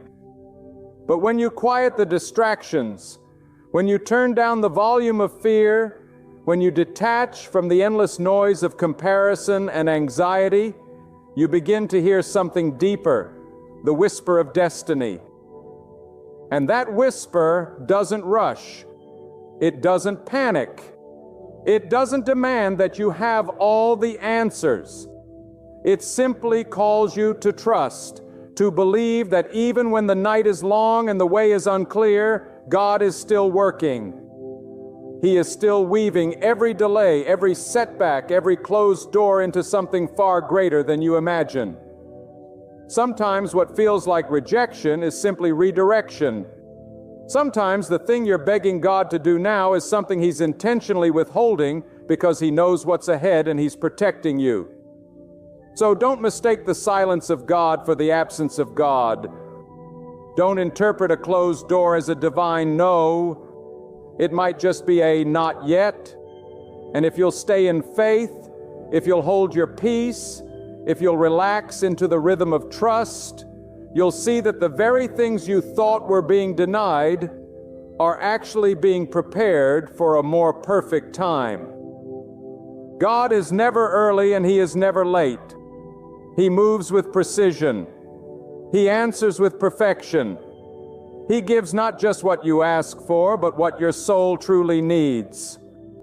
Some of you have cried, "Why haven't I seen it yet? Why is this taking so long? Why do I feel stuck?" And I say to you, it's not because God has turned away. It's because He's building something deeper inside of you. He's teaching you to wait well, to live with expectation, not anxiety, to prepare your inner world to carry what your outer world will soon experience. He's not just working around you, He's working in you. And when the time comes, you won't just receive the blessing, you'll be ready to handle it, because a blessing given too soon becomes a burden. A door opened too early becomes a trap, and a dream fulfilled without maturity becomes a curse. That's why God is careful. That's why He sometimes says, wait, not because He delights in your frustration, but because He delights in your future. And if you could see what He's protecting you from, you would thank Him for every delay. If you could glimpse the weight of what's ahead, you'd praise Him for every silent season.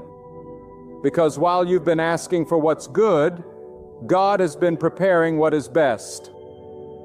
So I say again, relax, breathe, let go of the timeline you've built in your head. Let go of the pressure to be where someone else is. Your journey is not theirs. Your timing is not theirs. Your purpose is not theirs. And that's the beauty of it. What God has written for you cannot be stolen, rushed, or missed. The only thing that can delay it is your resistance to rest. When you try to force open what God has closed, you may find yourself drained, discouraged, and distant from the very peace that was promised to you. But the moment you step back, the moment you say, God, I choose your pace over mine, your way over mine, your will above mine, that's when the shift begins. Not always immediately, not always visibly, but spiritually something breaks open. Because God honors those who trust Him. He elevates those who wait on Him. He pours out abundance on those who rest under His covering, knowing that in their stillness, He is moving. You want to see miracles, learn to be still. You want to receive answers, learn to listen. You want to walk in divine timing, learn to wait, not passively, but actively, with praise, with faith, with expectation. Let your relaxation be a declaration of your belief that God is not done with you yet, that what He started, He will finish, that what He promised, He will perform, that what He prepared for you is on its way. Not because you chased it, but because you trusted for it. And when it comes, and it will, you'll look back and realize that every moment you chose peace over panic was a seed that birthed your harvest. Every time you said, "I will not worry, I will worship," you moved the heavens. Every breath of surrender, every step of obedience, every act of faith brought you closer, not to what you wanted, but to what God always knew you needed. And that, my friend, is where everything changes. And now I urge you to reflect.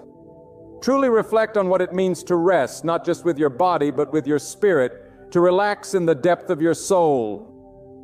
Because some of you have grown weary, not from the work of your hands, but from the war in your mind, the constant thoughts, the racing doubts, the whispers of not enough, the echoes of too late, the torment of what if. These are not just mental battles. They are spiritual attacks sent to steal your focus, your confidence, and your peace. But God, in His mercy, is calling you into a different realm, a higher dimension of trust, where anxiety cannot enter, and fear cannot speak. You see, peace is not the absence of noise. It is the presence of God within the noise. And when you carry God within you, when your heart is saturated with the knowledge that He is in full control, no storm on the outside can shake the stillness within. The enemy's greatest weapon is not disaster, it is distraction.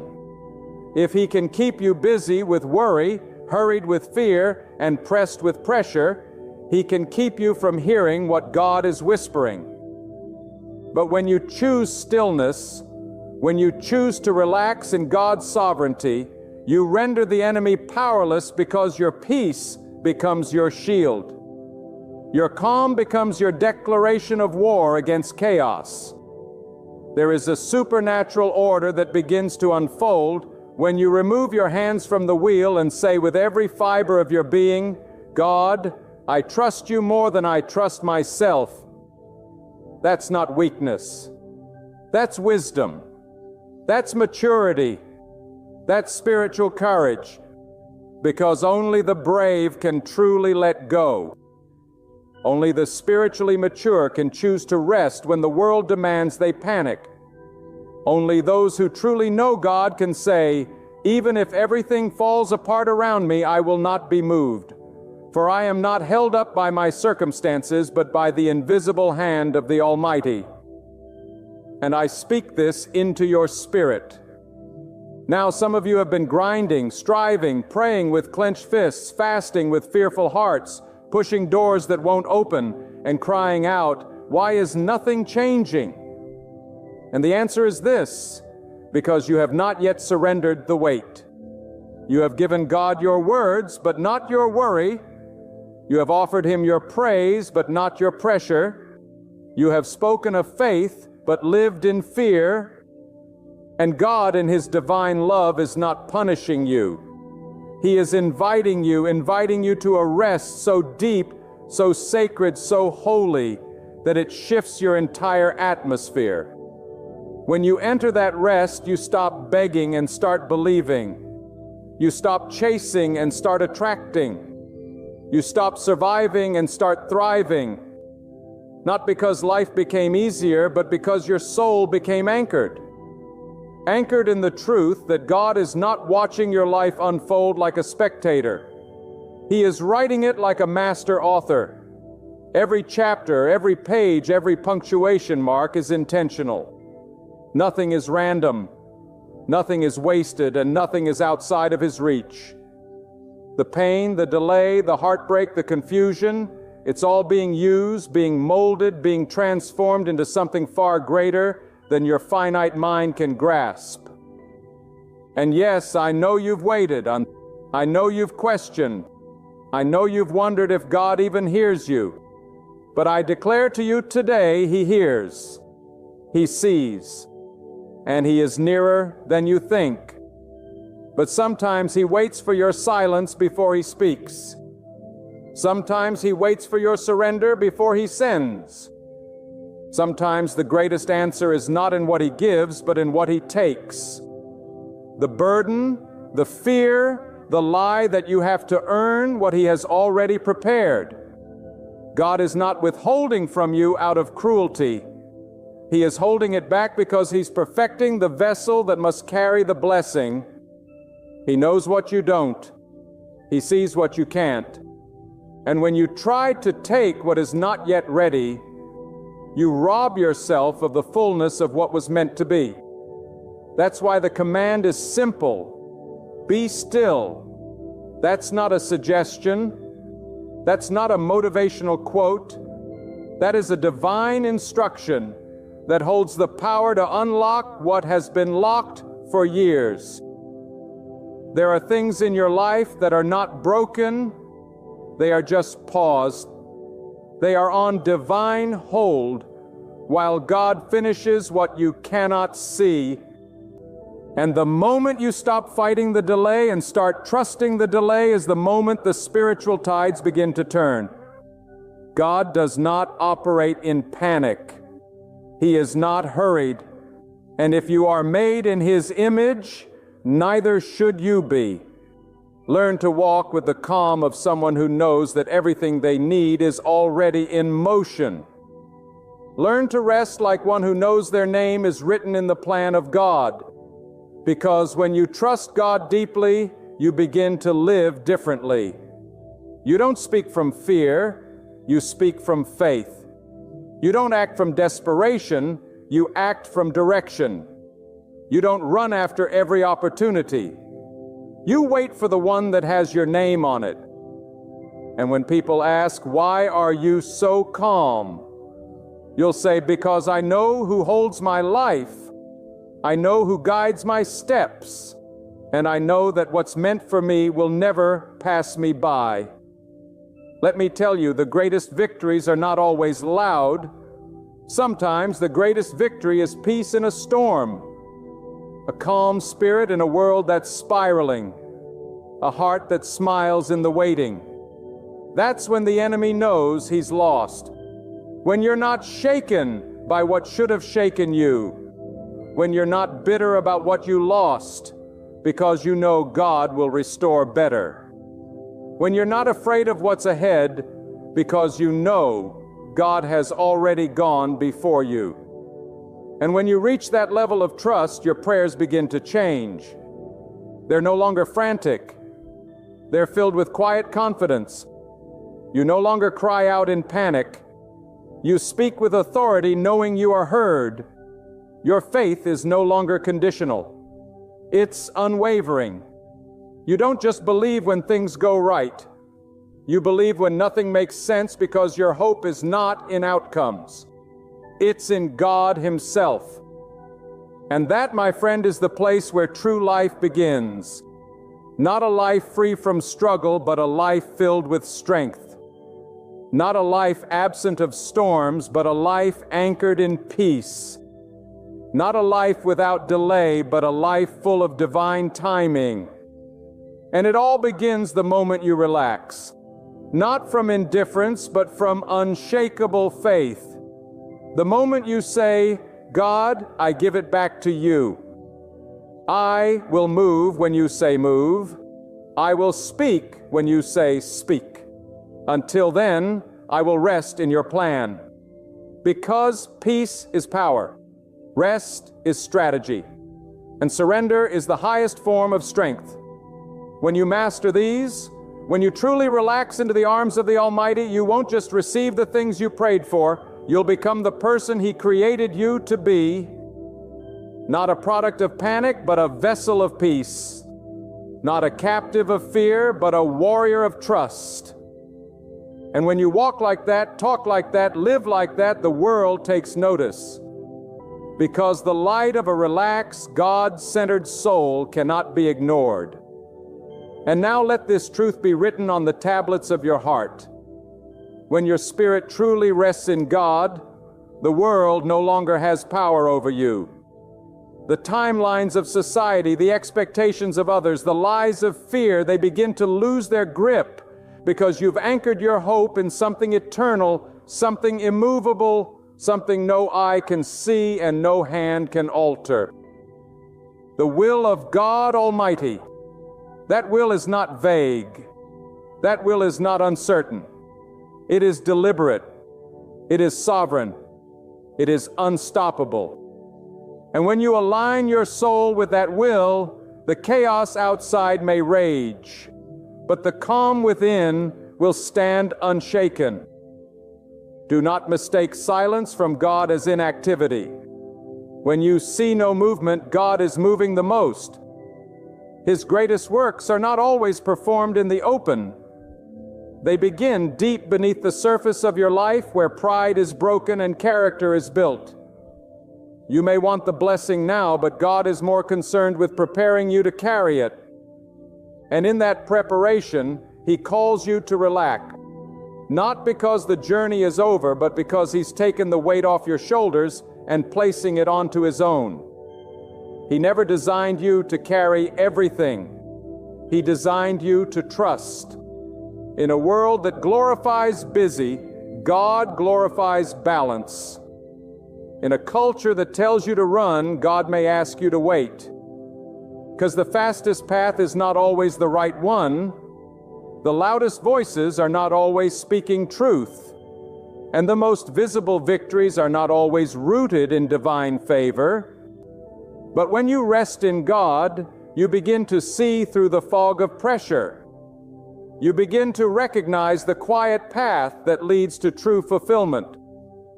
Not worldly noise, but divine nourishment. In mute, God is not moved by panic. He is moved by trust. And when you stop shouting in desperation and start sitting in expectation, that's when the shift happens. That's when what was held back is released. That's when what you thought was lost returns in ways that only God could orchestrate. Because when you let go of your grip, you give room for God's hands to work. When you sit down in surrender, you rise up in strength. Let us not be the people who panic at every delay. Let us not be the ones who think silence means abandonment. God does not forsake the ones who wait on Him. In fact, it is often in the waiting where He reveals the deepest truths. He peels back the layers of impatience and fear until what remains is pure faith. A heart that no longer needs signs to believe. A soul that no longer needs speed to feel secure. A mind that no longer needs answers to walk forward. Some of the greatest blessings come wrapped in stillness. The kind of stillness that breaks chains. The kind of stillness that silences the voice of the enemy. The kind of stillness that says, I don't need to see the whole staircase. I just need to trust the one who built it. That's faith. And faith doesn't scream. It doesn't demand. It waits. It listens. It knows that God is faithful, and if He said He will do it, He will. But so many today are trapped in the illusion of doing. They think their value is in their hustle. They believe their worth is in their results, and in doing so, they exhaust themselves, burn out their spirits, and disconnect from the very source that sustains them. God does not need your performance enough. He desires your presence. He does not ask for your perfection. He asks for your peace. That peace is not found in finishing every task or fixing every problem. It is found in knowing that God is already ahead of you, working on your behalf, orchestrating what your eyes have not yet seen. Even in the darkest of nights, when you feel alone, forgotten, and overwhelmed, know this: God is closest in your calm. He draws near, not when you strive, but when you still your soul before Him. That's when you feel His strength. That's when you hear His voice. That's when you realize you were never walking alone, not even for a second, but the noise of your anxiety was drowning out His comfort. The fire of your worry was clouding His guidance, and the clutter of your thoughts was closing the door to His instruction. But when you quiet your soul, you open the door again. And when that door opens, divine clarity floods in. You begin to see that your delays were not detours. They were doors being installed at the right time. You begin to understand that what felt like silence was a sacred setup. That what looked like a loss was actually liberation from what would have harmed you. God does not misplace His children. He does not forget their prayers. He collects every tear, hears every whisper, and watches over every step. And if you're willing to be still, you will begin to see the pattern emerge. How every piece of your pain was leading to purpose. How every setback was shaping your strength. Yes, life has its storms. Yes, there will be trials. But when your soul is anchored in God, even the winds must obey. Even the waves must submit. Peace is not found in the absence of storms. It is found in the presence of God within the storm. And once you know that kind of peace, the world loses its hold on you. You stop chasing people who walked away. You stop fearing opportunities you missed. You stop regretting what's behind and start rejoicing in what's ahead. Because your future is not in the hands of chance. It's in the hands of God. And those hands do not fail. And so I say to you again, relax, not as an escape, but as an entrance into a deeper dimension of trust. Relax your mind. Let go of the outcomes. Relax your heart. Stop fighting what God is working on. Relax your body. Your exhaustion is not a sign of failure. It's a call back to divine rest. Let your whole being return to the place where strength is born. Not from striving, but from surrender. Because when you relax, you allow God to show you who He truly is. Not a distant power, not a harsh ruler, but a thoughtful, caring Creator who gently directs every beat of your heart. He's not holding you back with silence. He's preparing you for something greater. And the moment you stop resisting that truth is the moment you'll begin to live in it. Let the world drown itself in noise. Let others chase after life in fear. But you choose to be still and believe. Believe that God is God. Believe that He is more than enough. Believe that He can be trusted. And in that belief, everything begins to fall into place. New doors will swing open. Courage will rise. Calm will overflow. And the very blessings you once struggled for will begin to flow toward you. Because when you walk with God, what belongs to you will come without force. When God intends for you to be with someone, creation itself responds in ways beyond human understanding. The wind carries a new melody. The heavens align with divine order, and the timing unfolds so perfectly that you know it cannot be chance. It is not luck. It is the very hand of God directing your path. And if you have ever wondered whether your journey was meant to intertwine with another's, if you have ever found yourself standing where love and destiny meet, lean in. Because when God is the one writing the story, nothing can interrupt it. A deep peace settles within your soul. With God at the center, you don't need to force it. You don't need to chase after it. You don't need to plead for anyone to remain. When the Lord ordains a union, it flows naturally. It breathes life. It grows in grace. Anxiety does not exist in the will of God. There is only certainty.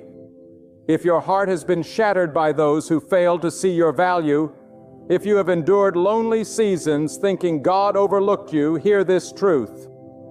God's delay was never meant to wound you. He was preparing you. He was preparing the other person. Because divine timing requires divine molding. When God wants you with someone, He'll first isolate you. He'll pull you away from distractions, from toxic attachments, from what your flesh wants, so that your spirit can begin to discern what is truly sent by Him. He will break down your own desires until your will aligns with His. That is why some relationships had to fall apart. That is why some people walked away. It wasn't rejection, it was redirection. God removes what is not meant for your destiny so you can receive what is designed to build you, bless you, and bring you closer to Him. And you must understand, when God chooses someone for you, it will not always look how you imagined. It will not always come in the package you were praying for. But it will come with a peace you never knew existed. It will challenge you to become better. It will push you toward purpose, not pull you into confusion. Because God is not the author of chaos. He is the architect of harmony. When He connects two souls, it's not based on shallow attraction or fleeting emotion. It's based on spiritual alignment, purpose, and divine order. There are signs, oh yes, undeniable signs, when God is drawing two lives together. He will give you clarity. He will confirm it through His Word, through your prayers, through your peace. You won't have to second guess it day and night. You won't have to sacrifice your dignity to keep it. When God wants you with someone, it will never require you to lower your standards or compromise your values. It will lift you up.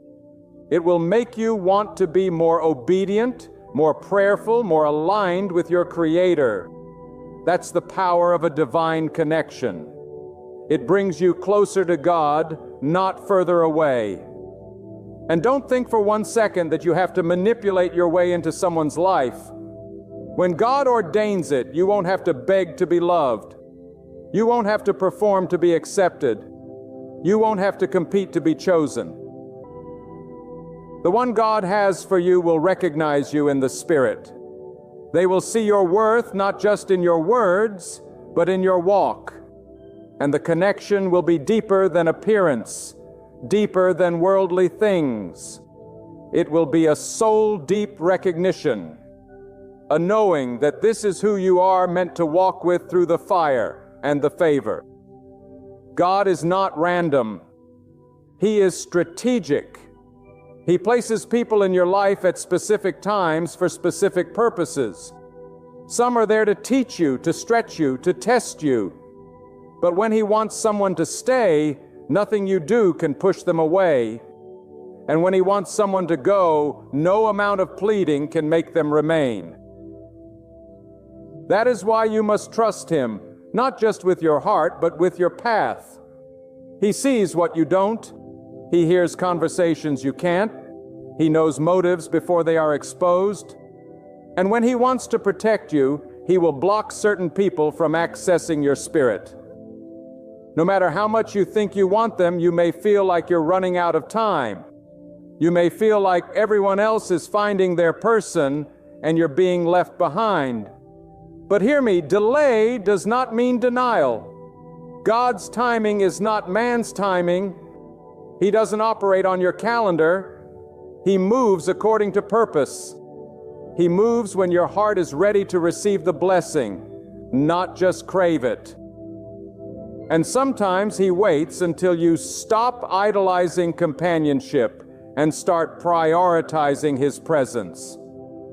Because until God becomes your first love, every other relationship will become a source of distraction, not direction. When God wants you with someone, He will speak to them just as clearly as He speaks to you. He will not be one-sided. He will not be full of confusion. God is a God of confirmation, and He will show you through their actions, their intentions, their prayers, their pursuit. And you will not have to wonder where you stand. You will not have to live in a cycle of hot and cold. There will be consistency. There will be integrity. There will be peace. And peace is one of the clearest signs that God is in something. Because wherever He is, peace follows. Do not be deceived by emotions alone. Emotions can be misleading. They rise and fall. They are subject to mood, to loneliness, to insecurity. But when God is behind it, it goes deeper than feelings. It is rooted in truth. It is sustained by faith. It is built on trust. You will feel it in your spirit before you feel it in your skin. It will bear fruit that glorifies God, not fruit that feeds your ego. And it will strengthen you for the storms of life, not weaken you in your faith. You may be asking, how do I know if it's truly from God? Listen closely. When it's from God, it will not contradict His principles. It will not pull you into sin. It will not ask you to hide in the shadows or compromise your convictions. It will stand in the light. It will be honorable. It will be protected by prayer and guarded by purity. When God wants you with someone, He will create a foundation that is unshakable. Not perfect, but unshakable. Because the connection will not depend on circumstances. It will depend on covenant. And sometimes God will bring someone into your life and things won't go smoothly at first. There will be trials. There will be distance. There will be seasons of waiting. But do not mistake process for punishment. What God is doing behind the scenes is bigger than what you can see in the present. He may be refining both of you in the fire, so that when He brings you together, the union is strong, refined, and ready to fulfill its divine assignment. Because every God-ordained relationship has a purpose beyond just companionship. It has a mission. It has a spiritual responsibility. That is why you cannot attach yourself to just anyone. The wrong connection can delay your destiny. The wrong person can drain your purpose. Be careful who you align your life with. Not everyone is called to walk beside you. Not everyone is carrying what you need. But when God brings the right person, your strengths will complement one another, your faith will multiply, your vision will align. You will sharpen one another, not sabotage each other. You will find that the relationship does not distract you from God. It drives you deeper into His presence. You begin to pray more. You begin to walk in humility. You begin to operate in wisdom. That's how you know it's not just good, it's God. And when it's God, you don't have to fear the future. You don't have to worry about betrayal. Because what God ordains, He sustains. And no weapon formed against it can prosper. No voice raised against it can curse it. When God says yes, no man can say no. Now you must also prepare yourself, because God is not just working on the other person, He is working on you. You must become the person who can carry what you're praying for. You must be healed from past wounds. You must be free from bitterness. You must walk in forgiveness. Because if you carry old baggage into a new blessing, you will contaminate what God has designed to be pure. Let Him purify your heart. Let Him strip away the ego, the pride, the insecurities. Let Him rebuild you into the person who is ready for love that is rooted in heaven, not earth. And if you've already met someone and you feel the pull, but things seem uncertain, go to God. Not to your friends, not to social media. Take it to the one who sees all. Fast, pray, seek wisdom, ask for discernment, and be willing to walk away if God gives you no peace. Do not hold on to something just because it feels good. Feelings lie, but the Spirit of God does not. If God is not in it, it is not worth it. No matter how beautiful it looks on the outside. But oh, when it is from God, you'll know. You'll feel covered. You'll feel seen. You'll feel safe.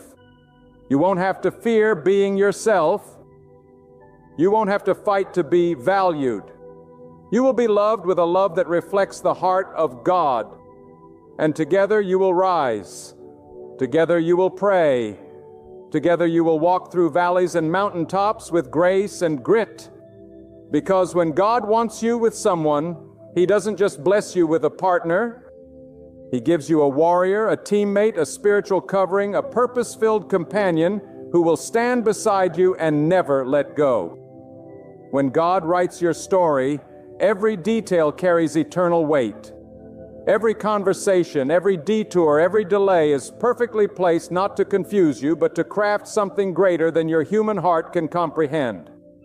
You see, when God aligns your destiny with another, it is not about romance alone. It is about the fulfillment of divine assignment. It is about two souls joining forces, not to please each other, but to glorify the one who created them. The connection God ordains is not rooted in selfish desire. It is born out of spiritual necessity. It is not meant to complete you, but to complement your calling. There is something holy about timing when it is governed by God. You may be ready, but the other person might still be in the process. You may feel eager, but God may still be preparing your character. Because God will not allow what is meant to bless you to come into your life when you are not equipped to handle it. He does not give sacred things to careless hands.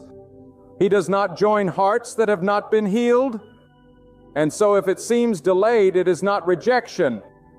It is protection. It is preservation of something sacred. You must not confuse loneliness with lack. Sometimes God separates you so He can sanctify you. He removes all noise from your life so His voice becomes the loudest. Because when your heart is too entangled in the world, you cannot hear the whispers of heaven. And when God is preparing to place someone in your life by divine design, He requires your ears to be tuned to Him, not your own longing. He wants you to choose with clarity, not craving. To walk in wisdom, not desperation. For God does not bless rushed decisions. He blesses surrendered obedience. When God wants you with someone, He begins to adjust your life so that your purpose aligns with theirs. He will shut doors that seem promising. He will remove relationships that looked stable. He will allow you to feel alone, not to harm you, but to bring you closer to Him. Because only in that solitude do you truly learn that no one can fill your soul like God. And until that lesson is rooted deep within you, every relationship you pursue will fall short, will crumble under pressure, will turn to dust. Because no human can carry what only God is meant to uphold in your life. God doesn't just send you what you prayed for. Oh, He sends what will grow you. That's why when the right person comes, you will not only feel loved, you will feel stretched. Your comfort zone will be challenged. Your hidden wounds will be revealed for healing. Your faith will be tested and your character refined. And through it all, God will be the center, guiding, correcting, strengthening. Because a God-ordained relationship is not a destination. It is a journey. It is the starting point of a greater assignment. And if you're not willing to walk in truth, to sacrifice, to forgive, to remain faithful, you are not yet ready for what God has planned.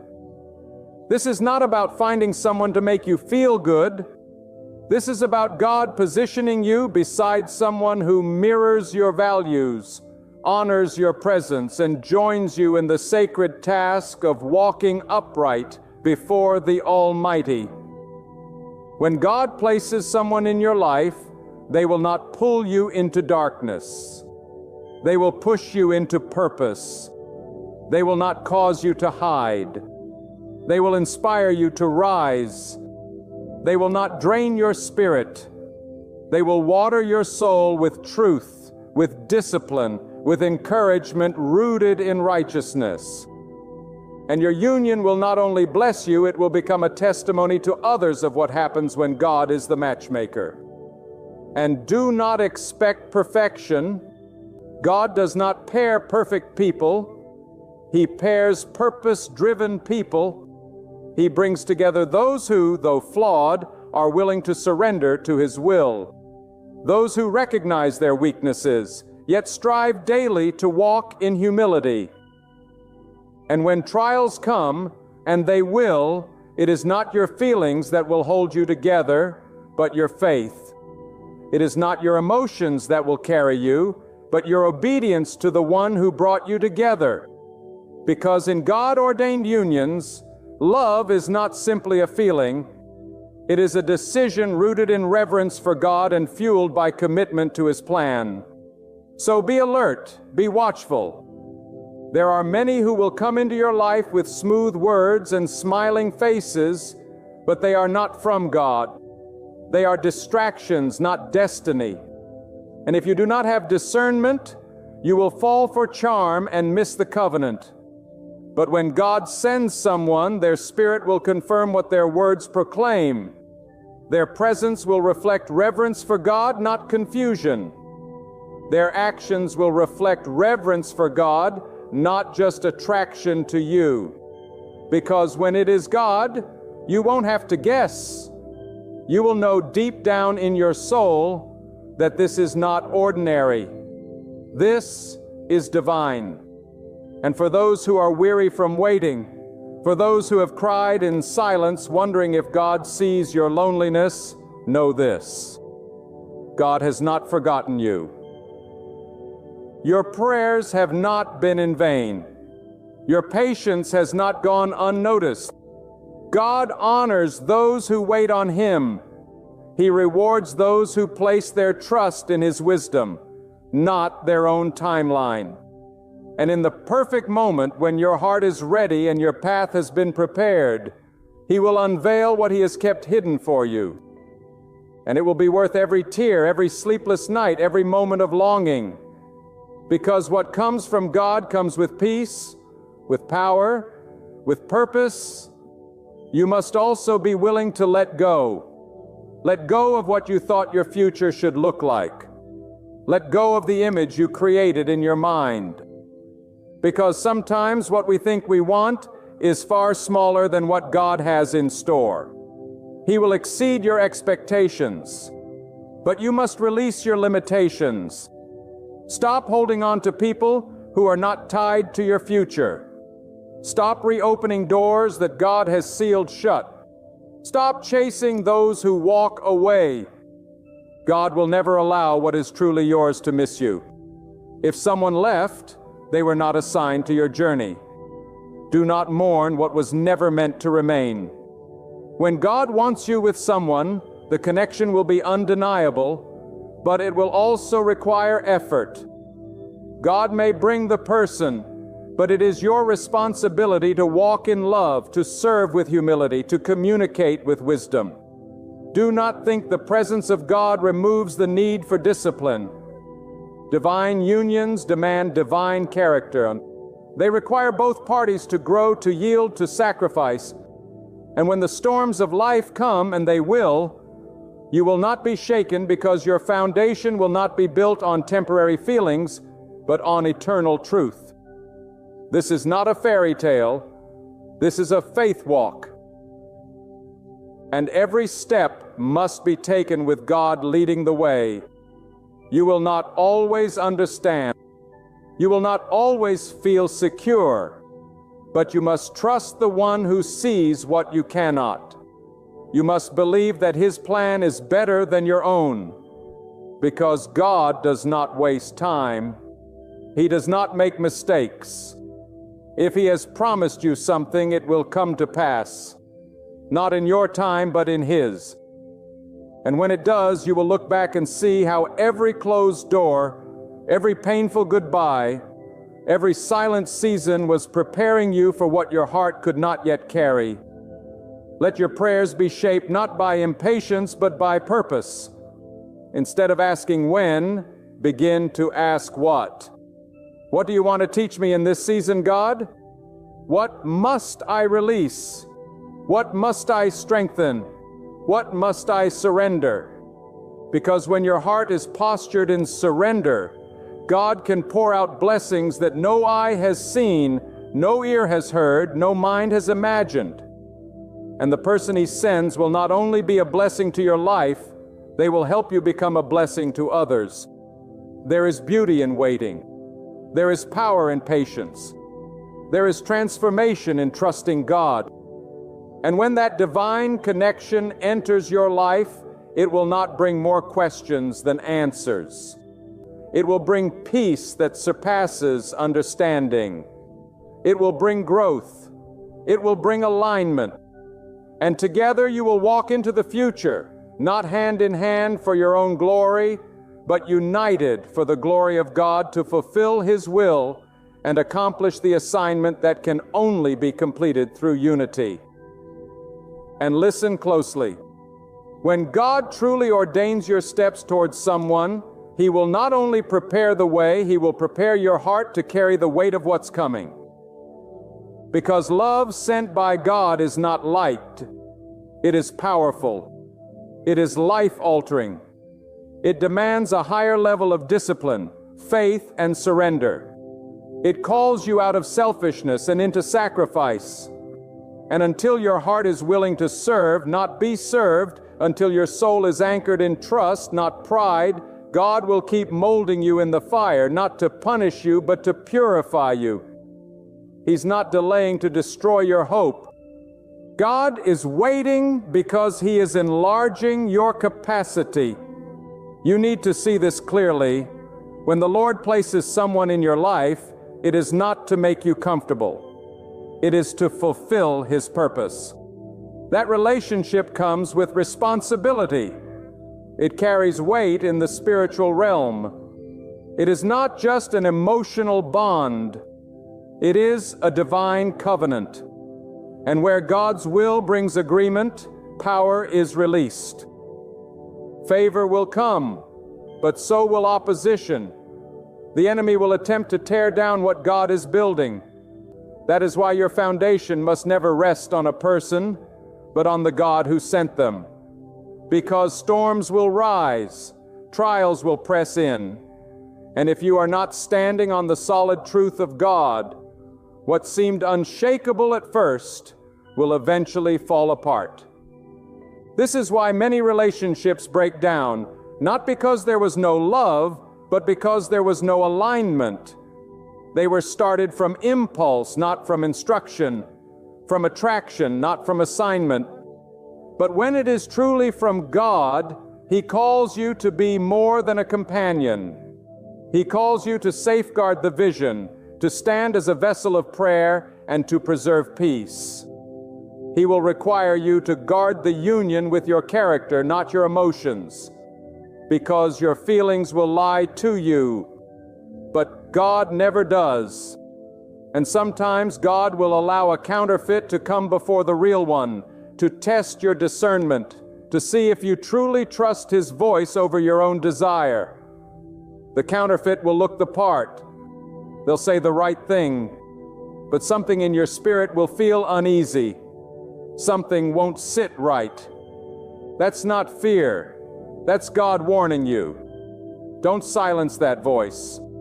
Don't override that signal. Because when you ignore God's warning signs, you invite unnecessary pain. But when you obey, even when it hurts, you make room for what is truly meant. When God wants you with someone, the connection will mature you. It will not always feel easy, but it will always feel purposeful. You will begin to grow in ways you never have. You will feel stretched, not to break you, but to build you. Because God doesn't just send someone to walk beside you.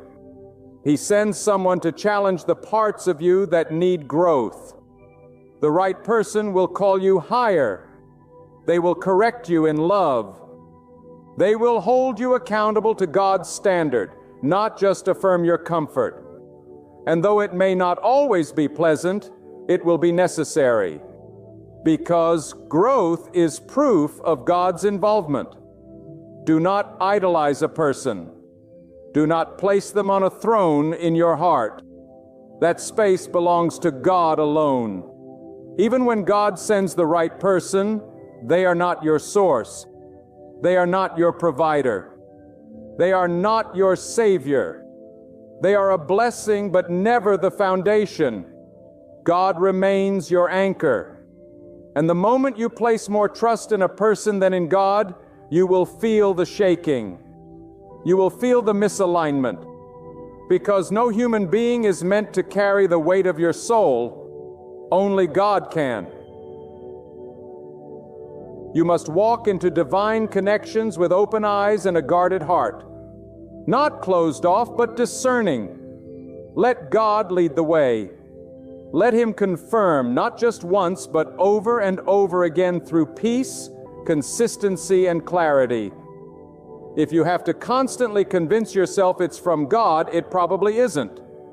When God moves, He brings assurance. He brings light into dark places. He brings order to chaos. And what He unites, no confusion can unravel. Don't allow loneliness to be louder than God's wisdom. Loneliness is temporary, but a decision made outside of God's will can cost you years of peace. It can lead you into battles you were never meant to fight. That's why you must silence the noise of the world and anchor your soul in what God is whispering. Sometimes His voice is quiet, not because He's absent, but because He's testing your willingness to still seek Him when the answer isn't instant. And when you show God that your trust doesn't waver in silence, He rewards that faith with clarity. Remember, God doesn't show you someone's soul through their appearance. He reveals it through their patterns. Pay attention. Are they stable? Are they consistent? Are they guided by principles or by emotions? Are they bringing you closer to God or closer to compromise? These questions are not rooted in fear. They're rooted in wisdom. Because what you join your life to will either lift you or limit you. And when God wants you with someone, that person will be a builder, not a burden.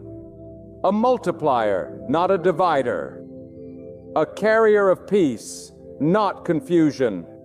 Sometimes the connection will come after you've been broken, after you've healed from battles that left you breathless, and you'll wonder why God waited so long.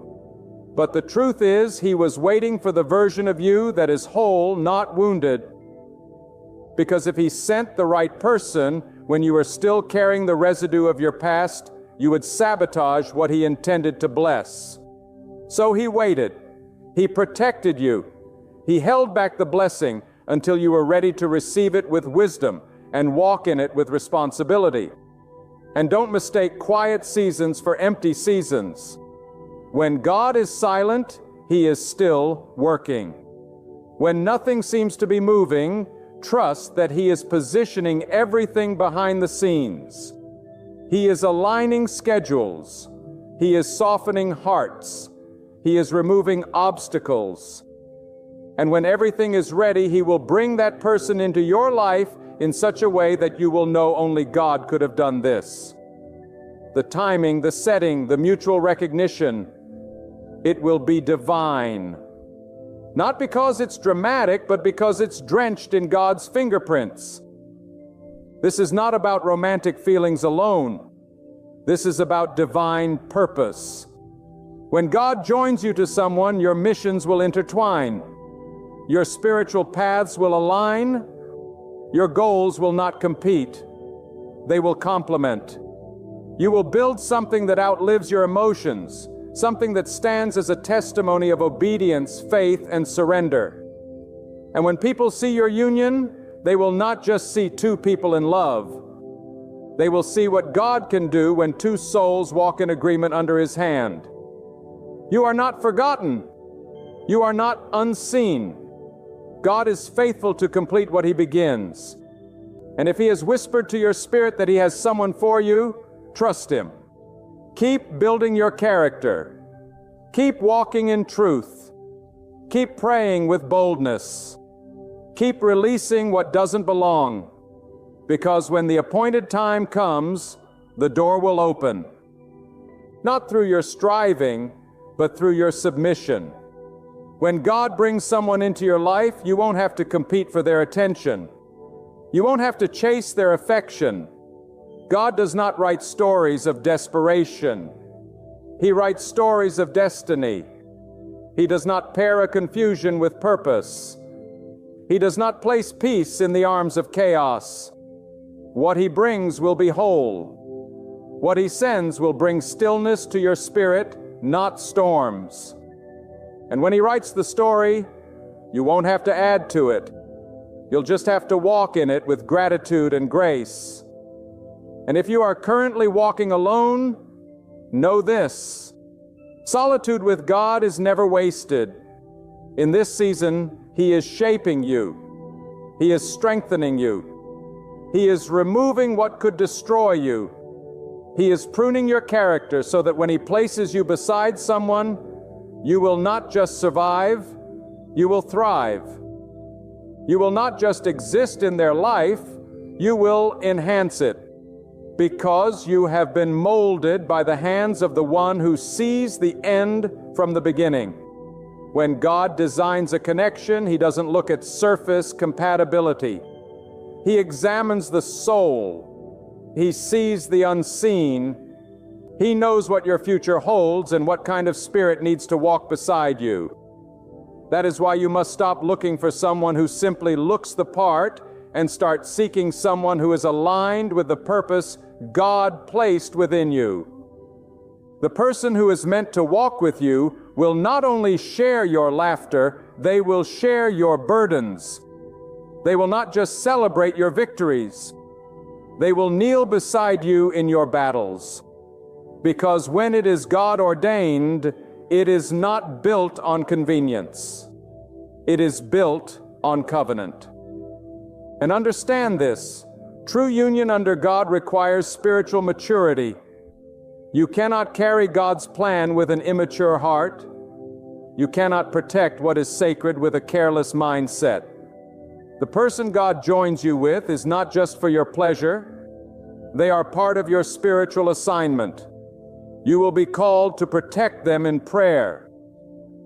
You will be required to walk in patience, in honor, in selflessness.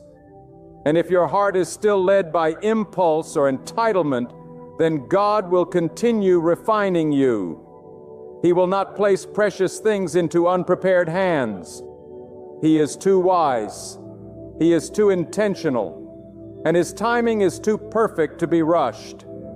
Sometimes God will bring someone into your life quietly, without noise or grand announcements. There won't be fireworks. There won't be signs in the sky. But there will be a divine stillness in your spirit.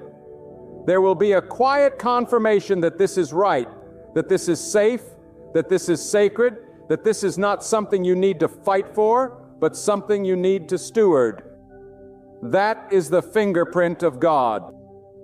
When the soul rests, not because everything is perfect, but because the presence of God surrounds the connection like a shield. And do not forget, God protects what He ordained. He shields it from premature exposure. He hides it from eyes that would envy it or try to destroy it. That's why for a time you may feel unseen. That's why the one meant for you may be invisible to the crowd. God is hiding you both, not to delay joy, but to protect destiny. What is pure must be preserved. What is holy must be shielded. And when the right moment arrives, He will reveal what He has kept covered. And the world will see what heaven already approved. If you're struggling with disappointment from the past, if someone you thought was the one walked away, hear this: if it was from God, it would not have ended in confusion. If it was from God, it would not have taken you away from prayer, peace, and purpose. When God joins two people, He does not pull them away from His presence. He pulls them deeper into it. So thank God for the ones who walked away. Thank Him for every door that closed. You may not understand it now, but God sees every motive. He hears every conversation spoken behind closed doors. And when He removes someone, it is not to break you. It is to build you for what's ahead. And what is ahead requires focus. It requires strength. It requires the kind of faith that trusts God even when your eyes don't see a thing moving. Because often the greatest moves of God happen in silence. He works in the soil beneath the surface in the unseen. He softens hearts. He reroutes paths. He tears down false connections and clears the clutter so that your spirit can recognize what is real. And when the time is ripe, when both your soul and theirs are prepared, God will cause your paths to cross in a way that not even the wisest among you could have orchestrated.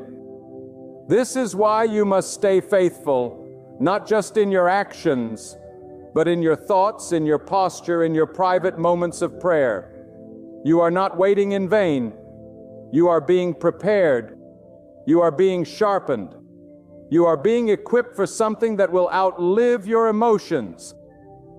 Do not let the temporary noise of culture distract you from the eternal wisdom of God. The world may tell you to settle. The world may tempt you to chase validation. But God calls you to wait, not because you're being punished, but because He is saving you from less than what He designed. And when God brings you the person He has prepared for you, it will feel like divine alignment.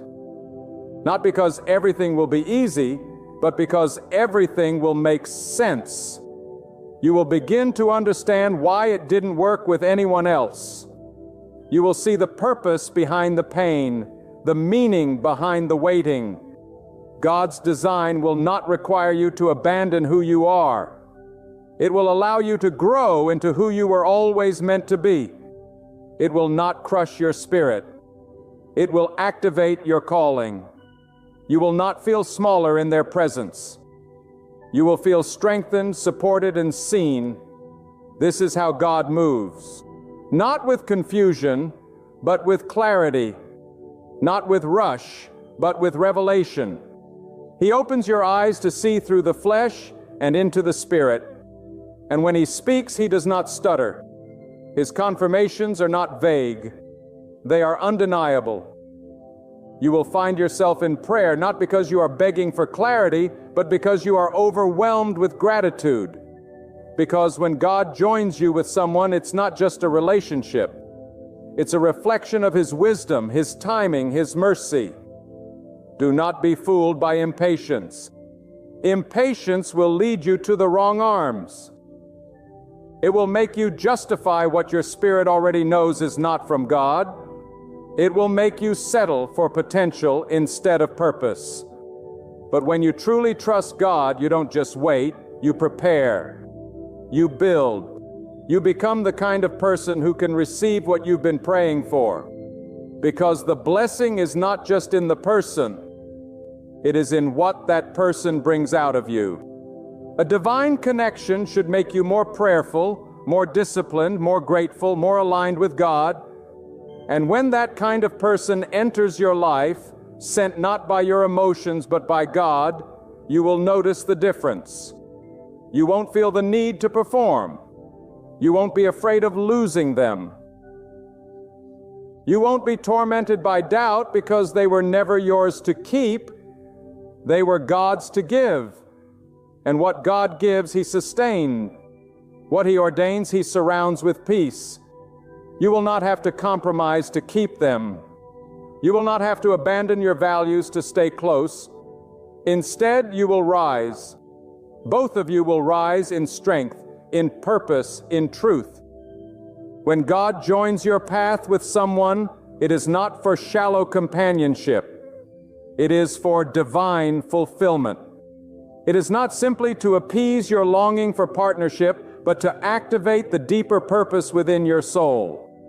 And if you are not grounded in that understanding, you will reduce what is sacred to what is seasonal. You will mishandle what is holy. That is why God sometimes holds back what you desire, because He loves you too much to give you something you'll destroy with immaturity. He waits until your character can protect what your prayers have requested. He sees beyond the surface. He sees beyond the smile, beyond the words, beyond the physical. God looks at the spirit. He examines the motives. He weighs the intentions. And before He allows someone to walk hand in hand with you into your future, He evaluates their ability to carry the weight of your destiny.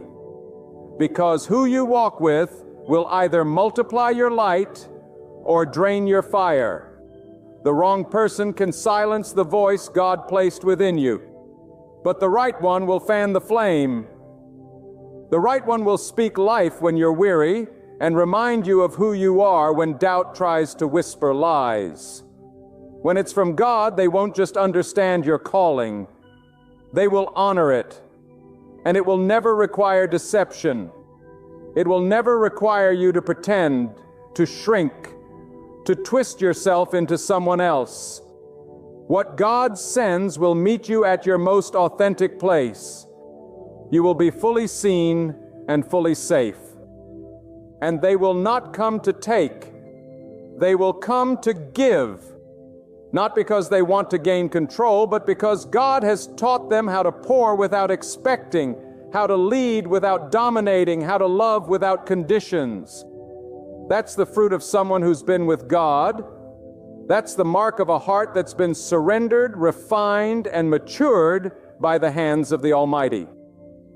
But you must stop seeking validation from broken places. You must stop trying to convince people to see what only God can reveal. When God intends for someone to recognize you, He will open their eyes. He will awaken their spirit. You won't have to force clarity. You won't have to beg for love. You won't have to fight for position in someone's life.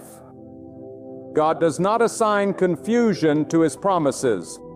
He assigns peace. And peace is not passive. It is powerful. It is the quiet assurance that though you may not have all the answers, you are exactly where you're meant to be. Some of you have cried at night asking God why your heart has been delayed, why your soul has wandered in a season of waiting. But what you must realize is that waiting is not wasting. Waiting is preparation. Waiting is purification. Waiting is sacred.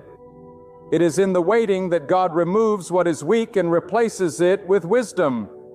It is in the waiting that you stop needing a person to feel whole and begin needing only God to feel complete. Because when you enter into a union still broken, you will place weight on the other person to fix what only God can heal. And that is a burden no one was built to carry. Let your healing be your preparation. Let your solitude be your sanctuary. Don't rush the process. God is doing something behind the scenes that your eyes cannot see. The delay is not your enemy. It is your protection. And when it finally happens, when the pieces come together, when the prayers collide with reality, you will understand that the wait was worth every silent night. Because what God builds is eternal. What God joins is covered. What God writes cannot be erased by time, distance, or distraction. Those two things cannot be erased. This is, and don't be surprised when the enemy tries to attack what God is preparing. The enemy is not threatened by those who are connected by emotions. He's threatened by those who are connected by obedience. The enemy is terrified of unions that are born through prayer, sustained by discipline, and destined for purpose. That is why distractions come when you're closest to breakthrough. That is why false opportunities arise when you've just started to trust. But do not lose focus. Do not let temptation pull you from truth. Stay rooted in God. Stay watchful. Stay discerning, because what He is preparing is not only for your joy, it's for His glory. When God puts His hand on a relationship, it becomes more than two people in love. It becomes a divine force, a shield against darkness, a testimony of faith, a vessel of peace. That kind of bond does not crumble under pressure because its strength is not drawn from man or bride. It is drawn from God Himself. And when both souls are submitted, when both hearts are yielded, they move together like a storm of light through a world of shadows. They build, they bless, they bear fruit, that others can taste and see that God is real, that God still answers, that God still joins souls in perfect time. You must ask yourself, am I becoming the person I'm praying for? Am I walking in the kind of discipline I desire in another? Am I prepared to lead in patience, to follow in humility, to sacrifice without recognition, to forgive before apology? Because love sent by God is not soft. It is strong. It is forged in truth. It endures testing. And if you're not prepared to protect what is sacred, then you are not yet ready to receive what is divine. But when your heart is refined, when your mind is sober, when your spirit is humble, then the blessing can come. Then the door can open. And when it does, there will be no doubt. There will be no striving, no performance. The love will be quiet and steady, not loud and frantic. It will be sacred, not showy. It will honor your boundaries, not cross them. It will protect your spirit, not manipulate your emotions, because it is not driven by flesh. It is driven by truth. It is not ruled by fear. It is ruled by peace. That is the difference between a relationship that is convenient and a relationship that is called. When God wants you with someone, the entire rhythm of your life will begin to align. Not because it's easy, but because it's right. Conversations will carry depth. Moments will carry weight. Even the hard days will carry grace. Because when it's from God, there is purpose in the pain and mercy in the trial. You won't walk this road alone. You will travel together, shoulder to shoulder.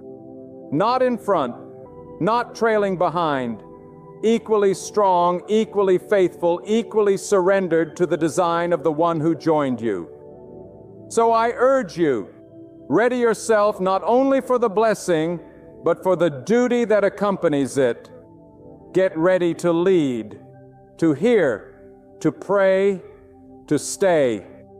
Get ready to guard what God entrusts to you, not with force, but with the Spirit.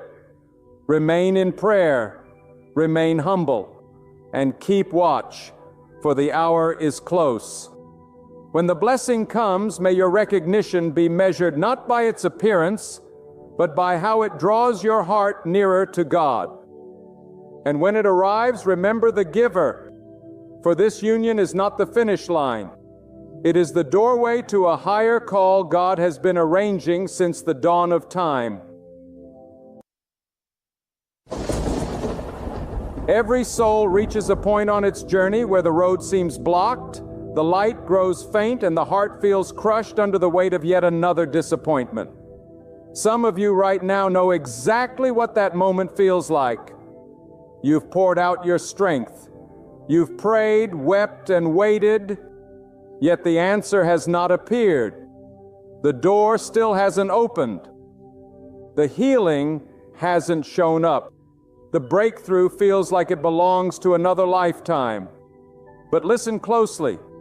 This is not the finish line. This is not the last chapter. This is the setup for the miracle. For when your strength runs dry, God's power flows in. When people insist there is no way, God speaks, "Watch me make a way." The world may urge you to quit. Voices around you may whisper it's already too late. Your own mind may battle with doubt, fear, and confusion. But your life is not meant to be guided by human verdicts. You are called to trust in the Almighty, the one who splits seas wide open, who draws water from stone, who breathes life into dry bones. You are not abandoned. You are not overlooked. God sees you. God hears you. And God will make a way where there seems to be none. Miracles are not myths.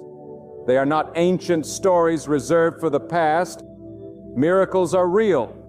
They are alive. They are happening right now. The very breath you're taking is a miracle.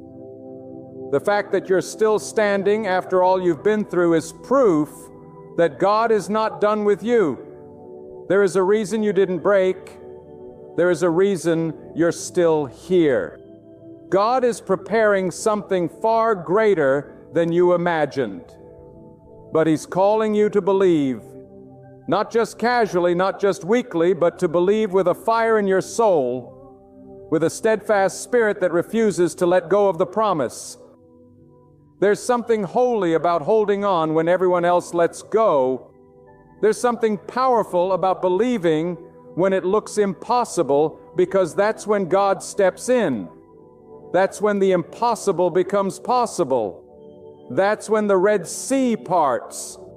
That's when the chains break. That's when the walls fall down without a touch. It is not your job to figure out how God will do it. It is only your job to believe that He will. Your miracle does not depend on your resources. It does not depend on your education, your connections, your status, or your strength. It depends on your God. And He is the master of miracles. He is the waymaker. He opens doors that no man can shut. He lifts the humble and shatters the proud. He brings justice for the oppressed and raises the bowed down. He has never failed, and He will not fail you. Maybe you've been walking through a desert, spiritually dry, emotionally drained. Maybe the silence has lasted so long that you've begun to wonder if God is even listening. Let me tell you something. The silence does not mean absence. The delay does not mean denial. God is not ignoring you. He is working in the unseen. He is setting things in motion behind the curtain. The stage is being prepared for something that only God can do. When it happens, it won't make sense. It won't be explainable by logic. People will look at you and say, "How did this happen?" And your only answer will be, "God made a way," because that's what He does. He brings rivers into wastelands. He turns mourning into dancing. He lifts up the broken and gives strength to the weary. He is not limited by what limits you. He is not restricted by what restricts you. He is sovereign, eternal, and mighty beyond measure. But He's looking for a heart that believes. He's searching for a soul that will say, "I trust you even when I can't trace you. I believe even when I don't see the evidence yet." That kind of faith moves mountains. That kind of faith makes the impossible bow to the possible. That kind of faith brings heaven's power into your life. There are moments in life when everything will try to convince you to give up. Your emotions will scream that it's over. Your circumstances will shout that it's too late. But if you listen closely, not with your ears, but with your spirit, you will hear the whisper of God saying, "I'm still here. I'm still working. I will make a way." Don't limit God to your understanding. What He has planned for you is greater than what you can imagine. His ways are not your ways, and His timing is not your timing. You may feel delayed, but you are not denied. You may feel forgotten, but you are deeply remembered in the heart of God. He has written your name in the palm of His hand. He knows your story from beginning to end. And He is writing a chapter of glory that no one can erase. Your situation may seem lifeless, but God breathes life into dead places.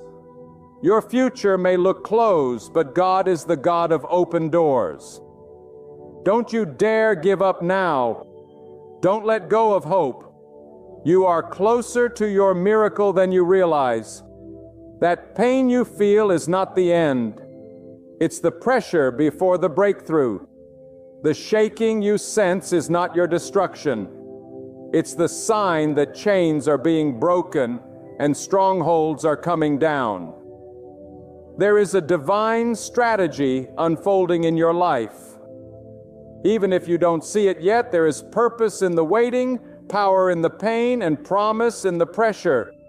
God is refining you. He's not punishing you.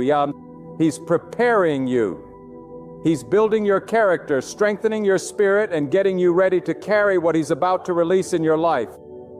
So believe. Believe in the impossible. Believe when others mock you. Believe when you don't feel strong. Believe through tears. Believe through the storms. Believe because you know who your God is. He is faithful. He is just. He is powerful. And He will not abandon you in the wilderness. He will lead you out with a strong hand and an outstretched arm. There's someone listening right now who's been told it's too late. You've been told the diagnosis is final. You've been told your best years are behind you. You've been told the damage is too deep to be restored. But they don't know your God. They don't know the God who restores what was lost, who redeems what was stolen, who revives what was dead. Don't let their words carry more weight than God's truth. Don't let fear shout louder than your faith. You were not created to live in defeat. You were not born to stay stuck. You were formed with purpose, destined with greatness, and chosen by the Almighty to reflect His glory. So rise up in faith, shake off the dust, lift your head. Your miracle is coming. Not because you deserve it, but because God is good. Because God is good. Because God is good. Because God is merciful. Because God loves to take the broken and make them whole. You may be at the end of your rope, but you are not at the end of your hope. God has a final word, and it is not failure. It is not loss. It is not despair. His final word is victory. His final word is restoration. His final word is breakthrough. So walk like it's already done. Praise like the chains are already broken. Speak like the way has already been made. Because when you act in faith, you align yourself with the power of God. You are not weak. You are being strengthened. You are not abandoned. You are being pursued by divine grace. The path may not be visible yet, but trust that the steps are being laid one by one. The same God who made a path through the sea will make a path through your storm. The same God who rained manna from heaven will supply your every need. The same God who delivered from the fire will walk with you through the flames. And when He brings you through it, and He will bring you through it, don't forget who did it. Don't forget the nights you cried and the moments you almost quit. Don't forget the faith it took to stand. And when you stand on the other side of the miracle with tears running down your face and joy overflowing in your soul, you'll look back and say, "It was God. It was always God." And now I speak to the ones who are worn out, not in body alone, but in spirit. You've held on for so long. You've waited through so many nights, and yet you feel the weight of silence. But hear me with all the power and truth my soul can deliver. Just because you haven't seen the miracle yet doesn't mean it's not already in motion. Sometimes God delays what we desire to deepen what we need. Sometimes the waiting room is the preparation room, and God in His perfect wisdom holds back the blessing until your hands are strong enough to carry it and your heart is ready to honor it. When the sun hides behind the clouds, it does not mean it has stopped shining. And when God seems silent, it does not mean He has stopped working. His delay is not His denial. His silence is not His absence. His timing is not bound to your clock. He is above time, beyond logic, and infinitely wiser than we can ever understand. What you call a setback may be God's way of shifting you into position. What you see as rejection may be divine protection. The problem is too many people give up 5 minutes before the miracle arrives. They let the pressure speak louder than the promise. They let the fear drown out the faith. But you must be different. You must stand in the fire and say, even if I see no sign, even if I see no sign, even if I hear no sound, I still believe God will make a way. That unwavering conviction becomes a magnet for the power of God. That unshakable trust becomes the doorway through which the miraculous flows. God does not operate according to popular opinion. He is not moved by statistics or limited by impossibilities. What is impossible for man is simple for God. He doesn't need approval to open a door. He doesn't require permission to change your life. When He commands, the earth obeys. When He decrees, no force in the universe can resist. If He says you will rise, nothing can hold you down. If He says the storm will pass, the winds must cease. Let your heart absorb this truth. God is not trying to figure it out. He already has the answer. Before you face the problem, God had already written the solution. Before you cried the first tear, He had already scheduled the joy. Your miracle is not a question of if, it's a matter of when. And the when is tied to your belief, your trust, your endurance. Those who wait on God are never wasting time. They are being renewed, refined, and ready for the greater glory to come. So lift your spirit with this assurance. God is a deliverer. God is a restorer. God is a waymaker. He lifts up those who are bowed low. He crowns the faithful with strength. He exalts the one who kneels in surrender. And He will take your tears and turn them into testimony. He will take your pain and make it a platform. What looked like the end will become the launching pad for a new beginning. You see, miracles are not always loud. They don't always come wrapped in lightning and thunder. Sometimes they arrive in the stillness, in the quiet turn of events, in the moment when you thought nothing was changing. And suddenly the way is made. Suddenly the opportunity appears. Suddenly the answer comes. And not by your might, not by your power, but by the hand of God alone. It's time to speak to the mountain, not about the mountain. Too many are busy describing the problem instead of declaring the power of God. Speak life into your future. Speak favor into your situation. Speak hope into your circumstances. Say it with boldness. God will make a way for me. Not because you've earned it, not because you've figured it out, but because He is faithful, because He is merciful, because He is merciful, because He honors those who believe. You may be in a place right now where doors are slamming in your face. You may feel like every step forward pushes you 3 steps back, but the door that God opens is the only one that matters. The opportunity that God sends is the one that will lead to lasting peace. Man may delay it, people may try to block it, but when God's hand moves, no one can stop it. He doesn't just open doors, He creates doors where there were none. He doesn't just make a way, He becomes the way in the middle of your wilderness. And don't underestimate the value of the process. Don't curse the path that shaped you. The struggle may have wounded you, but it also taught you how to stand. The fire may have burned, but it purified your purpose. Sometimes the miracle is not just in what God does for you, it's in what He does in you. The greatest transformation often comes not through comfort, but through challenge. So don't run from the trial.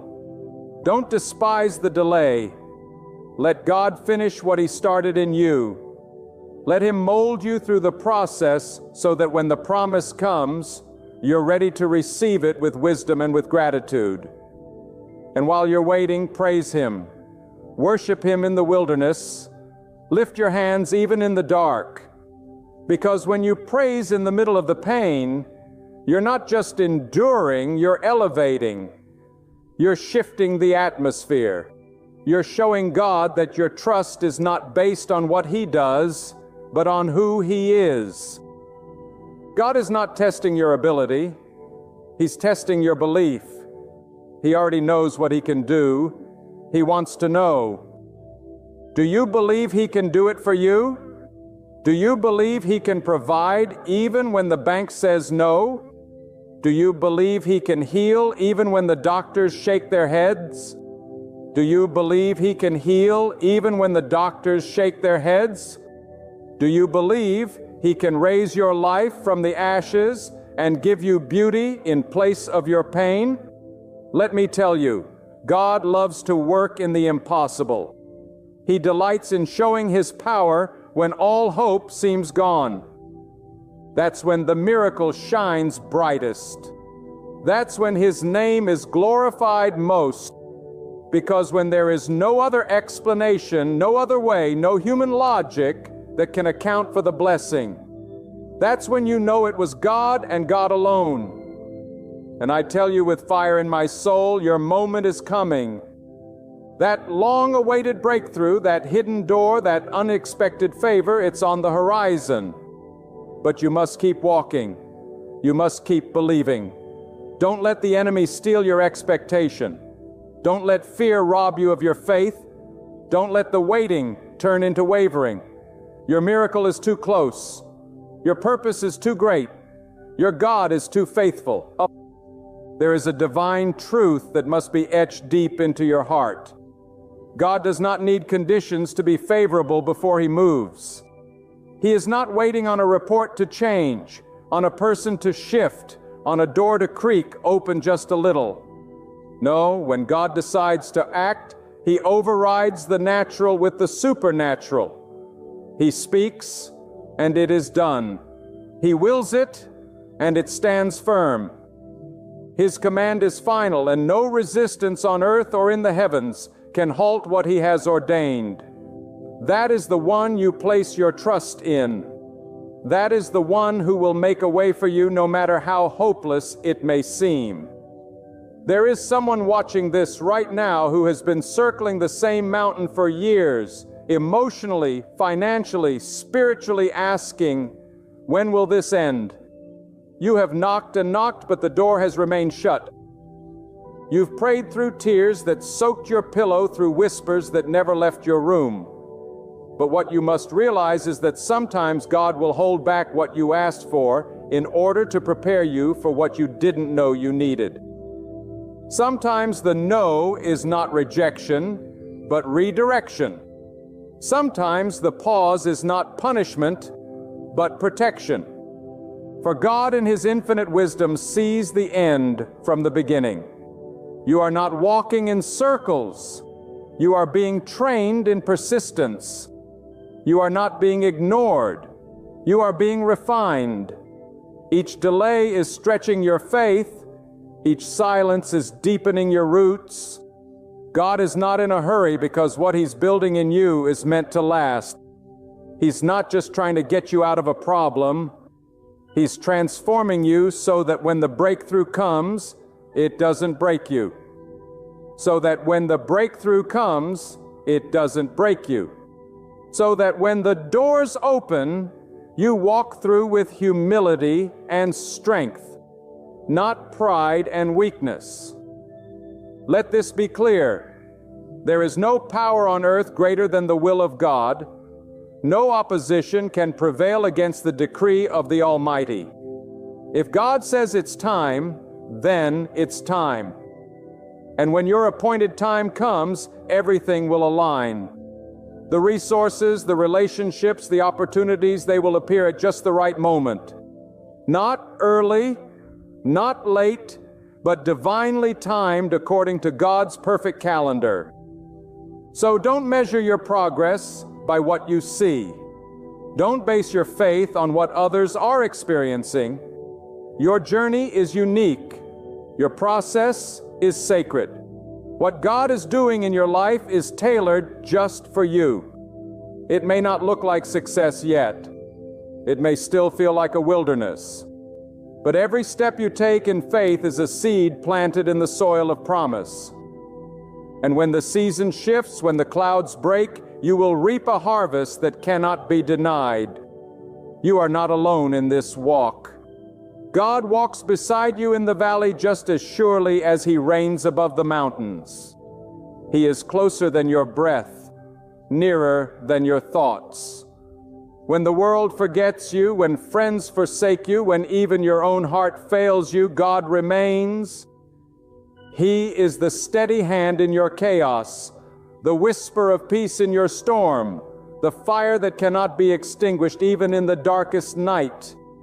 And when your strength begins to fade, when your knees buckle beneath the pressure, when your voice trembles with doubt, that is the moment God's power becomes most evident, because you were never meant to carry the load alone. You were never meant to climb the mountain by your own might. God allows the weight so you will discover His strength. He allows the struggle so you will lean on His presence.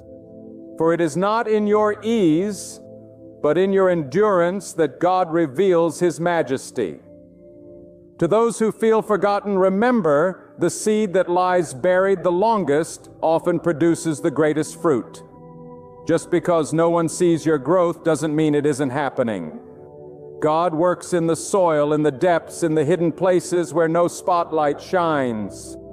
And when He chooses to bring you forth, the world will see what He has been cultivating in silence. Let your faith rise, not because everything makes sense, but because you trust the One who holds all things together. Let your hope be stubborn.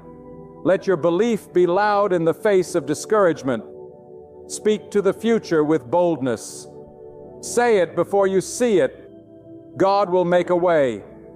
Not might, not maybe. He will. Even if the facts say it's too late. Even if the doors have been closed for years. Even if your heart has grown weary from waiting, God is still able. His power does not diminish with time. His promise does not expire with delays. What He spoke into your life remains intact. His word will not return void. It will accomplish what He sent it to do. Not a single syllable will fall to the ground unfulfilled. All He asks is that you believe. And belief is not passive. It is a force. It is a force. It is a fire. True belief pushes back against fear, against doubt, against every lie that says it's over. True belief says, even now, even here, even in this, I believe God will move. And that belief, my friend, activates the power of the unseen. It invites God's hand to intervene. It welcomes the miraculous into the mess. It calls what is not as though it were. Do not let circumstances define your expectation.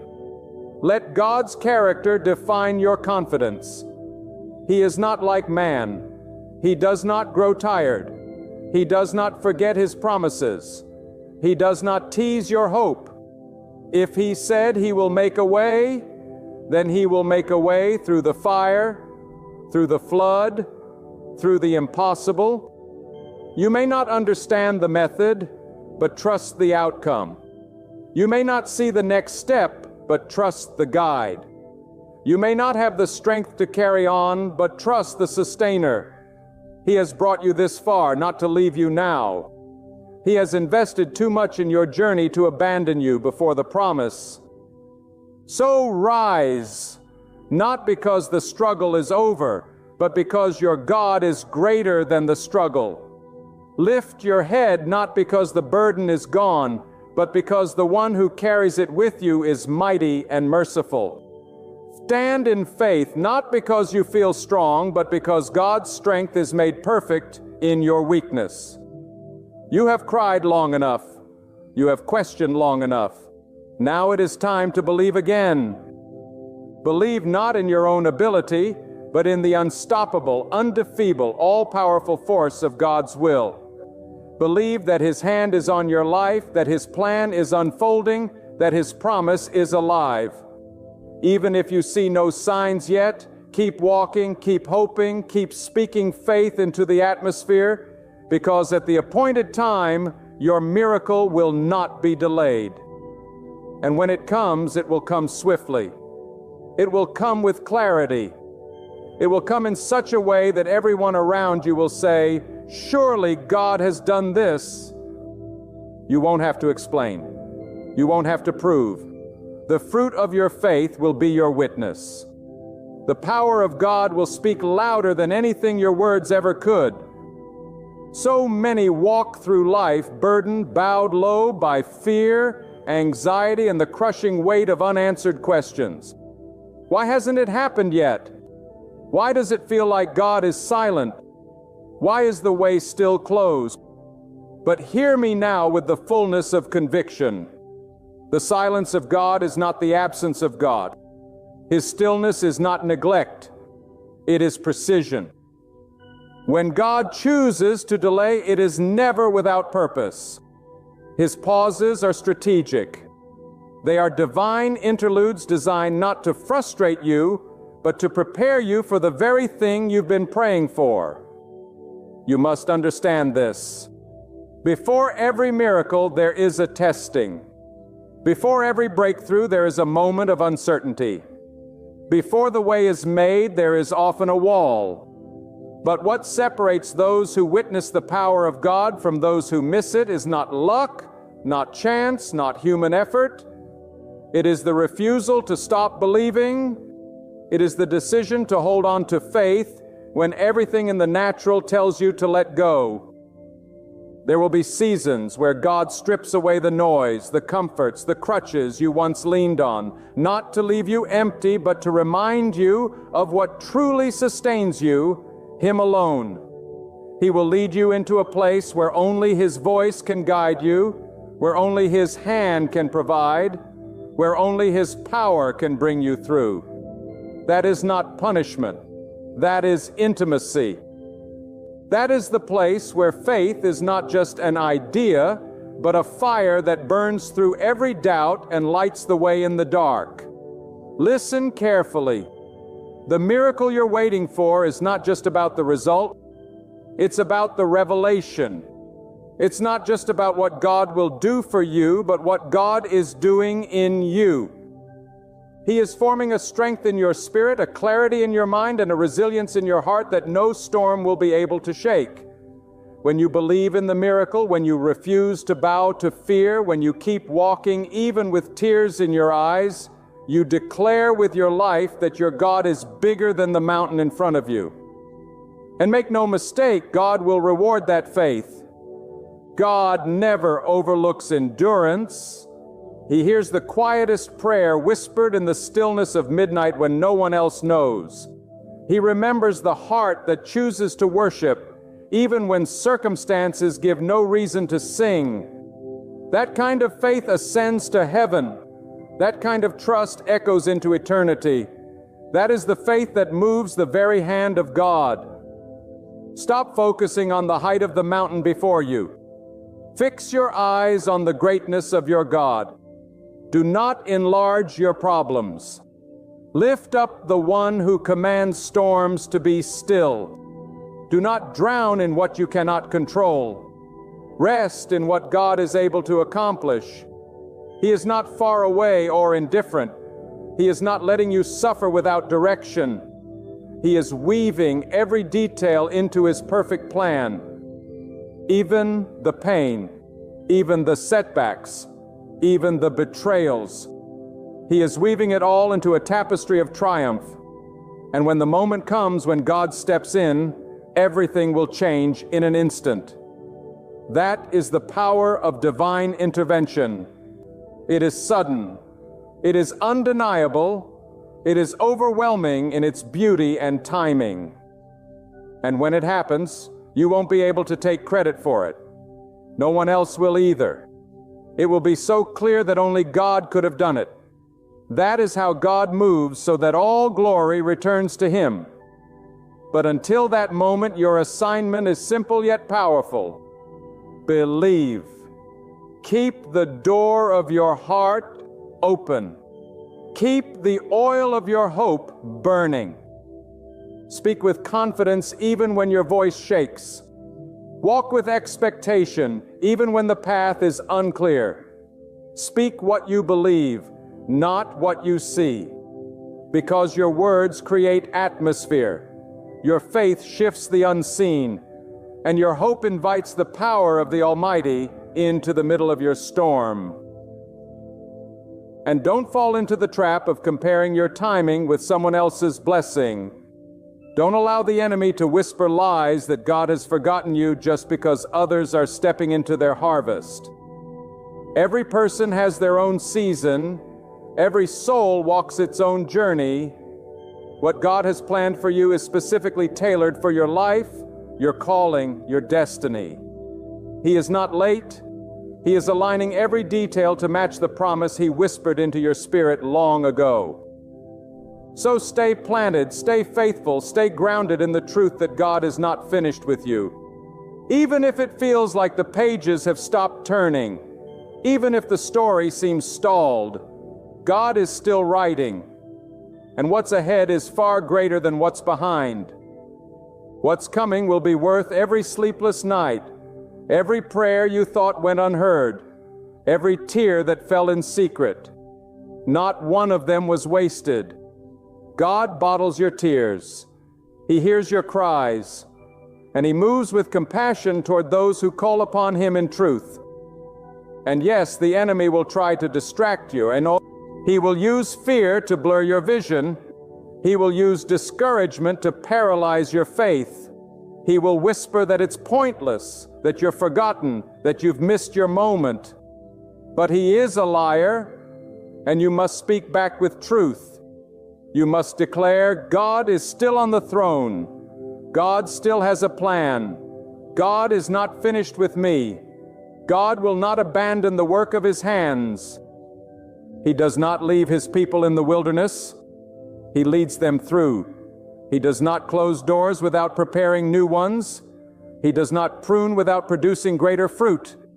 Every divine delay has a divine purpose. And the way that God is preparing for you, though you may not see it yet, is filled with favor, peace, restoration, and abundance.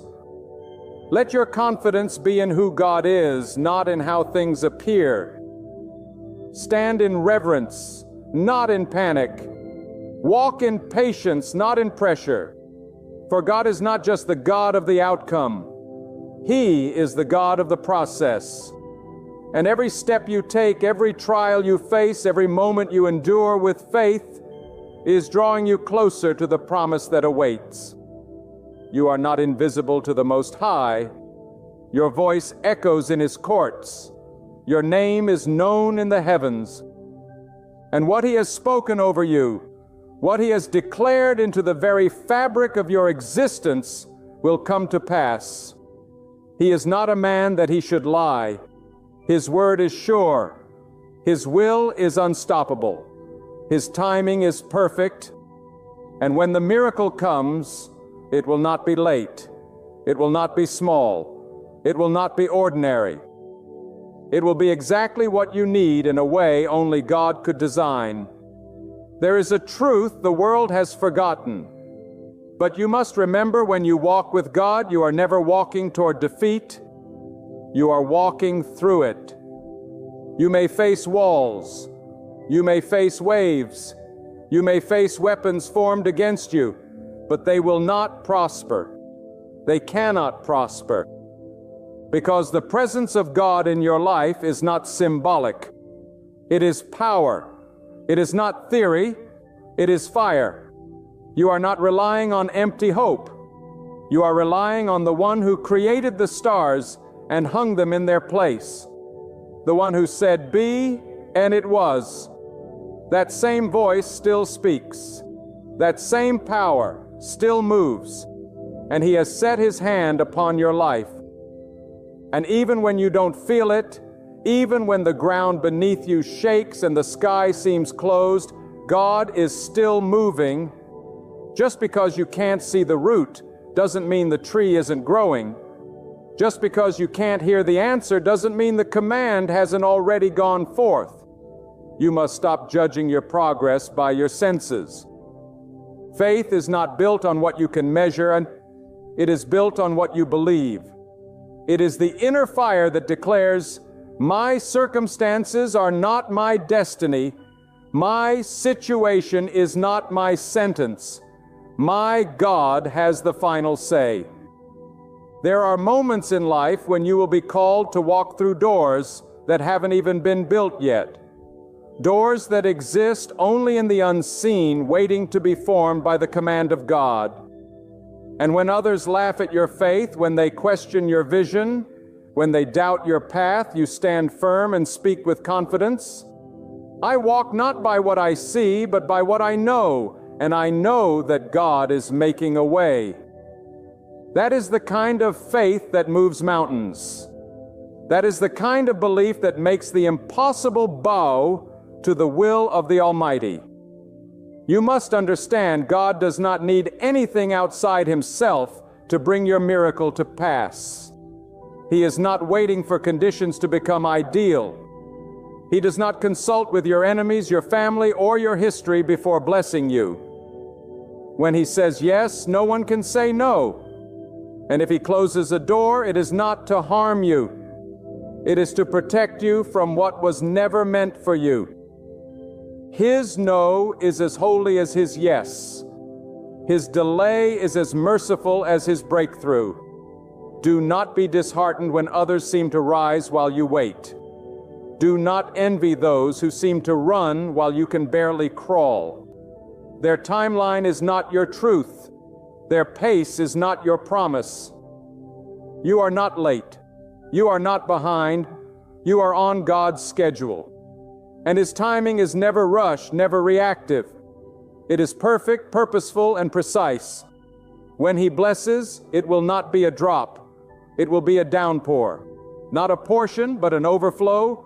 Not a survival, but a testimony. God does not build with speed. He builds with substance.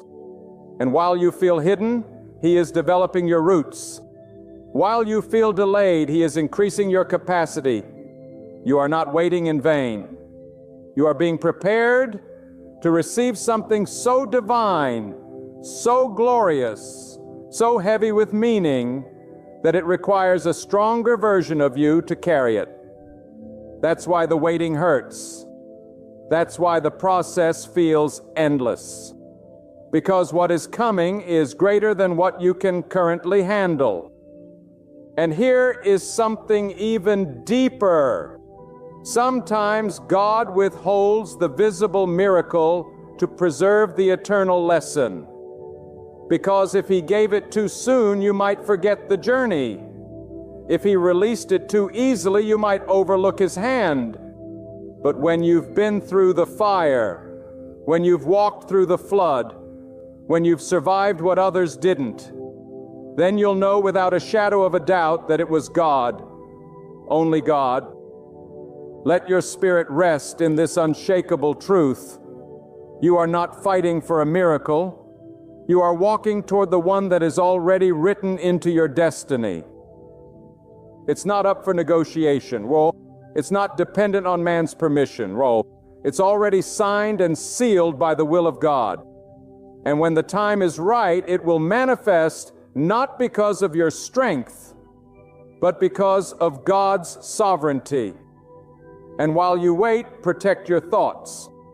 Guard your mouth. Speak only what aligns with faith. The words you speak shape the atmosphere around you. If you speak defeat, you empower fear. If you speak doubt, you invite delay. But if you speak the truth of God, if you declare life where there is death, healing where there is pain, breakthrough where there is bondage, you become a vessel for divine power. Your voice becomes a trumpet of victory, echoing the sound of trust in the face of impossibility. And I tell you again with all the authority of conviction, God has not forgotten you. The battle has not disqualified you. The silence has not erased your name from His plan. In fact, you are closer now than you've ever been. Closer to the open door. Closer to the moment when everything will shift. And when it does, it will happen so fast, so powerfully, that all the years of waiting will collapse into a single moment of fulfillment. And you will stand there overwhelmed not just by the miracle, but by the faithfulness of the one who brought you through. You will not just rejoice in the blessing. You will rejoice in the wisdom of the waiting. You will not just celebrate the door. You will celebrate the path that led you there, no matter how painful it was. Because you will see with clarity, you've never known that God's plan was always better. His way was always higher. His timing was always right. This is not the end. This is the proving ground. This is the sacred space where your faith is forged, your character refined, your soul anchored. And when the way is revealed, and it will be, you will walk through it not as a beggar, but as one who trusted the King of all creation. Not as a survivor, but as a conqueror. Not as one who hoped vaguely, but as one who believed fiercely. There are moments in life when all you have left is a whisper, just a flicker of strength, a fragment of hope, a quiet breath in the midst of chaos. But if that whisper is anchored in belief, if that breath is directed toward God, then it carries more power than 1,000 shouts of doubt. Because when your spirit reaches for God, even in weakness, His strength rushes in.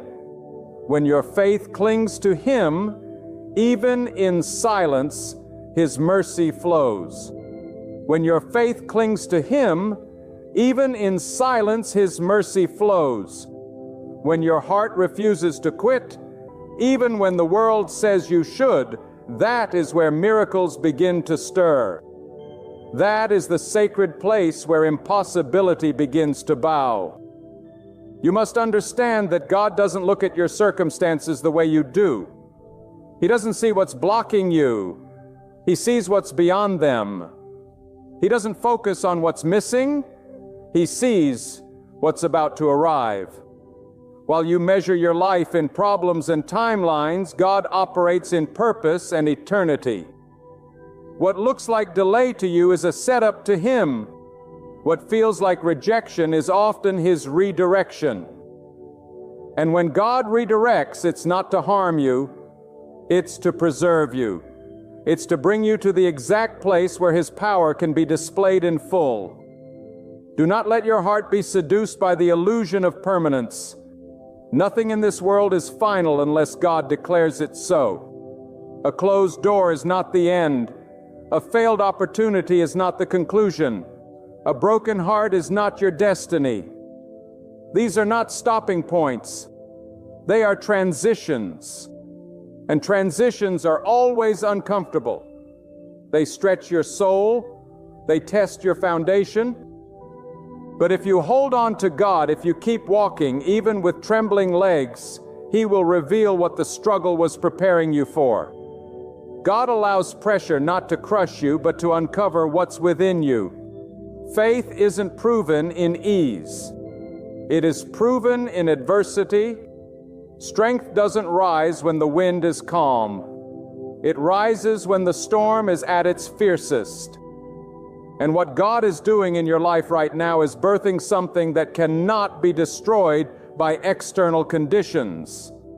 He is building endurance that won't crumble when others fold. He's developing vision that can see past the smoke, past the noise, past the confusion. And some of you listening to this right now, you've been feeling overlooked. You've watched others rise while you remain hidden. You've seen doors swing open for people who barely put in the effort while yours remain sealed shut. But let me tell you the truth. The longer the preparation, the greater the impact. When God hides you, it's not because you are forgotten. It's because you are being fortified.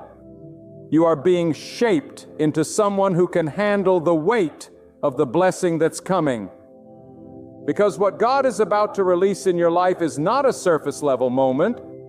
It's a foundation shifting, destiny aligning breakthrough. It's not just to impress others.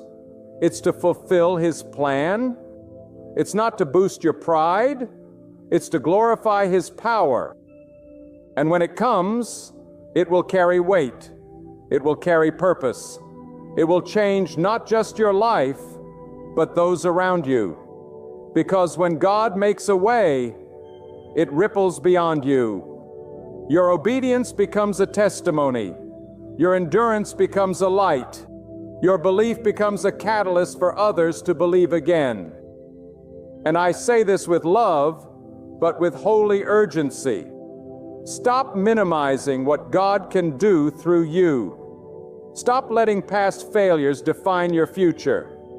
Stop allowing other people's opinions to chain your vision. God has already declared your worth. He has already authored your future. You are not an accident. You are not too late. You are not too far gone. The breath in your lungs is proof that your assignment is not complete. And if God is still writing, who are you to close the book? God does not consult your history to determine your destiny. His power is not limited by your past. He specializes in using the unlikely. He chooses the underestimated. He elevates the quiet ones because when it's all said and done, only God can get the glory. When no one believed in you but God lifted you, then it's undeniable. When every odd was against you but you rose anyway, then it's clear that it was God alone who made the way. So open your eyes not to what's going wrong, but to what is still possible. Open your ears not to the noise of the doubters, but to the whisper of God's promise. Open your heart not to fear, but to faith, because God is not done. He is still working. He is still moving. He is still moving. He is still turning dry seasons into rivers, dead ends into exits, ashes into crowns. And when it comes, when the miracle arrives, when the way is finally open, you'll see that every delay had a purpose. You'll realize that what you thought was unanswered was actually being orchestrated behind the scenes. Every tear was watering the soil. Every prayer was setting the atmosphere. Every step of obedience, even when you didn't understand, it was building a path straight to your breakthrough. And in that moment, you will weep, not out of sorrow, but out of awe. You'll say, "Now I see. Now I understand." It was never just about the miracle. It was about the journey. It was about the shaping. It was about knowing my God, not just through blessings, but through fire, through pressure, through surrender. So press on. Don't stop. Don't back down. Don't curse the process. Don't let go of the promise. God's word will not return void. His hand will not falter. His plan will not fail. The way is being made, not by your might, not by your logic, not by your connections, but by the power of the Almighty.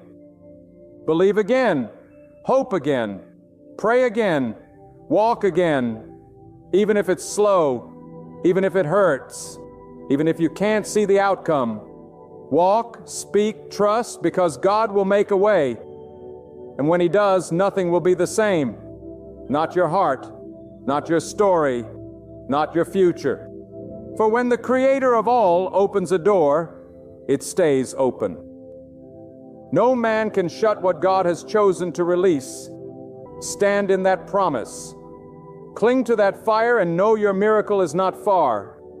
It's closer than it's ever been. And it's coming. Not because you are worthy, but because God is faithful. Always faithful. Forever faithful. Eternally faithful. And He is making a way for you right now. So now, as you stand at the edge of all you've been through with the weight of waiting heavy and the questions still echoing in your soul, let this truth burn like a fire within you. God will make a way. Not might, not maybe, not maybe. What He has promised, He will fulfill.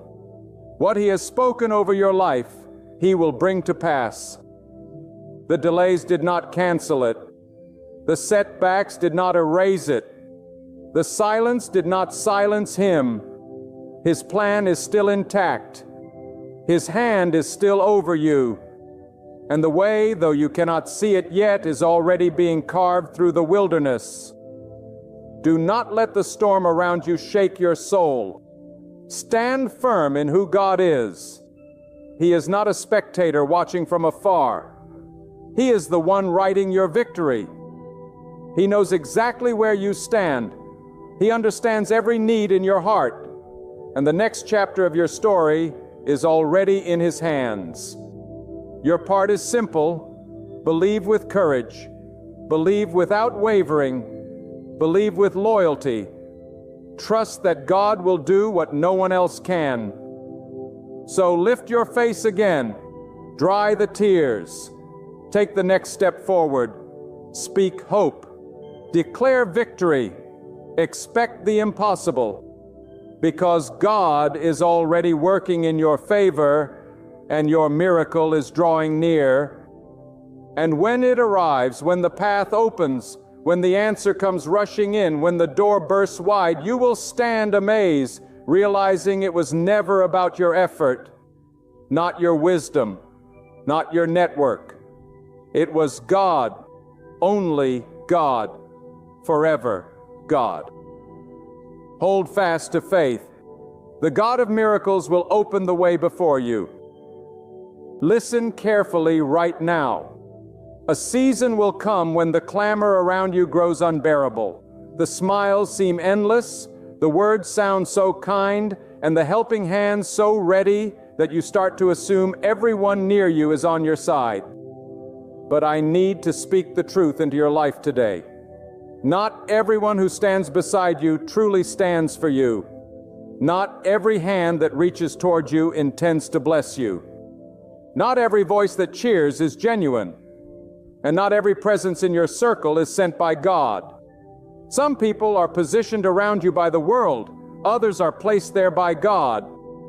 One brings peace, the other brings only confusion. One leads to clarity, the other to chaos. Yet here is the miracle. God, in His perfect wisdom, will not let you walk blind forever. He will reveal the truth to you. He will reveal it sometimes with fire, sometimes with storms, with moments that rock your very soul to show you who truly belongs in your life. Many of you have wept, asking why someone changed, why a close one grew distant, why a trusted friend betrayed you, why the voice that once praised you now whispers behind your back. But let me tell you something divine. That shift was not an accident. That change was not a coincidence. That was God's holy hand removing the mask. God is not interested in your comfort more than He is in your protection. And when your protection requires exposure, He will allow it to come, even if it hurts, even if it shatters you. Because God loves you too much to let you build your life on lies. He will tear down the fake so the real can stand. He will strip away the false loyalty so true loyalty can be born. And sometimes the people you fight to keep are the very ones God is trying to remove. When God wants to bless you, He sends someone. But when the enemy wants to break you, He also sends someone. And you must be so connected to God, so deeply anchored in His light, that you can discern the difference. Not with your eyes, but with your spirit. Because the ones who are against you don't always show their face with anger. Sometimes they smile. Sometimes they laugh with you. Sometimes they sit right next to you in your highest moments, waiting to see you fall. But God, oh God, sees through the shadows. He sees through the acting, the pretending, the manipulation. And at the right time, not your time, not their time, but God's appointed time, He will shine a light that no darkness can hide from. You'll see conversations you weren't meant to hear. You'll catch behaviors that once were hidden. You'll witness betrayal you never imagined. Not because God wants to hurt you, but because He wants to free you. And hear me, sometimes God will let you get close enough to someone just so you can see who they really are when the storm hits. Because storms don't just test your foundation, they reveal the people around you. When the rain starts, the real ones stay. The fakes look for shelter. The real ones pray with you. The fakes gossip about you. The real ones lift you up. The fakes gossip about you. The real ones lift you up. The fakes disappear until your light shines again. But by then it'll be too late for them, because God will already have revealed the truth. God will already have exposed the agenda. God will already have confirmed what you suspected but ignored. This is why you must not mourn the ones who walked away. You must not chase the ones who exited. You must not beg for the ones God removed, because what left your life had to leave so what is real could remain. When someone is meant for your journey, God will confirm it. And when they are not, God will remove the peace. He will disturb your spirit. He will allow discomfort to push you to truth. And child of God, there is no greater peace than knowing that who stands beside you is truly for you. Not because of what you give, but because of who you are. You are not alone in this. God is not blind to your pain. God is not silent to your questions. God is working. And when He works perfectly. Every delay, every denial, every exposure is preparation for a new level of discernment, a new level of protection, and a new level of blessing. But first, God must show you who's real. There are moments when God will allow you to walk through the valley, not to punish you, but to purify the circle around you. Sometimes the valley is the testing ground, the refining fire, where truth is separated from deception, and loyalty is revealed not by what people say when things are easy, but by what they do when things get hard. And I tell you today with a voice full of urgency, God is not interested in how many friends you have, how many followers surround you, or how loud the applause gets. God is interested in alignment. God is interested in who is walking with you in spirit and in truth. Because when God gives you an assignment, when He places His power upon your life, there are people who cannot carry the weight of your calling. They may clap for your anointing, but they cannot endure the warfare that comes with it. And God, in His mercy, will not allow you to build your destiny with bricks from broken people. He will remove the ones who envy your growth. He will silence the ones who resent your peace. He will distance the ones who smile at your victories but secretly hope for your downfall.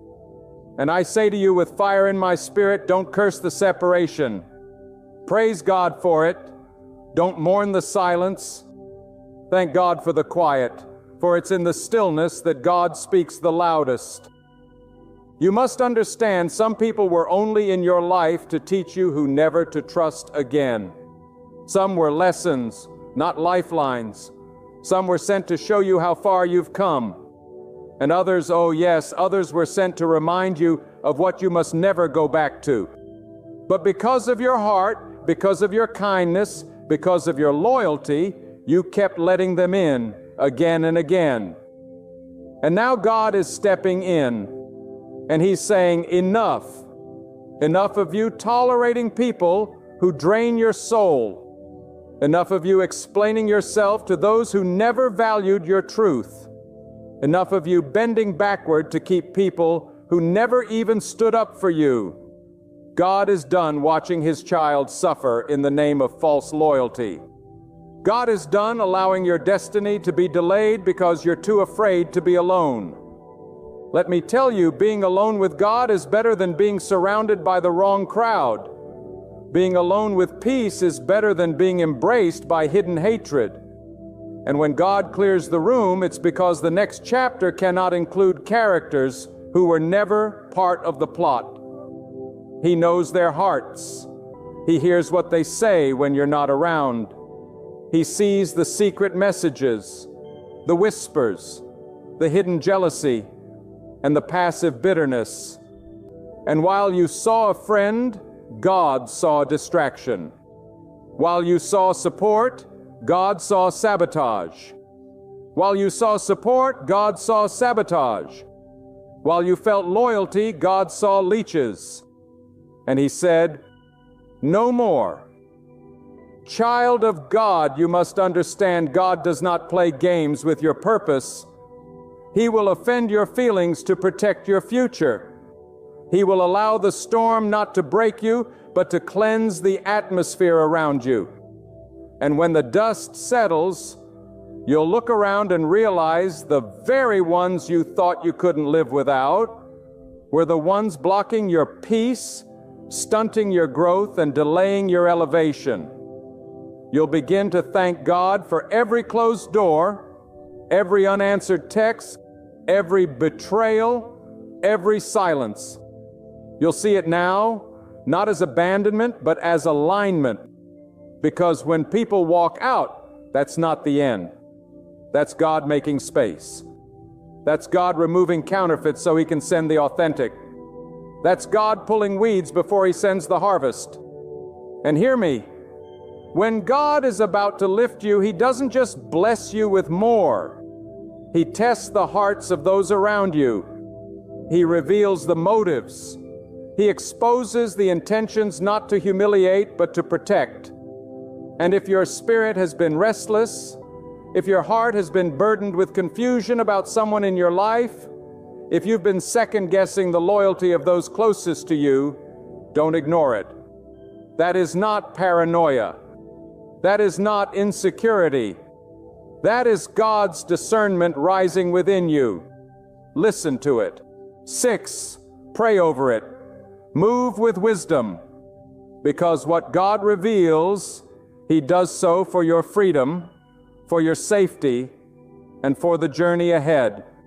What is fake cannot remain where God is about to take you. Trust the shift. Now hear me.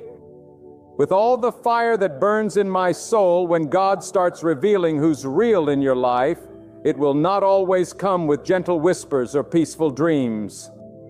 No, sometimes the truth hits like a hammer. It shatters illusions. It disrupts comfort. It wounds the pride. Because when God lifts the veil, it's not to entertain you, it's to awaken you. And make no mistake, awakening is never soft.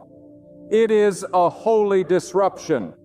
It is God shaking the ground beneath your feet so that anything not rooted in truth, anything not sent by Him, anything that does not serve your divine calling falls away.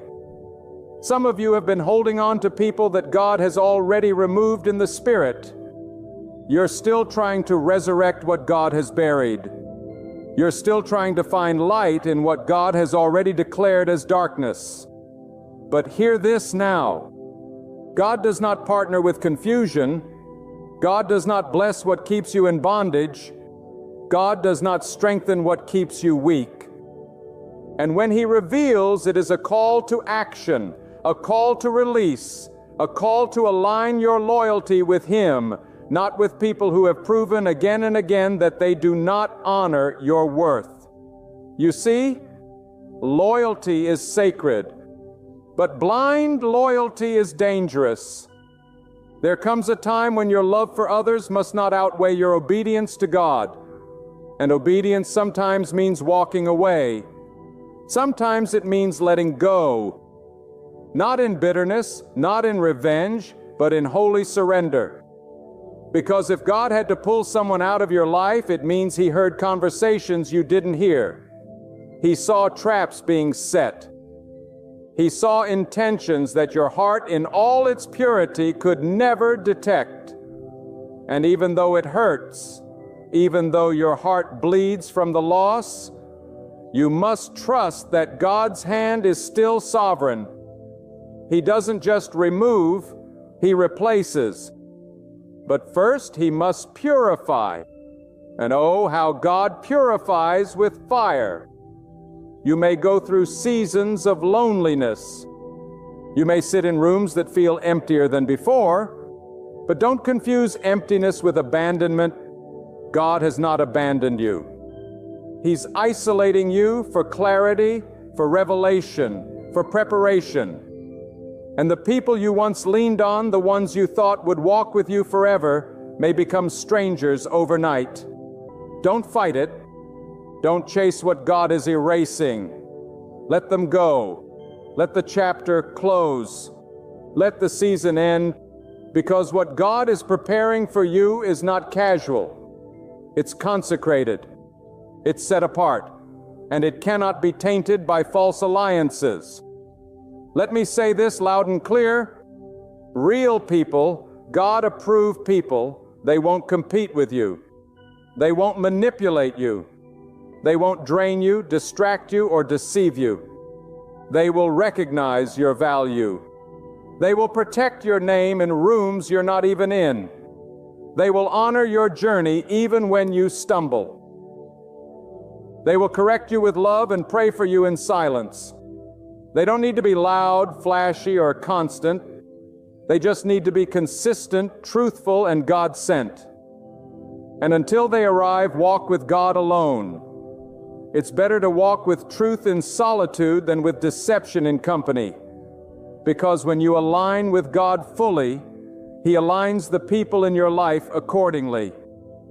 He filters, He sifts, He removes, He replaces, and He does it all with divine timing. So if the phone stopped ringing, if the invite stopped coming, if the love turned cold, don't panic. That's not rejection. That's redirection. That's God preserving you for the next level. And let me assure you, what's coming requires faith. It requires purity.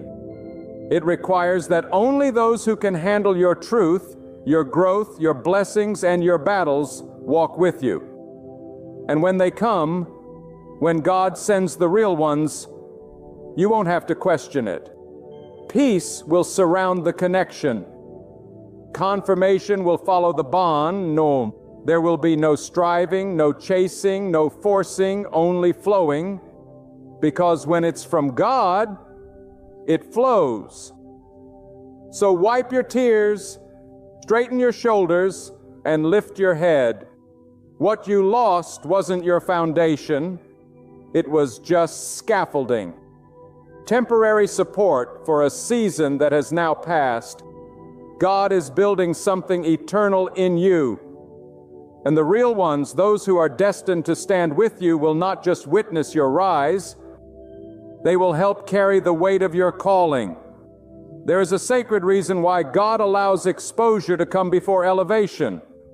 Because if He elevated you with the wrong people by your side, your blessing would become your downfall.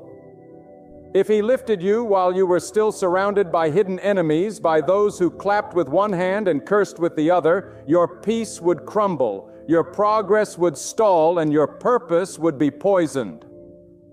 So God in His infinite mercy begins the process of revealing. And this revelation doesn't always come through thunder or fire. Sometimes it comes through the quiet, through the sudden changes, through the disappointments that seem to come out of nowhere. One day you're laughing with someone, the next they're gone. One moment you're being praised, the next you're being falsely accused.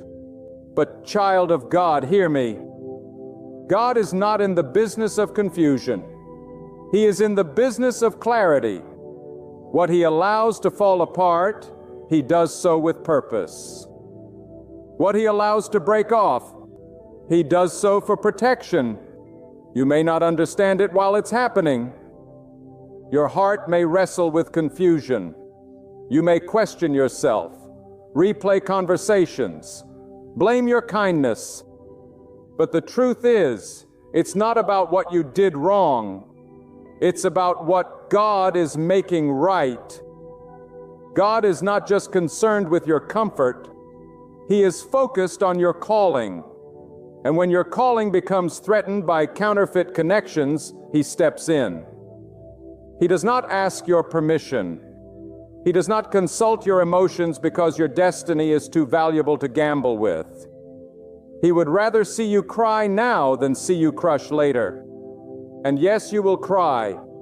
You will grieve what felt real. You will mourn the loss of those who once felt irreplaceable. But in time, you will see it was necessary. The betrayal was necessary. The silence was necessary. The distance was necessary. Because without it, you would have continued walking with blindfolds on, tethered to people who secretly hoped you would never rise above them. But God knows your worth even when others don't. He knows your heart, your effort, your sincerity, and He refuses to let you pour all of that into empty vessels. So He lets the cracks show. He lets the masks slip. He lets the truth surface. And yes, it's uncomfortable. Yes, it's painful. But it's also holy because there is no growth without separation. There is no next level without letting go. Some of you are on the verge of your breakthrough and yet you feel like you're being broken. That's not punishment. That's preparation. You're being pruned so you can produce more. You're being refined so you can carry more. You're being emptied so God can fill you with what's pure.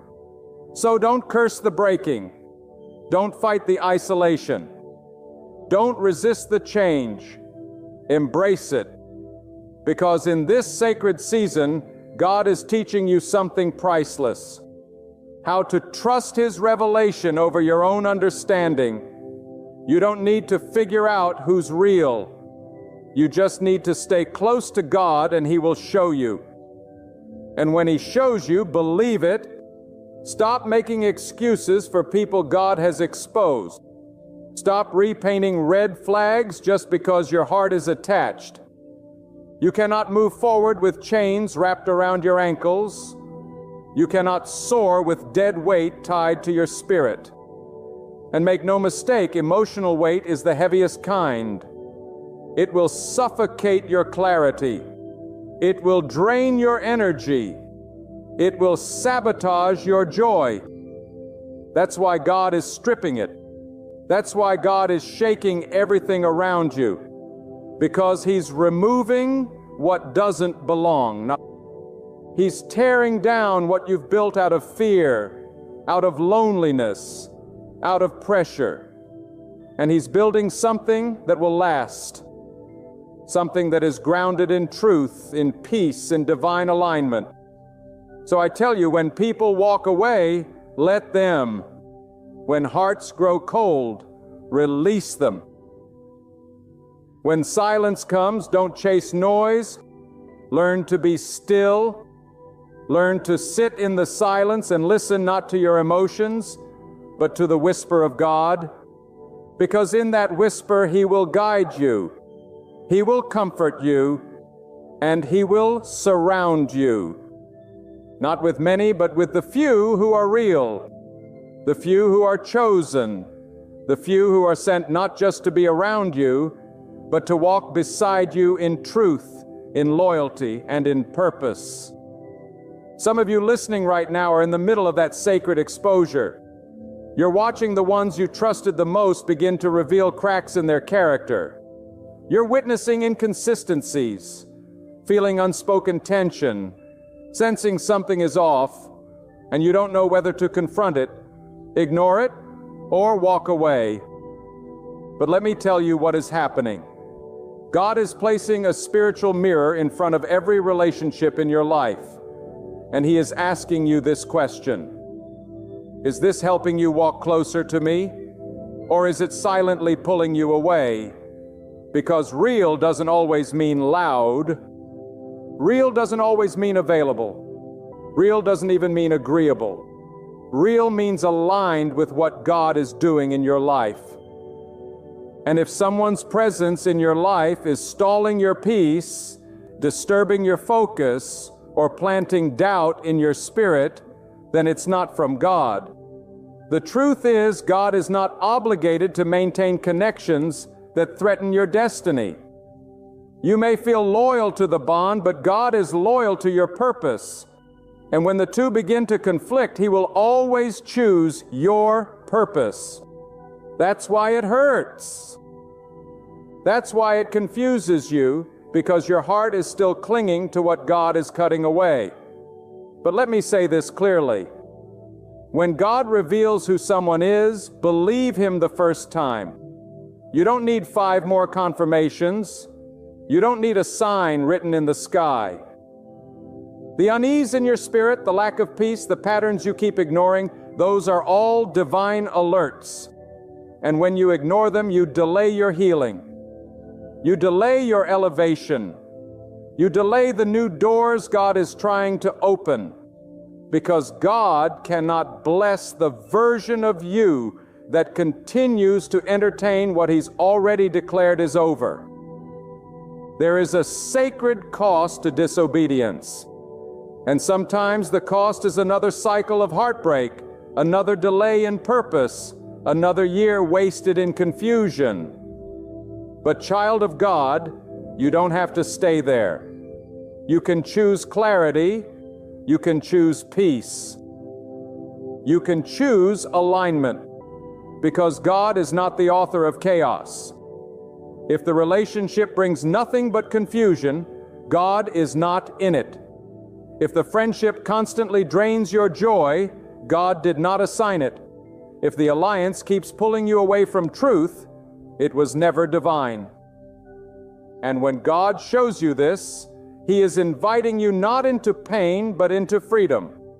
Because true freedom is not just about deliverance from enemies, it's about deliverance from attachments.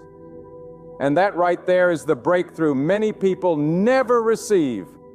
They get out of bad situations but stay connected emotionally to people who were never real. And so they walk free in body but enslaved in heart. But God wants all of you. He doesn't want just your hands lifted in praise. He wants your discernment sharpened. He wants your boundaries fortified. He wants your wisdom elevated, because the next season of your life requires more than talent. It requires clarity. You must know who is for you and who is simply using you, who is walking with you and who is walking beside you just to see if you fail. And I say this with urgency. Do not confuse proximity with loyalty. Just because someone is close doesn't mean they care. Just because they know your secrets doesn't mean they protect your spirit. Real ones don't need access to everything because they respect the sacred. They don't just hear your struggles, they pray over them. They don't just show up when you shine, they stand when you're silent. They don't compete with your calling, they celebrate your favor. And until God brings those kinds of people into your life, don't settle for company that only loves you in comfort, but abandons you in conflict. If they only love the version of you that pleases them, it's not love, it's control. And when God begins to break those chains, let Him. Because what's coming to your life will require purity of connection. God is going to send people who align with your spirit. They will be few, but they will be powerful. They will be quiet, but they will be steady. And they will not pull you from God. They will push you toward Him. That is how you will know. The real ones carry peace, not confusion, truth, not flattery, purpose, not pretense. And God will make sure you see it clearly. There is something holy that happens when God clears the room. At first, it feels like loss. It feels like heartbreak, like rejection, like the ground has been pulled from under you. But what you must understand is that God never removes without replacing. And when He replaces, He doesn't just give you people. He gives you pillars. He gives you those who will hold up your arms when you're weary, not just take from you when you're strong. He gives you truth tellers, not flatterers. He gives you people who know how to pray with you in silence, not just praise you in public. But before those pillars arrive, He must tear down the old walls. Walls that were built with weak bricks laid by those who smiled at you, but never truly stood with you. And sometimes the process hurts because God isn't only revealing others, He's uncovering your own pattern of putting up with too much. He's pointing out the parts of you that kept making excuses for people you should have released long ago. He's showing how your hunger for love made you overlook warning signs. And this isn't to condemn you, it's to mature you. Because when God exposes who truly belongs in your life, He's not just trimming your circle. He's sharpening your discernment. He's elevating your spiritual sight. He's teaching you to see people through His perspective. Not through the filter of longing, but through the filter of truth. Some people still linger in your life only because you haven't faced the truth. Deep down, you know they drain your strength. You know they talk about you when you're not there. You know they only appear when it serves them. And yet, you continue to open the door. But let this be the moment you close it. Let this be the season you choose peace over pity. Let this be the time you walk in the confidence that says, if God revealed it, I believe it. You cannot keep asking God for elevation while refusing to let go of dead weight. You cannot keep praying for peace while clinging to people who bring confusion. And you cannot move into the promise while holding hands with the ones God exposed as poison. There comes a moment when obedience becomes your breakthrough. Not another prayer, not another confirmation, but obedience. When you finally say, God, I trust you enough to walk away, that's when the shift happens. That's when the chains fall. That's when God begins to open doors no one can shut. Because now He knows He can trust you, not just with blessings, but with boundaries. Some of you have spent your life bleeding for people who would not even hand you a bandage. You have spent your energy trying to prove your worth to those who only ever saw you as a tool. But the days of performing for love are over. God is calling you into freedom, and freedom starts with truth. You don't need a crowd to be validated. You don't need approval to feel chosen. You don't need to be understood to walk in purpose. You need God. And when God becomes your source, you no longer chase validation. You rest in revelation. You no longer beg for loyalty. You wait for what's sent, and God will send it. Oh, He will send it. He will send real people, real friends, real supporters, real voices who carry His presence, not just opinions. And when they come, you will know. There will be no striving, no guessing, no pretending, just peace, just truth, just confirmation. But you must make room. You must be willing to unclutter your life from what God never said. And I promise you, when you do, you will not be left empty. You will be filled with something pure, deeper, stronger than anything you've ever had before. Because what God has for you is real. And before He releases it, He's making sure you can recognize it. You see, God is not in a hurry like we are. We want answers now. We want clarity now. We want to see who's real and who's not. The moment we sense something is wrong. But God is strategic. God is intentional. He doesn't just remove people quickly. He lets time expose them.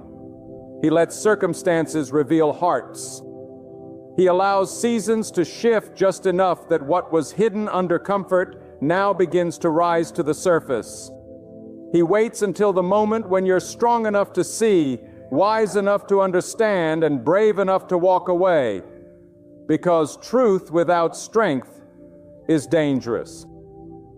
If God showed you the full truth while your heart was still too weak to let go, you'd fall into despair.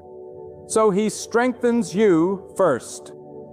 He lets you go through moments of confusion, not to punish you, but to prepare you for the day of clarity. And when that day comes, the mask falls. The true intentions become visible. The energy changes. The tone shifts. What used to feel easy begins to feel heavy. What once brought peace now stirs anxiety. And this is the part many people miss, because when that shift happens, they don't want to accept it. They remember the good times. They replay the memories. They talk themselves into staying. But God is not revealing these things for your memories. He's revealing them for your future. And when the future calls, you cannot answer with yesterday's company. You cannot carry an old mindset into a new miracle. You cannot reach destiny dragging along what was meant to be temporary. Some people were only assigned to your preparation, not your promise. They were meant to walk with you through the wilderness, but they were never destined to cross into the land God has prepared.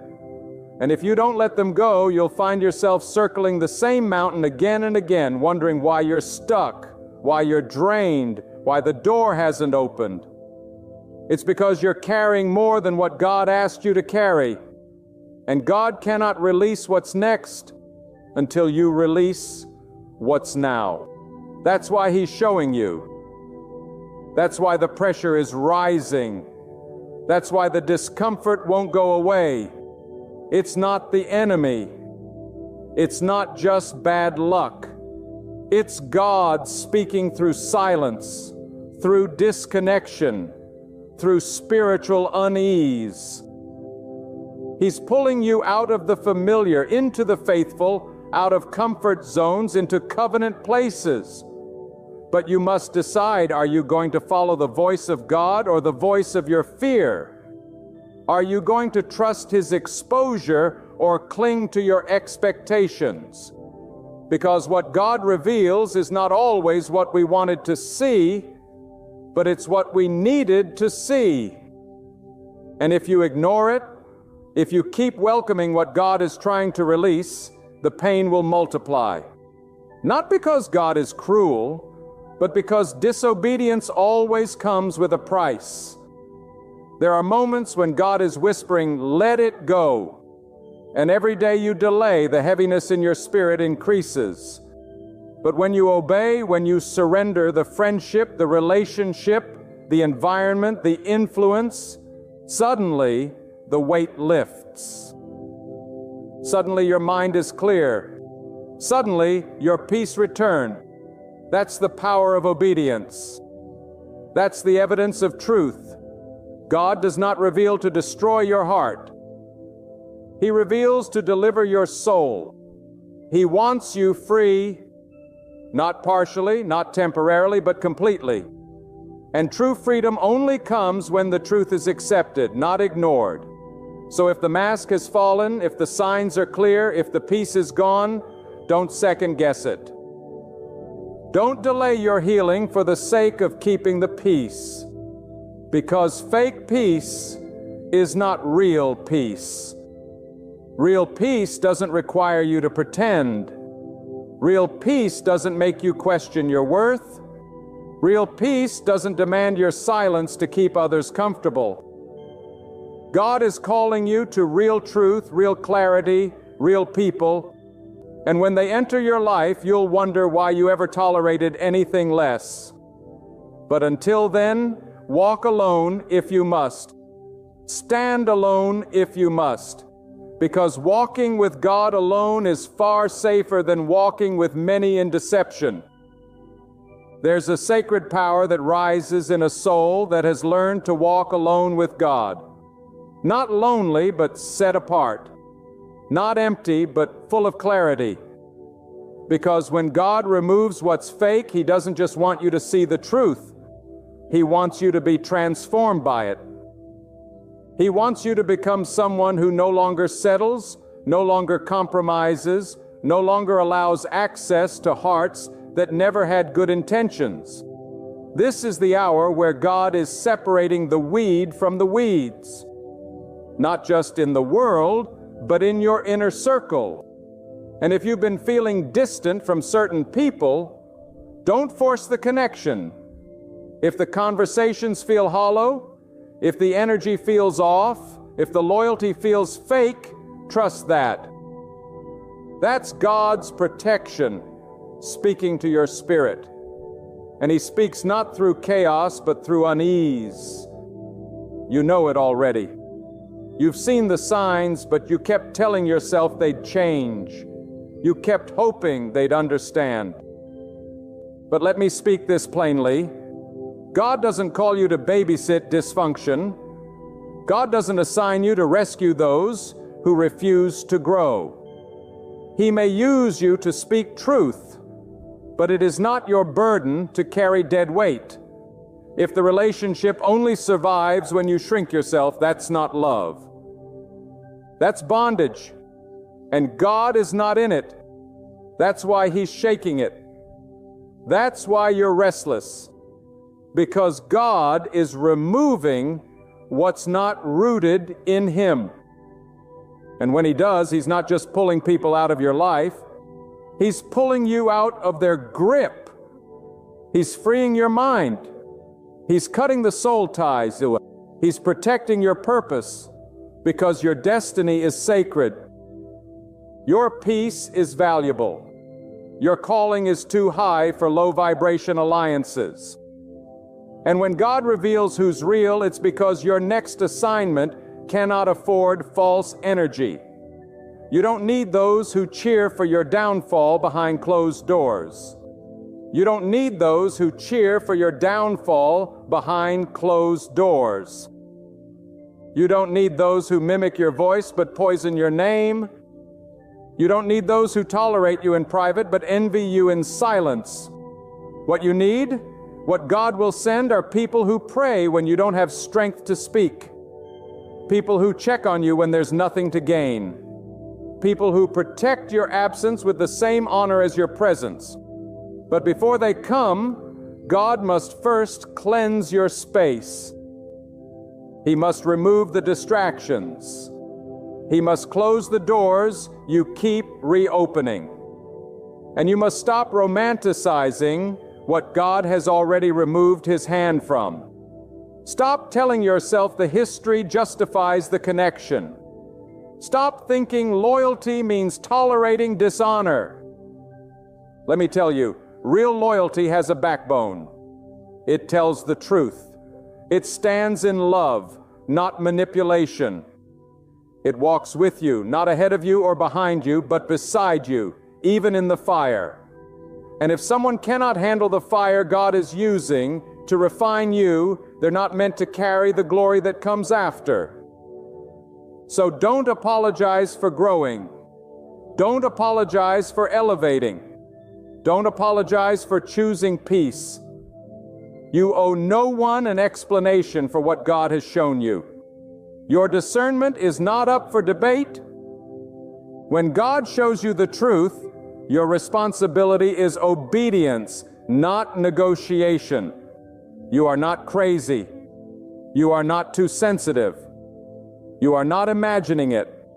You are spiritually awake. And when you're awake, you cannot pretend to sleep. So if the connection has gone cold, if the words have become shallow, if the presence feels heavy, it's time to let go. Not in bitterness, not in pride, but in wisdom.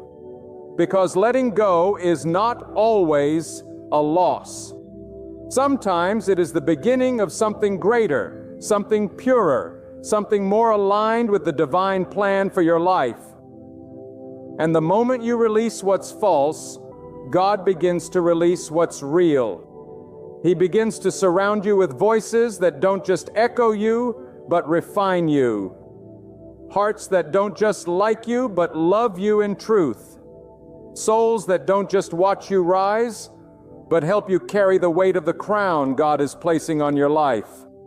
And oh, what a peace it is to be surrounded by what's real.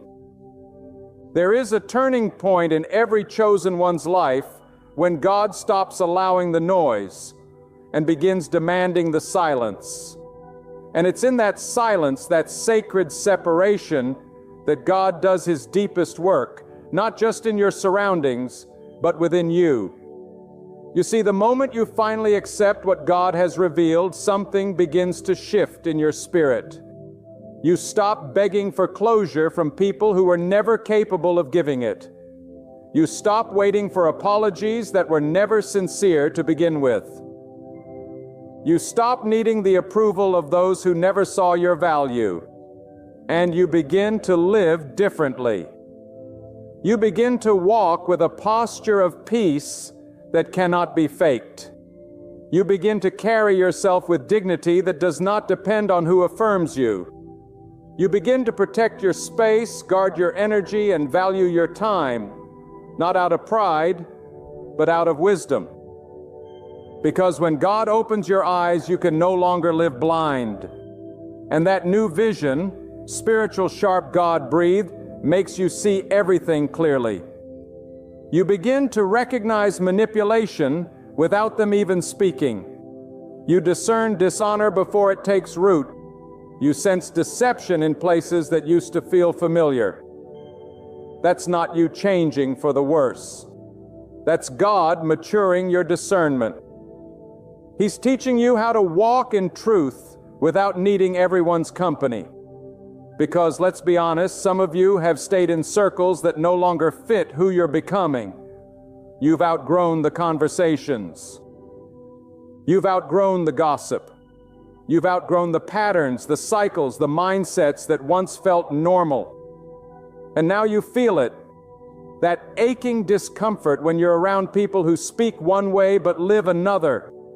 That deep knowing when someone's presence feels more like pressure than peace. That's not arrogance. That's alignment. God is realigning you. He's pulling your spirit into a new atmosphere. He's shifting your soul into a higher place. And not everyone is allowed to come. You must accept this. Elevation requires separation. God doesn't elevate with baggage still attached. If it doesn't fit the new season, He will shake it loose. And if you try to hold on, you'll feel it. You'll feel the weight, the warfare, the resistance, because God will not let you walk into the promise with polluted hands. He is purifying your circle. He is purging your relationships. And this time, He's not asking you, He's commanding you to let go. Not because He wants you alone forever, but because He wants you ready. Ready for the right people. Ready for the next assignment. Ready for the real ones who will not dilute your anointing, but defend your calling. But you cannot meet them while entertaining those who mock your growth. You cannot receive new oil while clinging to broken vessels. You cannot hold what's divine while chasing what's draining. Let them go. Let the silence come. Let the room be empty, because what God fills it with next will shock you. He's about to surround you with people who see you without needing explanation, who pray for you without being asked, who support you without conditions. But until then, honor the exposure. Honor the closing doors. Honor the discernment that won't let you rest in places that no longer carry God's presence. You're not crazy. You're being called higher. And the higher you go, the more quiet it gets. But that's where God speaks the clearest. That's where peace floods in like a river.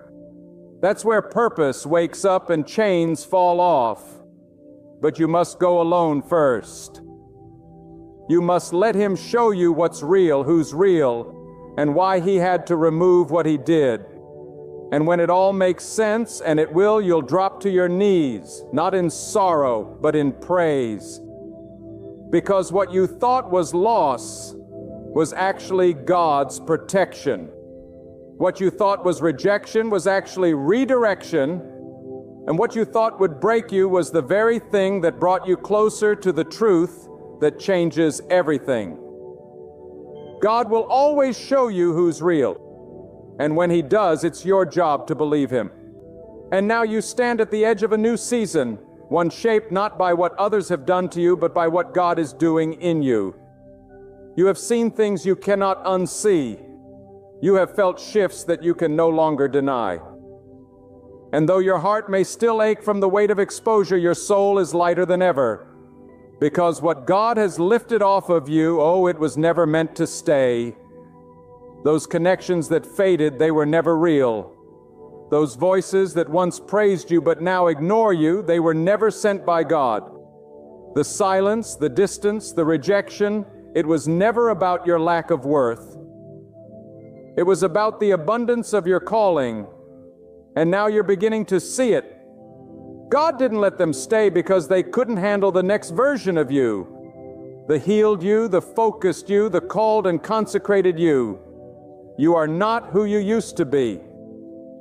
And that's a miracle. You're no longer seeking validation from empty wells. You're no longer giving explanations to people who never valued your voice. You're no longer stretching yourself thin to be understood by those who never cared to listen.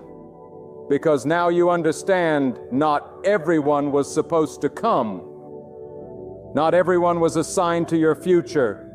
Not everyone was built for the altitude God is lifting you to. And that's okay. You are not less for walking alone. You are not broken because they left. You are not cursed because the door closed.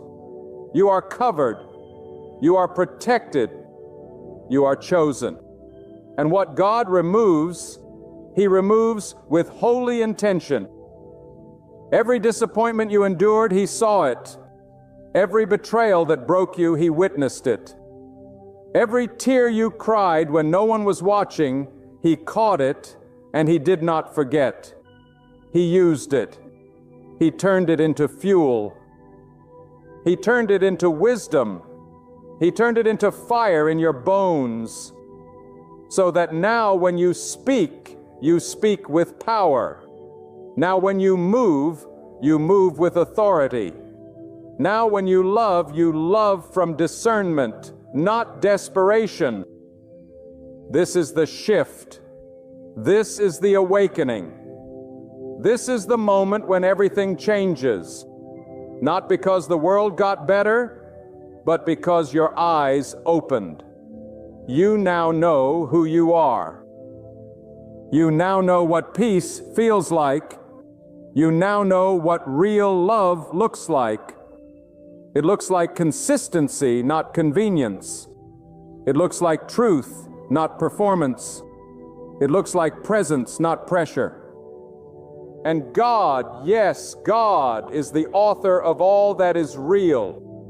He is not the God of masks. He is not the God of hidden motives. He is not the God of manipulation.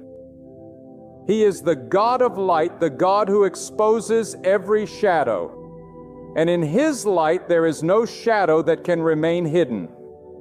So the next time someone shows you who they are, believe it the first time, and when God pulls back the curtain, don't close it again. Don't argue with the truth. Don't trade discernment for nostalgia. Don't let loneliness drag you back into bondage. You're free now, and freedom comes with a new walk, a new sound, a new circle, a new fire. Let them call you cold. Let them call you distant. Let them say you've changed, because yes, you have. You've changed into who God always intended you to be. You have become someone who refuses to settle for less, someone who no longer begs, someone who will not tolerate anything that wounds your spirit. Now you walk with God in honesty. And that honesty will keep you safe. That honesty will lift you up. That truth will steer you. That truth will steer you. And from this moment on, whatever comes, whoever leaves, whoever stays, you will know. You will see it plainly. You will feel it immediately, because your eyes are no longer on people. Your gaze is fixed on God. And when your eyes are fixed on God, you will no longer need to worry about who is genuine, because He will reveal them.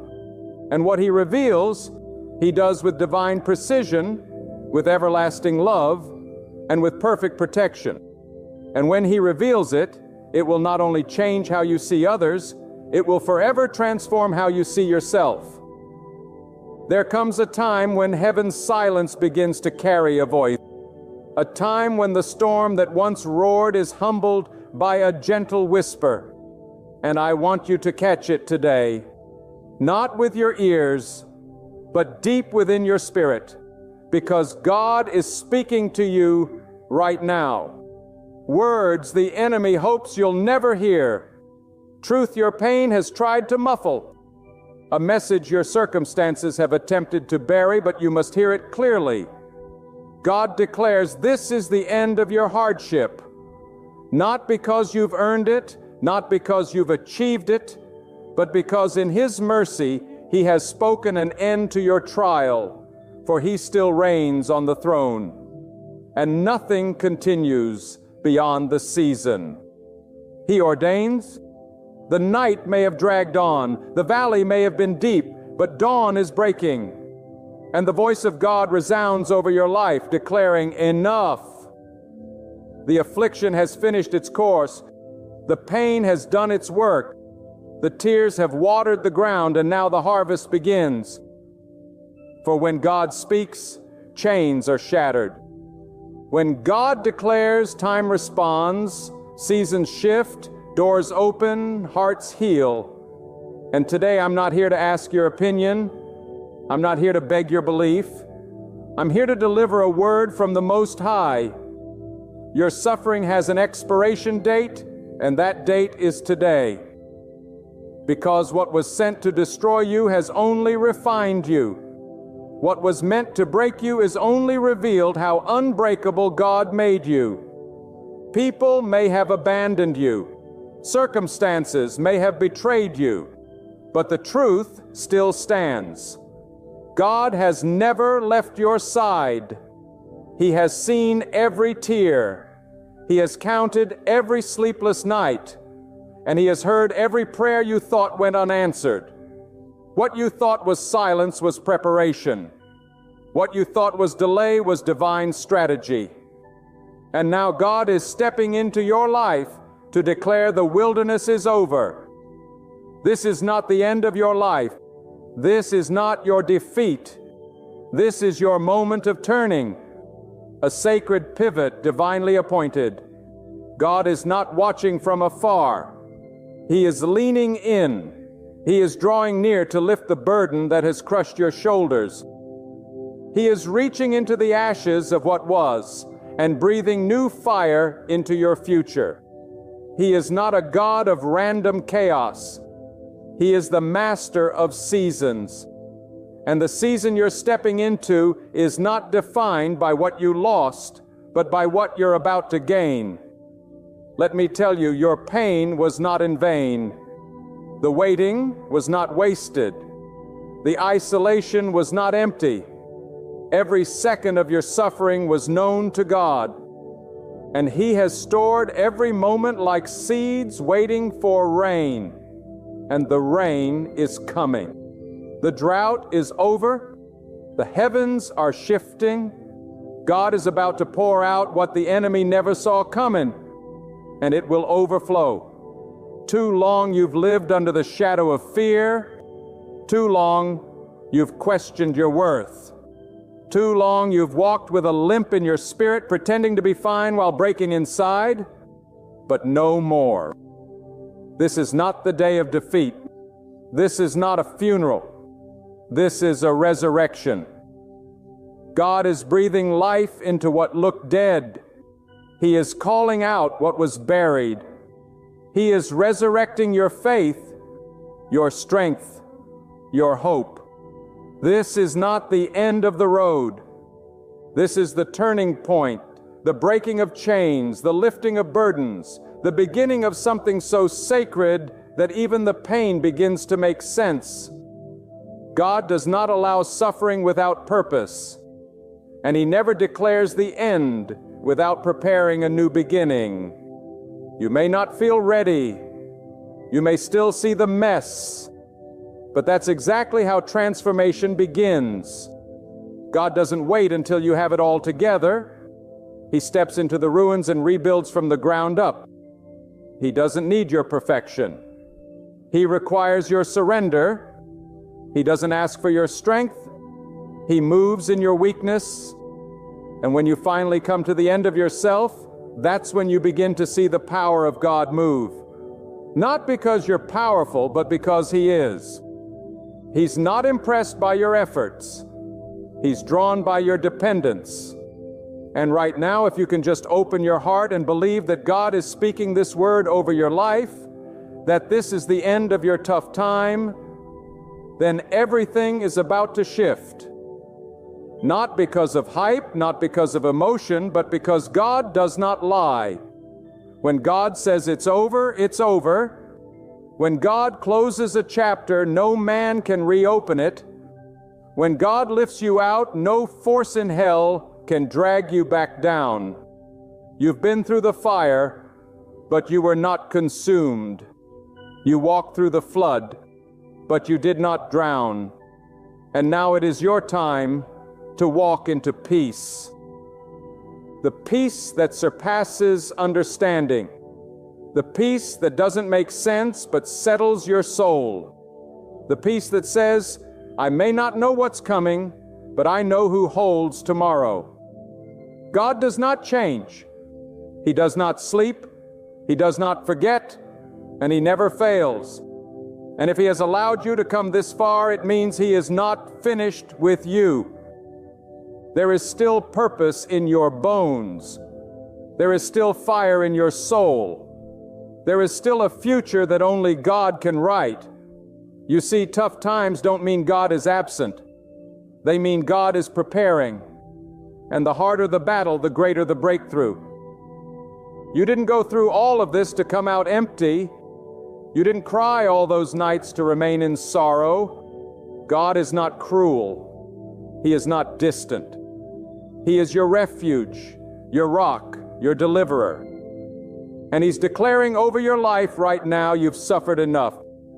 The lessons have been learned. The strength has been forged. The faith has been purified.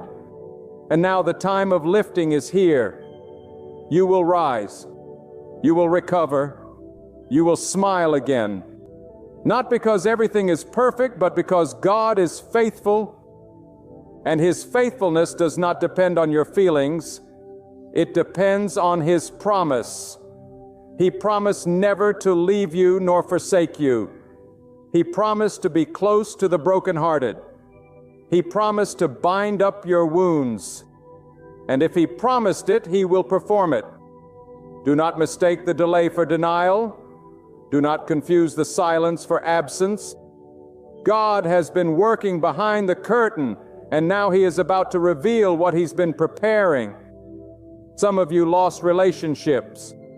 Some of you lost jobs. Some of you lost peace. But God says you are not empty. You are ready. Ready for the next level. Ready for what's been hidden. Ready for what eyes have not seen and ears have not heard. Because the tough time has been a training ground. And the warrior you've become was not built on the mountaintop. It was forged in the valley. And now that valley is behind you, you will look back and not even recognize the person you were. The pain made you wiser. The waiting made you stronger. The silence made you listen. And now God is saying, Turiyat, come forth. Step into the light. Step into healing. Step into freedom. This is the hour.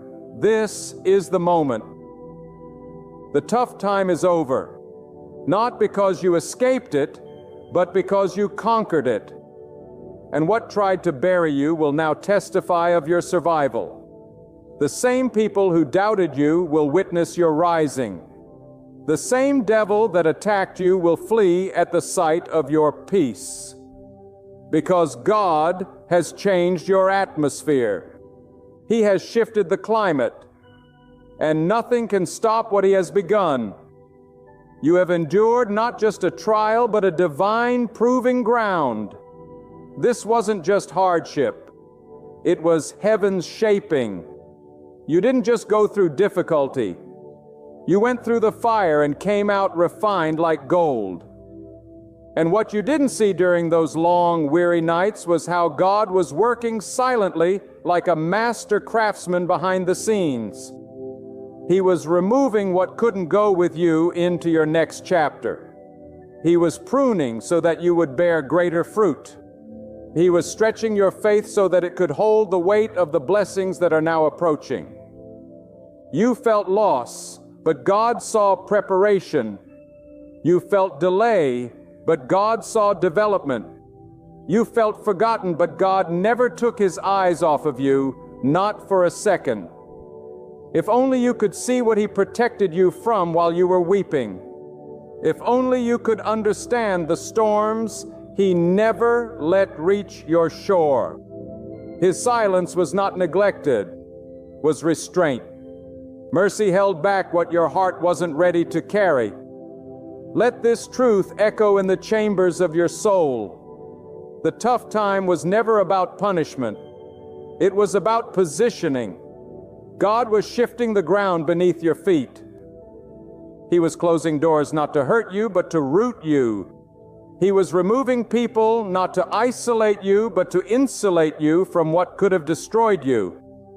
This was a divine rearrangement. And now the process is complete. The tears watered the soil. The fasting broke the chains. The prayers tore through the heavens. And now the signal has been given. The trumpet in the Spirit has sounded. Roll. The cloud is moving. God is announcing an end to the oppression that lingered too long, to the discouragement that settled like dust, to the heaviness that clung to your chest every morning. It's lifting now, not by your might, not by your intellect, not by coincidence, but by the command of God Almighty. And hear this with fire in your soul. What's coming next is not a return to normal. It is not a recycled version of your past. What God is doing now will make sense of every unanswered question. It will silence every voice that mocked you. It will restore the years that were stolen, not just in pieces, but in overflow. God is not interested in small recovery. He is a God of complete restoration. He does not patch up the broken. He makes all things new. And when He declares the end of something, it is not a mere suggestion. It is final, absolute, and sealed in the heavens. This is your divine ship. The season of wandering is over. The season of questioning is behind you. The time of doubt is ending. Your inner storm is meeting the stillness of God's hand. Now is the moment to rise. Not in your strength, but in God's authority. Not with fear, but with fire. Stand not as a victim of your past, but as a testimony of what God can do with a surrendered soul. You were pressed, but not crushed. You were struck down, but not destroyed. And now you are rising with scars that speak louder than sermons. You are walking with a limp that reminds you of your wrestling with God, but also of your victory. You are moving forward not because life got easier, but because God got louder. His voice is calling you out of hiding, out of doubt, out of weariness, and into purpose, into peace, into provision. There is a divine urgency in this hour. This is not the time to look back. This is not the moment to second-guess. You cannot return to what God has already closed. You cannot reattach what God has severed. When He says it's over, that is your cue to move forward. Don't stay camped in the wilderness when the cloud has moved. Don't remain in the grave when God has called you forth. Yes, it was painful. Yes, it was lonely. But yes, it is over. And what God is doing next requires your full trust. You must walk by faith now, not by what you see, but by what God said. And He said, the tough time is finished. Let that sink deep into your spirit. Let it become your declaration. Let it silence the voice of doubt that still lingers. When God delivers a word, it becomes the foundation of your next step. You don't need to understand